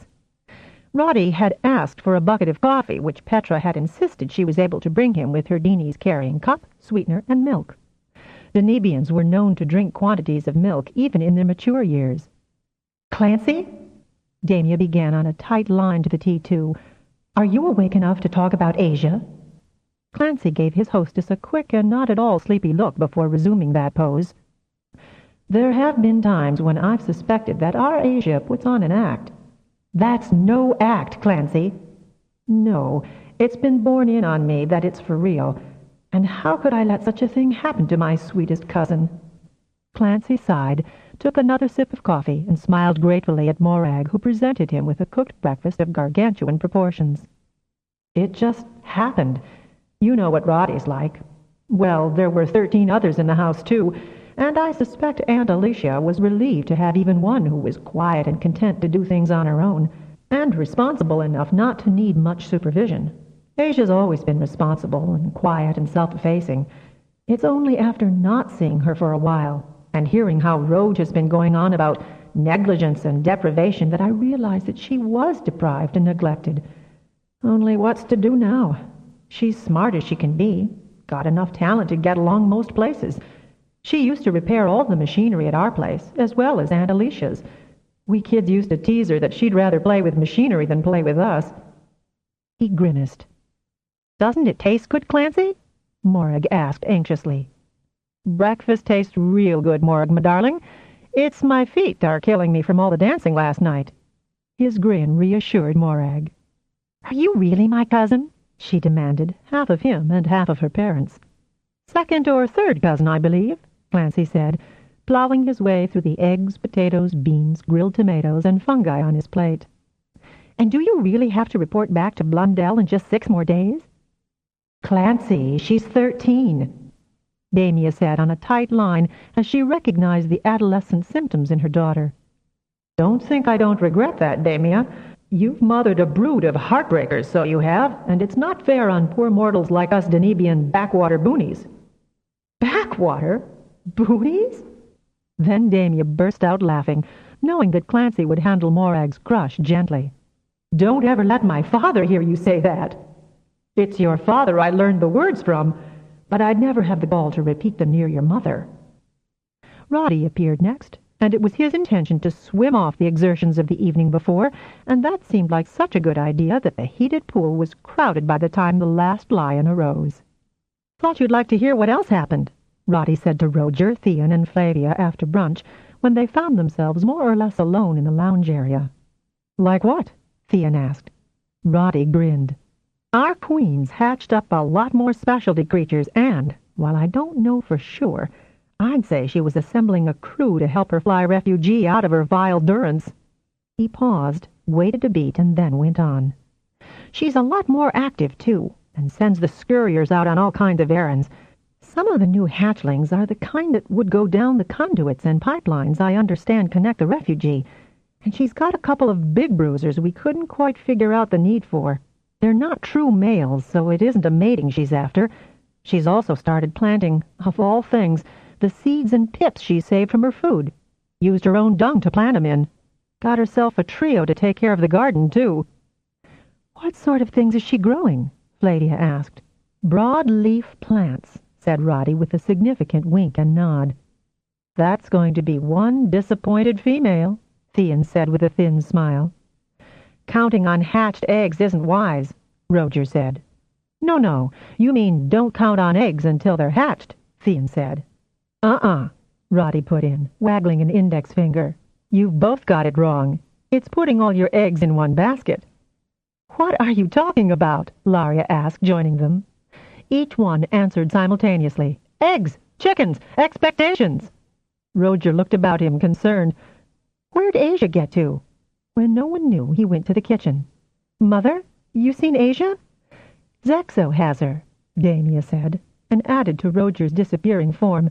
She is here to learn power engineering, you know. Chapter 6. The last day of their holiday, Roger, Theon, and Flavia were asked to attend the tower for a conference with Earth Prime.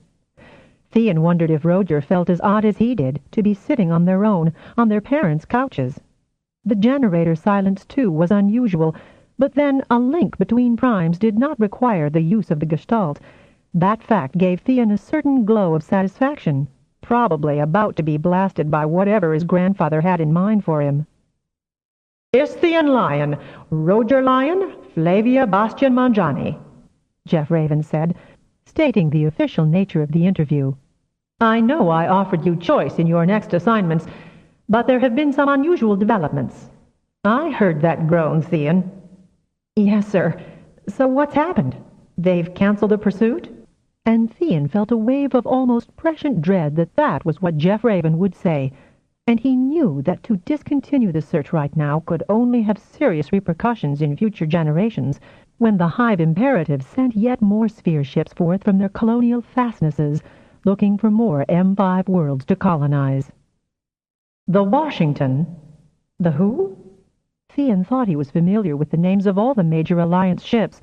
Roger raised eyebrows and shoulders, puzzled too. The Washington is the Nebula-class battle wagon that the Alliance has built, mainly from Auragayan metals, I might add, Jeff replied with a droll tone to his voice. And that's not yet to be public knowledge. As I was saying, the Washington has been assigned as flagship with an escort of 6 Galaxy-class and 4 destroyers, all armed with the new Hive hull-piercing missiles. There are 2 more spheres to be tracked down. Jeff paused, allowing his listeners to absorb that. Then there's a second expedition, equally as important to the High Council, by the way, as the Washington's mission, to explore and evaluate the M5-class worlds which the Hivers bypassed, and any more that are identified. Squadron B's got a 5-year mission and has been assigned an additional lightweight destroyer craft. The Genesee's got a new captain. There's a completely new complement on the ASKTTS, and Captain Brakowski of the Peking, plus whoever's sitting in the captain's chairs of the smaller craft. Wow, Roger said. Sir, I'm ready to go to the Washington if they'll have me, Theon said with quiet reserve. Have you, Theon lad? You're top of the list. Ashiant's been bumped up to command the Washington. Told that paper asshole of a base commandant that Ashiant had asked particularly for you.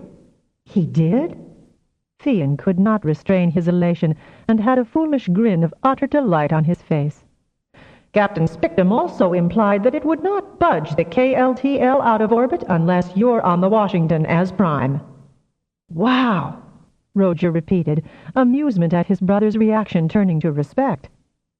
I hope you can think of something more than, wow, Roger, when I inform you that you are also to be a part of the prime team on the Washington. Me, sir? After... That's better. Yes, you, sir. Your conduct during the KTTS incident met with approval in many Dini quarters. And then there's the expertise you displayed during the debriefing of Operation Illuminate. After that? Roger's eyes went so wide that Flavia grinned at his astonishment. I told you did well, and you didn't believe me. Quiet, Flavia. I'm getting to your appointment. Let me add here, Primes, that I never expected FD&T would have to supply naval ships with personnel. But the distances covered and the lengths of these current voyages, as well as the need to maintain close contact, require the services only Primes can offer the Navy. You will not be under naval authority, and I have specified that a Prime on a Navy ship has rank equal to the ship's captain. We do? Roger was delighted at that. Don't let it go to your head, Roge, Theon said aloud. I won't, but it's nice to know. They all heard a chuckle from Earth Prime. I didn't get as much argument as I thought I might. And I expect you lot to be cognizant of the fact that you are to conduct yourselves at all times with the same probity and discretion a captain uses. Yes, sir. Even Flavia's reply was suitably ingratiating. I'm assigning the pursuit squadron 2 primes, because I am never going to leave my people open to the problems that you boys both faced. Bearing on that problem and preventing any sort of a repetition, I want you to give me the names of support personnel, talents by preference, whom you would like to have, either overtly or covertly, on your staff. There is always the possibility that you might have to mobilize additional support. Lieutenant Commander Senna Ronnie Clue, Theon said immediately. Clancy Sparrow, Roger said at the same time. Lieutenant Allison Ann Greevy from the Vadim, Theon added. Good choices, all 3, especially Greevy, Theon. Or had you heard that she's been taking extracurricular training in Dini diseases and problems, and she was to be transferred to the Washington in any case? The Washington will have a mixed crew. Theon had had only the briefest note from Gravy, in which he had said she was okay and busy, hoped he was both. He was inordinately pleased that she had the initiative to extend her abilities. He'd have to tell her that, while he had kept his promise, she'd outmaneuvered him. He looked forward even more now to being on the same ship with her again. I may send along some others who would have various duties, but they will make themselves known to you. Theon, as the elder, you are nominally in charge, but I believe that you 2 brothers work well together anyhow, so I anticipate... And Jeff paused just briefly to emphasize his point. No discord. Now, Flavia, I would like you to undertake the leadership of talents in the exploration squadron. I know you have been in several towers, so you might know the specialist you'd like to have with you. I'll do my best to reassign them to you for this mission, if they're willing. Tower experience would be helpful, but talents in biology, engineering, and sociological fields would augment the specialists already slated to join that expedition. I'd like Zara, Asia, and... You'd like Zara and Asia?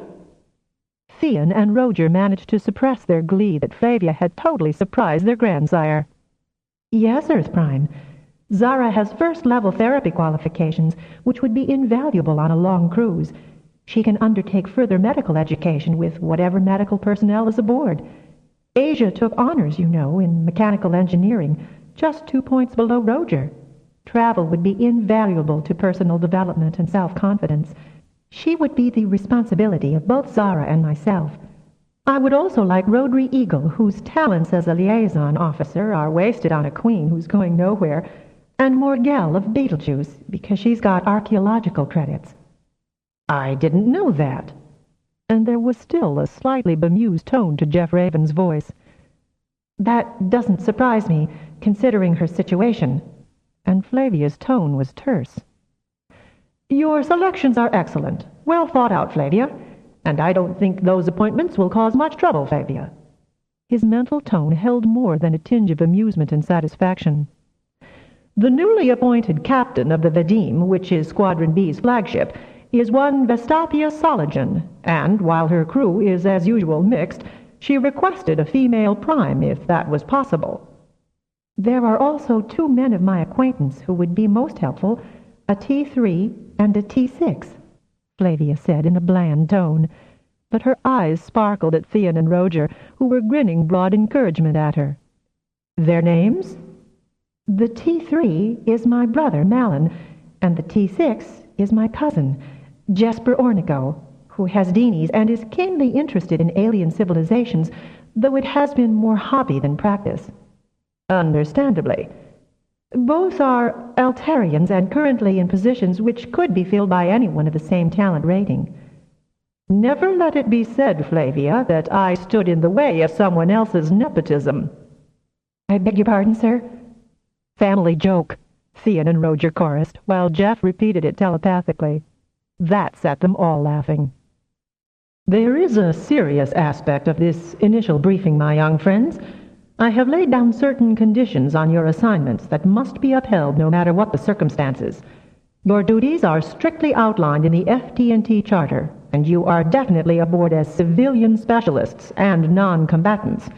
With the possible exception of launching the sort of surveillance probes Roger used on XH-33, you may give no more assistance than that to any explorations or contact, no matter what the provocation, up to and including the saving of lives. Any projects beyond the ordinary dispatch of your duties must be discussed with me, and I will answer the commanders involved. You may not like it, but you will preserve your own skins first, although, as Theon was once instructed, you will do your best to rescue whichever other essential personnel are designated by the captains. The Navy is supposed to be able to fend for itself. Flavia, all your talents are to be escorted at all times while on a planetary surface. Special suiting has been developed for talents that might reduce the sting bzz to proximity to Hive artifacts, and I hope the material proves effective. A final caution.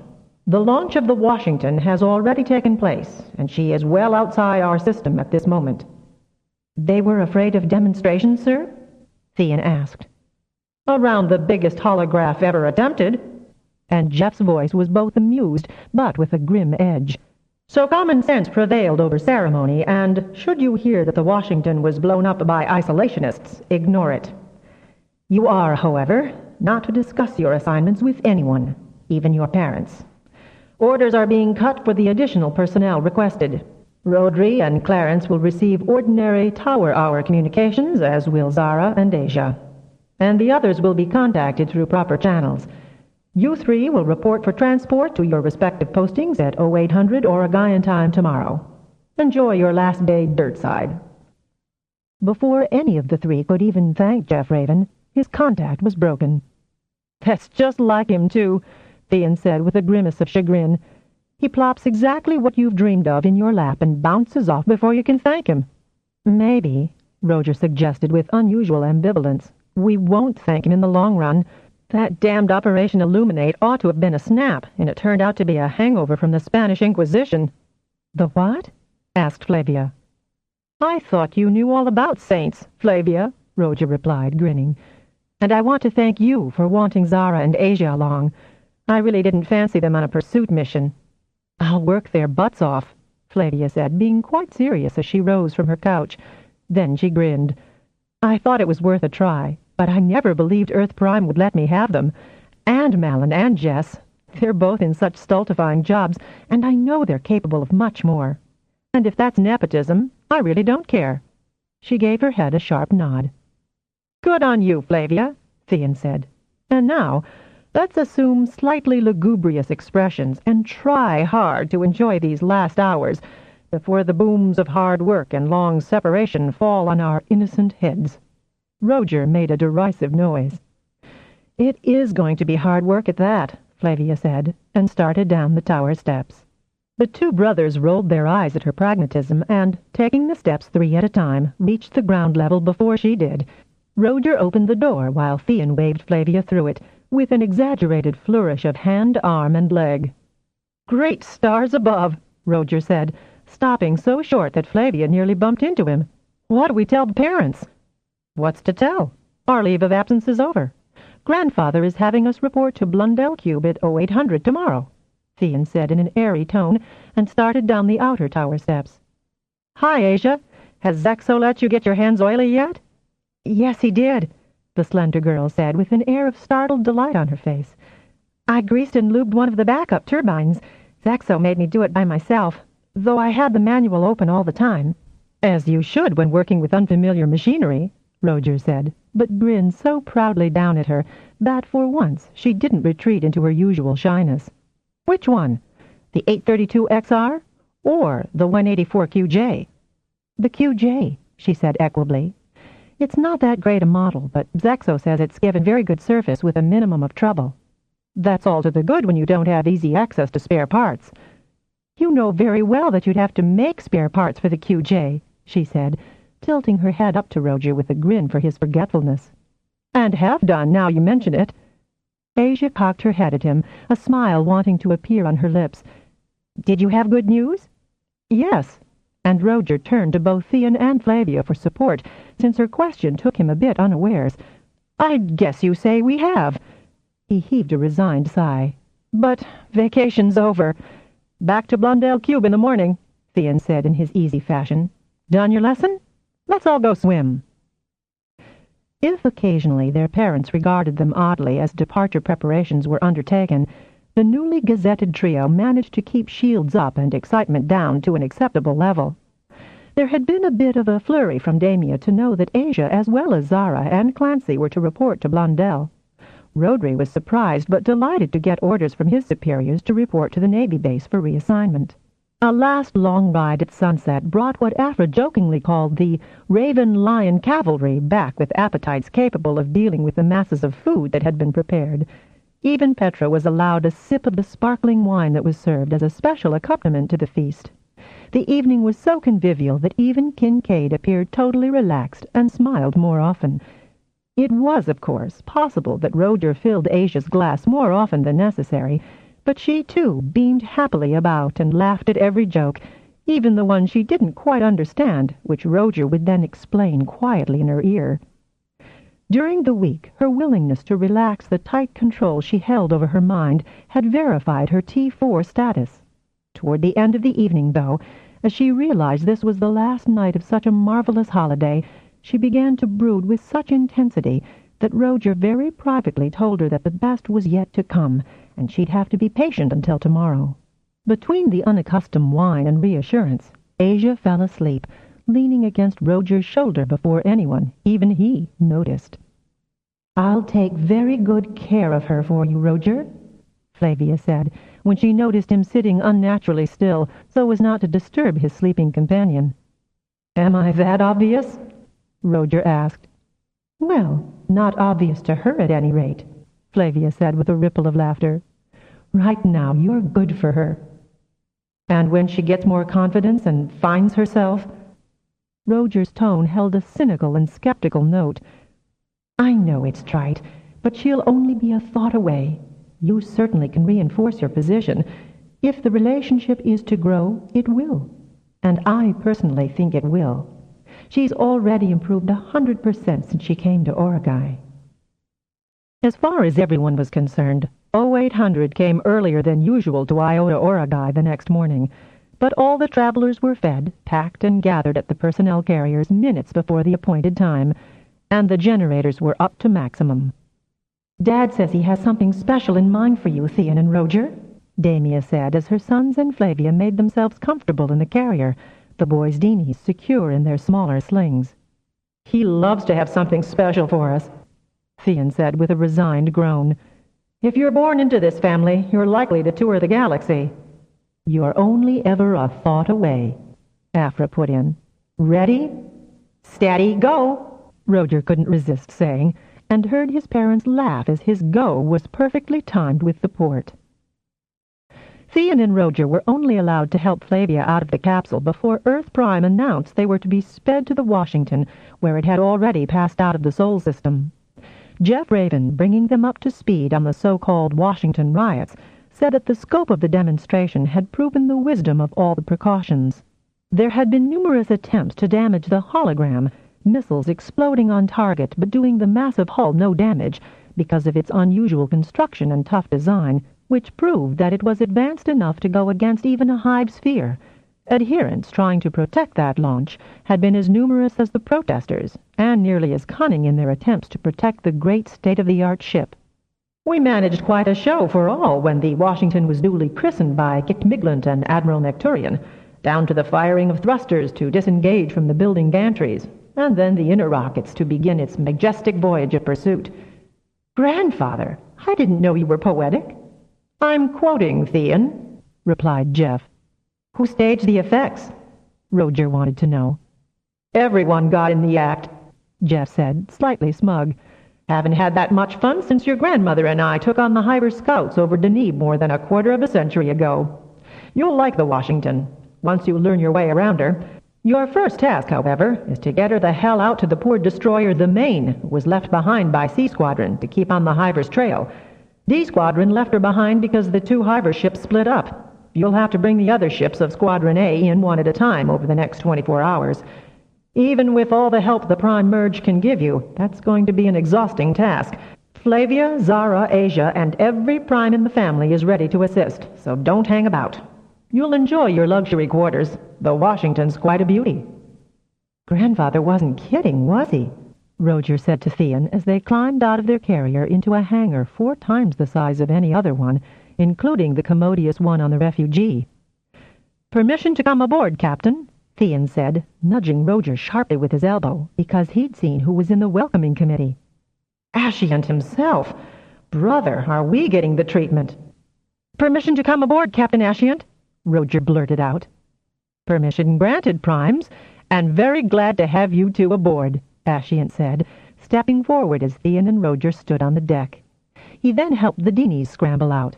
"The rest of your team is reported on its way, so we can get the Washington," and there was great satisfaction and pride in Ashiant's voice as he named his new command, "out to where she's supposed to be most effective."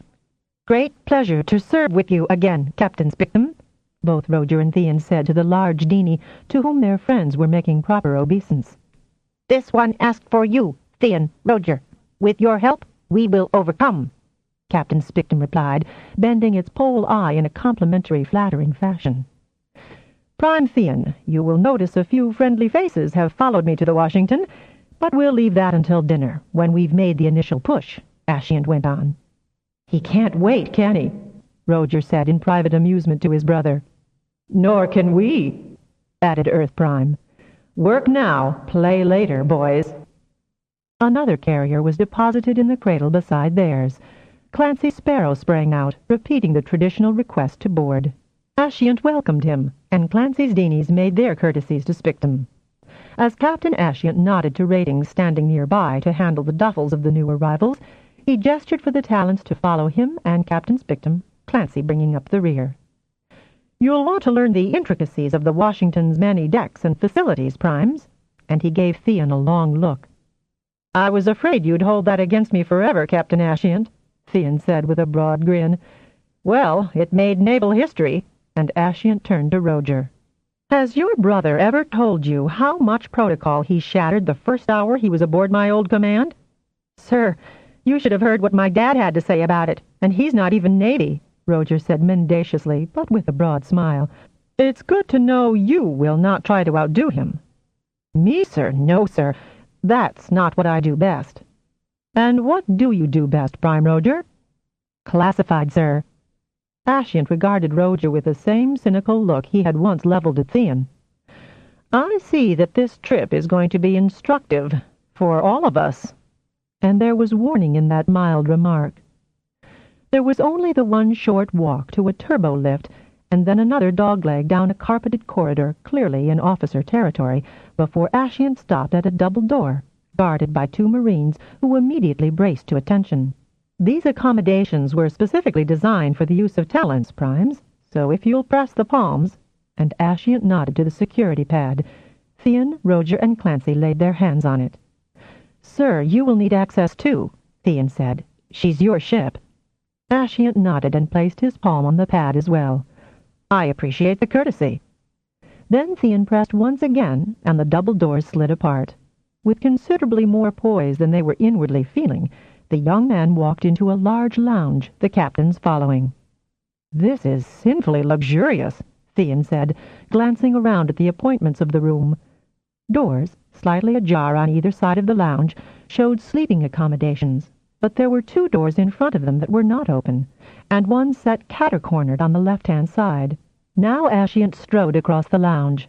This, and he opened it with a palm pressed to the door's pad, is your Washington Tower, if you will, and this, he opened the second room, a ready room, while that, and now he pointed to the catter-cornered one, is the access corridor to the bridge, so you're right on top of everything.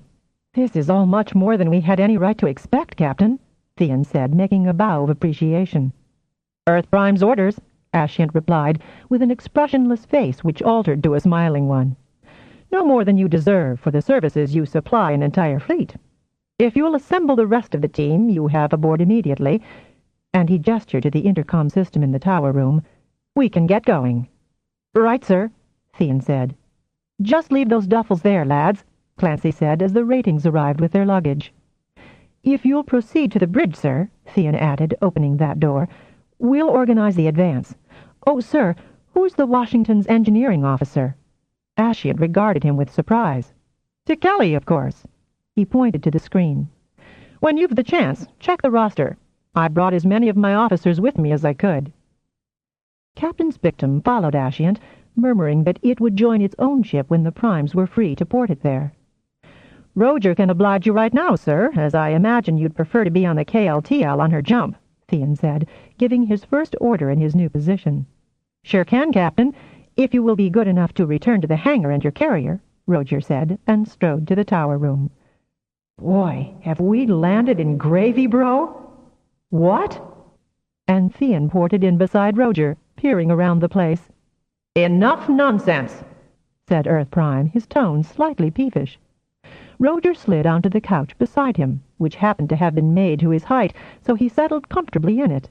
Clancy and Theon took 2 of the remaining 6 couches and settled themselves. As soon as Roger had ported the Merdini captain to its Constellation-class ship, Theon took him into the merge, then Clancy, and announced the merge's readiness to proceed. First came Jeff Raven, assuming the focus position, while the Rowan slipped in right beside him. Sublimated in her mind, Theon recognized Flavia, Zara, Asia, and the undistinguishable current complement of both the Blundell Cube and Callisto Tower. Then the familiar touches of his parents arrived, Laria and Kincaid, David of Betelgeuse, the T2s of Altair, Capella and Procyon Primes, his Uncle Jaren and Aunt Saren, and even the only faintly familiar touch of his Uncle Ezro on Vega, and other talents, as the teleportation force gathered more strength than it had ever had before and launched the immense bulk of the Washington in a long-drawn breath to where the tiny mote of the main patiently followed the strong ion traces of a Hive sphere's course. Then, one by one, the other vessels, 2 Constellation-class, 4 of the Galaxy, and 4 destroyers, were ported fluently to take their assigned positions in the fleet. Despite the restrictions of the merge, Theon activated the forward screens in their tower room and saw, no longer quite a mote, but decidedly small in comparison, the lean shape of the main. He wondered if her crew were aware of their mighty neighbors, but he was too integral to the merge to inquire. Abruptly, most of the merge, having acquitted their part of this gargantuan transportation, disengaged. Only the Earth Callisto element remained. Theon, you can tell the main now, that merge said, that they are relieved of their duty. The merge was amused. Captain's name is Bremerton. Still elated by the contact with so many energies, Theon had no trouble making the contact. Bremerton's mind was wide open with the relief he was experiencing at the arrival of his replacements. 11 ships at once? Was Bremerton's half-stunned, half-exultant response. Theon had the distinct impression of sudden physical movement, along with peripheral mental jolts of relief and joy. "Oh, my God, you are! Fleet's here! Look lively! Fleet's here! Open a channel to the Washington, Sparks. We're about to be relieved." "Captain Bremerton, we can port you back to base as soon as you're ready," Theon said. "Though I hate to rush you, sir, the merge is online and waiting." Clancy was nearest those controls, so he cut on the bridge screen. Despite a crisply neat chipsuit, the tired face of a relatively young captain was visible on the Washington's main comm screen, saluting smartly.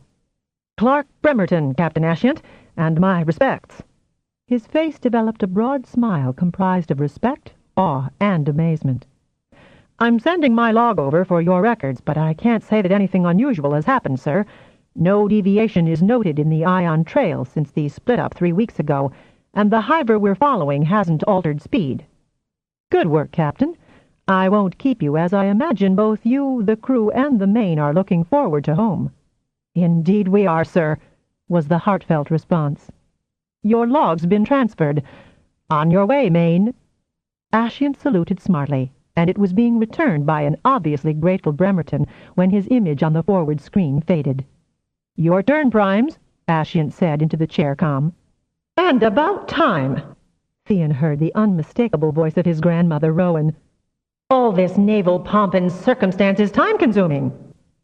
Theon felt the pressure of the merge in his mind, and the Maine disappeared. So did the constriction of the merge.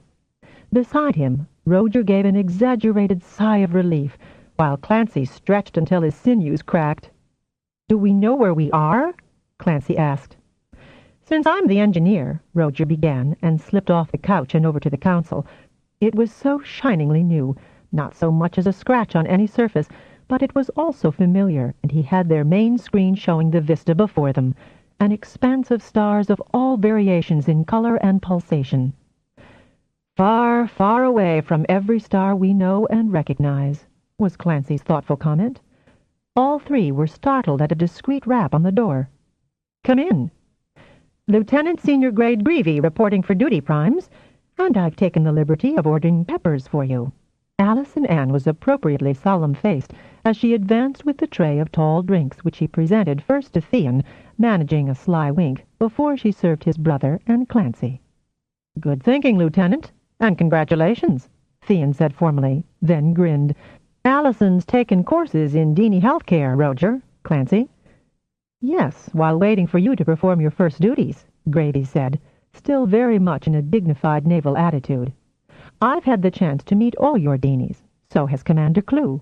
"Rami's here?" Roger cried, and, careful not to slop the drink from his glass, he made his way to the lounge where Semi-Rami Clue snapped him a salute before her face broke into a proud and grateful grin. "I can't thank you guys enough. Del Falco turned pissant with a vengeance when you skivved off," she said, which made him difficult enough until Clancy was yanked off, too. When the Admiral discovered his destination, the shit really got recirculated. I was clenching my teeth in expectation of where he'd land next when I got my orders. I don't think anyone's ever cleared the Navy base as fast as I did. And to the Washington of all assignments. Do you guys have any idea how many people hate my guts now? And we don't bloody care, Clancy said, swinging Semi-Rami up and around before he put her down on her feet again. Still grinning, she pulled her tunic straight because she was wearing the same formal uniform that the medic was. "Then you've already been on the Washington a week?" Theon asked. When she nodded, still grinning, he asked who else Ashiant had brought of his Vadim officers. "I haven't met even half my own watch yet," Rami said, "but I know for sure he brought his engineering officer, Yuri Tekeli, Ailsa Vandermeer's first officer, and Commander Fadamin as weapons, plus quite a few of the Vadim's chief petty officers, too. Not his number one, Commander Jermis?" Rami grinned. "He got booted up to captain on the Vadim."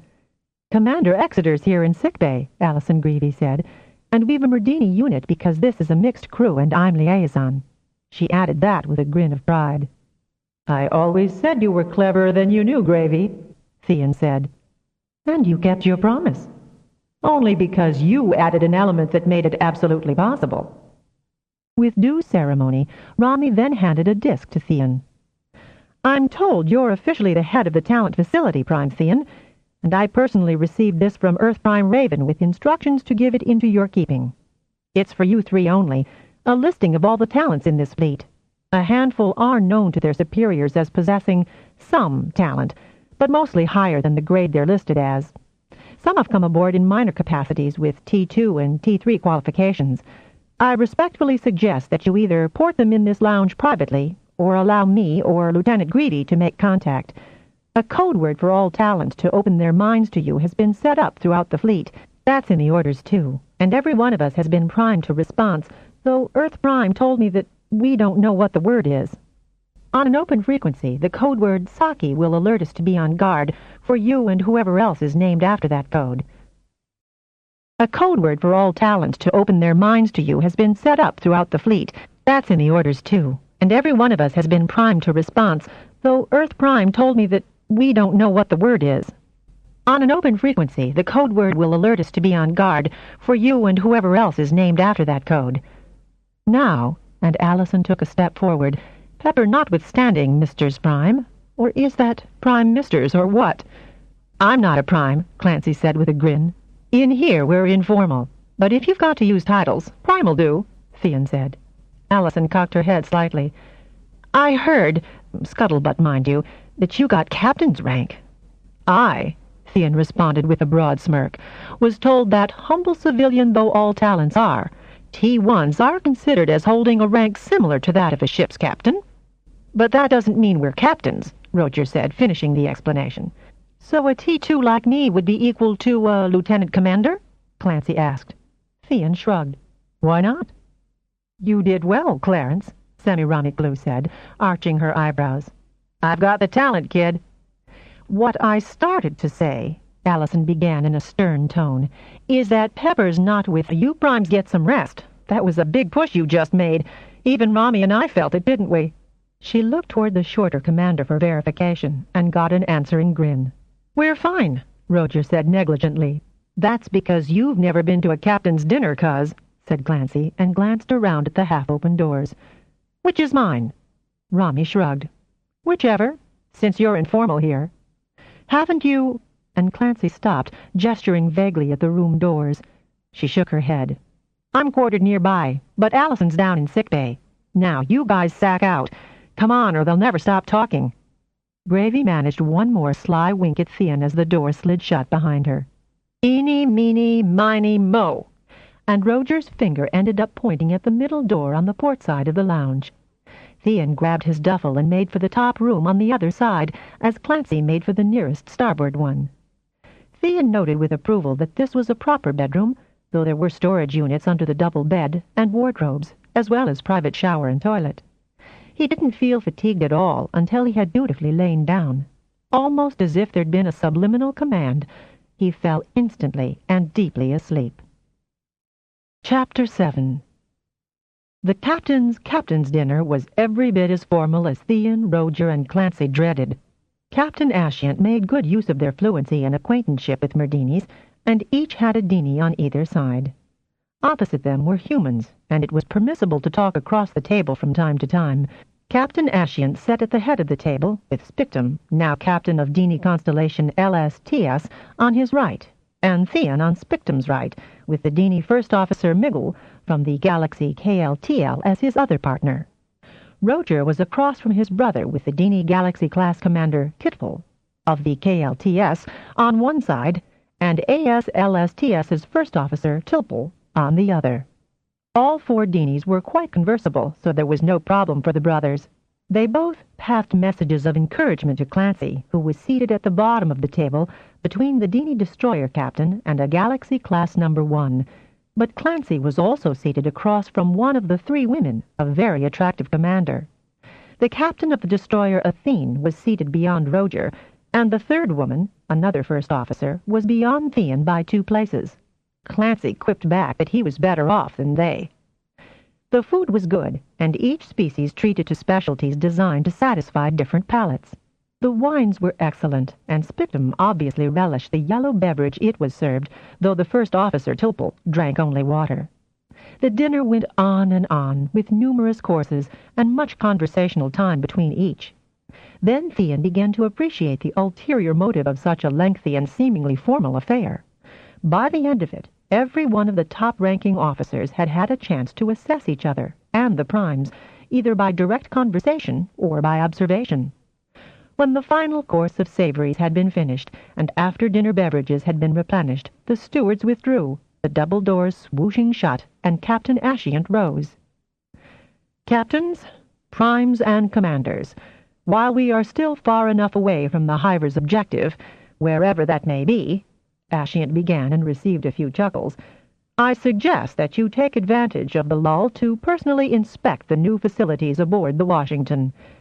I know that the 2 Constellation-class ships have had the new weapon systems installed, and so has the Solidarity, but we must all be aware of how these missiles can be effectively used, if we need to employ them." "Why have them, if not to use them?" Kitpel asked bluntly. Asciant leveled a glance at Kitpel. "Our orders are written, so there is only one meaning, Captain Kitpel."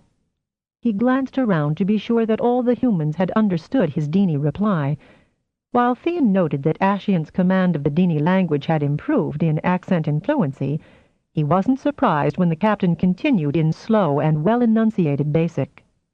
"The Alliance High Council has spoken in these orders, and guides us all in the performance of the objectives of this mission. We have the greatest fleet ever to set out across this galaxy. We will accomplish its aim. To be sure the remaining Hive spheres do not destroy life forms, do not begin 2 new colonies. When that is done, as you all know, this fleet is to separate and investigate other G-type star systems with M5 planets that have been bypassed, and establish their condition. 5 years have been allotted to these tasks. Let us drink to success, captains, primes, and commanders." Solemnly, all rose, and the toast was repeated by human and Dini alike. Theon rather hoped that this ended the evening, but the diners left the long table and congregated in smaller groups, some officers renewing acquaintances, while others solemnly discussed details. "Don't turn," said a low voice behind him, and recognizing Asciant's tone, Theon complied. "Would you be good enough to port me to your quarters for breakfast tomorrow morning, Theon? Raven said you'd know me well enough to find me wherever I am on a ship, even the size of this one." Theon bent his head, appearing to smooth down his hair as he murmured his reply. "I can if you really require such security, sir. This once I do." Asciant immediately drifted away, raising his voice to address Captain Chessman of the Solidarity.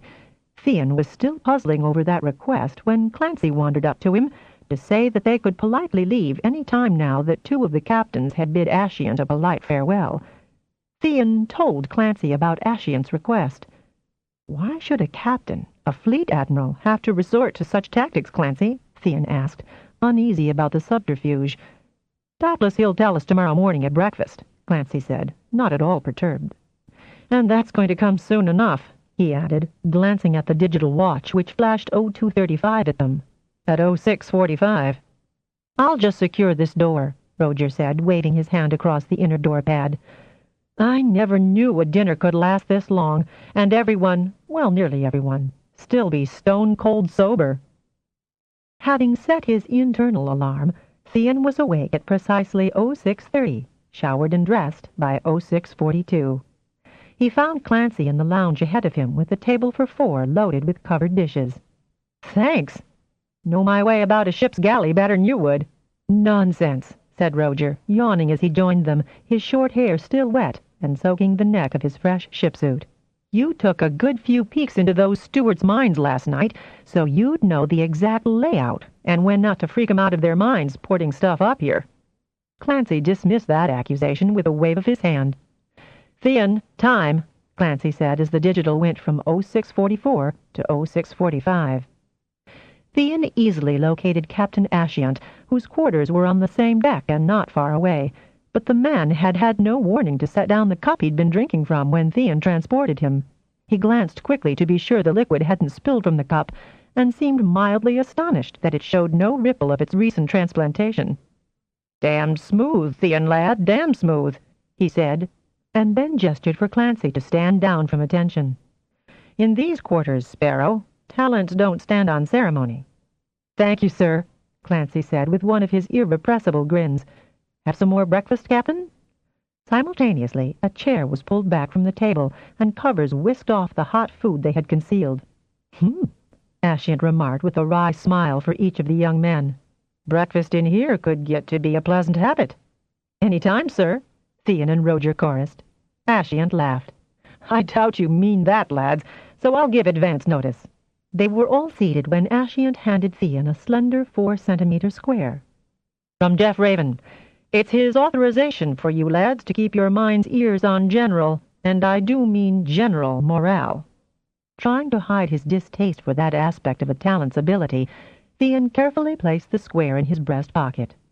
"You don't like it, lad," and Ashiant included Roger and Clancy in his quick glance round the table, "and I don't like to have to ask you to do it. But you know the trouble we had with the Washington launch. If it hadn't been a hologram, some of those missiles would have inflicted sufficient damage to keep her from being launched." Theon hadn't known that, but Clancy nodded complete understanding.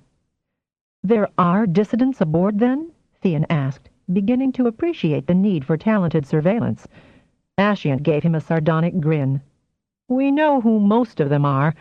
It's the ones we didn't or couldn't identify, the sleepers, and we have to assume that there are some.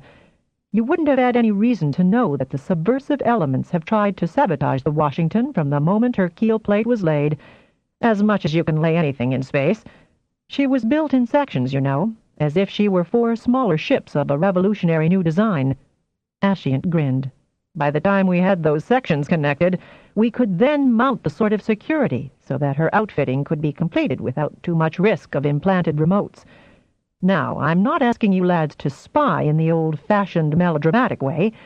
I'm certainly not asking you to delve into anyone's private mind, unless you have bloody good reason to do so, or my specific orders for such an action." And Ashiant swung a thick forefinger to include all 3. "But I am asking you to liaise with all the talents available on all human ships, and have them keep on the alert for any anomalies, strange behaviors, oddities, and report them to you. If your Deenies can legitimately mix with the crews of the 5 Deenie ships, that would help too." "You're expecting trouble from our allies?" Theon asked, since the Deenies were the last ones he'd expect to sabotage the expedition. Ashiant nodded once, not looking at Roger. "We don't want a repetition of the XH-33 either, Prime." "No, sir, Captain Ashiant," Roger said with more vehemence than he intended. "We don't. I don't expect any problems immediately. This is likely to be a long, long journey. That's why I felt that now was the most appropriate time for me to make you aware of this aspect of your duties. Even in this, you are non-combatants, and as your boss will tell you, it is compatible, in this instance, with your talent ethics. I'll have more of that toast, if you please, Sparrow." As he buttered it, he added, "The more often you're seen, beginning today, in all parts of the Washington, and on the other ships, either singly or as a group, the sooner that sort of habit will become so established no one will find it odd. Roger, you'll find immense puzzles on one or another cargo deck on the 6 human ships. We're having intership contests of all sorts, including V prize. The other excuse Jeff Raven concocted was that every crewman or woman has the right to send a private message home." When Roger rolled his eyes, Ashiant chuckled. "I know we've 6,000 crew on the Washington alone, but there are more families aboard, so that drastically cuts the number who might use the privilege. Nevertheless, some will be too shy to deliver them here," and he jerked his head toward the doors. "But that'll be one excuse for you to circulate frequently." He glanced up at the digital. "Any questions? I've to be back in my quarters, finishing my breakfast by 0710. "Yes, Captain," Theon said. "Who are the priority personnel we must rescue in the unlikely event of an emergency?" "Me," Ashiant said with an amused snort. "Contrary to naval history, the captains of every vessel, especially and including the Deenies, plus as many first officers as possible, any talents 5 and above, your Deenies, Commander Tekeli, and Commander Ingusellen." "Where's he?" Roger interrupted, remembering Ingi with affection. "On the Genesee, and he'll be delighted to see you, Lyon. So, as one of your first duties, figure out which each of you'll be responsible for. As you know, the Washington carries 6 scouts. But there are only 3 of us, Roger said in some consternation. There are also 3 other T2s whom you've yet to meet, Primes, so count them in your calculations. Scouts can accommodate 15 easily, 20 cramped. Most of the Washington pods are built for 50 persons each, for 100 on the family decks. Constellation pods, 30. We'll take care of the disposition, sir, Theon said, noting the time on the digital. We'll have the usual drills, Ascient said, rising then. You can practice then. He nodded to Theon. Sir? And Roger solemnly handed him the cup he had come with. Good lad. Cup in hand, a friendly and amused grin on his face, Ascient was ported back to his own quarters. Talk about security, Clancy said, dramatically wiping his face with his napkin. Actually, it's a sound idea, Roger replied. The door chime sounded, almost imperiously. Whoops, Clancy said, and hastened to disable the inside lock, allowing the door to slide open to admit a puzzled Semiramis Glue. She regarded her palm. I thought I was keyed into that pad. Roger, I told you we didn't need to enable an inner lock on the Washington, Theon said with a hint of pique in his voice. Sorry about that, Rami. Coffee? The culprit asked, holding up the thermal pot. Thus began the first of many long days on the way to their distant and unknown goals. Flavia, with her team, Asia, Zara, Malin, and Jess, arrived at Clarf Tower for a conference with Kincaid. Flavia had checked with Laria whether or not Kincaid would, 1, object, or 2, could expand on his initial report. He certainly doesn't object, Flavia, was Laria's reply, and I don't know whether he doesn't want to expand on the reports, or it's the time when he wrote those reports that bothers him. We don't have to. No. And Laria's negative came out as a slow mental drawl. I think it might do him the world of good to have to speak of those days. He's much easier in himself now, you know. That's good to hear. He's a very likable person. I know. Laria's brief comment had echoes that set Flavia wondering about Laria's feelings about Kincaid. I caught that, Flavia Bastiamangiani, and I'm his friend. I really like him. He's lucky, then. I'm the one who's lucky. I'll catch you tomorrow, then, at 1400 your time. That'll put you here in the cool, cool dawn of Clarf's autumnal day. Laria's facetiousness made Flavia even more thoughtful, but that exchange she could keep to herself, and did. Zara's enthusiasm for practicing her qualifications could well extend to her oldest sister, and that, in Flavia's mind, would be totally improper. Flavia's opinion of Laria was quite high, and whatever her relationship was with Kincaid, it was a very private matter, as all such matters should be. This is cool? Flavia asked Leonasha, her forehead beaded with sweat from the short walk up to Clarf Tower, in the crepuscular dawn light. Behind her, Zara, Asia, Jess, and Malin were also finding the closeness of the sultry air uncomfortable. Yes, rather, Leonasha said with the cheerfulness of someone thoroughly accustomed to the vagaries of the local climate. When are you joining your expedition? More or less as soon as we've had a chance to confirm details with Kincaid. Leonasha nodded. He really enjoyed himself at Oragai, the tawny woman said. We all had a great time, Zara said, ending in a sigh. It'll be months, years maybe, before we'll get back. Homesick already? Malin Bastiamangiani asked in a teasing, elder brother tone. I've never been homesick in my life, Zara replied smartly. But I miss the things I can do there that you don't have anywhere else in the Alliance. That's part of homesickness, Malin said, shooting a glance at his older sister to see if he was laying it on a bit thick. He enjoyed teasing Zara Raven Lyon. She gave back as good as she got. Jesper's long legs carried him to the door into the tower first, and it opened for him, a whoosh of cooler air wafting out. Oh, my word, what a relief! For now, Leonasha said with a rueful smile. But we have to turn the temperature up in here if anyone's going outside, or they'd have a relapse. Yes, or a heat stroke. Laria, with Kincaid at her heels, came down from the tower room, and there were wide and happy grins, renewing the acquaintances established on Oragai while Flavia introduced Malin and Jesper. This way, Laria said, taking charge and, with a nod for Leonasha to assume the tower watch, led her guests into the living quarters. Refreshments awaited them there, and the Deanies served them cooling drinks and finger foods before they settled into the comfortable chairs and couches. I don't know if you're aware that this scientifically based expedition does not have full support of the Council, Flavia said. That may be luckier than you know, Laria replied. There is great curiosity here on Clarf, especially if some of the planets can be cleared for our colonization. She grinned. Any disruptive problems? Not for us, Zara said crisply, and wrinkling her nose with disgust. But some crew members got mauled when the list of ships in Squadron B was posted. Asia sort of squinched herself down in the couch corner she had chosen and stopped eating her snack. So we began our duties, Flavia said with a rueful grin, by porting sailors out of brawls and safely aboard. Their families had to be sent to protected enclaves, Asia added. As that was the first information Asia had ever volunteered in her presence, Laria paid close attention and sent a strong reassurance to the girl. Though Zara was younger by several years, Asia seemed the junior. Rather silly, isn't it, though? Laria said, as if the families had anything to do with the orders. And why the fuss over Squadron B's goals? It's scientific, not combative. Well, there had been quite an organization formed, Malin began, to prevent the Washington from being formally launched. So there was a lot of undissipated anger and resentment, which was then turned on perfectly innocent targets, the nearest being crews of the 2nd Squadron. The dissenters got bilked out of blowing up the Washington, Malin said with a grimace for such folly. And even that was only a hologram, Zara added.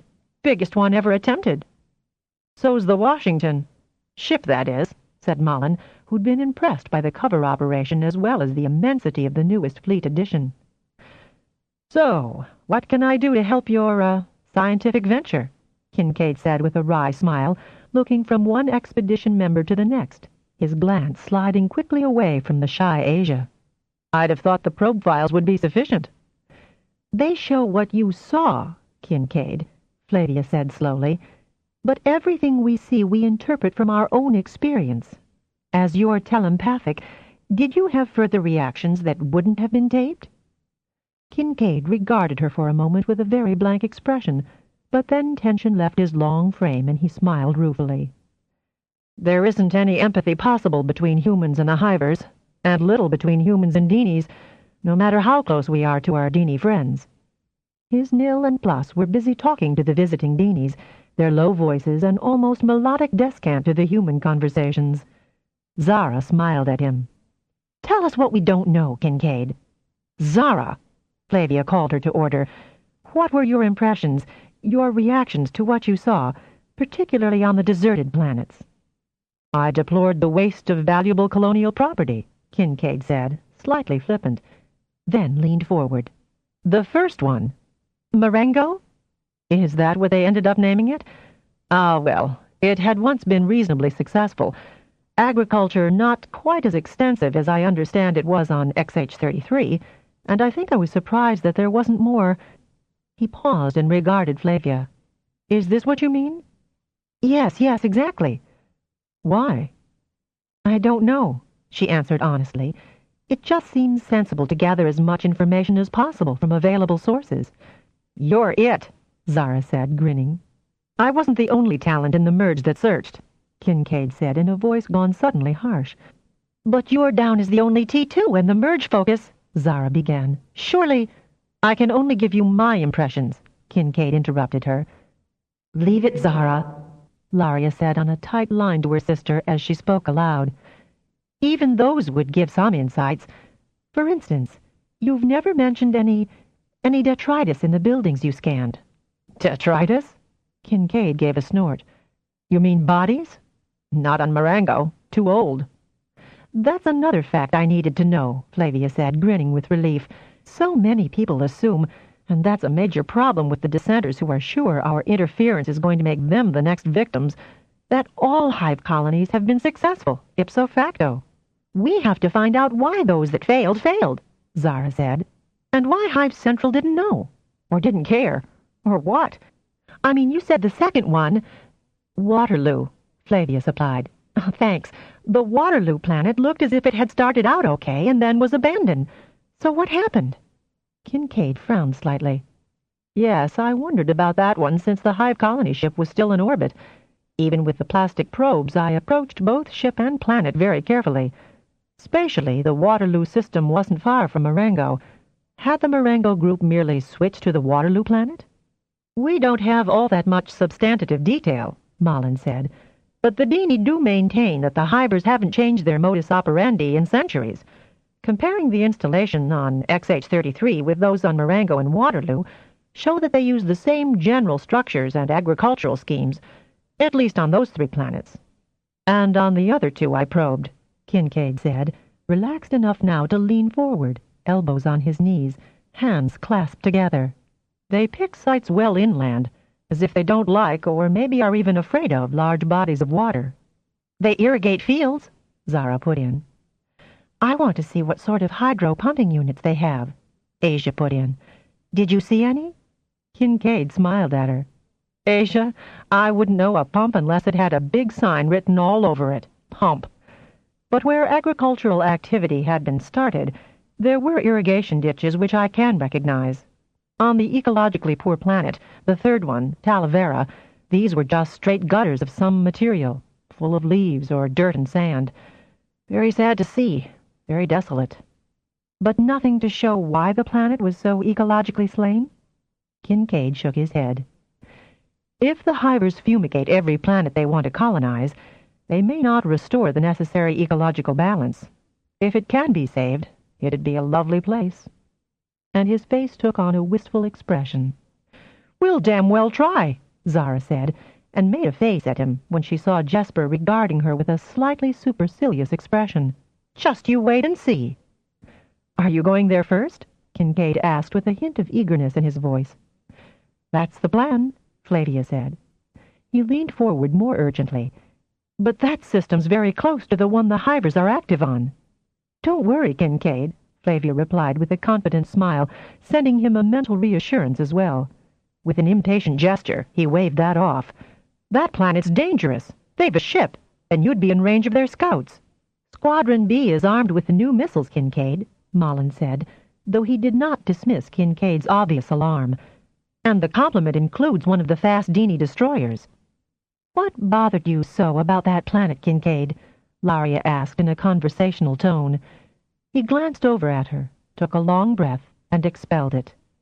Flavia was empathic enough to pick up his rising anxiety and to know that Laria was deftly calming him and carefully shielding his reaction. A quick touch at Zara, and Flavia realized that the highly empathic young therapist had been diverted. Zara would mean no harm, but Kincaid had not completely recovered from whatever had depleted both mental and physical resources. The frantic activity, the almost desperate urgency with which the Hive creatures pursued what, for any other culture, would be done with energy, but not such frenetic turmoil. Was it the spring of the planet's year? Jess asked. No, I would have understood that. Kincaid shook his head and began twisting his hands together. I know what bothered you, Zara exclaimed, bouncing on her chair. The sting psst. The what? Kincaid stared at her, and then, almost accusingly, at Laria when she began to laugh. No one would have known to tell you, dear friend, Laria said, briefly laying her hand on his shoulder. But all talents get a curious reaction from proximity to Hivers, and especially Hive metals and artifacts. We named it Sting Bzzd because that's the way it echoes in our heads. It leaves a nasty and unmistakably metallic taste in the back of the throat and tends to make talents very irritable. To everyone's surprise, Laria then tousled his hair, laughing with relief. Going through all those Hive buildings and ending up on an active Hive world, you had a massive overdose of it. Sting Bzzd. Apparently oblivious to the hair-mussing, Kincaid repeated the term in a witless fashion, obviously trying to relate it to his experiences. The taste I had ruined anything I ate, which was bad enough to start with, and I was certainly irritable. And a good bit beyond mere irritable, I'd say, Laria remarked. What a stupid I've been not to have seen what's been bothering you. You must have thought you were going mad with the reactions. Yes. and both Kincaid's expression and his tone echoed his amazement. "Yes, I did think I was going insane." He looked at the other talents. "And you've all experienced the same reactions?" "Not me," said Jess, and Malin shook his head. But both Zara and Asia emphatically reassured him. "We summered on Deneb, you know," Zara said, "and even if our parents and aunts and uncles and cousins had already found most of the Hive metals from the original 2 scout ships that got strewn all over the planet, we'd occasionally smell out a piece or two." Kincaid turned to Flavia. "But you were at the base going through the refugee." "Not inside it, Kincaid," she said, smiling. "We've been supplied with some protective clothing that's supposed to reduce the sting bzzzt effect on talents. We'll tell you how well it works." "I could just kick myself," Laria was saying, wallowing in remorse about such an oversight on her part. "Small wonder you had such a miserable time of it, Kincaid." "Don't overdo it, sis," Zara said on a thin line to her older sister. "But it's sure taking the angst out of him. A deep one is your Kincaid." "He's not my Kincaid, Zara, and never likely to be." "More's the pity, sis. He's got a real nice aura." "But Van Tier, for all he's a rover, is more your style." "Van Tier? Zara Raven Lyon, you stop therapizing me right this instant. Do you understand me?" Before Zara realized how angry she had made her sister, she found herself out in the dawn heat by the multiple carrier. "I can take a hint," she said apologetically. "Laria, I'm sorry. Really I am. And I'm going to be gone for ages." "Good," was the unequivocal reply. "Oh, all right. I forgive you. But don't try that sort of stunt around me again. Understand?" "Yes. You don't do meekness well. The others are coming." The complex doors slid apart, and the rest of Zara's team moved quickly through the warming air to the capsule, eager to be away before Clarf's sun rose to give them a more intense sample of its power. Zara's natural buoyancy sustained her during the awkward moment when the others joined her inside the capsule. "Good luck, all of you. Keep in touch," said Laria. "Granddad says I'm to put you aboard the Vadim." "Thanks, Zara," Kincaid added. Then the capsule was ported to join the 2nd Expeditionary Force and Squadron B, which hurtled on its way to Talavera, the 3rd planet of the Tau Ceti 6 system. When the generators wound down from thrusting the large carrier to the point where David of Beetlejuice and his son Perry could port it the rest of the way, Kincaid sat up and slid his feet to the floor. Keenly aware that Zara's revelation about the sting bzzzt had been a breakthrough point for her tower partner, Laria pushed herself upright and faced him. "There should have been some sort of announcement about such a reaction to Hiver stuff, shouldn't there, Laria?" he asked in a reasonable tone of voice. Behind that, Laria could almost hear his mind shouting with relief, a boiling anger that he hadn't been briefed on that one very important detail, and a roiling of other ancillary regrets and recriminations he might never vocalize. "The sting bzzzt. Mild words to describe the effect the damn stuff has on the unsuspecting." His mental tone was savage. "Shut up and listen, Kincaid." And Laria ended up speaking aloud in the tone of a teacher whose pupil continually interrupts. Kincaid gritted his teeth and glared at her. "Has been, until very recently, limited to Deneb, which is the only human planet to have received Hiver attentions. Probably the only one that ever fought back successfully. True, all the primes involved were aware of it when my grandparents focused the 2 merges that destroyed the Hive ship, but over the ensuing decades, no one has, thankfully, had much contact with Hivers. You," and she pointed her finger at him, "were by way of being an experiment in FT&T communication possibilities when your squadron was diverted to follow one of the outbound spheres. It wasn't anticipated that you would be asked to probe Hiver-occupied planets, and the fleet still doesn't half believe Sting Bzzzt is valid. Then there was so much going on, what with the Great Sphere being found, then the Queen Pod. When it is true," she held up her hand when he had a cogent interruption to make, "more people became aware of this reaction, but not anyone directly in touch with Squadron C. Granted?" He nodded, his anger slowly subsiding, but not, Laria noticed, some of his other confused and roiling emotions. "Then the XH-33 happened, and the focus was off Squadron C until Earth Prime reassigned you here. When you arrived, you were in no condition for any debriefing, so it never occurred to me you didn't know, hadn't taken into consideration the good old sting bzzzt that gives every talent the willies. I thought I was going crazy as well as everything else, he said, holding their eye contact. I'm not just your tower chief, Kincaid.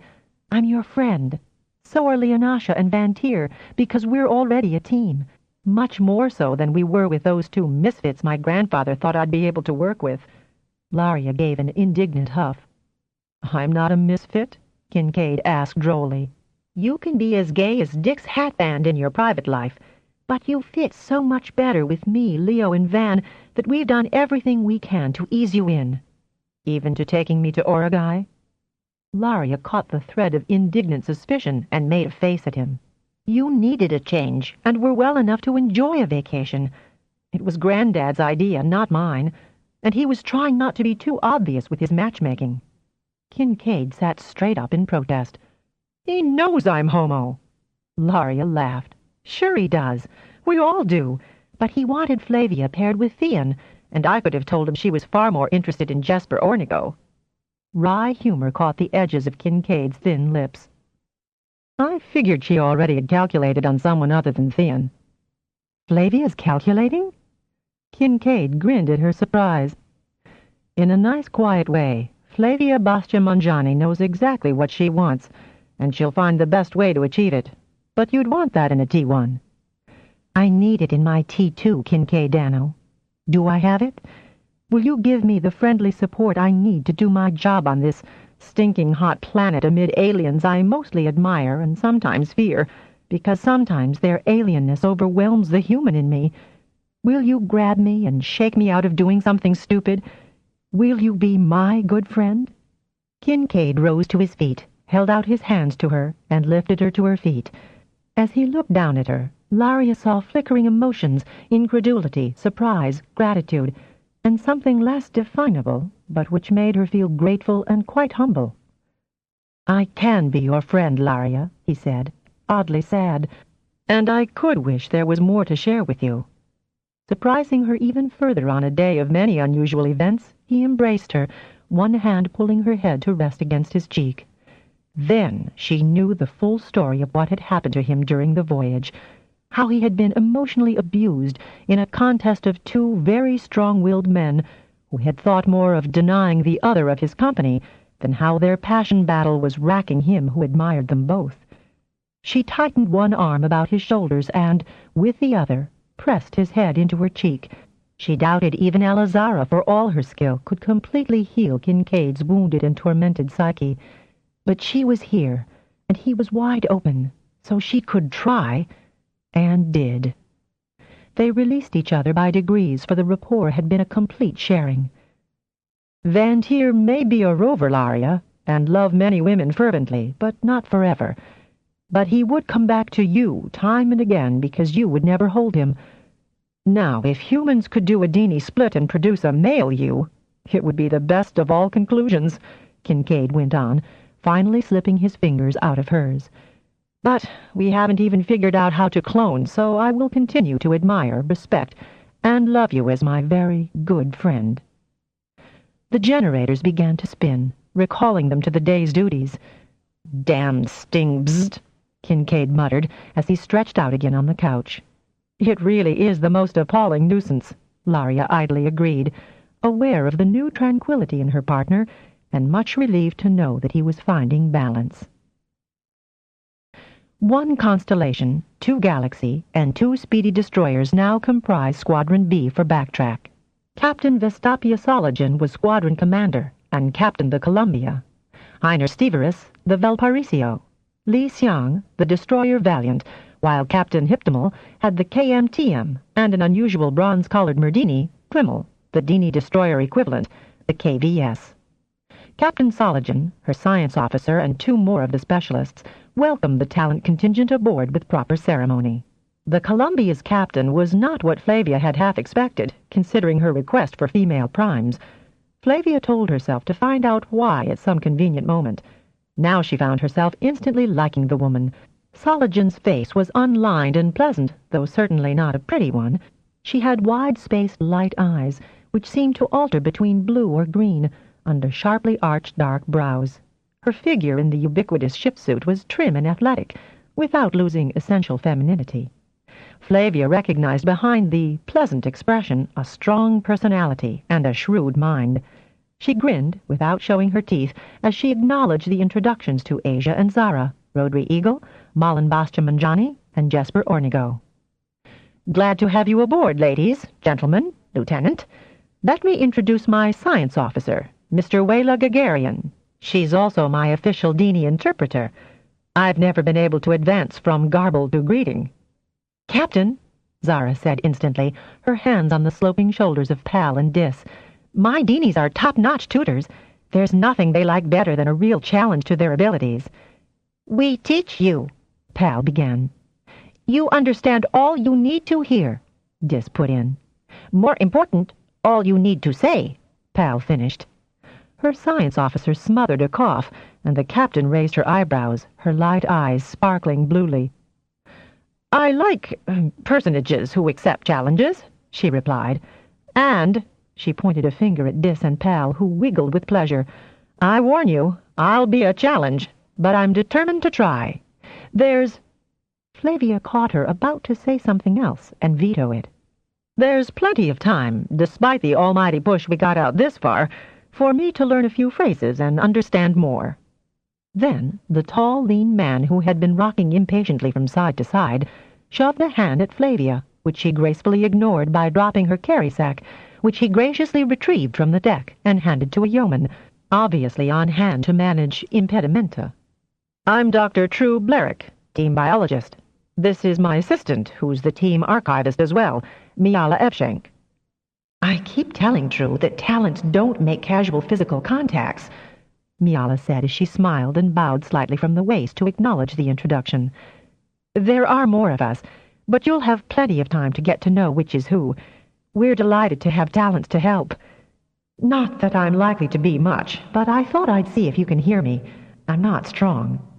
"Strong enough. And greetings, Miala," Flavia responded. "Nice to meet you, Evshank. There'll be drinks in my quarters this evening at 19:30, Primes, gentlemen," the captain was announcing. "Wayla will take you to your quarters." "We could," Blerick offered. "Anyone but you, True," Miala said in a gentle tease. "Be advised," the captain said ruefully. "My electronics officer's designing a special locator for Dr. Blerick." "You won't need that," Zara said. "With us aboard, I could find Dr. Blerick anywhere." He gave Zara such a blank stare that it bordered on the hostile. "Absolutely discreet, I assure you." But Zara's assurances were no more welcome than her original suggestion. "Leave it, Zara," Flavia said.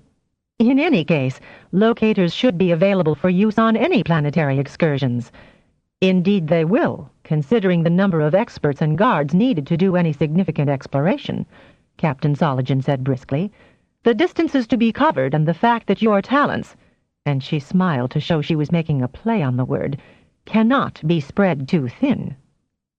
There was a brief silence while Zara coped with the embarrassment of her gaffe, which Asia broke. "I'm a qualified engineer," she said in such a timorous voice that Dr. Blerick regarded her with surprise. "And, if it wouldn't upset anything, I might be able to help with the fabrication." "Your help would be very welcome, Prime." "I'm not Prime, only a 4, Asia corrected Wayla Gagarian in her apologetic way.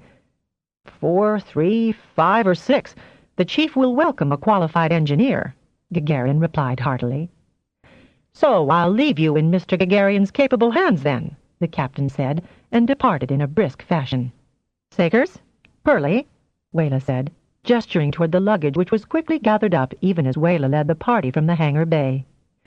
"We'll see you again at dinner," Blerick said.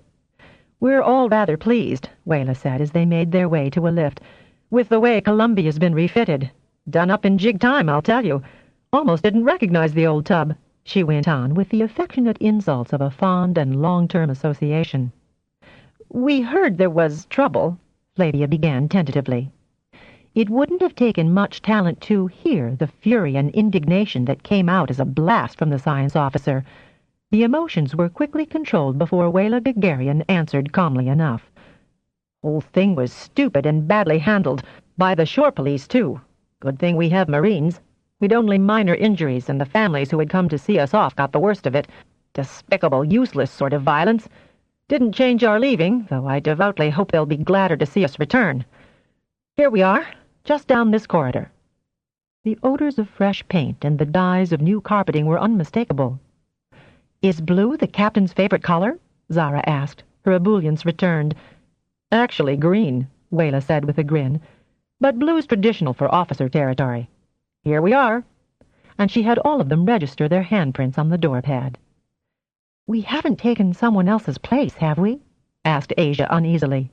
"Not at all," Wayla said so promptly that Asia's uncertainty was set to rest. "Like I said, the ship was refitted with this expedition in mind, so shielded quarters were arranged. Maybe not as roomy as those on the Washington, but not shabby, and definitely suitable for talents." Remembering her brief tour on the Genesee, Flavia was quite certain of that. A generous lounge with workstations that could be recessed into the walls or the tables, and 6 private sleeping rooms. One end of the room was paneled off into screens, a central large one with 3 smaller ones on either side. A semicircle of 6 reclinable chairs faced this. "I think everything in here is self-explanatory, but you do have a meal dispenser behind this panel," Wayla said, indicating the opaque dark brown panel. "Just settle in and use the door call panel if you need any assistance." She glanced at Rodri, who grinned back. "What they don't know, I'll teach 'em," he said, and her smile lingered on him as she took one final backward look as the door panel closed behind her. "Made a conquest already, have you, Rodri?" Rodri shrugged and winked at Jess and Mullen. "Hell, we've just got aboard, cuz. And there are 2 other human ships we haven't even cased. If no one minds, I'll take this one," he said, and grabbing his duffel from those the yeoman had stacked inside, mumbled a cheerful tune as he settled in. Flavia realized quickly enough that her sojourn on the Genesee had been no prelude to this voyage. Not only did the Talents have message and courier services to perform, they had to sit in on long briefings and lectures with the expedition teams, satisfy the Marine commander, Quan Kaiser Tau, that they were physically fit and were knowledgeable about hand weapons. He'd been a trifle put out when all 6 Talents showed arms proficiency in the master class. "You guys using talent?" he said, jutting out his head and jaw in a suspicious pose. Zara laughed. "I come from Oragai, Major. I've been hunting small game all my life. Easier to use reflexes than talent to hit those stationary targets." He turned from Zara to Flavia, his mistrust still plain. "I hail from Altair, also a pioneer planet, Major." "None of us are city-bred, Major," Mullen said, shifting his position so he was nearer Asia. He had already adroitly intercepted criticism of the shy girl on several occasions. "And I come from Deneb," Asia said, enough aware of the discreet support to take advantage of it from time to time. "Let me reassure you, Major, you need not concern yourself with our safety," Mullen continued with a slightly conciliatory smile. "The dedicated scientists aboard, however, are seldom aware of externals, and can be quite focused on their enthusiasms. Feel free to call on our support to maintain their safety whenever necessary." "Let me reassure you, Major, you need not concern yourself with our safety," Mullen continued with a slightly conciliatory smile. "The dedicated scientists aboard, however, are seldom aware of externals, and can be quite focused on their enthusiasms. Feel free to call on our support to maintain their safety whenever necessary." "My orders are to guard the lot of you," and Major Kaiser Tau did not much relish these orders. "Well then, now that you've checked us out," Zara said, "work the others and let us get on." "Watch your manners, Zara," Flavia said. "With our duties," she finished with no perceptible pause. "I must meet with my Deenies who are tutoring Captain Soligen," she added, and making a careful show of snapping the safety on the weapon she was holding, stowed it in the correct rack. "Frankly, I think she's language deaf." When Squadron B was close enough to the beacon left by Squadron C, Flavia suggested to the captain that they could speed the voyage up by several weeks if they tried to merge. "I'd remain on the Columbia, put Rodri on the KMTM, Mullen on the Valparaiso, Asia on the Valiant, and Zara and her Deenies on the KBS, and with the merge of all available talents of lesser ratings, we can reach the Talavera beacon, cutting off 2 weeks." "That won't cause you undue strain?" Sologen asked, though she clearly liked the notion. Not with the generator gestalt available to us, Flavia said, her expression confident and reassuring. Vestapia Sologen fingered her lower lip for a long, thoughtful moment. Why put Zara on the KVS? Wouldn't she be needed on one of the larger vessels? I think it is wiser to place Zara and her Deenies on a ship that is so ready and eager to meet opposition, Flavia said. Zara could stop Klimmel's ship cold. Asia's told her how. Sologen chuckled. So Klimmel's attitude hadn't escaped you. Captain Klimmel's attitude was noted by Lieutenant Eagles on his first meeting. He's reasonably sure that the moment the system is in range, the KVS will detour. He thinks it's had private orders to that effect. There hasn't been a real Merdini strike against a live Hiver in far too long to promote any color to prominence. Run that last statement past me again, Flavia? You will have noticed that Deenie hides are many different shades. The color denotes a clan relationship. All Deenies in a color, therefore, gain prestige, if one of their color achieve merit. In this instance, blowing up a Hiver sphere, even if they go with it? That's about it. I guess we should be glad that the ethnic groups in human history that considered suicide, for whatever cause they espoused, an honorable end, have now been thoroughly integrated, the captain said in a tart voice, or isolated on worlds where that kind of prejudice is limited to that population. Flavia nodded agreement. The Deenies do find our insistence on caution and safety as odd as we find their willingness to self-destruct. I wonder how much of a chance the KVS would have to take out that sphere. Captain? Flavia was astonished at such speculation. The captain chuckled. The fleet's been a passive force a long time, Flavia. I suppose you've also noticed the average mean age of my crew, rating, and officer is younger than on most ships of this class. I had. As much because Asia was suddenly developing poise and the self-confidence that comes from being popular with her peers. No matter how we conduct this Hiver campaign, Prime, we're going to have to learn new techniques, and some will prove fatal. Maybe not as suicidal as what the KVS might have in mind, but certainly more daring than the usual tactics. Maybe the Columbia's in the wrong squadron, if that's your thinking, ma'am. The captain's eyes were ice green as she gave the talent a long look.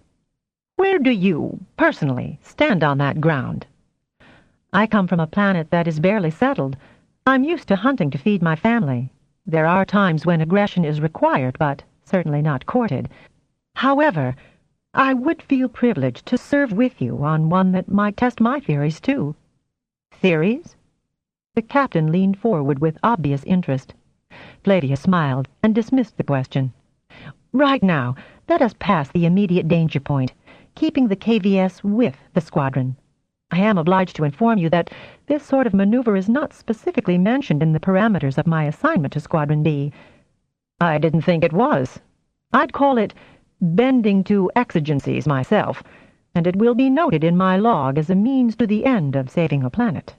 I'll hope we can do without too much such bending, but I would consider any reasonable request, Captain.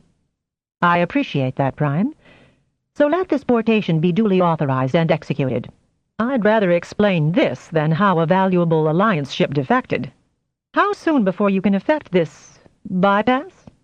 Within the hour. Vestapia Sologen regarded Flavia with open admiration, and a genuine relief dominated her public mind. So, the captain had entertained the same notions Rodri had voiced. The sooner the better.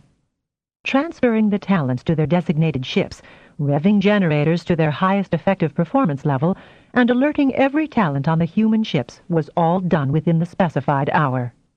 First, Flavia sent her mind ahead to locate the identifiable pulsations and small mass of the beacon. Then she called for each of her talents to gather the lesser ones into the individual merges before she integrated first Rodri, then Jesper, Malin, Asia, and finally the strong, fine blaze of talent that was Zara. "Let's get there," Flavia said, seizing the exact peak of the generated power for the Gestalt.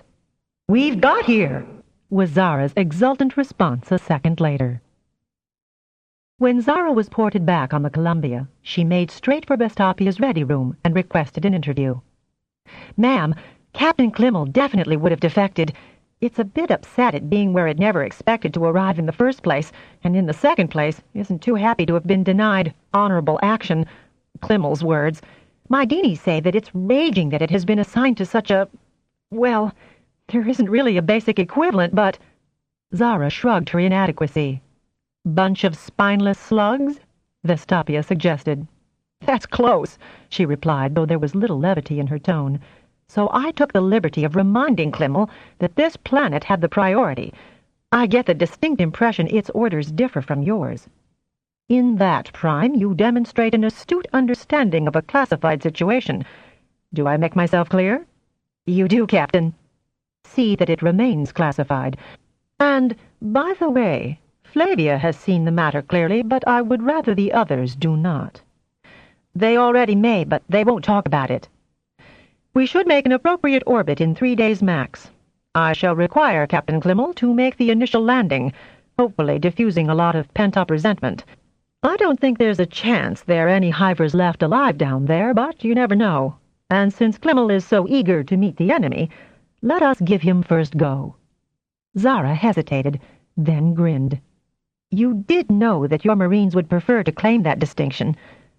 They can gain ancestral merit by guarding the scientists everywhere they need to go. Yes, ma'am. Did you wish me to convey your orders to Captain Klimmel? Please, since I can barely manage good morning and do you require supplies, but even that much is progress for me. Dis and Pal remark most favorably on your progress. Well, they're the only ones. You know, I'd have sworn Merdinis were pessimists. Only those raised on Clarf. Can I leave now? Yes, but if your Deanies can, keep in touch with our wily Captain Klimmel. You just bet they will. By dint of careful compliments and skillful innuendo, not easy in the straightforward Deanie language, Rhodri managed to infer that Klimmel would be the first Merdini captain to ever set foot on a Hive colony planet. That fact alone helped soothe Klimmel's wounded pride and damaged honor. Smart thinking, Rhodri, Flavia as well as Vestapia Soligen told him when he reported on that successful interview. I hope Major Kaiser Tau will not feel his prerogative has been usurped. The captain smiled. Kaiser Tau will keep his thoughts to himself, fortunately. He is not looking forward to keeping tabs on scientists. Oh, I'm supposed to be down testing those locator buttons with Asia and Lieutenant Ishmael, Flavia said. If you'll excuse me. And she departed without waiting for permission. Talking Deanie makes my throat very dry, the captain said, rising from her desk and going to the dispenser. Mine too, Rhodri said, in the circumstances, not above confirming the reason behind her hospitality. Zara reported hearing the Major swear by several god figures she didn't know existed in Alliance space, but he desisted the moment he was aware of her presence in the repairs shop. He's been briefing his men with every single tape available in the Columbia's library on what they might expect, landing on a Hiver planet, she went on. Rhodri grinned. That was predictable, was all he said. Captain said he doesn't like escorting scientists about. They tend to get themselves lost or in dangerous situations which sensible people would avoid. We'll have locator buttons, Asia said with quiet pride. Lieutenant Ishmael, has set up a very efficient assembly line of off-duty personnel. Like you? Rhodri grinned affectionately. No wonder we never see much of you, sis, he added kindly, ruffling her hair. I do wish you'd stop that, Roddy, she said with far more exasperation than she had ever displayed. Sure. Rhodri snatched his hand away as if it burned. Don't get your knickers in a twist. Mine aren't, she retorted with such a sly look that Rhodri unaccountably flushed, causing Zara to demand who he fancied. None of your damned business, he said, and going into his room, slammed the automatic door forcefully across the opening. No speculations at this time, Flavia told Zara firmly. When will we get these locator buttons, Asia? They're being distributed now to everyone who's to be landed, Asia said, having retreated to her customary unassuming behavior. Well, it'll be a relief to get on with what we were sent here for, Flavia said, and no one in the lounge disagreed. The actual landing was somewhat of an anticlimax, although the state of the planet caused immediate uproar in the scientific corps. Sensor readings had indicated that the ozone layer was undamaged, which had been a major concern to the ecologists, and added to the puzzle of its barrenness. Rivers and lakes, as well as several large seas, seemed to be in good order, life forms visible, if unidentifiable. There was still topsoil, but, unless plants could be coaxed to grow, it would sift away in the winds.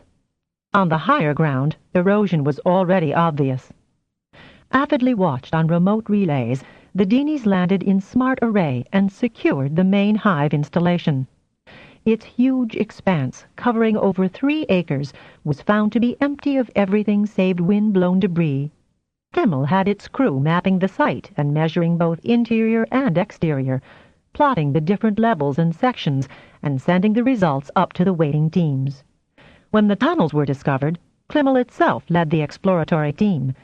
Flavia was asked to port down more supplies, and was very glad that she would not be included in this Operation Illumination.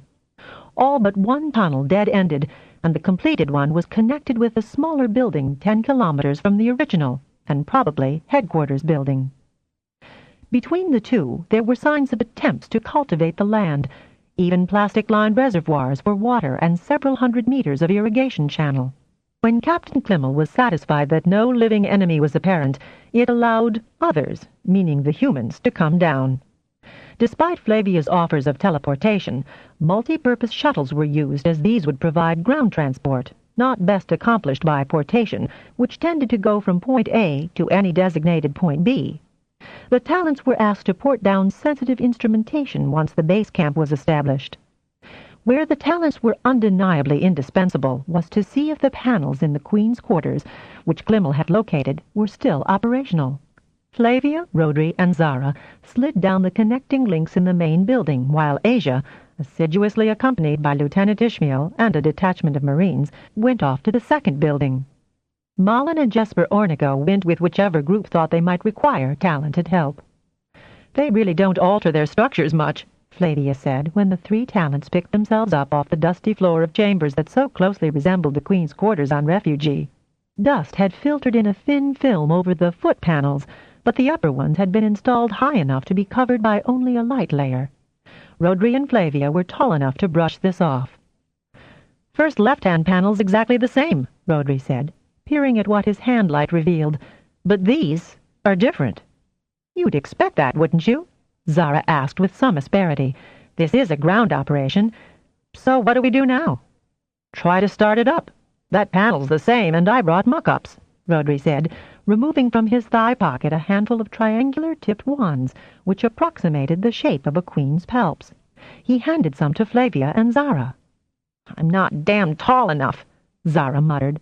"Nor am I," Flavia said with some disgust. "There's plenty of boxes the right size," and Rodri pilfered rigid crates from the supply depot for the 2 women. "Do you remember the sequence that started the ship, Flavia?" "Engraved on my retina," Flavia said, arranging 3 wands in her fingers on each hand in a triangular pattern. When she got them right, by using a light application for telekinesis, she inserted them in the apertures in the sequence she remembered. A flickering illumination started, and also a near riot from the unprepared Dini crewmen still exploring the facility. The light, if one could call it that, lasted long enough for the power source to be found, and the desiccated remains of 1 queen and 9 attendants. When the corpses had been examined, such pieces as permitted examination of any kind because most disintegrated into dust at the lightest touch, the generally accepted opinion was that death was caused by starvation. Then the arguments began. Had only 1 queen been installed on the planet? That wasn't the usual procedure. Or had this one been left by others which had escaped to a more hospitable planet?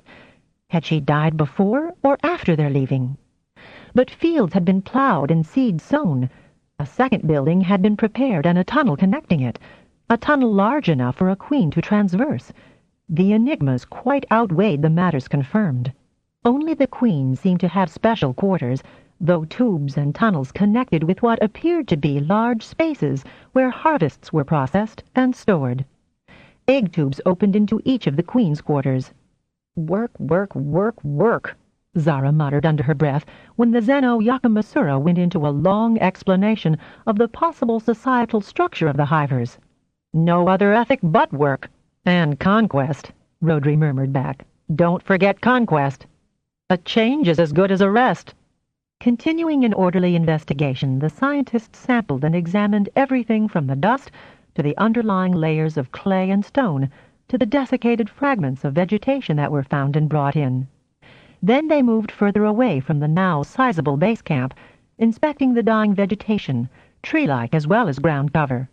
Bushes, shrubs, hedges, plants, large vines, grassoids, all were dead or dying, right up to the snow level on the mountain ranges of the continental mass. It was on the higher slopes that scattered piles of skeletals, the remains of various species, were found, as if the creatures, whatever they had been, had sought sanctuary in the highest place away from the predators, and whatever means was used to destroy the planet's indigenous life forms. The large preliminary reformation dome was constructed over what ecologist Rovenry Mordman considered to be a suitable site for an ecological jumpstart. When both human and Dini airborne investigations returned from the borders of the continental mass, he could be heard bewailing the fact that no life forms, not so much as ground-burrowing insects, beetles, or worms, however insignificant, could be found. His wails took on the form of constant cursings of the hivers for the murder of this world. "All right, so the land's dead, but what about the seas?" Captain Soligen asked during an evening session which had consisted of too many Mordman dirges and nothing of a positive nature whatsoever. "The seas?" Mordman regarded her with utter astonishment. "It's the land that the hivers infest, ma'am." "And it's the seas they never bother with," Zara reminded him. "Nor any water. We're drinking river water, although there's a rather noxious sulfuric aftertaste. The seas.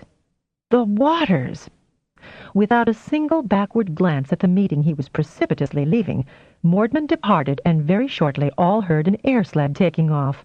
"I kept trying to tell him," the Zeno Yakamasura said sorrowfully, "but he said it was the land that mattered." "It is so possible to miss the obvious," Flavia said soothingly. Hope for the revivification of Talavera improved considerably when it was found that the waters, seas, rivers, lakes, streams, were by no means as ecologically reduced as the land, though poor in quantity and quality. Mordman pronounced that the planet's balance could be restored, and they would immediately initiate several combinations that might suit. Whatever creatures had lived here before had had different requirements, for there were significant basic elements lacking in the soil: chitin, selenium, most of the rare earths, and a paucity of calcium, though quantities of that would have been available from sea creatures. Lack of chitin alone would have been a problem for hivers, since the captive queen ate substances rich with that compound. Mordman delayed departure from Talavera as long as he could, to be sure at least one of the domes showed some signs that seeds were prospering in the revived soil. "One undeniable fact we have learned," Mordman said at his most pontifical as his group settled into the shuttle, carrying them back to the ship. "And what is that?" Captain Vestapia asked, knowing what she might be letting them all in for. "That the Hiver policy of fumigation of all life forms from the planets they wish to colonize often results in more short-term benefits than they anticipate. I suspect they lose half the planets they find to just such a Pyrrhic program." Then, looking excessively pleased with himself, he folded his hands on his incipient paunch and said nothing more on the short voyage back to the Columbia. The installations on the second former colony, Marengo, were more numerous, extending in all directions towards the mountain ranges. The field had been assiduously cultivated for a substantial number of decades. Analysis of the dirt once again showed the lack of certain rare earths, minerals, chitin, vitamin A and E, most of the rare earths, and selenium, although sulfur was present in quantity. Whatever indigenous life forms had lived on Marengo had disappeared without trace, though its vegetation, lush and vigorous on the highlands the hivers had not yet tamed, suggested that perhaps no land creatures had as yet evolved in this almost Pleistocene era. Rodri reported to Captain Soligen that the Merdini ship was unlikely to tamely follow the rest of the squadron to the next M5. "There's a Hive ship orbiting Waterloo, and I shan't want it attacking ours," Vestapia said, frowning. "Ma'am?" And when she gestured for Flavia to continue, "I think we might be able to pull the same trick here as we did with XH-33. "Trick? Blowing the orbiting ship up?" the captain snorted. "No, steal it," Flavia said. "We don't, of course, know if the ship is occupied. The one at XH-33 certainly wasn't. If it is, We can also use Hive tactics and gas the maintenance crew."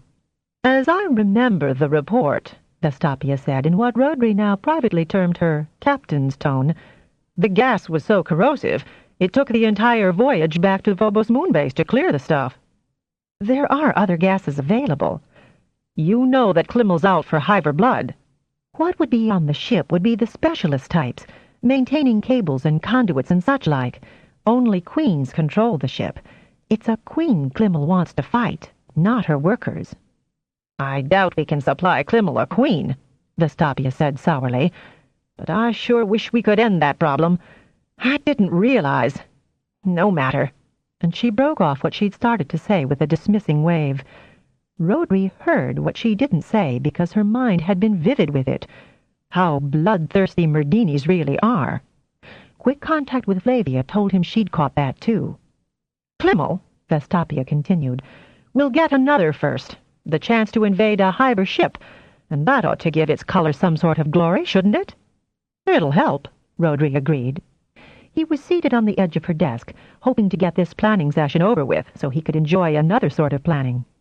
He caught Flavia's look at his informal position and decided discretion should reign. He took to a meditative pacing. "Certainly," Flavia said, "we know the inside of the sphere well enough to know where to port Captain Klimmel's crew aboard to secure the ship. Klimmel can do whatever it likes to what might be on board, and that'd be another coup. Then we steal it. The Waterloo Hivers will be stuck on that planet, and we can take care of them when it's been decided what's to be done with Hiver colonies." Vestapia spent one more moment looking at Flavia's elegant features before she started to laugh.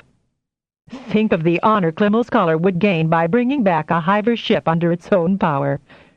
"Could they do that?" "If there's enough fuel on board, and with a little instruction on how to manipulate the instrument panel from us, yes," Rodri said, beaming because he found Flavia's idea as outrageous as the captain did. "Only we'd better have a chance to splash Dini insignia all over the ship if we don't want it fired on during its way back. If you wish, ma'am, I'll explain all this to Captain Hiptimal on the KMTM. It's most anxious that the KVS does not go off half-cocked. It'd have to rescue it, if it could. And the captain's mortally afraid of putting us as well as its color in jeopardy over Klimmel's dreams of bravura." "So we take a page out of the Genesis log?" "It worked." The captain considered again. "Only this time I think we permit the KVS to use its speed and skill and bombard the planet's defenses. That is, of course," and she held up her hand, "if we find they have the same capabilities discovered at XH-33. "Why should the Hivers alter their time-soldered habits?" Rodri asked. "This time," Flavia said, "we will clear our actions with Earth Prime." "Of course," Vestapia Soligen agreed suavely, her light eyes as green as Rodri'd ever seen them. "That'll be great," he remarked later in their quarters, rubbing his hands together in anticipation. "I'll get Jeff Raven's permission," Flavia said, and left the two together. Which was exactly what both Rodri and the captain wanted at that moment. Impending action had the fringe benefit of arousing other basic instincts as well. Flavia's contact with Jeff received the necessary permission to duplicate, with the exercise of all due caution as far as the talents were concerned, the successful tactics of the Genesee. "That's no fun," Zara complained. "We'll be observers, as always." "Yes, but I'll beat Cousin Clancy into action," Rodri said, delighted with that fact. "Action?" "All right. Close encounter, because, brat, we're much closer to our objective." "We're weeks away," she corrected him. "But mere weeks instead of more months like the main attack units." "We may have received permission," Flavia said, "but who knows if Klimmel will buy the plan. It's one frustrated Merdini, and all of us remember what happened to Roger." "That's exactly why nothing remotely similar will be allowed to happen this time," said Zara in a hard, icy, vindictive tone that startled those who heard it. Jess broke the silence with his question. "Is the main fleet closing on the Hiver at all?" "Earth Prime wouldn't say precisely," Flavia answered him, a slight frown creasing her usually smooth brow. "But I sensed something." "Then Grandfather wanted you to," Zara said quickly. "So what did you sense?" Flavia considered this for a long moment. "Triumph, I think." "Damn," Rodri said. They may be moving in for the kill before we can get to Waterloo. Unlikely, because I've already located the Waterloo beacon Kincaid so kindly set in place. She smiled as her team reacted with jubilation, except for Asia. I don't see why everyone is so happy to be pulling primary school tricks on the Hivers, especially you, Zara. Zara flushed. I'll never live that moment down, will I? But you saw what Hivers did to Talavera. Ruined a perfectly good planet, and damn near ruined Marengo the same way. They don't deserve to colonize their backyards. Which went Nova, Asia said, but her expression was less vehement. They must be good for something. Everyone and everything I know is. Try as I will, Flavia said after a long pause, I cannot find good in a life form that deliberately annihilates all other life forms so that it can dominate a world for the sole purpose of multiplying itself to the point where it must find yet another world to fumigate and repeat the process. Asia was so quiet and exuded such a depression that Zara approached her, delicately smoothing the fine hair back from her face. They're great farmers, she said softly. If that ability could be directed into proper channels, Flavia began. No one else would ever have to crop farm, Jesper finished. If only there was a way to get that across to them, Malin added. However, we have other plans to make now, Flavia said, based on the information we have managed to gather about this enigmatic species and their modus operandi. It does seem a pity, though, that we can't communicate and form a collaborative effort.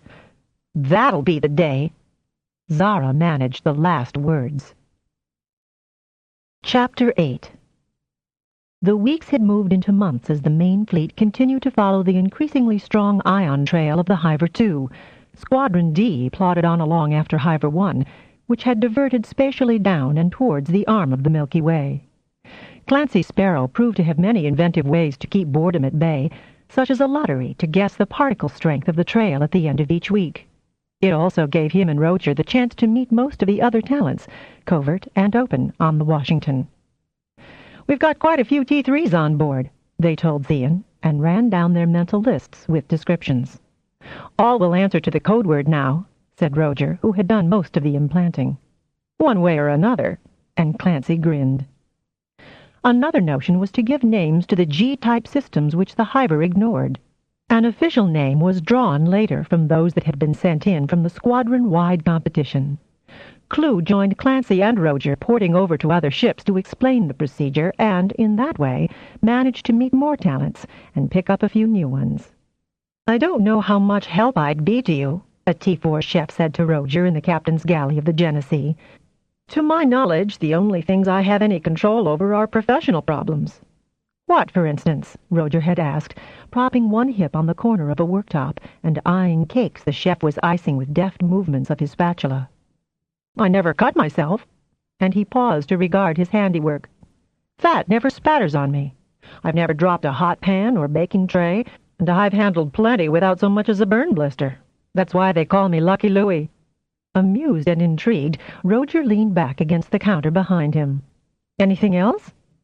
Well, I've never broken a bone, and the round-faced man grinned. Lost a fight or a card game. I don't play them no more. Didn't think it was fair if I always won.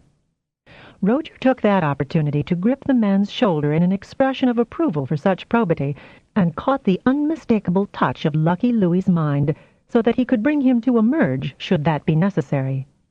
His soufflés and cakes never fall either, muttered another galley crewman as Roger left, but the tone was good-naturedly envious. On the destroyer Athene, Samarami Clue discovered an unexpected talent in one of the electricians, who had an extraordinary record of avoiding accidents in a somewhat dangerous job. Chief Petty Officer Leah Day had always chalked that up to the fact that she was careful and never attempted a repair unless she'd thoroughly looked over any schematics. She was vastly surprised to test out as a T4 kinetic. But I've never heard anything in my skull, CPO Day told Clue, her expression perplexed. Theon, Clue said, I've just found us another T4 kinetic. CPO Leah Day says she's never heard anything in her skull. Chief Day, Theon promptly said, just nod your head to Commander Clue if you're hearing me. Chief Day's brown eyes protruded from her skull as she obediently nodded. Then she leaned toward Rami Clue and whispered, "Who was that?" "Prime Theon Raven Lyon." "But he's on the Washington." "He's also a T1, and made me hear him too. Now, Chief, with a kinetic talent like yours, we may need to contact you for help real soon." "What kind of help?" The Chief was dubious as well as anxious. "Nothing beyond your abilities, Chief, but if Prime Theon calls you, put down whatever you're doing and just let yourself go." "Go? How?" Clue relaxed her entire body, hands draped on her thighs, shoulders and chest collapsed. "That's all I gotta do?" "That's right. Your being relaxed helps Theon tap your kinetic energy." "That's what I got? Kinetic energy?" "Which is why you've been able to turn aside electrical jolts that would have injured you." "But how'd I know how to do it?" Clue was getting very good at proving her next point. She sprang at Leah Day, who immediately assumed a defensive stance. "Like that, basically," Clue said, stepping back. "A basic survival instinct. Only your brain clicks in with its kinetic whammy." She rose and shook hands with the Chief, who had a good strong grip with fingers calloused from work. That was the next to the last step of preparation. "If you hear the word Saki in your head, stop what you're doing and relax." "Saki," the Chief nodded. "What if I'm not near a chair?" Clue laughed. "Don't tell me, Chief, you can't relax any damn time you have the chance." "Aye, sir." The science officers had other puzzles concerning why the Hivers rejected so many systems. Were they already inhabited by Hivers? Or uninhabitable? Had any of them, by any remote chance, once held off a Hiver advance too? The skeptics thought this area of space far too remote to have received much Hiver attention. Others argued that the very fact the Hive ship was going so far from its original homeworld proved it had investigated all the intervening systems and either occupied them or found them useless. To settle some of these arguments, which often proved agitated, Captain Ashient initiated a program for the fast scout ships which the Washington carried. Whenever an M5 system was observed, the scouts, using a different crew each time, departed their mother ship for quick, discreet surveys. For these, Ashient asked the assistance of the Talents, who were as glad to have some excitement as any other crew member. Theon always took Lieutenant Commander Allison Greevy with him. Roger favored a T3 ensign from engineering, Syra Charteris, while Clancy needed to have two to augment his T2 abilities. Invariably, he chose Semiramis Clue, and the only other T3, one of the gunnery officers, Targia Upland. An attractive girl, her nickname of Target was respect for her professional competence and a knowledge of antique and archaic weapons. When the scout was close enough for the Talents to deploy the undetectable plastic units, the relevant planet within the system was probed. 4 Hiver colonies were discovered out of 20 worlds surveyed, 2 with sphere ships in orbit and the usual debris. Once Hiver possession was noted, the scout ship was under the strictest orders to leave the system immediately. Detection had to be avoided. Hivers often worked moons and other planets for mineral deposits. An argument arose that, how would the Hivers know a system of theirs had been invaded when they had no intersystem communications and their planet-based sensors had, as shown by the XH-33, limited range? "Let us not assume what has not been established beyond doubt," Captain Ashient reminded those captains and first officers who attended his weekly updates. "There are still panels on the refugee whose function is unknown." That was the standard warning every scout captain impressed on his or her crew before the scout departed on an exploratory mission. Every week the star charts were upgraded by such side trips and new primaries, including an unusual binary sun system that fascinated all the astronomy buffs. After the second Hiver occupation was discovered, the Vadim's new captain, Pat Shepard, brought up the suggestion that a multitask beacon be set up near the heliopause of Hiver Systems, ship of Hivers, to record any outgoings, in which case a message capsule would be released to speed back to Alliance space, where any prime would soon hear its shriek and retrieve it. After the Danebian penetration, every Alliance system had installed a device that could identify the Hiver sting bzzzt and emit a warning. A contest to design such a device was circulated through the fleet, and small mechanically oriented groups vied with each other to come up with the successful design. The winning design group came from the Washington, because Roger and Commander Tekeli worked all the hours of the week to win the competition. Then the design was distributed among the machine shops of all the ships to ensure a sufficient supply. Uninhabited M5 planets were examined in more detail. One had an indigenous life form which was already using primitive tools and had controlled fires. That system was duly put off limits. Several planets, despite appropriate atmospheres and distribution of landmass to sea, did not appear viable for human or Merdini occupation, showing high levels of radiation, too much seismic activity, or other anomalies. "Well, such conditions would account for some of the bypasses," Captain Ascient said at one of the weekly brass meetings, which included the Talents. "One thing puzzles me. How did the Hivers know which to bypass? If we have probes, what do the Hivers use to obtain the same information, because they surely must? Did anyone ever discover if Deneb had been probed by a Hiver mechanism?" He turned to Clancy. "Sir, the Denebian penetration happened long before my birth. My uncle, who lived through those days, never mentioned a probe. But then Deneb was pretty primitive in those days. And who was expecting visitors from outer space? But did you not, as a youngling on Deneb, recover quantities of Hiver materials?" asked Captain Spictum. "Yes, sir, indeed, we all did." And Clancy indicated Theon and Roger. "And the Navy installation on Deneb is still trying to fit the pieces together." He grinned. "Probes usually return to the sender to deliver the information they've acquired," Roger added. "True, true," Ascient said, fingering his jawline as he often did. "Flavia Bastiamangiani recently sent us a message," Theon went on, "that the first of the occupied Hive systems showed a total breakdown which hasn't yet been fully analyzed. The Xenos and biologists have an unconfirmed opinion that the planet was deficient in some element or elements which are vital to Hive survival.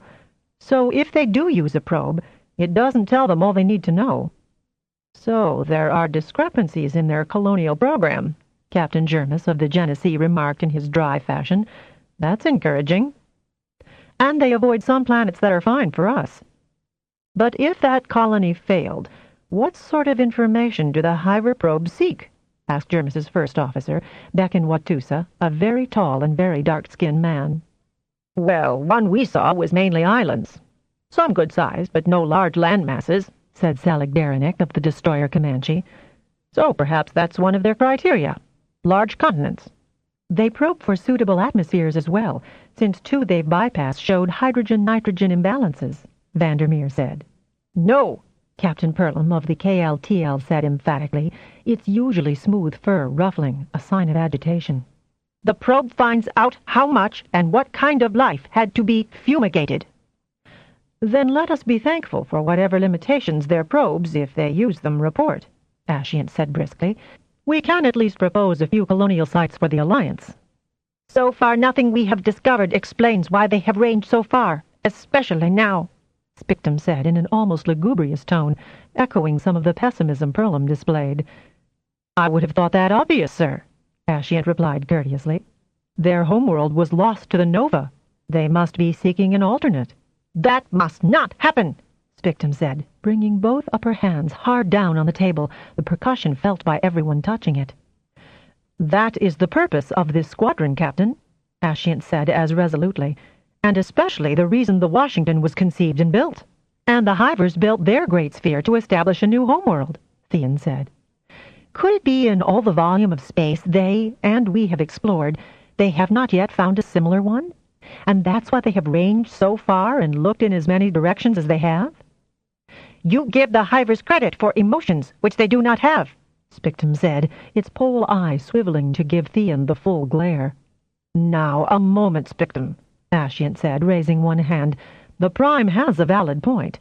Wouldn't Merdinis, deprived of Clarf, search for one as near to what they'd lost as could be found?" Spictum's fur ruffled further, and so did Perlum's, and the other two Dini captains seated around the table. Theon inwardly groaned at his tactless remark. Exuding as much pacifying empathy as he could, he followed Ascient's lead. "Merdinis have long historical knowledge that Hivers follow instinct, which has not changed, honored sir, and that is, above all, survival of their kind. Their species must have had a very unusual homeworld to have allowed them to become dominant. That world is gone. Survival of their species requires them to find its like. That is what this one meant. Pardon the offense this one has unwittingly caused the honored spictum. The Dini captain's fur began to settle, and so did Purtlam's. Theon felt the wave of relief from his fellow humans that the Merdinis were mollified by his explanation. "So they haven't found it, and by my honor I hope they don't," Chessman of the Solidarity said. "But give us a little hope, Captain Spictum. Do we even know what their primary spectrum was like before it went nova?" Neither Spictum nor Theon, who had reached the area where the dead star was still cooling, shook their heads. "Bluntly, no," Theon said. "We've got a hell of a lot of space to check out," Captain Chessman of the Solidarity said, made gloomy by the sheer magnitude of the task facing them. 5 years won't be long enough. "But a lustrum makes a start, gentlemen," Ascian said, adopting a firmly positive tone. "And let us not discount what we have managed to accomplish in the past 2 years. We may have been forced by circumstances to explore further than any previous program for either of our species, but we have already discovered enough new worlds to support members of the Alliance for thousands of generations to come. Let me come back to the point that there may be a more specific goal for these Hive spheres, finding a new homeworld under a sun similar to the original one. I certainly don't know what spectro-analytical means the Hivers possess," and Ascian attempted to inject some humor, "but I'd like our astrogation officers to start checking the spectrums of all G-type stars, however far away they are, on the off chance that it's a certain type they're hunting, not just any G-type system with M5 planets." Even the Merdini saw the merit of that suggestion, and the meeting ended with considerably more enthusiasm and purpose than it initially had. Ascian later confided to Theon that there'd been some very tricky moments, but he was positive they were on to a line of investigation that was going to prove invaluable. "Certainly it's giving us another purpose while we're tracking that damned sphere to wherever it's going. What odds would you take that it has a definite primary objective?" Theon regarded Ascian for a moment before letting out a startled guffaw. For one moment, Ascian glared at him and then, realizing what he had said, joined Theon in a much-needed laugh. "In line with that, sir," Theon said, still shaking with laughter, "maybe I ought to contact Flavia. Squadron B's been to quite a few systems now, too. Maybe they can throw some light on the matter." "Light on the matter?" Ascian echoed and enjoyed another chuckle. "I needed that, Lyon. That was a hairy moment there." "You mean, of course, when all the Dini furs started to ruffle up?" That set them both off again, until Ascian, huffing and coughing, pulled himself back to sobriety, but his eyes still twinkled as he continued to grin. "Actually, sir, even a process of elimination based on what types of G-stars they ignore might help us establish the criteria they're looking for. Even minute differences, the period of variability, sunspot cycles, size, in a G-type primary can have incalculable effects on the satellites in its system. It certainly has proved so in species adaptations. On another subject, Captain, which I didn't have time to pass on to you before the meeting, Flavia's message this morning contains some interesting items. The first being that they, too, have devised a beacon to be set outside any Hive suspect M5 system, to warn vessels off and to send a message back to the nearest prime to warn of any outgoing sphere. Great minds, huh? I've received specs, sir. Captain Soligen thought you might like to glance over them in case they have modifications we could use." Theon handed over the hard copy and the software. "Or the other way around," he added tactfully. "Indeed, and we will," Ascian replied as he glanced through the material, "though the one your brother and Tekeli designed seems to be similar. Flavia also informed me that, with Earth Prime's express permission, they are going to approach the Hive-occupied planet." Ascian gave him a hard stare.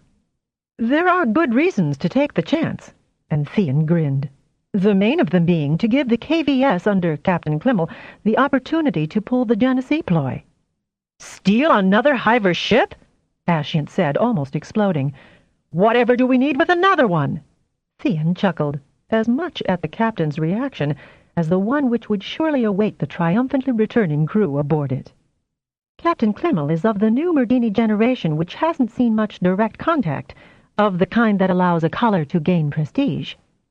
Damned untried young scuts, Ascient murmured, shifting restlessly in his chair. They could precipitate more trouble. Then he cleared his throat as he remembered all too vividly the morning's near breach between Human and Dini.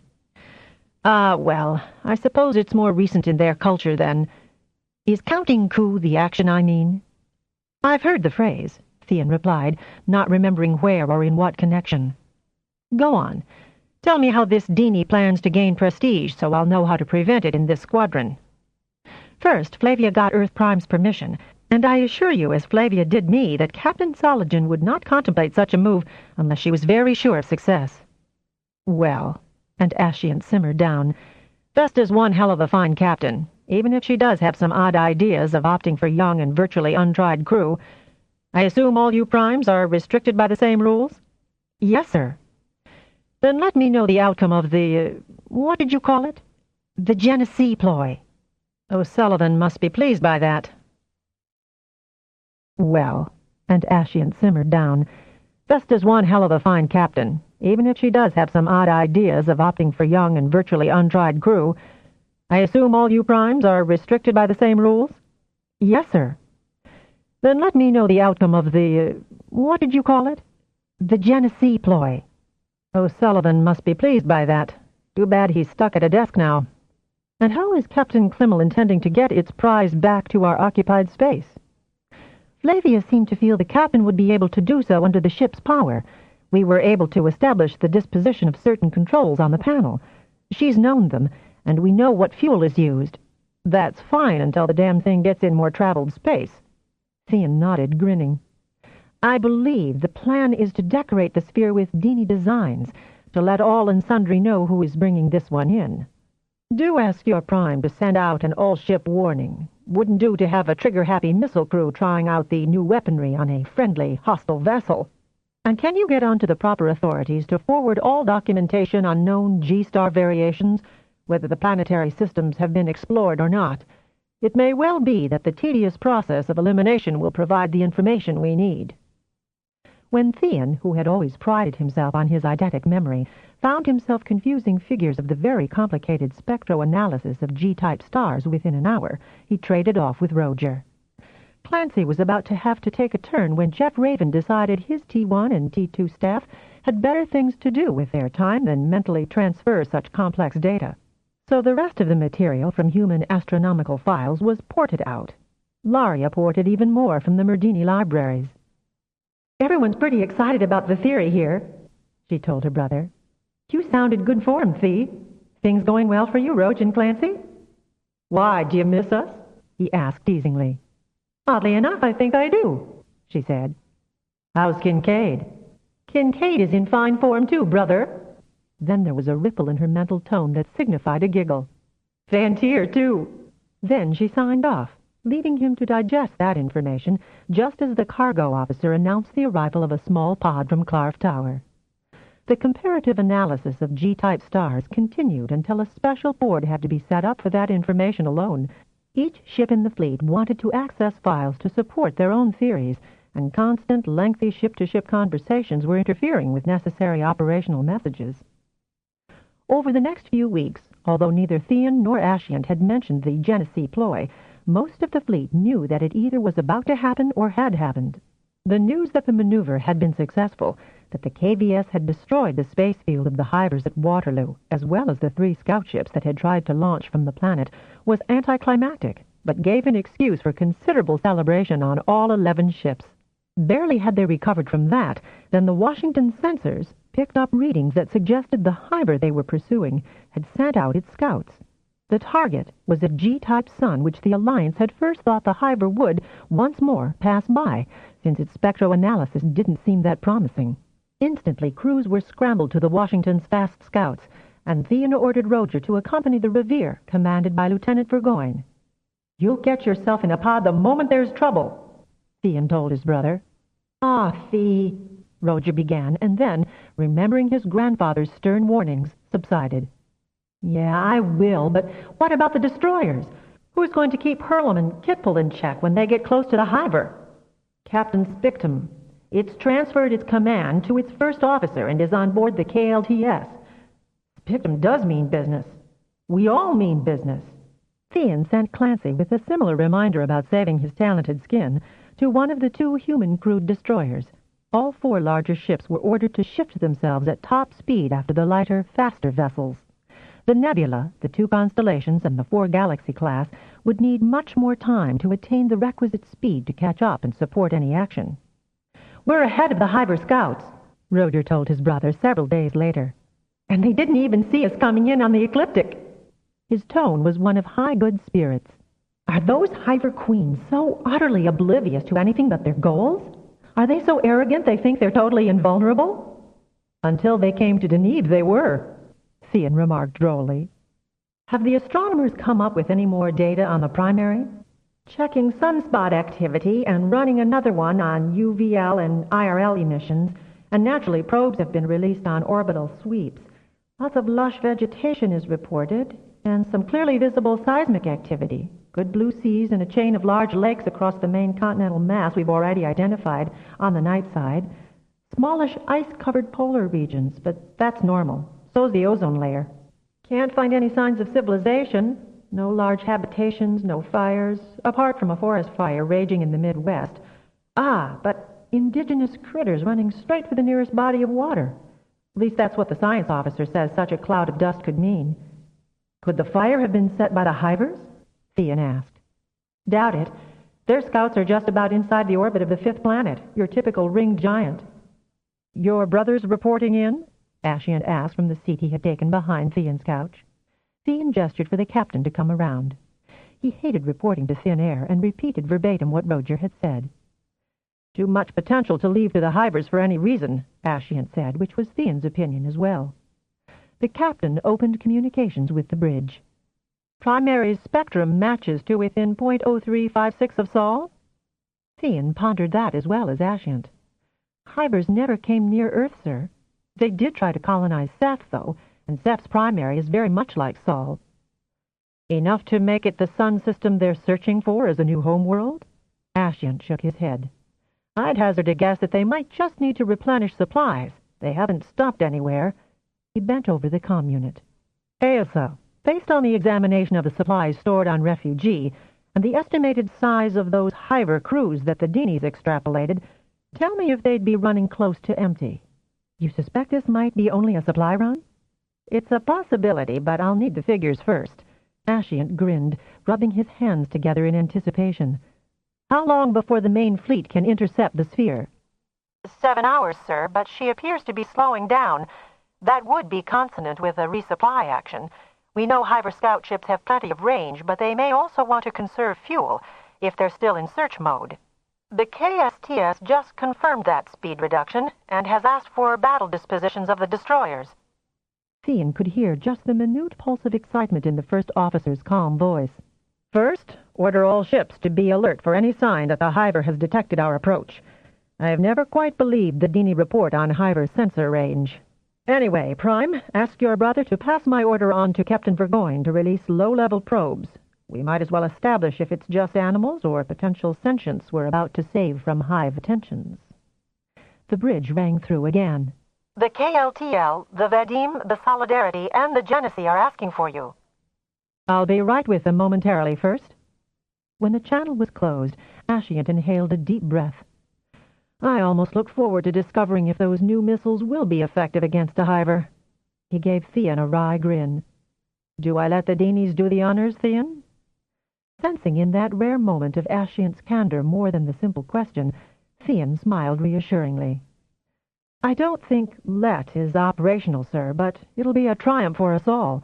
We'll have reduced by one more ship their chance of finding that new homeworld they're desperate to have, that new base from which they can multiply the problems we've already got in containing them. Then there's only the one ship Squadron D's following, and then we really will have reduced Hiver threat to manageable proportions." Ashiant gave a short bark of a laugh. "Manageable, Prime?" He laughed sardonically again. "When we're discovering that the odds are 1 in 5 of the M5 planets on our way out here has a Hiver colony on it?" Ashiant threw out his hands in exasperation. "Even that's a good deal more than we knew before Deenies ran across those 3 Hivers." "Damn!" And Ashiant rammed one fist into the other palm. "I'd feel it more of an accomplishment if this system was the one the Hivers have been so desperately searching for." Put it this way, sir. It's one more they won't occupy, even briefly. Good point, Prime. I could almost feel sorry for our prey.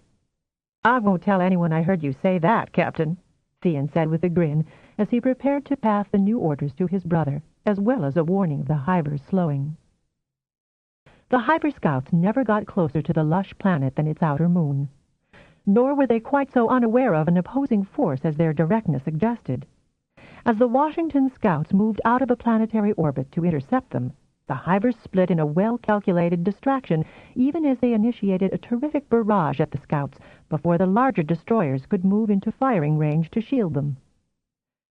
Theon, if I'm not loud, listen harder. I'm in a pod. Burgoyne had 2 yeomen stuffing me and my Deenies in here as soon as we began closing with the Hivers. Roger sounded far more indignant than scared. Main screen's magnified to show the blasts. Any damage? Minor's all I can tell. I've got the pod's comm unit on, but I'm not catching all the... Wait a minute. Roger? Roger? Don't bother me now, brother. I've work to do. Theon kept bothering Roger with constant demands for answers. In between those, he pathed Clancy, who was no more available to his requests for information than Roger. Infuriated with a disobedience that amounted to downright mutiny, he charged into the Washington's bridge, where the intense atmosphere reminded him that he might be intruding, and he had half-turned to leave. Then he saw that the main screen of the bridge gave far larger, clearer details of the battle than the one above his couch. What he saw also made him realize exactly what essential work Roger and Clancy were doing in deflecting a virtual onslaught of Hiver missiles. Definitely he could tell Earth Prime that this was self-defense. If the Revere took a mortal blow, the Hiver scouts could pick off the pods one by one before the evacuees could get out of range. Roger had shown good sense with his deflection policy. The main batteries of the sphere began to open up on the 7 Alliance ships, which had deployed themselves to prevent the Hiver scouts from escaping, while the Nebula and the 2 constellations were converging on the sphere. One advantage of the round design was that batteries could be fired in any direction. Theon knew from the refugee just how much firepower the Hiver had. "Look, sir," Vandermeer said. "The Hiver's wasting ammunition as usual. She isn't within range of our ships." "The scouts are." "But her missiles are missing, although... Sir, Ensign Upland is of the opinion that the detonation of those missiles could cause shock waves almost as dangerous to scout ship hulls as a direct hit." "My compliments to Ensign Upland," Ashiant said, nodding his head briefly in acknowledgment of the information. Then, under his breath, he muttered, "When I get those 2 talents, I'll skin 'em. I'll keel-haul them." Theon and the nearer bridge officers heard him. "But they are managing to deflect incoming rockets. Tikeli, how soon before we are in range of the sphere?" 22 minutes. "Why doesn't Spictum use the one that's got on the KLTS?" "I believe the captain's maneuvering her into position now, sir," Tikeli responded. "And 2 of our scouts are protecting her. She's got to be on target on those fuel tanks, and in range she's fired both, sir." Unbelievably, one of the Hiver scouts managed to get between the sphere and the missiles, which penetrated it, sticking out port and starboard. "Like a scurrier skewered on arrows," Theon murmured. Then the blast occurred, an orange-red eruption of force which hurtled the KLTS backward like a leaf in a storm. Somehow the flanking scouts had peeled away, and although they were scudded further from their original positions, they did not appear to have taken much damage. The KLTS patently had. As Deanie's ship still did not carry pods, it was impossible to estimate how many of its crew survived. "Roger! Clancy! For the love of heaven, answer me!" Theon roared, catching the gestalt of the Washington's generators to reach his targets. "I'm okay, Theon. I had to bounce missiles, just like Granddad did when the Hiver attacked Deneb." "Not the same at all, Roger. Clancy? I can hear you, over the ringing in my ears. Were we ever lucky? Clue's a damned fine pilot." "Theon," Ashiant called urgently, "can you get in touch with either of your talents and ask them to check the status of the KLTS? The other destroyers must hold their positions to contain the sphere." "Yes, sir." "Roger, you Deenies. Ashiant's ordering Burgoyne and the Revere to aid the KLTS and assess their condition. You do the liaising. Clancy's ship better come with us. The Hiver scouts are moving in for the kill, and we'll have to mount some more." That was what the 2 Washington scouts were doing was obvious, while the 3 destroyers slung medium-sized missiles on the 2 remaining Hiver scouts, all the time inching closer to the sphere. "We've just reached the maximum range of the new missiles, Captain," Vandermeer announced. Signal the Galaxy-class ships to assume Formation C and begin firing as soon as they are in maximum range. The sphere must be distracted from the destroyers." "She's some mother, this one," Theon distinctly heard someone say. It could have been anyone on the bridge, even Ascient, dropping his mind shields in the excitement of battle. The first of the new missiles the Washington launched was not that far off its target, but exploded on contact with a large fragment of the Hiver's scout. The next three, one from the Washington and the others from the Solidarity and the Athene, penetrated the sphere as easily as a sharp knife cut through soft fruit. "1, 2, began Ascient under his breath. 3, and he was joined by Vandermeer. 4, and it was practically a chorus. No one got to 5. The Hiver disintegrated by quadrants, like skin being peeled off a round from top to bottom. Then the fireball blossomed, and its furnace expanded, melting all in its white, hot circle. The KLTL peeled off to follow one Hiver scout, and the Franklin went after the other. With ordinary communications opened again now the enemy was routed, Captain Spickham was able to send its regards to the Washington. Its voice was shaky but proud of being aboard the ship that had fired the first missile against the enemy. The KLTS had taken a lot of damage from the blast concussion. Many Deenies were dead and injured. Some compartments had had to be closed against the vacuum without knowing if they had been occupied. Theon did not have time to find either Roger or Clancy to give them the dressing down they so richly deserved for disobeying orders in spite of the life-saving success of that violation. By the time he spotted them, some of his anger had dissipated. They were across the Washington cargo hold, which had been turned into an auxiliary Deenie sick bay, doing much of the same sort of emergency use of telekinesis he was, lifting the injured into beds, onto gurneys. Roger was helping medic Sybilpick among the Deenies injured, with Gil and Cat rushing about on errands. Clancy was working among the human wounded. "We'll all have a little talk later, Roger, Clancy," Theon said in a cold voice. "Sure thing, bro, when there's a little more free time. Don't get cocky with me, Roger Raven Lyon." "Who, me? Cocky? After what I just went through, bro? That was almost worse than the KLTL fee." His brother's words, unrepentant though they were, cooled Theon still further, but he'd have to tell Earth Prime about their escapade. He was responsible for all the talents on this expedition, and somehow he had failed to make them obey orders they knew they mustn't ignore. If he'd had to tell his mother and father that Roger had... "Hey, Thee," said a soft voice in his ear, and he felt a touch on his shoulder. "You need rest, honey." Gravy looked up at him, her blue eyes anxious, though her face was as tired as his. He and his Deenies had been working with her, using kinesis to help her use her healing skills. "If I rest, you do too, Lieutenant Senior Grade," he said sternly. She glanced over the now orderly ward, where Deenies were immersed in tubs of restorative fluids, or wrapped in bandages of various colors, repairing damaged tissues, wounds, burns, and breaks. Deenies endured discomfort better than humans did, Theon thought, and wondered if that was a species differentiation rather than stoicism. "Ah, here comes the new watch," Gravy said, with relief that came out close to a sob. Theon leaned back against the nearest support and listened for his brother. Roger was asleep. Theon couldn't tell where, and so was Clancy. He'd get them both tomorrow, when he'd had enough sleep. "Theon," and Gravy caught him by the hand and pulled him around the corner. "You got enough energy left to port us to my room?" He put weary arms around her, his head resting on hers, and ported them to her quarters on the level below. She palmed the door lock, and they collapsed in each other's arms onto the bed, asleep almost before they had stretched out on the horizontal surface. "You realize that Hiver ship, even with its 3 scouts, hadn't a chance," Roger said, blithely tucking into a huge meal in their quarters late that next afternoon. "Operation Overkill, that's what it was." "Need I remind you how many Deenies died in the KLTS?" Theon said, glaring at his brother. He had read the riot act to both Roger and Clancy for endangering their lives, which were far too valuable to be risked.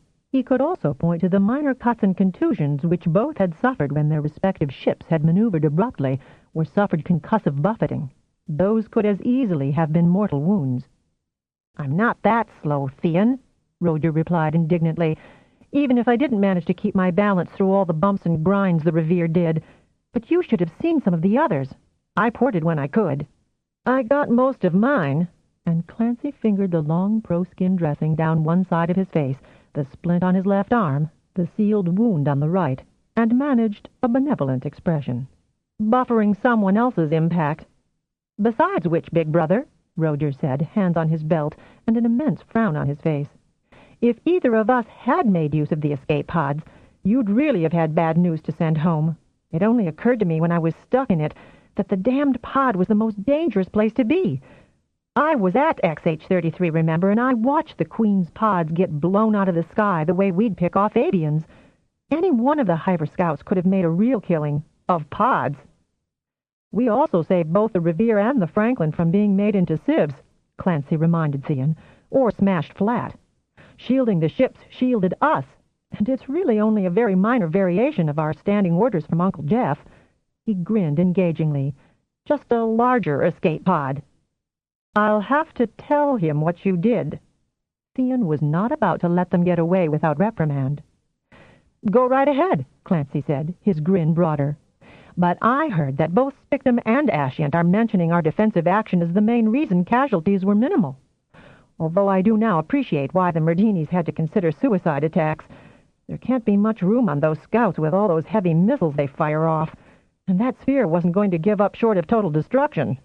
Theon could never stay angry long, not in the presence of Clancy, though he continued to feel an irritable frustration, especially as the two young heroes tossed off their actions as nothing out of the ordinary for talents of their abilities. That almost annoyed Theon more. I think, Gravy told him when they met for a quiet meal in the medic's mess room, that you're a little jealous, maybe, Theon, that you weren't in on the action? Me? Jealous? He regarded Alice and Anne, startled. He'd never thought of himself as a jealous person for any reason. Her blue eyes twinkled up at him. Jealous of things or people, no, Theon, but jealous a little, perhaps, of prestige? Are you sure you're still T5? Probably not, she said airily with a delighted sigh, but I am an empath and very empathic for you. She reached across the small table and stroked the back of his hand lightly, a contact that conveyed more than empathy. I picked up as much from you, talent-wise, as I have about treating Deanies from Medic Civilpic, more perhaps, and her eyes laughed at him over the rim of her cup. You had the hard part, watching, waiting, hoping. Do talents pray? This was said with such an ingenuous expression that Theon felt his aggravation and frustration dissolve. Besides which, she went on, teasing him, you saw action long before they did, on the Great Sphere. Theon made a face at her. That little fracas was not against live hivers. The difference is immaterial, Theon, and it was far more dangerous than what your brother and cousin did. Theon faithfully forwarded Captain Ascient's detailed report of the encounter and decided, when he could not help but feel Jeff Raven's furious reaction to the heroism of Roger and Clancy, that he could safely leave any further discipline to Earth Prime and Callisto Prime, and possibly both Aurigayan Primes. Righteous anger often ripened with waiting. Theon was called back by Earth Prime later to receive the official commendations and replies from the Alliance and High Council, as well as new orders. The fleet was now to join Squadron D, using all available talent to make the portation, and track down the third sphere with all possible speed. There was great weight being given to the theory that the three spheres had been looking for a particular G-type star, as close a replica to the one which had turned nova as possible. The High Council did not care to wait until the remaining sphere found such a star and a new homeworld planet. Once that Hive sphere had been dealt with, the fleet was to return, making in-depth surveys of all potentially habitable planets, and to disable Hiver colonies, using the Genesee ploy whenever possible to remove sphere ships from use. What's the High Council after, might I ask? Ascient inquired of Theon in an agitated fashion. A fleet of sphere ships? We've got more than we need right now. We should blow 'em up. Save time and effort. Use 'em as decoys? Theon threw out as a possible solution. I think this know your enemy and you can defeat him easier is going a bit too far. Perhaps I misinterpreted, sir, Theon said, running over the wording in his mind. Disabling the Hiver colonies could merely mean making certain they had no further space capabilities. Shall I reconfirm? Please do. I doubt the High Council meant to bring more spheres back. Jeff Raven said, but his tone was uncertain. "But with Deanie's, you'd never know, would you? I'll get back to you." When he did, he was chuckling. "Seems the Deanies would like to have an intact sphere for each of their colonial worlds as trophies. Admiral McTurian pointed out that the two operational ones presently in our possession could be displayed wherever necessary. I will never understand Deanie logic or honor. The Admiral is more sensible and repeats that the fleet is to destroy Hive's space travel capabilities until other remedies can be effected to prevent their colonial aggrandizement." "Other remedies?" "That's what's being discussed. There's a powerful lobby that would prevent the Alliance, and not just the human element, from doing unto the Hivers as they have done unto others. Why reduce ourselves to their level?" "What else could be done, Granddad?" "Not," Theon added hastily, "that I believe the annihilation of any species could be justified." "Ah, now, Theon, the discussions are ongoing and heated. Both Gichtmiglant and Admiral McTurian are insisting that nothing be engraved in granite until both investigatory units, the main fleet and Squadron B, have returned from their voyages, laden, we hope, with information enough to suggest a sensible, humane, and Deanified course of action." "If we've to stop and investigate every bloody M5 system on the way back, sir," Theon began. "By then, some form of common sense might have resulted from the current shambles. Once more, I am relieved that FT&T is involved only in the mechanics rather than the politics of this issue. And," there was a definite amusement in Jeff Raven's tone, "as a messenger, I am too far removed from those I deliver them to suffer the fate often meted out to the bearers of adverse replies. So, grandson, I say unto you, bring back as much information as you possibly can about the bright new worlds that have not been Hiverized and can give the hot-blooded another focus for their energies." "Wouldn't a colonial explosion be following Hiver tactics?" "Really, Theon, your sense of proportion is slightly skewed by distance. Humans and Deanies respect other life forms, and any planet bearing identifiable sentience is to be scratched off the list. Oh, but put up one of those warning beacons that'll inform the Alliance of incoming Hive traffic. There's still a lot of those damned spheres loose in this galaxy." The official segments of that long exchange were duly reported to Captain Ashiant and then repeated to the other captains and first officers, in Basic and in Deanie, so that there could be no misunderstanding of either directive. Theon excused himself then to give the brass the chance to discuss the orders privately. Outside the Talent's quarters, the corridors of the Washington still echoed muted sounds of celebration, although the Nebula-class ship was now swinging around the rescued planet on its way out of the system. Theon knew that the science officers would be busy at every available station, recording whatever scrap of surface information could be learned during the circumnavigation. Probes had returned with samples which would be analyzed and assayed. He watched as the planet turned under him, even as the Washington turned round the planet to the original site he had had. Had it been only 2 days before? The forest fire had gone out, doused by a rain system which, unfortunately, resulted in smoke obscuring that area, so the cause of the conflagration remained a mystery. The creatures which had fled the fire were now browsing by the lake which had saved them, and, though none appeared to be more than a variety of large ruminants, grazers, and several equally big predators, none acted with any sentience. "And not a single creature will ever know or care about the fate we saved them from," Grady said softly from the open door to his room. When she had come off duty the night before, they'd done some private celebrating. All her patients would recover, and she was no longer fearful for the progress of several of the Deanie burn victims. Theon held out his arm, and she came across on bare feet to stand under it. She liked the fact that she fitted just there. He closed his arm and pulled her against him. "Are we on our way out of this system, Thee?" she asked, noticing the rotation. He nodded.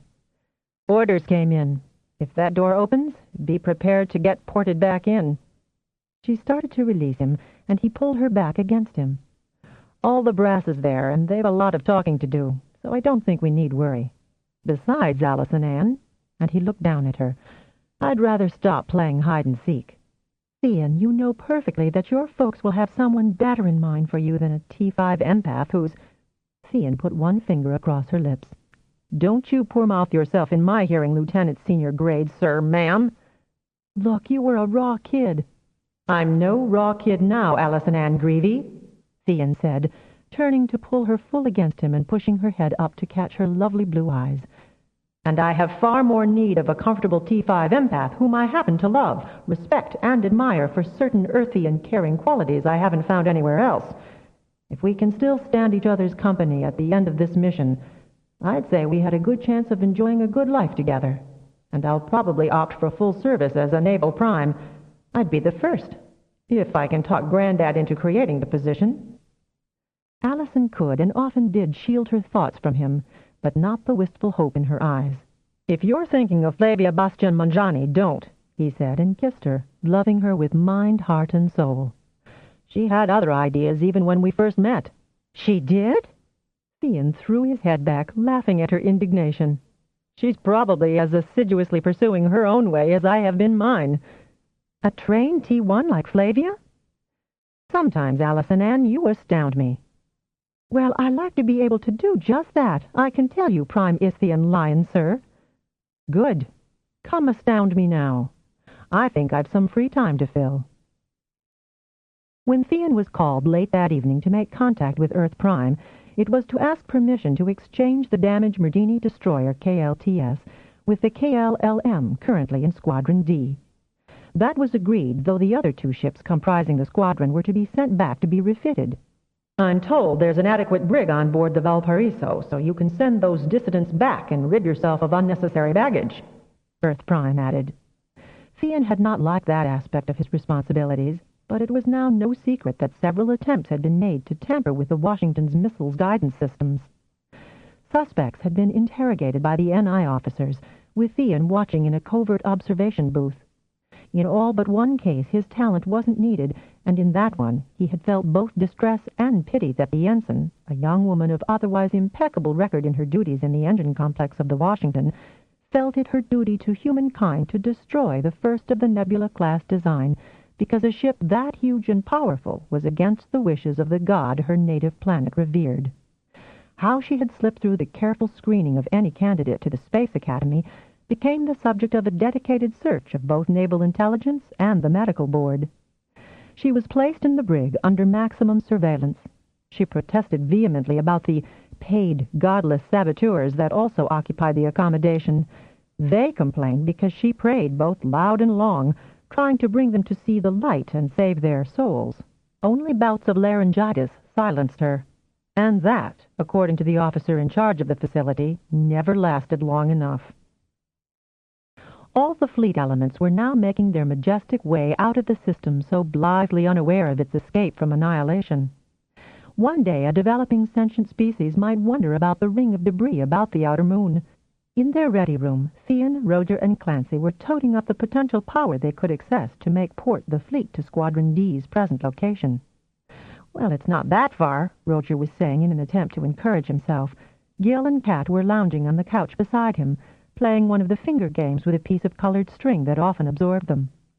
"With 90 T2s and 3s to spread out, plus the 64s, and don't forget they're mainly kinetics, too, strategically placed. There's none on any of the Dini ships," Clancy reminded them. "So we haul them over last." "That wouldn't sit well," Roger said. "Look, Theon, you and Clancy haul the Washington. Give me 10 2s and 23s, and I'll port Spictum. It's the mass of the Washington that's going to be the worst to port. Even constellations are easy after that." "Or I stay here in the Washington and send to you." "Who's the T2 on Squadron D?" Clancy asked. Theon and Roger gave him a weary look. "Steelman." "Oh." Roger lifted one shoulder in a shrug. "He hasn't lost anything sent him. Yet." "Well, we sure don't aim the Washington at him all of a sudden," Theon said. Semiramis Clue and Allison Ann arrived, off duty now, and Theon absently ported in more drinks and finger foods for them. "It's getting the experienced talents in the right places to buffer the new ones who'll never have had a chance to merge." "Then why don't you do a drill merge first?" Clue said with a wicked grin at Theon, in memory of a certain mock drill she'd pulled. "Who? How? What?" Theon asked, although he mind-touched his approval of her suggestion. She tapped out a sequence on the terminal, and a spatial view of the disposition of the fleet came on screen. She sniffed and tapped at the destroyers in flank positions. "Change 'em over. Switch the Athene with the Comanche. Just as an exercise." Then she chuckled mischievously. See how long it takes the crews to figure out what happened. Could be a bit of fun. I think, Thean said, standing up, I'd better check such a fleet maneuver with Captain Ascient. He was grinning with sheer devilment as he asked Ascient for an immediate interview. More trouble, Thean?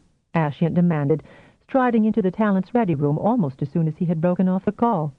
No, sir, not trouble. Just sorting out how to make the jump to join Squadron D with most efficient use of the talents we've got. I'd like to have a trial merge and, say, switch the Athene with the Comanche. And see how long it takes them to realize they've been moved.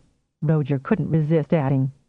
Ascient looked from brother to brother, his broad face expressionless, hands behind his back. Might prove salutary at that. Proceed. Thean waited a moment. Oh, I'd like to remain here, Ascient added, and then grinned, the cloth of his shipsuit beginning to wrinkle with his slow chuckle. Immediately the two primes swung onto their couches. We'll try it, merging with just the talents on each of the destroyers, Thean explained. Me with Athene, and Roger with the Comanche. No prior warning? Ascient asked. Just the code word. Ready when you are, Roger. 3, 2, 1, Saki! The brothers broadcasted, and instantly felt the response of talents, scrambling a little to obey the unexpected and unusual summons. Switch! Captain Ascient, Commander Clue, Lieutenant S.G. Greavy, and T2 Clancy Sparrow stared at the display on the screen. Caught it! Ascient cried in triumph, clapping his hands together. No more than a ripple. Now let's see how... Captain Ascient, there's been a fluctuation of some kind around the Athene and... Vandermeer's voice broke off. Sir, would you come to the bridge, please? On my way first. He turned back to the talents just as the bridge door swooshed open, twisted his thumb upwards in an approving gesture, and unexpectedly winked. Captain, it's very odd, and I don't know how it could have happened, the talents heard a perplexed Vandermeer saying, but I could have sworn the Athene was in the starboard flank position. Incoming message from the Athene, sir, the comm officer announced. Full marks to the Athene bridge crew first, Ascient said in a calm voice, rippling with an undertone that the talents had no problems identifying as suppressed amusement. Incoming query from the Comanche, sir. Tell them to hold their current new positions. A drill has been in progress. Full security was in force. Put the Comanche on. Ah, Captain Dernick, your bridge crew needs a bit of sharpening. The Athene reported the change of position a full 2 minutes before you did. I want every crew fully alert. We may have defeated one Hive sphere, but we've another one we know of out there, and we still are not positive they have no intercolonial communications of a nature we have yet to understand. Yours is the con first. Ascient returned to the talent ready room. Once inside and the door closed, he enjoyed a hearty chuckle. I think that's a drill that's proved more efficacious than most I've ordered, he said, coughing a bit into his hand as he finished his laugh. Did it prove conclusive for you as well, Primes? Yes, indeed, Roger and Thean chorused. With a little more practice, none of them will hesitate, Thean added. Now, sir, our problem becomes more a matter of protocol. Which captain's ship goes first of the bigger ones? We've just proved we can swap destroyers with only their indigenous talent merging. It's the mass that's the problem? Not as much as whose nose will be out of joint by being left to last. That's no problem at all, Primes, Ascient said. I'll give the orders, and they'll be followed. Captain Spictum on the KSTS goes first, then Captain Jermis and the Genesee. I'd want all the destroyers next, then the rest of the galaxies, and the Washington last. How does that sound? Fine, sir. We'll need to rearrange some talents to more critical positions. Any way you need 'em. And it'll take 2 days to complete the portation. That all? Ascient seemed mildly surprised. Thean wasn't sure if the surprise was favorable or not. With respect, sir, Commander Clue said, the mass to be ported is considerable. I wasn't complaining, Clue. Ascient turned to Thean. There is a talent along with Squadron D, isn't there, to give you an assist? Yes, sir. We'll be in contact with him as soon as we've rearranged personnel. That'll take the rest of today. Ascient nodded and returned to his bridge, leaving the talents gazing at each other in puzzlement. I don't think he really understands what's involved, Allison Ann said thoughtfully. I'm not all that sure I do either, Thean said. He gave himself a shake and briskly started compiling lists of which key talents would have to be moved and to which ship. When Thean made contact, the mind of T2 Stearlman on board Squadron D's Galaxy-class ship, the Valparaiso, exhibited such surprise and consternation for the task to be performed that Thean immediately deleted the man from his range of key links. Stearlman's job at his end only required holding a firm mental tone as a beacon. The very mention of the proposed merge weakened Stearlman's touch to the tentativeness of a tower novice. Thean's sister Petra would have been more use. How had Laria stood the man's indecisiveness for as long as she had? "The distance, Prime, it's the distances involved," Stearlman rabbited on. "They keep getting longer and longer. We've no right to intrude so far from our home worlds. We really don't. They're so far away." "Then you'll be relieved to hear that the Valparaiso is scheduled to be returned to Phobos base for refitting." "She is? And I can return with her?" Hope strengthened his mental touch. "Most certainly. I would insist on it, Stearlman. You've been on such a long tour." Thean gritted his teeth as he passed that reassurance, but he needed Stearlman able to operate for just 2 more days. "But how will we get back? We're such a long way out." "Oh, no problem, Stearlman. This fleet's talent-heavy." Which wasn't accurate, even though Thean felt that he'd reassigned the right people to the right positions. "We'll be with you tomorrow. What's your current time?" 1635. "Inform Captain Halstead that the Constellation-class ASKSTS, Captain Spictum, will be ported to join you at 0800 your time tomorrow." "What do I have to do?" A thin line of barely contained fear trembled in the mental voice. "Nothing, Stearlman," Thean said kindly. "You're already there, and we've only to join you." 2 days later, "we've only" was a choice of words that Thean regretted. There'd been no mishaps with any of the portations, but it had been a draining process for the T1s and T2s who bore the brunt of each merge. The fact that each merge had different components also added to the strain on the merge foci. The second day, after a hasty conference, Thean ported back specially selected 3s and 4s from those whose ships had already joined Squadron D. Roger had gone to the KSTS to strengthen future links, since Stearlman was useless. Thean had reluctantly sent Alice and Anne on the Genesee with orders for her to report to the Valparaiso and find out what was wrong with Stearlman. He had occasion to wonder if he shouldn't perhaps have brought the Washington across first and managed from there. But he had no cogent reason why that would have worked better, especially once he managed the final and major merge that ported the Nebula-class ship. "Now, if anyone wakes either Roge or myself, for any reason short of a Hiver fleet materializing in front of us, I'll kill him. So help me, I—" Thean sighed with immense relief as his heavy, hurting head touched the softness of his pillow and was immediately asleep. Chapter 9. Though Alice and Anne swore herself blind that Thean had slept 14 hours without moving, that his Deenies had been up and about and eaten, and were giving their usual tutorials, Thean was positive he had only just put his head to the pillow when she shook him awake. "I'm sorry, Thean, honey, but Roger says you've got to talk to Earth Prime, too. It's real urgent." She separated the last 2 words to emphasize them, her face so bad-news blank that he didn't want to look in his present half-conscious state. He drank the stimulant beverage she handed him, grateful that it was cool enough to drink off quickly. He grabbed the clean shipsuit she handed him and, slipping his feet into the soft-soled shoes he preferred, strode across the lounge to the ready room. He had worked the kinks out of his shoulders and his neck by the time the door opened for him. Both Roger and Clancy were on their couches. Samarani Clue leaned against the wall, arms crossed on her chest, watching their faces, which were blank with concentration. She glanced briefly away from them as Thean entered, and jerked her head for him to take his place fast. He had already picked up the thread of mental message which the two were receiving. "Inform the captains to prepare. I know the missiles are heavy work, but you're going to need all you can stuff on board. Thean, good morning," said Earth Prime, aware of his entry into the discussion. "Briefly, I'll repeat what I've detailed to Roger and Clancy. Those warning beacons the squadrons have been setting in the heliopause of Hive-occupied worlds are going off, one after another. Captain Soligen informs us that Squadron B is in pursuit of 2, and worried about another 1 or 2 coming up behind them. With only 2 Galaxy-class and 2 destroyers, one of them minus significant numbers of its ordinary complement, she is not really equipped to tackle 2 or more Hivers and their complement of overarmed scouts. Nor does she have the new Hive hull-piercing missiles. Did that mad Dini captain set off in the captured sphere? Theon thought with a groan. Did Captain Klimmel have any armament?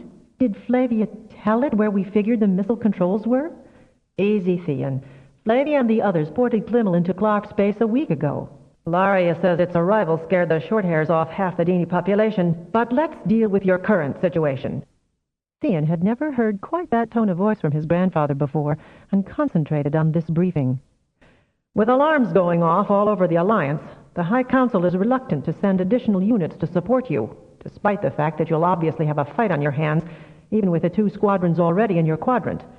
But before you give Captain Ashiant the good news, can you give me any information on this totally unexpected mobilization of spheres? High Council is rather upset, you might say. Theon grinned, reassured by that flicker of Earth Prime's usual wry delivery. What's this Roger was telling me about a new homeworld, son? That looks a much more valid theory now that the Hivers have reacted. I'm also afraid that the theory that Hivers do not have communications just got knocked down a wormhole. Jeff sounded as if he'd let off a long whistle of amazement. The High Council is going to be scared shitless. Not as badly as I am, sir. This fleet sat beacons too, you know, and Commander Clue just handed me a note which confirms that those 4 beacons have gone off. With the 2 or 3 Captain Soligen can account for, we can now add another 4 and the one we're chasing.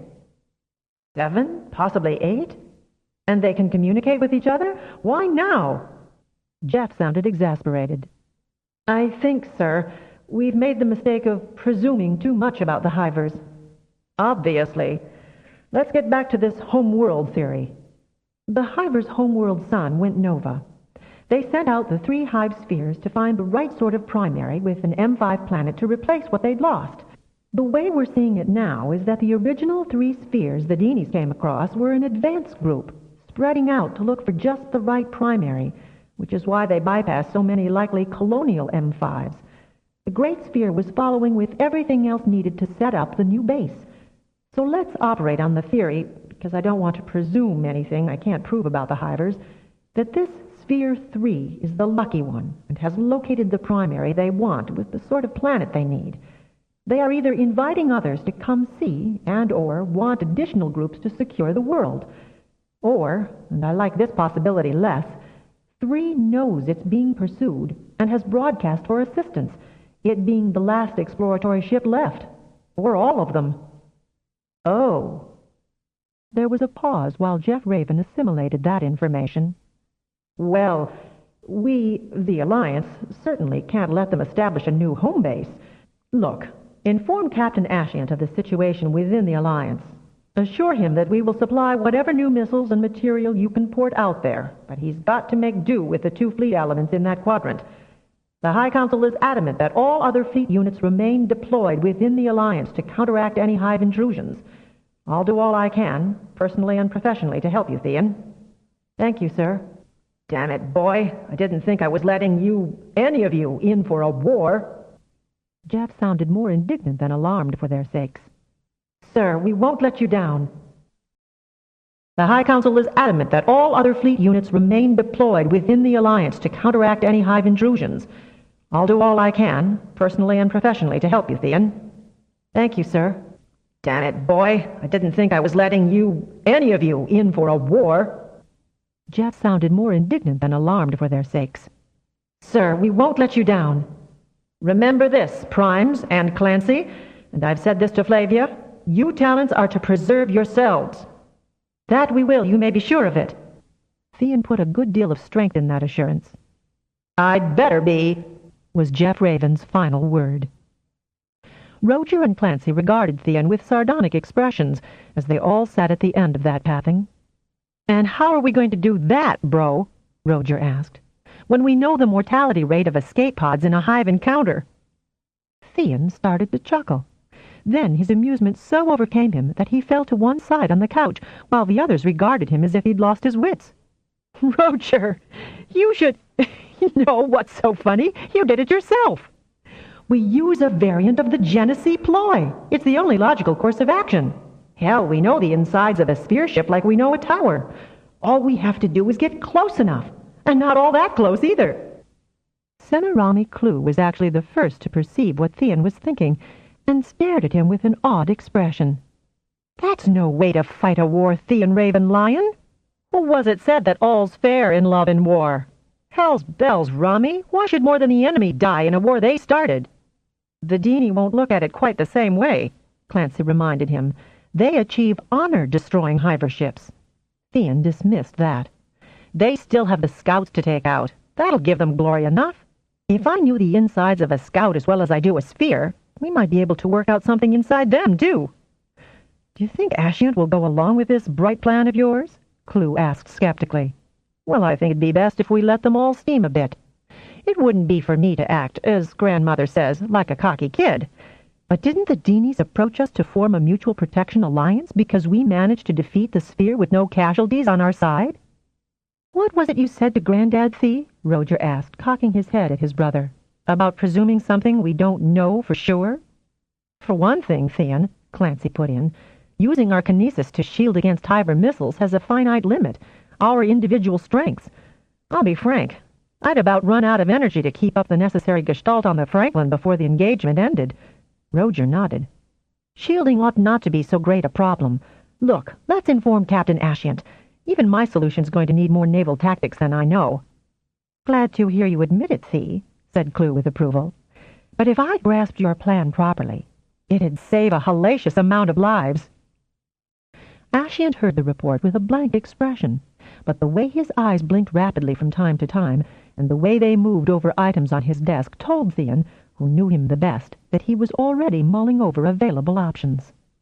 At the point where Theon said that the High Council was keeping all additional units in Alliance space, he grimaced and hummed deep in his throat.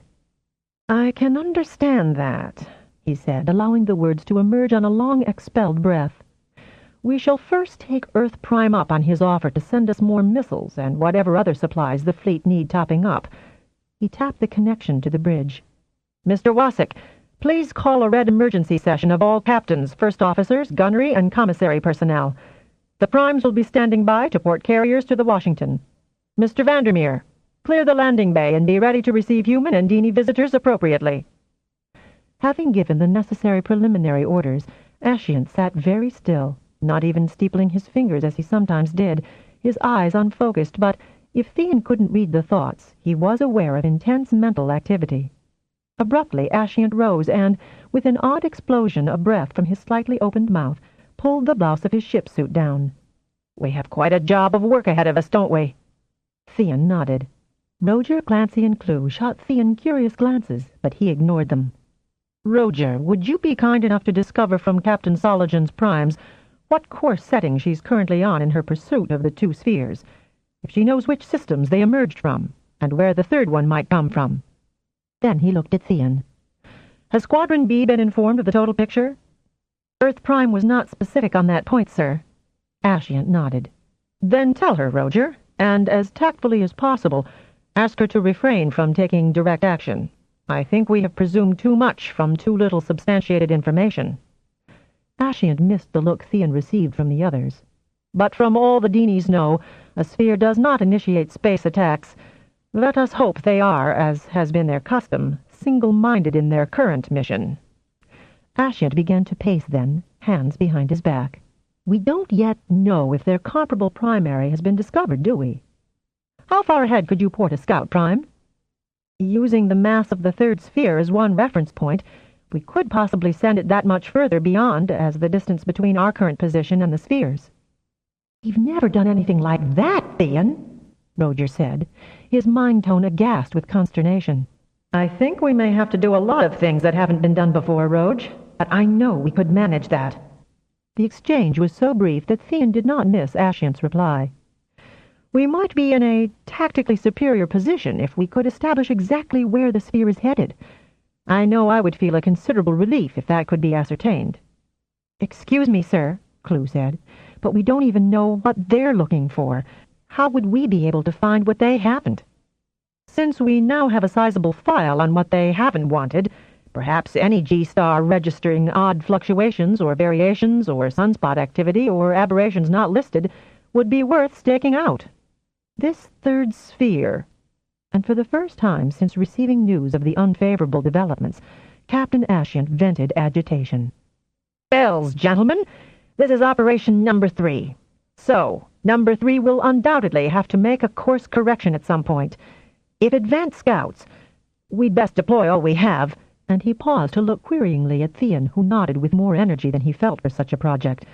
"We will be in a better position to cover possible objectives. Clue, you'll command the Revere, and, when you assemble your crew, include Lieutenant Commander Langio. She's the best astrogator, and whatever other personnel might be useful in that aspect. I'll have to let other captains have their bite on selections, but you're mine." Clue looked briefly toward Clancy, but caught Theon's quick headshake and, saluting, retired from the room. The comm unit buzzed then. "Sir?"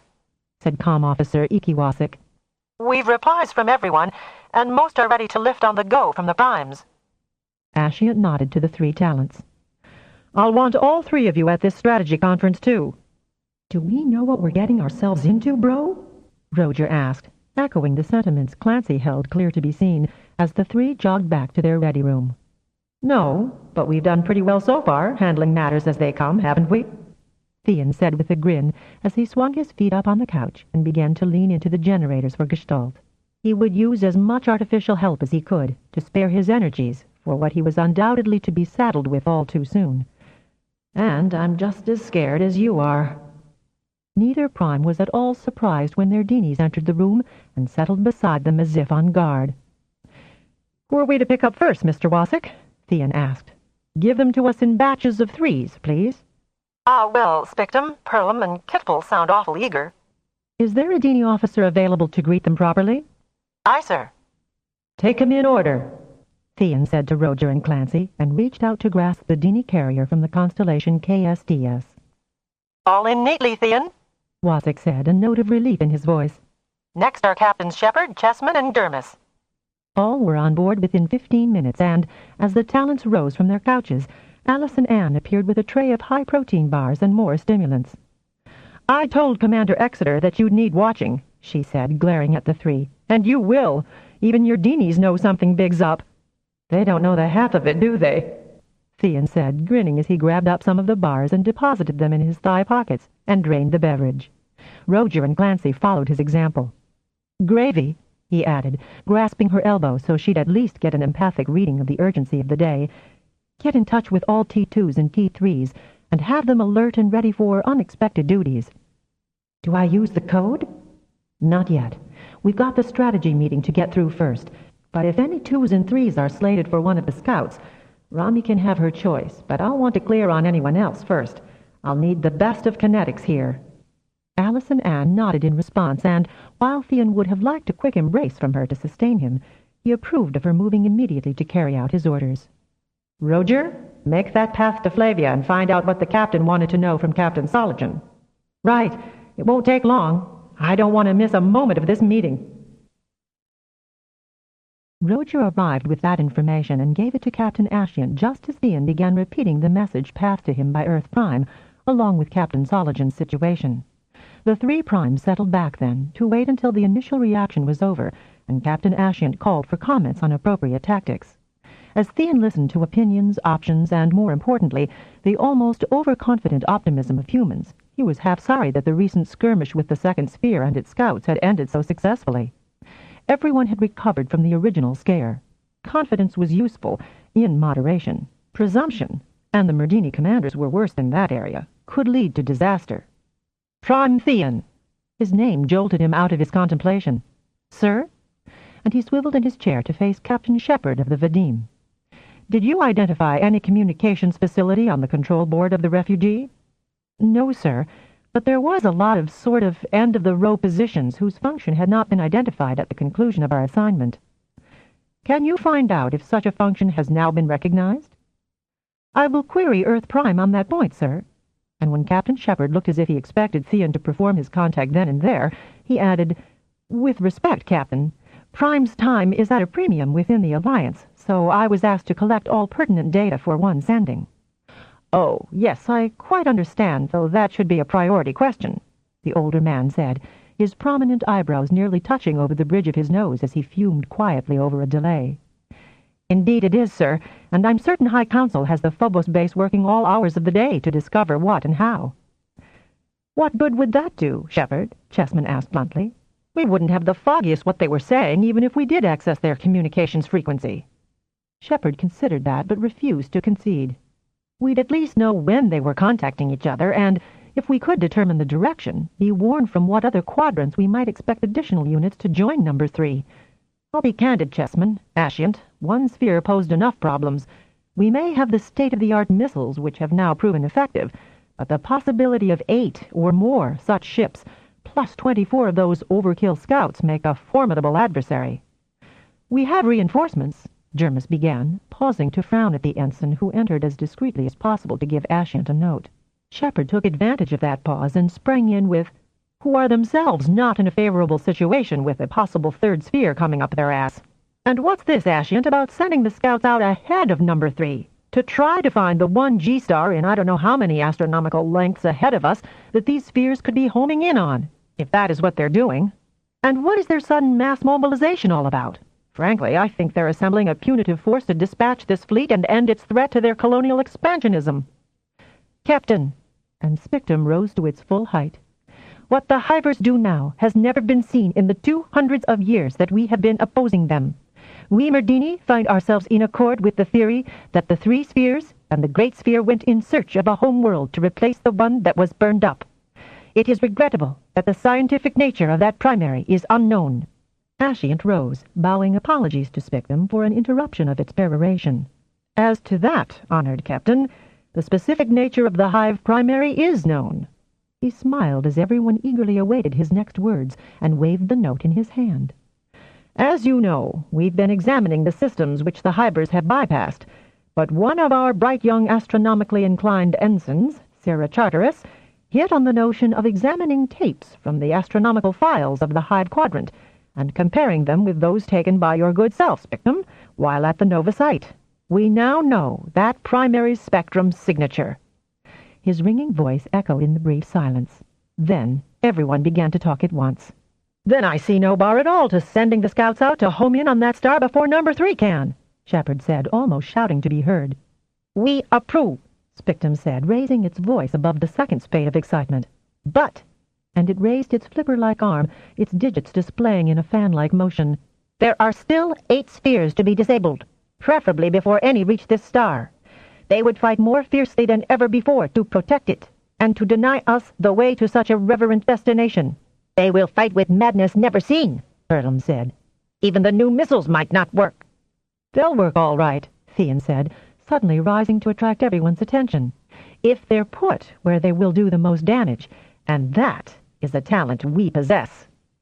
That momentary silence was broken by a burst of laughter from Commander Ingosellin of the Vadim. Thean Lyon, you have made my day, and he gave a triumphant whoop of delight, jumping to his feet. Don't you all see what the Prime proposes? I mean, with that technique, it doesn't matter a hoot in hell how many spheres come after us. They get a missile where it'll do the most good, and boom! He clapped his hands together and then extended his arms outward. This is the Genesee ploy in a new guise, and it means we don't even have to get in range of any sphere to destroy it. We'll only need to know where it is. Thean, Roger, and Clancy here plant the missile? Hey, it doesn't even have to be a missile. Which actually wouldn't fit in a sphere engine room, Roger remarked, grinning at Ingosellin's enthusiasm. Whatever. And Ingi flicked that minor detail away with one long-fingered hand. The package can be delivered and the sphere is history. But that is not the way Merdinis fight Hive ships, said Captain Kitpel of the Galaxy class KLTS. Its fur ruffled in agitation, and it looked across to Spictum, who was still on its feet, glancing from one human speaker to another. Most respected sir, Thean said, first to Spictum and bowing to Kitpel. Merdinis sought human aid because we destroyed a Hive sphere with no loss of life among us. No human blood was spilt. Too much Merdini blood has been spilt in 200s of years. Now is the time to end that waste of color's blood and spend your time finding new worlds on which to live at peace. You sometimes find our caution cowardly. A rumble of protest from as many human throats as Merdini briefly interrupted him. But we humans do not recreate as Merdinis may, so we are careful of the one life we have." Theon wondered whether he had overstepped the bounds to interject that fact, but he had to assume all Merdini's of Spictum's and probably Perlum's status would know of the recreation of Cat and Gil.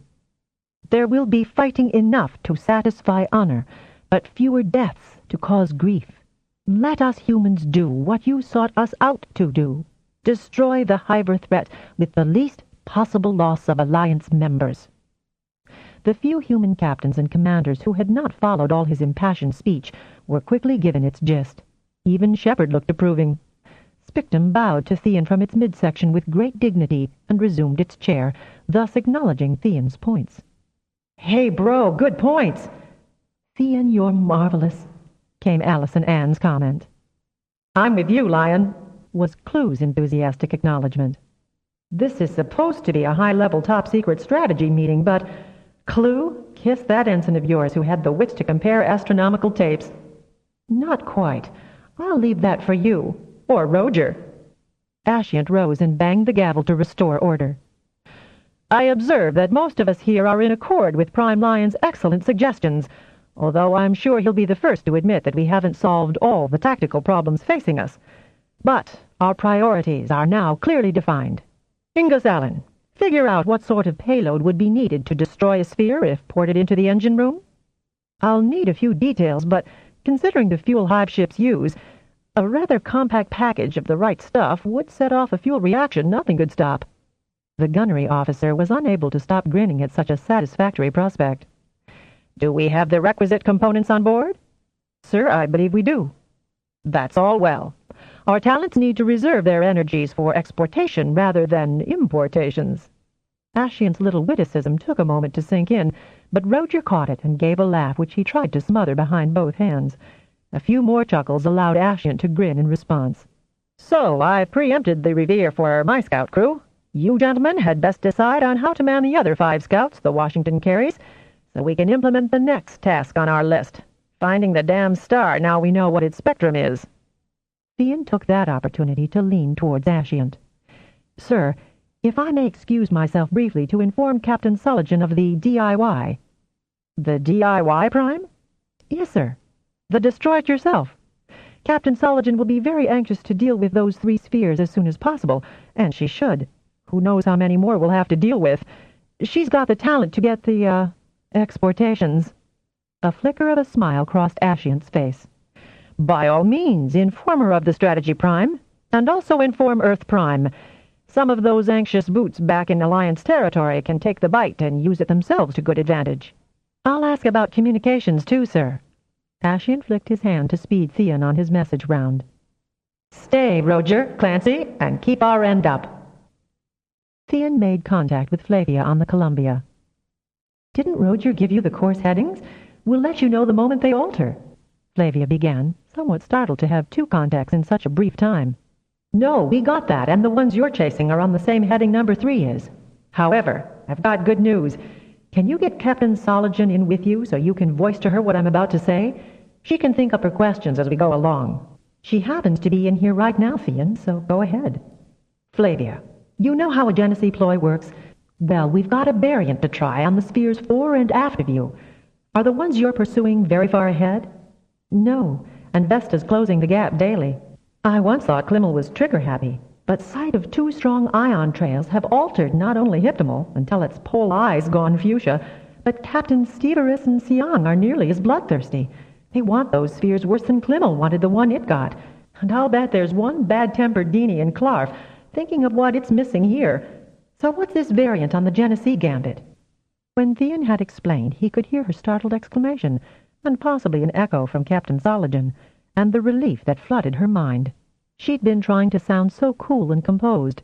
Now he realized that she'd been as scared as he had been, until he figured out the advantage talent was giving both elements of the fleet, indeed the entire alliance.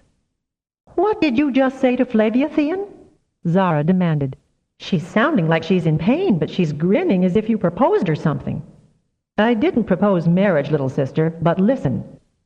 By the time he had explained the stratagem, her mind was focusing tight on his words. "Theon, that's marvelous news," Flavia said. "You can't hear how everyone is cheering. Now let's not celebrate prematurely. I don't want anyone presuming we've got the upper hand. What else would you call it, Thean? Flavia demanded. We've skills they don't have and never will have, given their mindset. There's still the scouts to contend with, and who knows how many other sphere ships will come on course.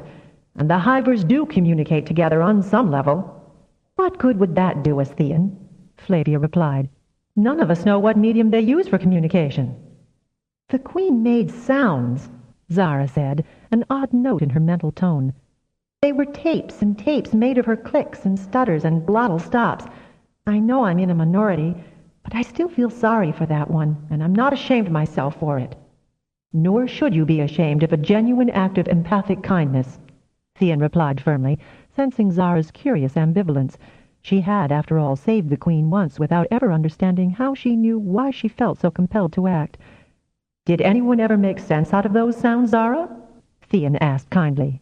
No, Zara admitted in a melancholic tone, then more briskly.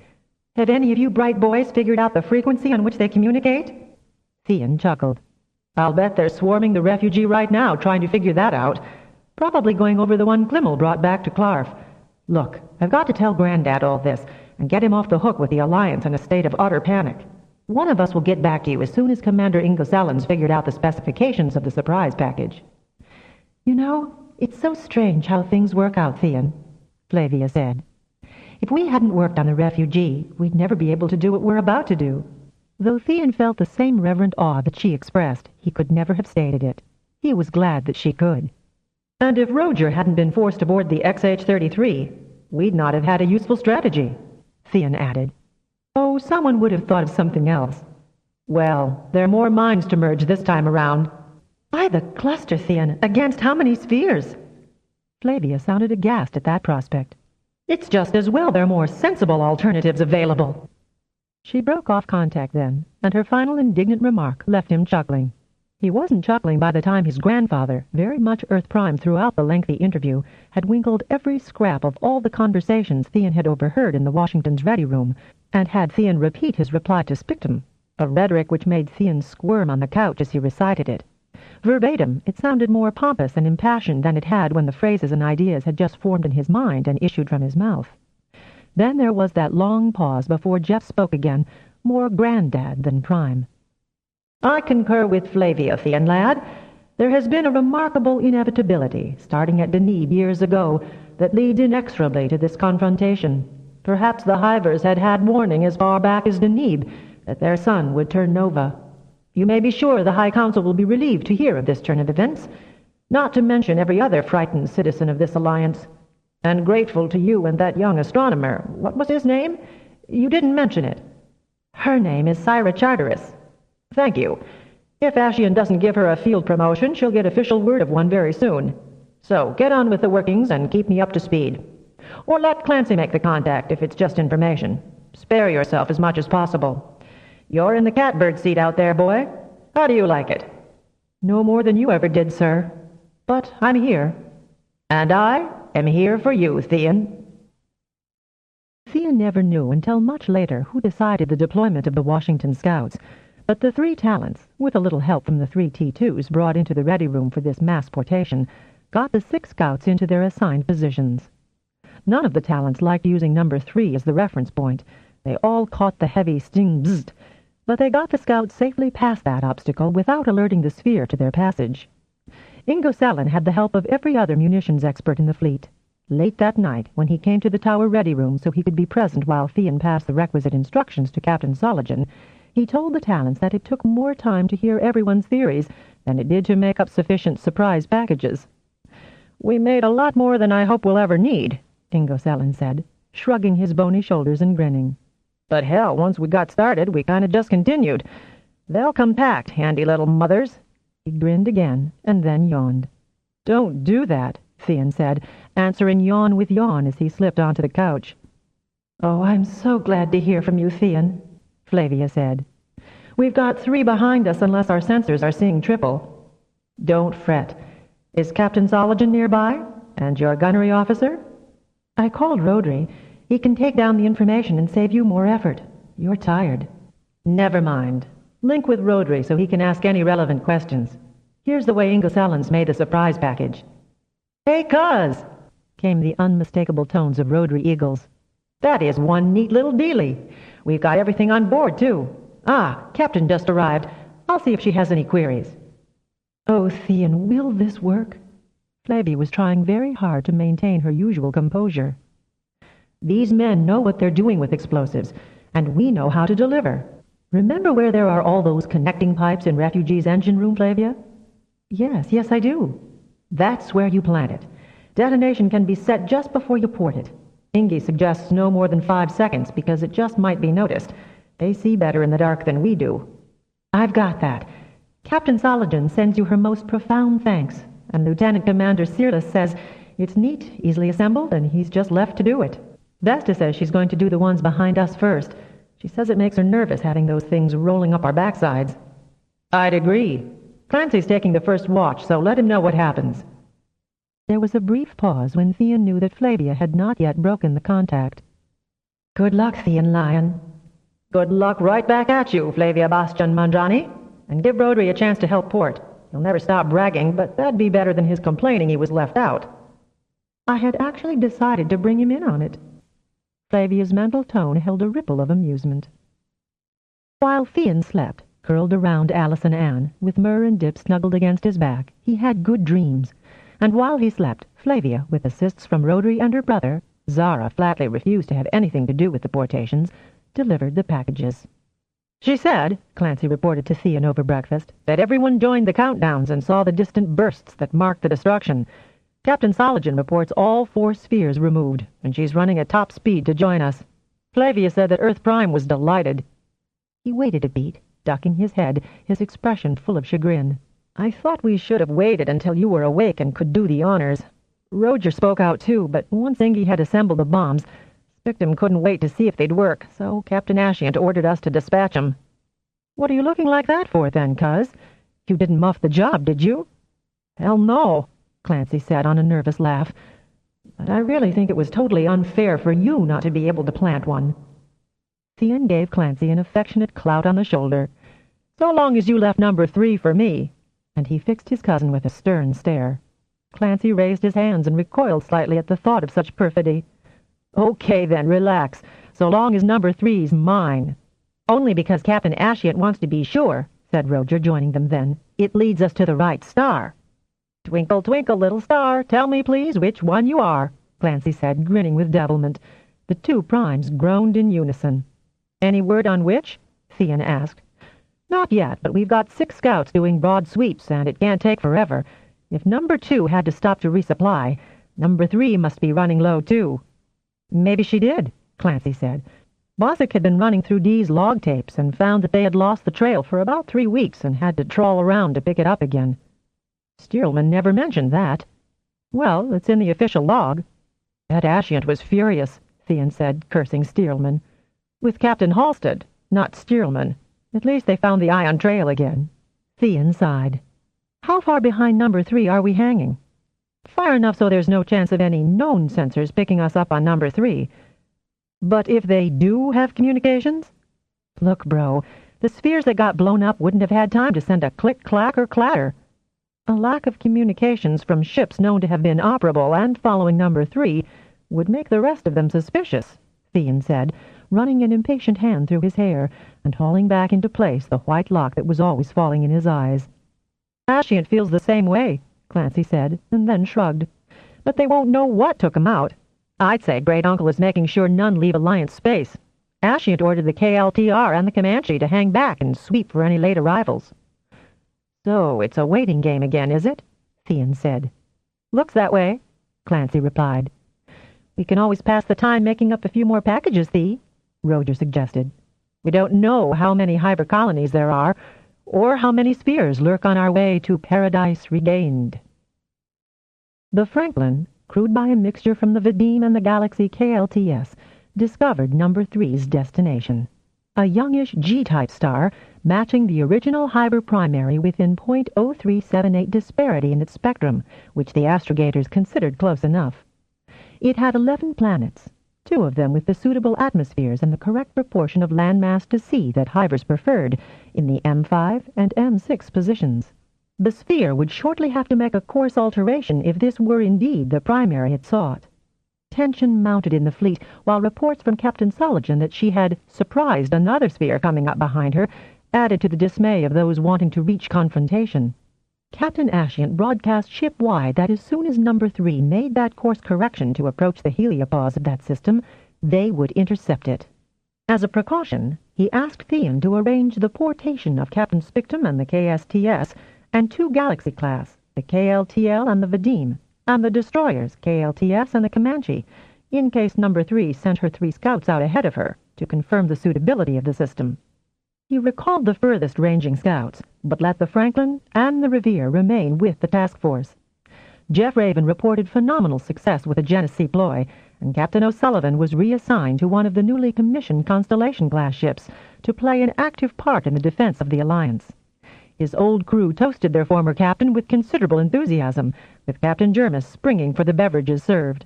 If Roger looked a little smug, since it was he who had actually originated the Genesee ploy, no one who knew that denied him that right. Since Zara remained unavailable for the offensive maneuver, Captain Sullivan redeployed her squadron to cover a larger area of space. Asia and Malin Bastian Majani were transferred to the KMTM, and Rodri and Jess to the Valparaiso. The 2 Galaxy-class ships hung slightly back of the Columbia's center, and she was guarded by the 2 destroyers as she maintained her course following the ion trail of Number 3, the main fleet ahead of her. Only one more sphere ship met its end by their aegis, but, to the chagrin of the main fleet, it gave Squadron B an impressive total without a single casualty. Number 3 slowed, Ascient said over the comm unit to the Talents. She's hanging outside the heliopause. Now she's deploying her scouts. Could she have sensor readings of our forward elements? Whether she has or not, sir. Will it make any difference if she receives a package now? Theon asked, striding toward his couch. This one's mine, remember? Gee, can't we watch? Roger asked in a pesky kid-brother voice.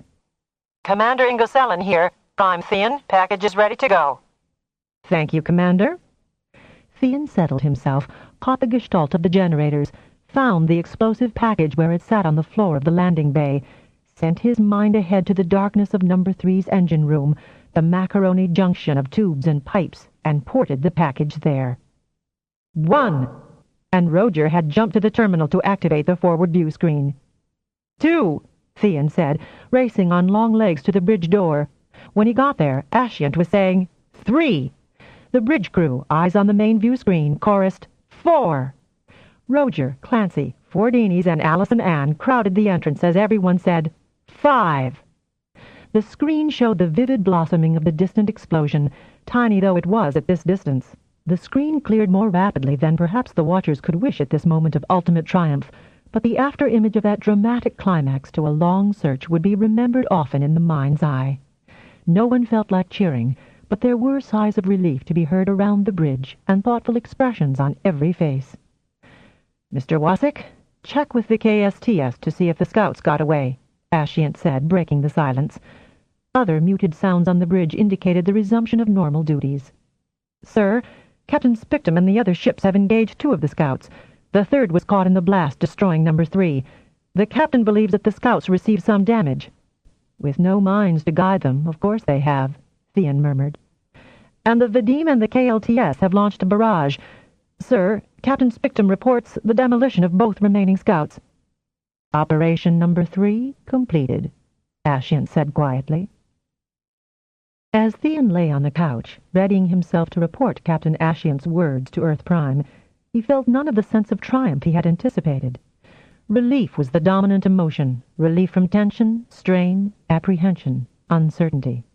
This phase of the centuries-long struggle against Hive-aggrandizement no longer threatened the Alliance. But there were all those other Hive planets, and who knew how many spheres waiting until their populations had swelled to the point where yet another planet would have to be prepared to receive the Hive species. That could be his job for the rest of his life, finding all those myriad colonies. Not necessarily, Theon, came his grandfather's voice softly in his mind, though I'm sure you could pick whatever prime opportunity you choose. You know Number 3's gone? I read that. I also perceived your state of mind, and on that you have my most sincere compliments. You are a credit to our calling and to your family. A war where only the enemy dies." Theon was startled to hear his own phrase repeated, though the thought would have occurred to more than one person who disliked unnecessary violence. "We have won this part of the war, Theon lad, but only this part.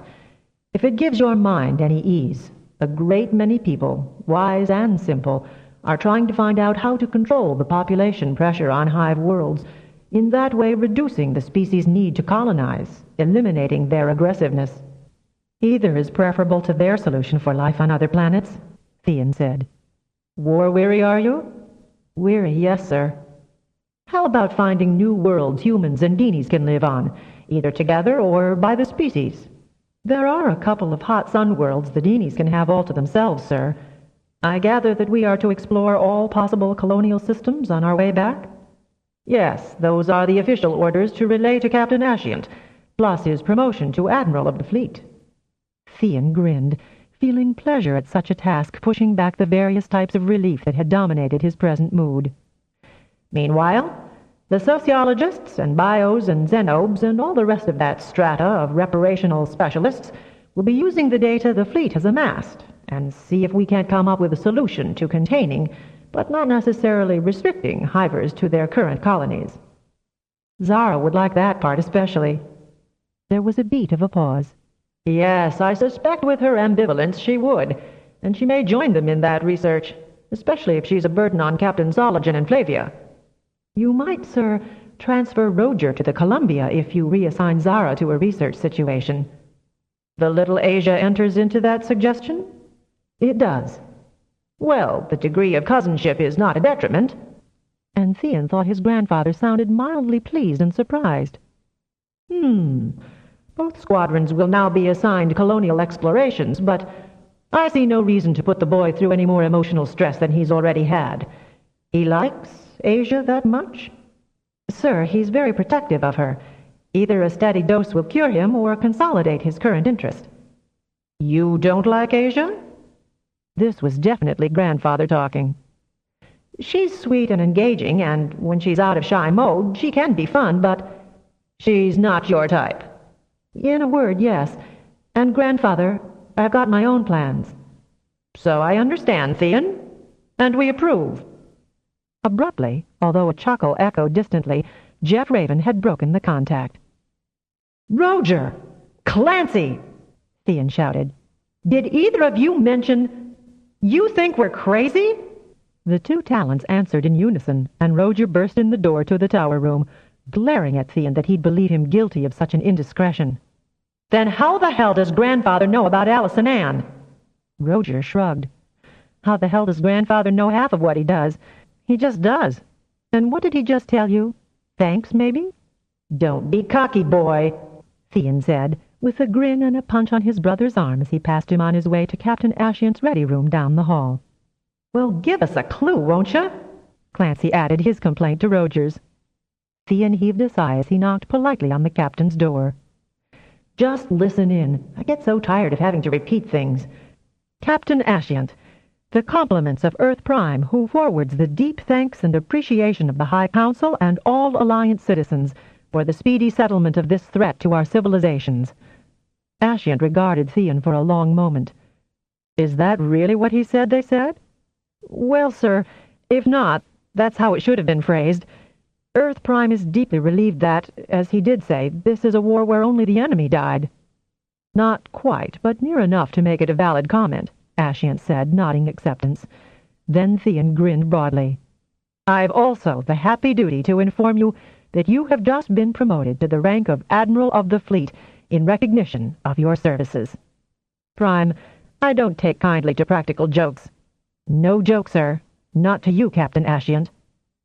"Admiral, And Ashiant swung his chair around so that, when Theon next saw his face, it was as composed as ever, save for a brief upward slant of the corner of his mouth. He tugged at the blouse of his ship suit. "That's rather good news, and certainly an honor." "Aye, aye, Admiral, sir. An honor to your family, your color, and everyone serving under you." "If you don't mind, Prime, I think we had best wait until this has been officially confirmed, but I thank you for apprising me of it." There was another polite tap on the door, but First Officer Vandermeer did not even wait for Ashient's response before she entered, holding out the usual documents carrier. "This just ported in, sir, and it's addressed to Admiral Ashient, sir." Face wreathed with a broad and happy smile, she handed him the narrow carrier with her left hand, while snapping him one definitely high-class salute. "Well," Ashient said, uncapping the cylinder and taking out the tightly rolled official document. "Well," and he unrolled it. "Well, and so it says." "May I be the first to congratulate you, Admiral Ashient," Vandermeer said, tears of pride in the corners of her eyes. "Why, that's splendid news, Admiral Ashient," Thean said quickly, stepping forward and holding out his hand. "I'm honored to be present on such a felicitous occasion. My sincerest congratulations, Admiral Ashient, for a well-deserved promotion." Ashient cocked a sardonic eyebrow at the Prime, but there was no way Thean would have deflated Vandermeer's moment. The news was all over the ship before Thean finished the further report and the orders he was to relay from Earth Prime. It didn't matter that Roger and Clancy had been instrumental in its dissemination. The promotion was official, and everyone went about their duties grinning. Ashient was a popular man. "So, our orders are to make our quadrants of this great galaxy safe for us harmless human and Dini colonists," Roger said when they were all back in their quarters. Thean was grooming Mur and Dip, a pleasant task he enjoyed but had had little time to do. "We signed up for a 5-year mission," Thean reminded him. "That could have some dangerous moments, too," Clancy said in a hopeful tone.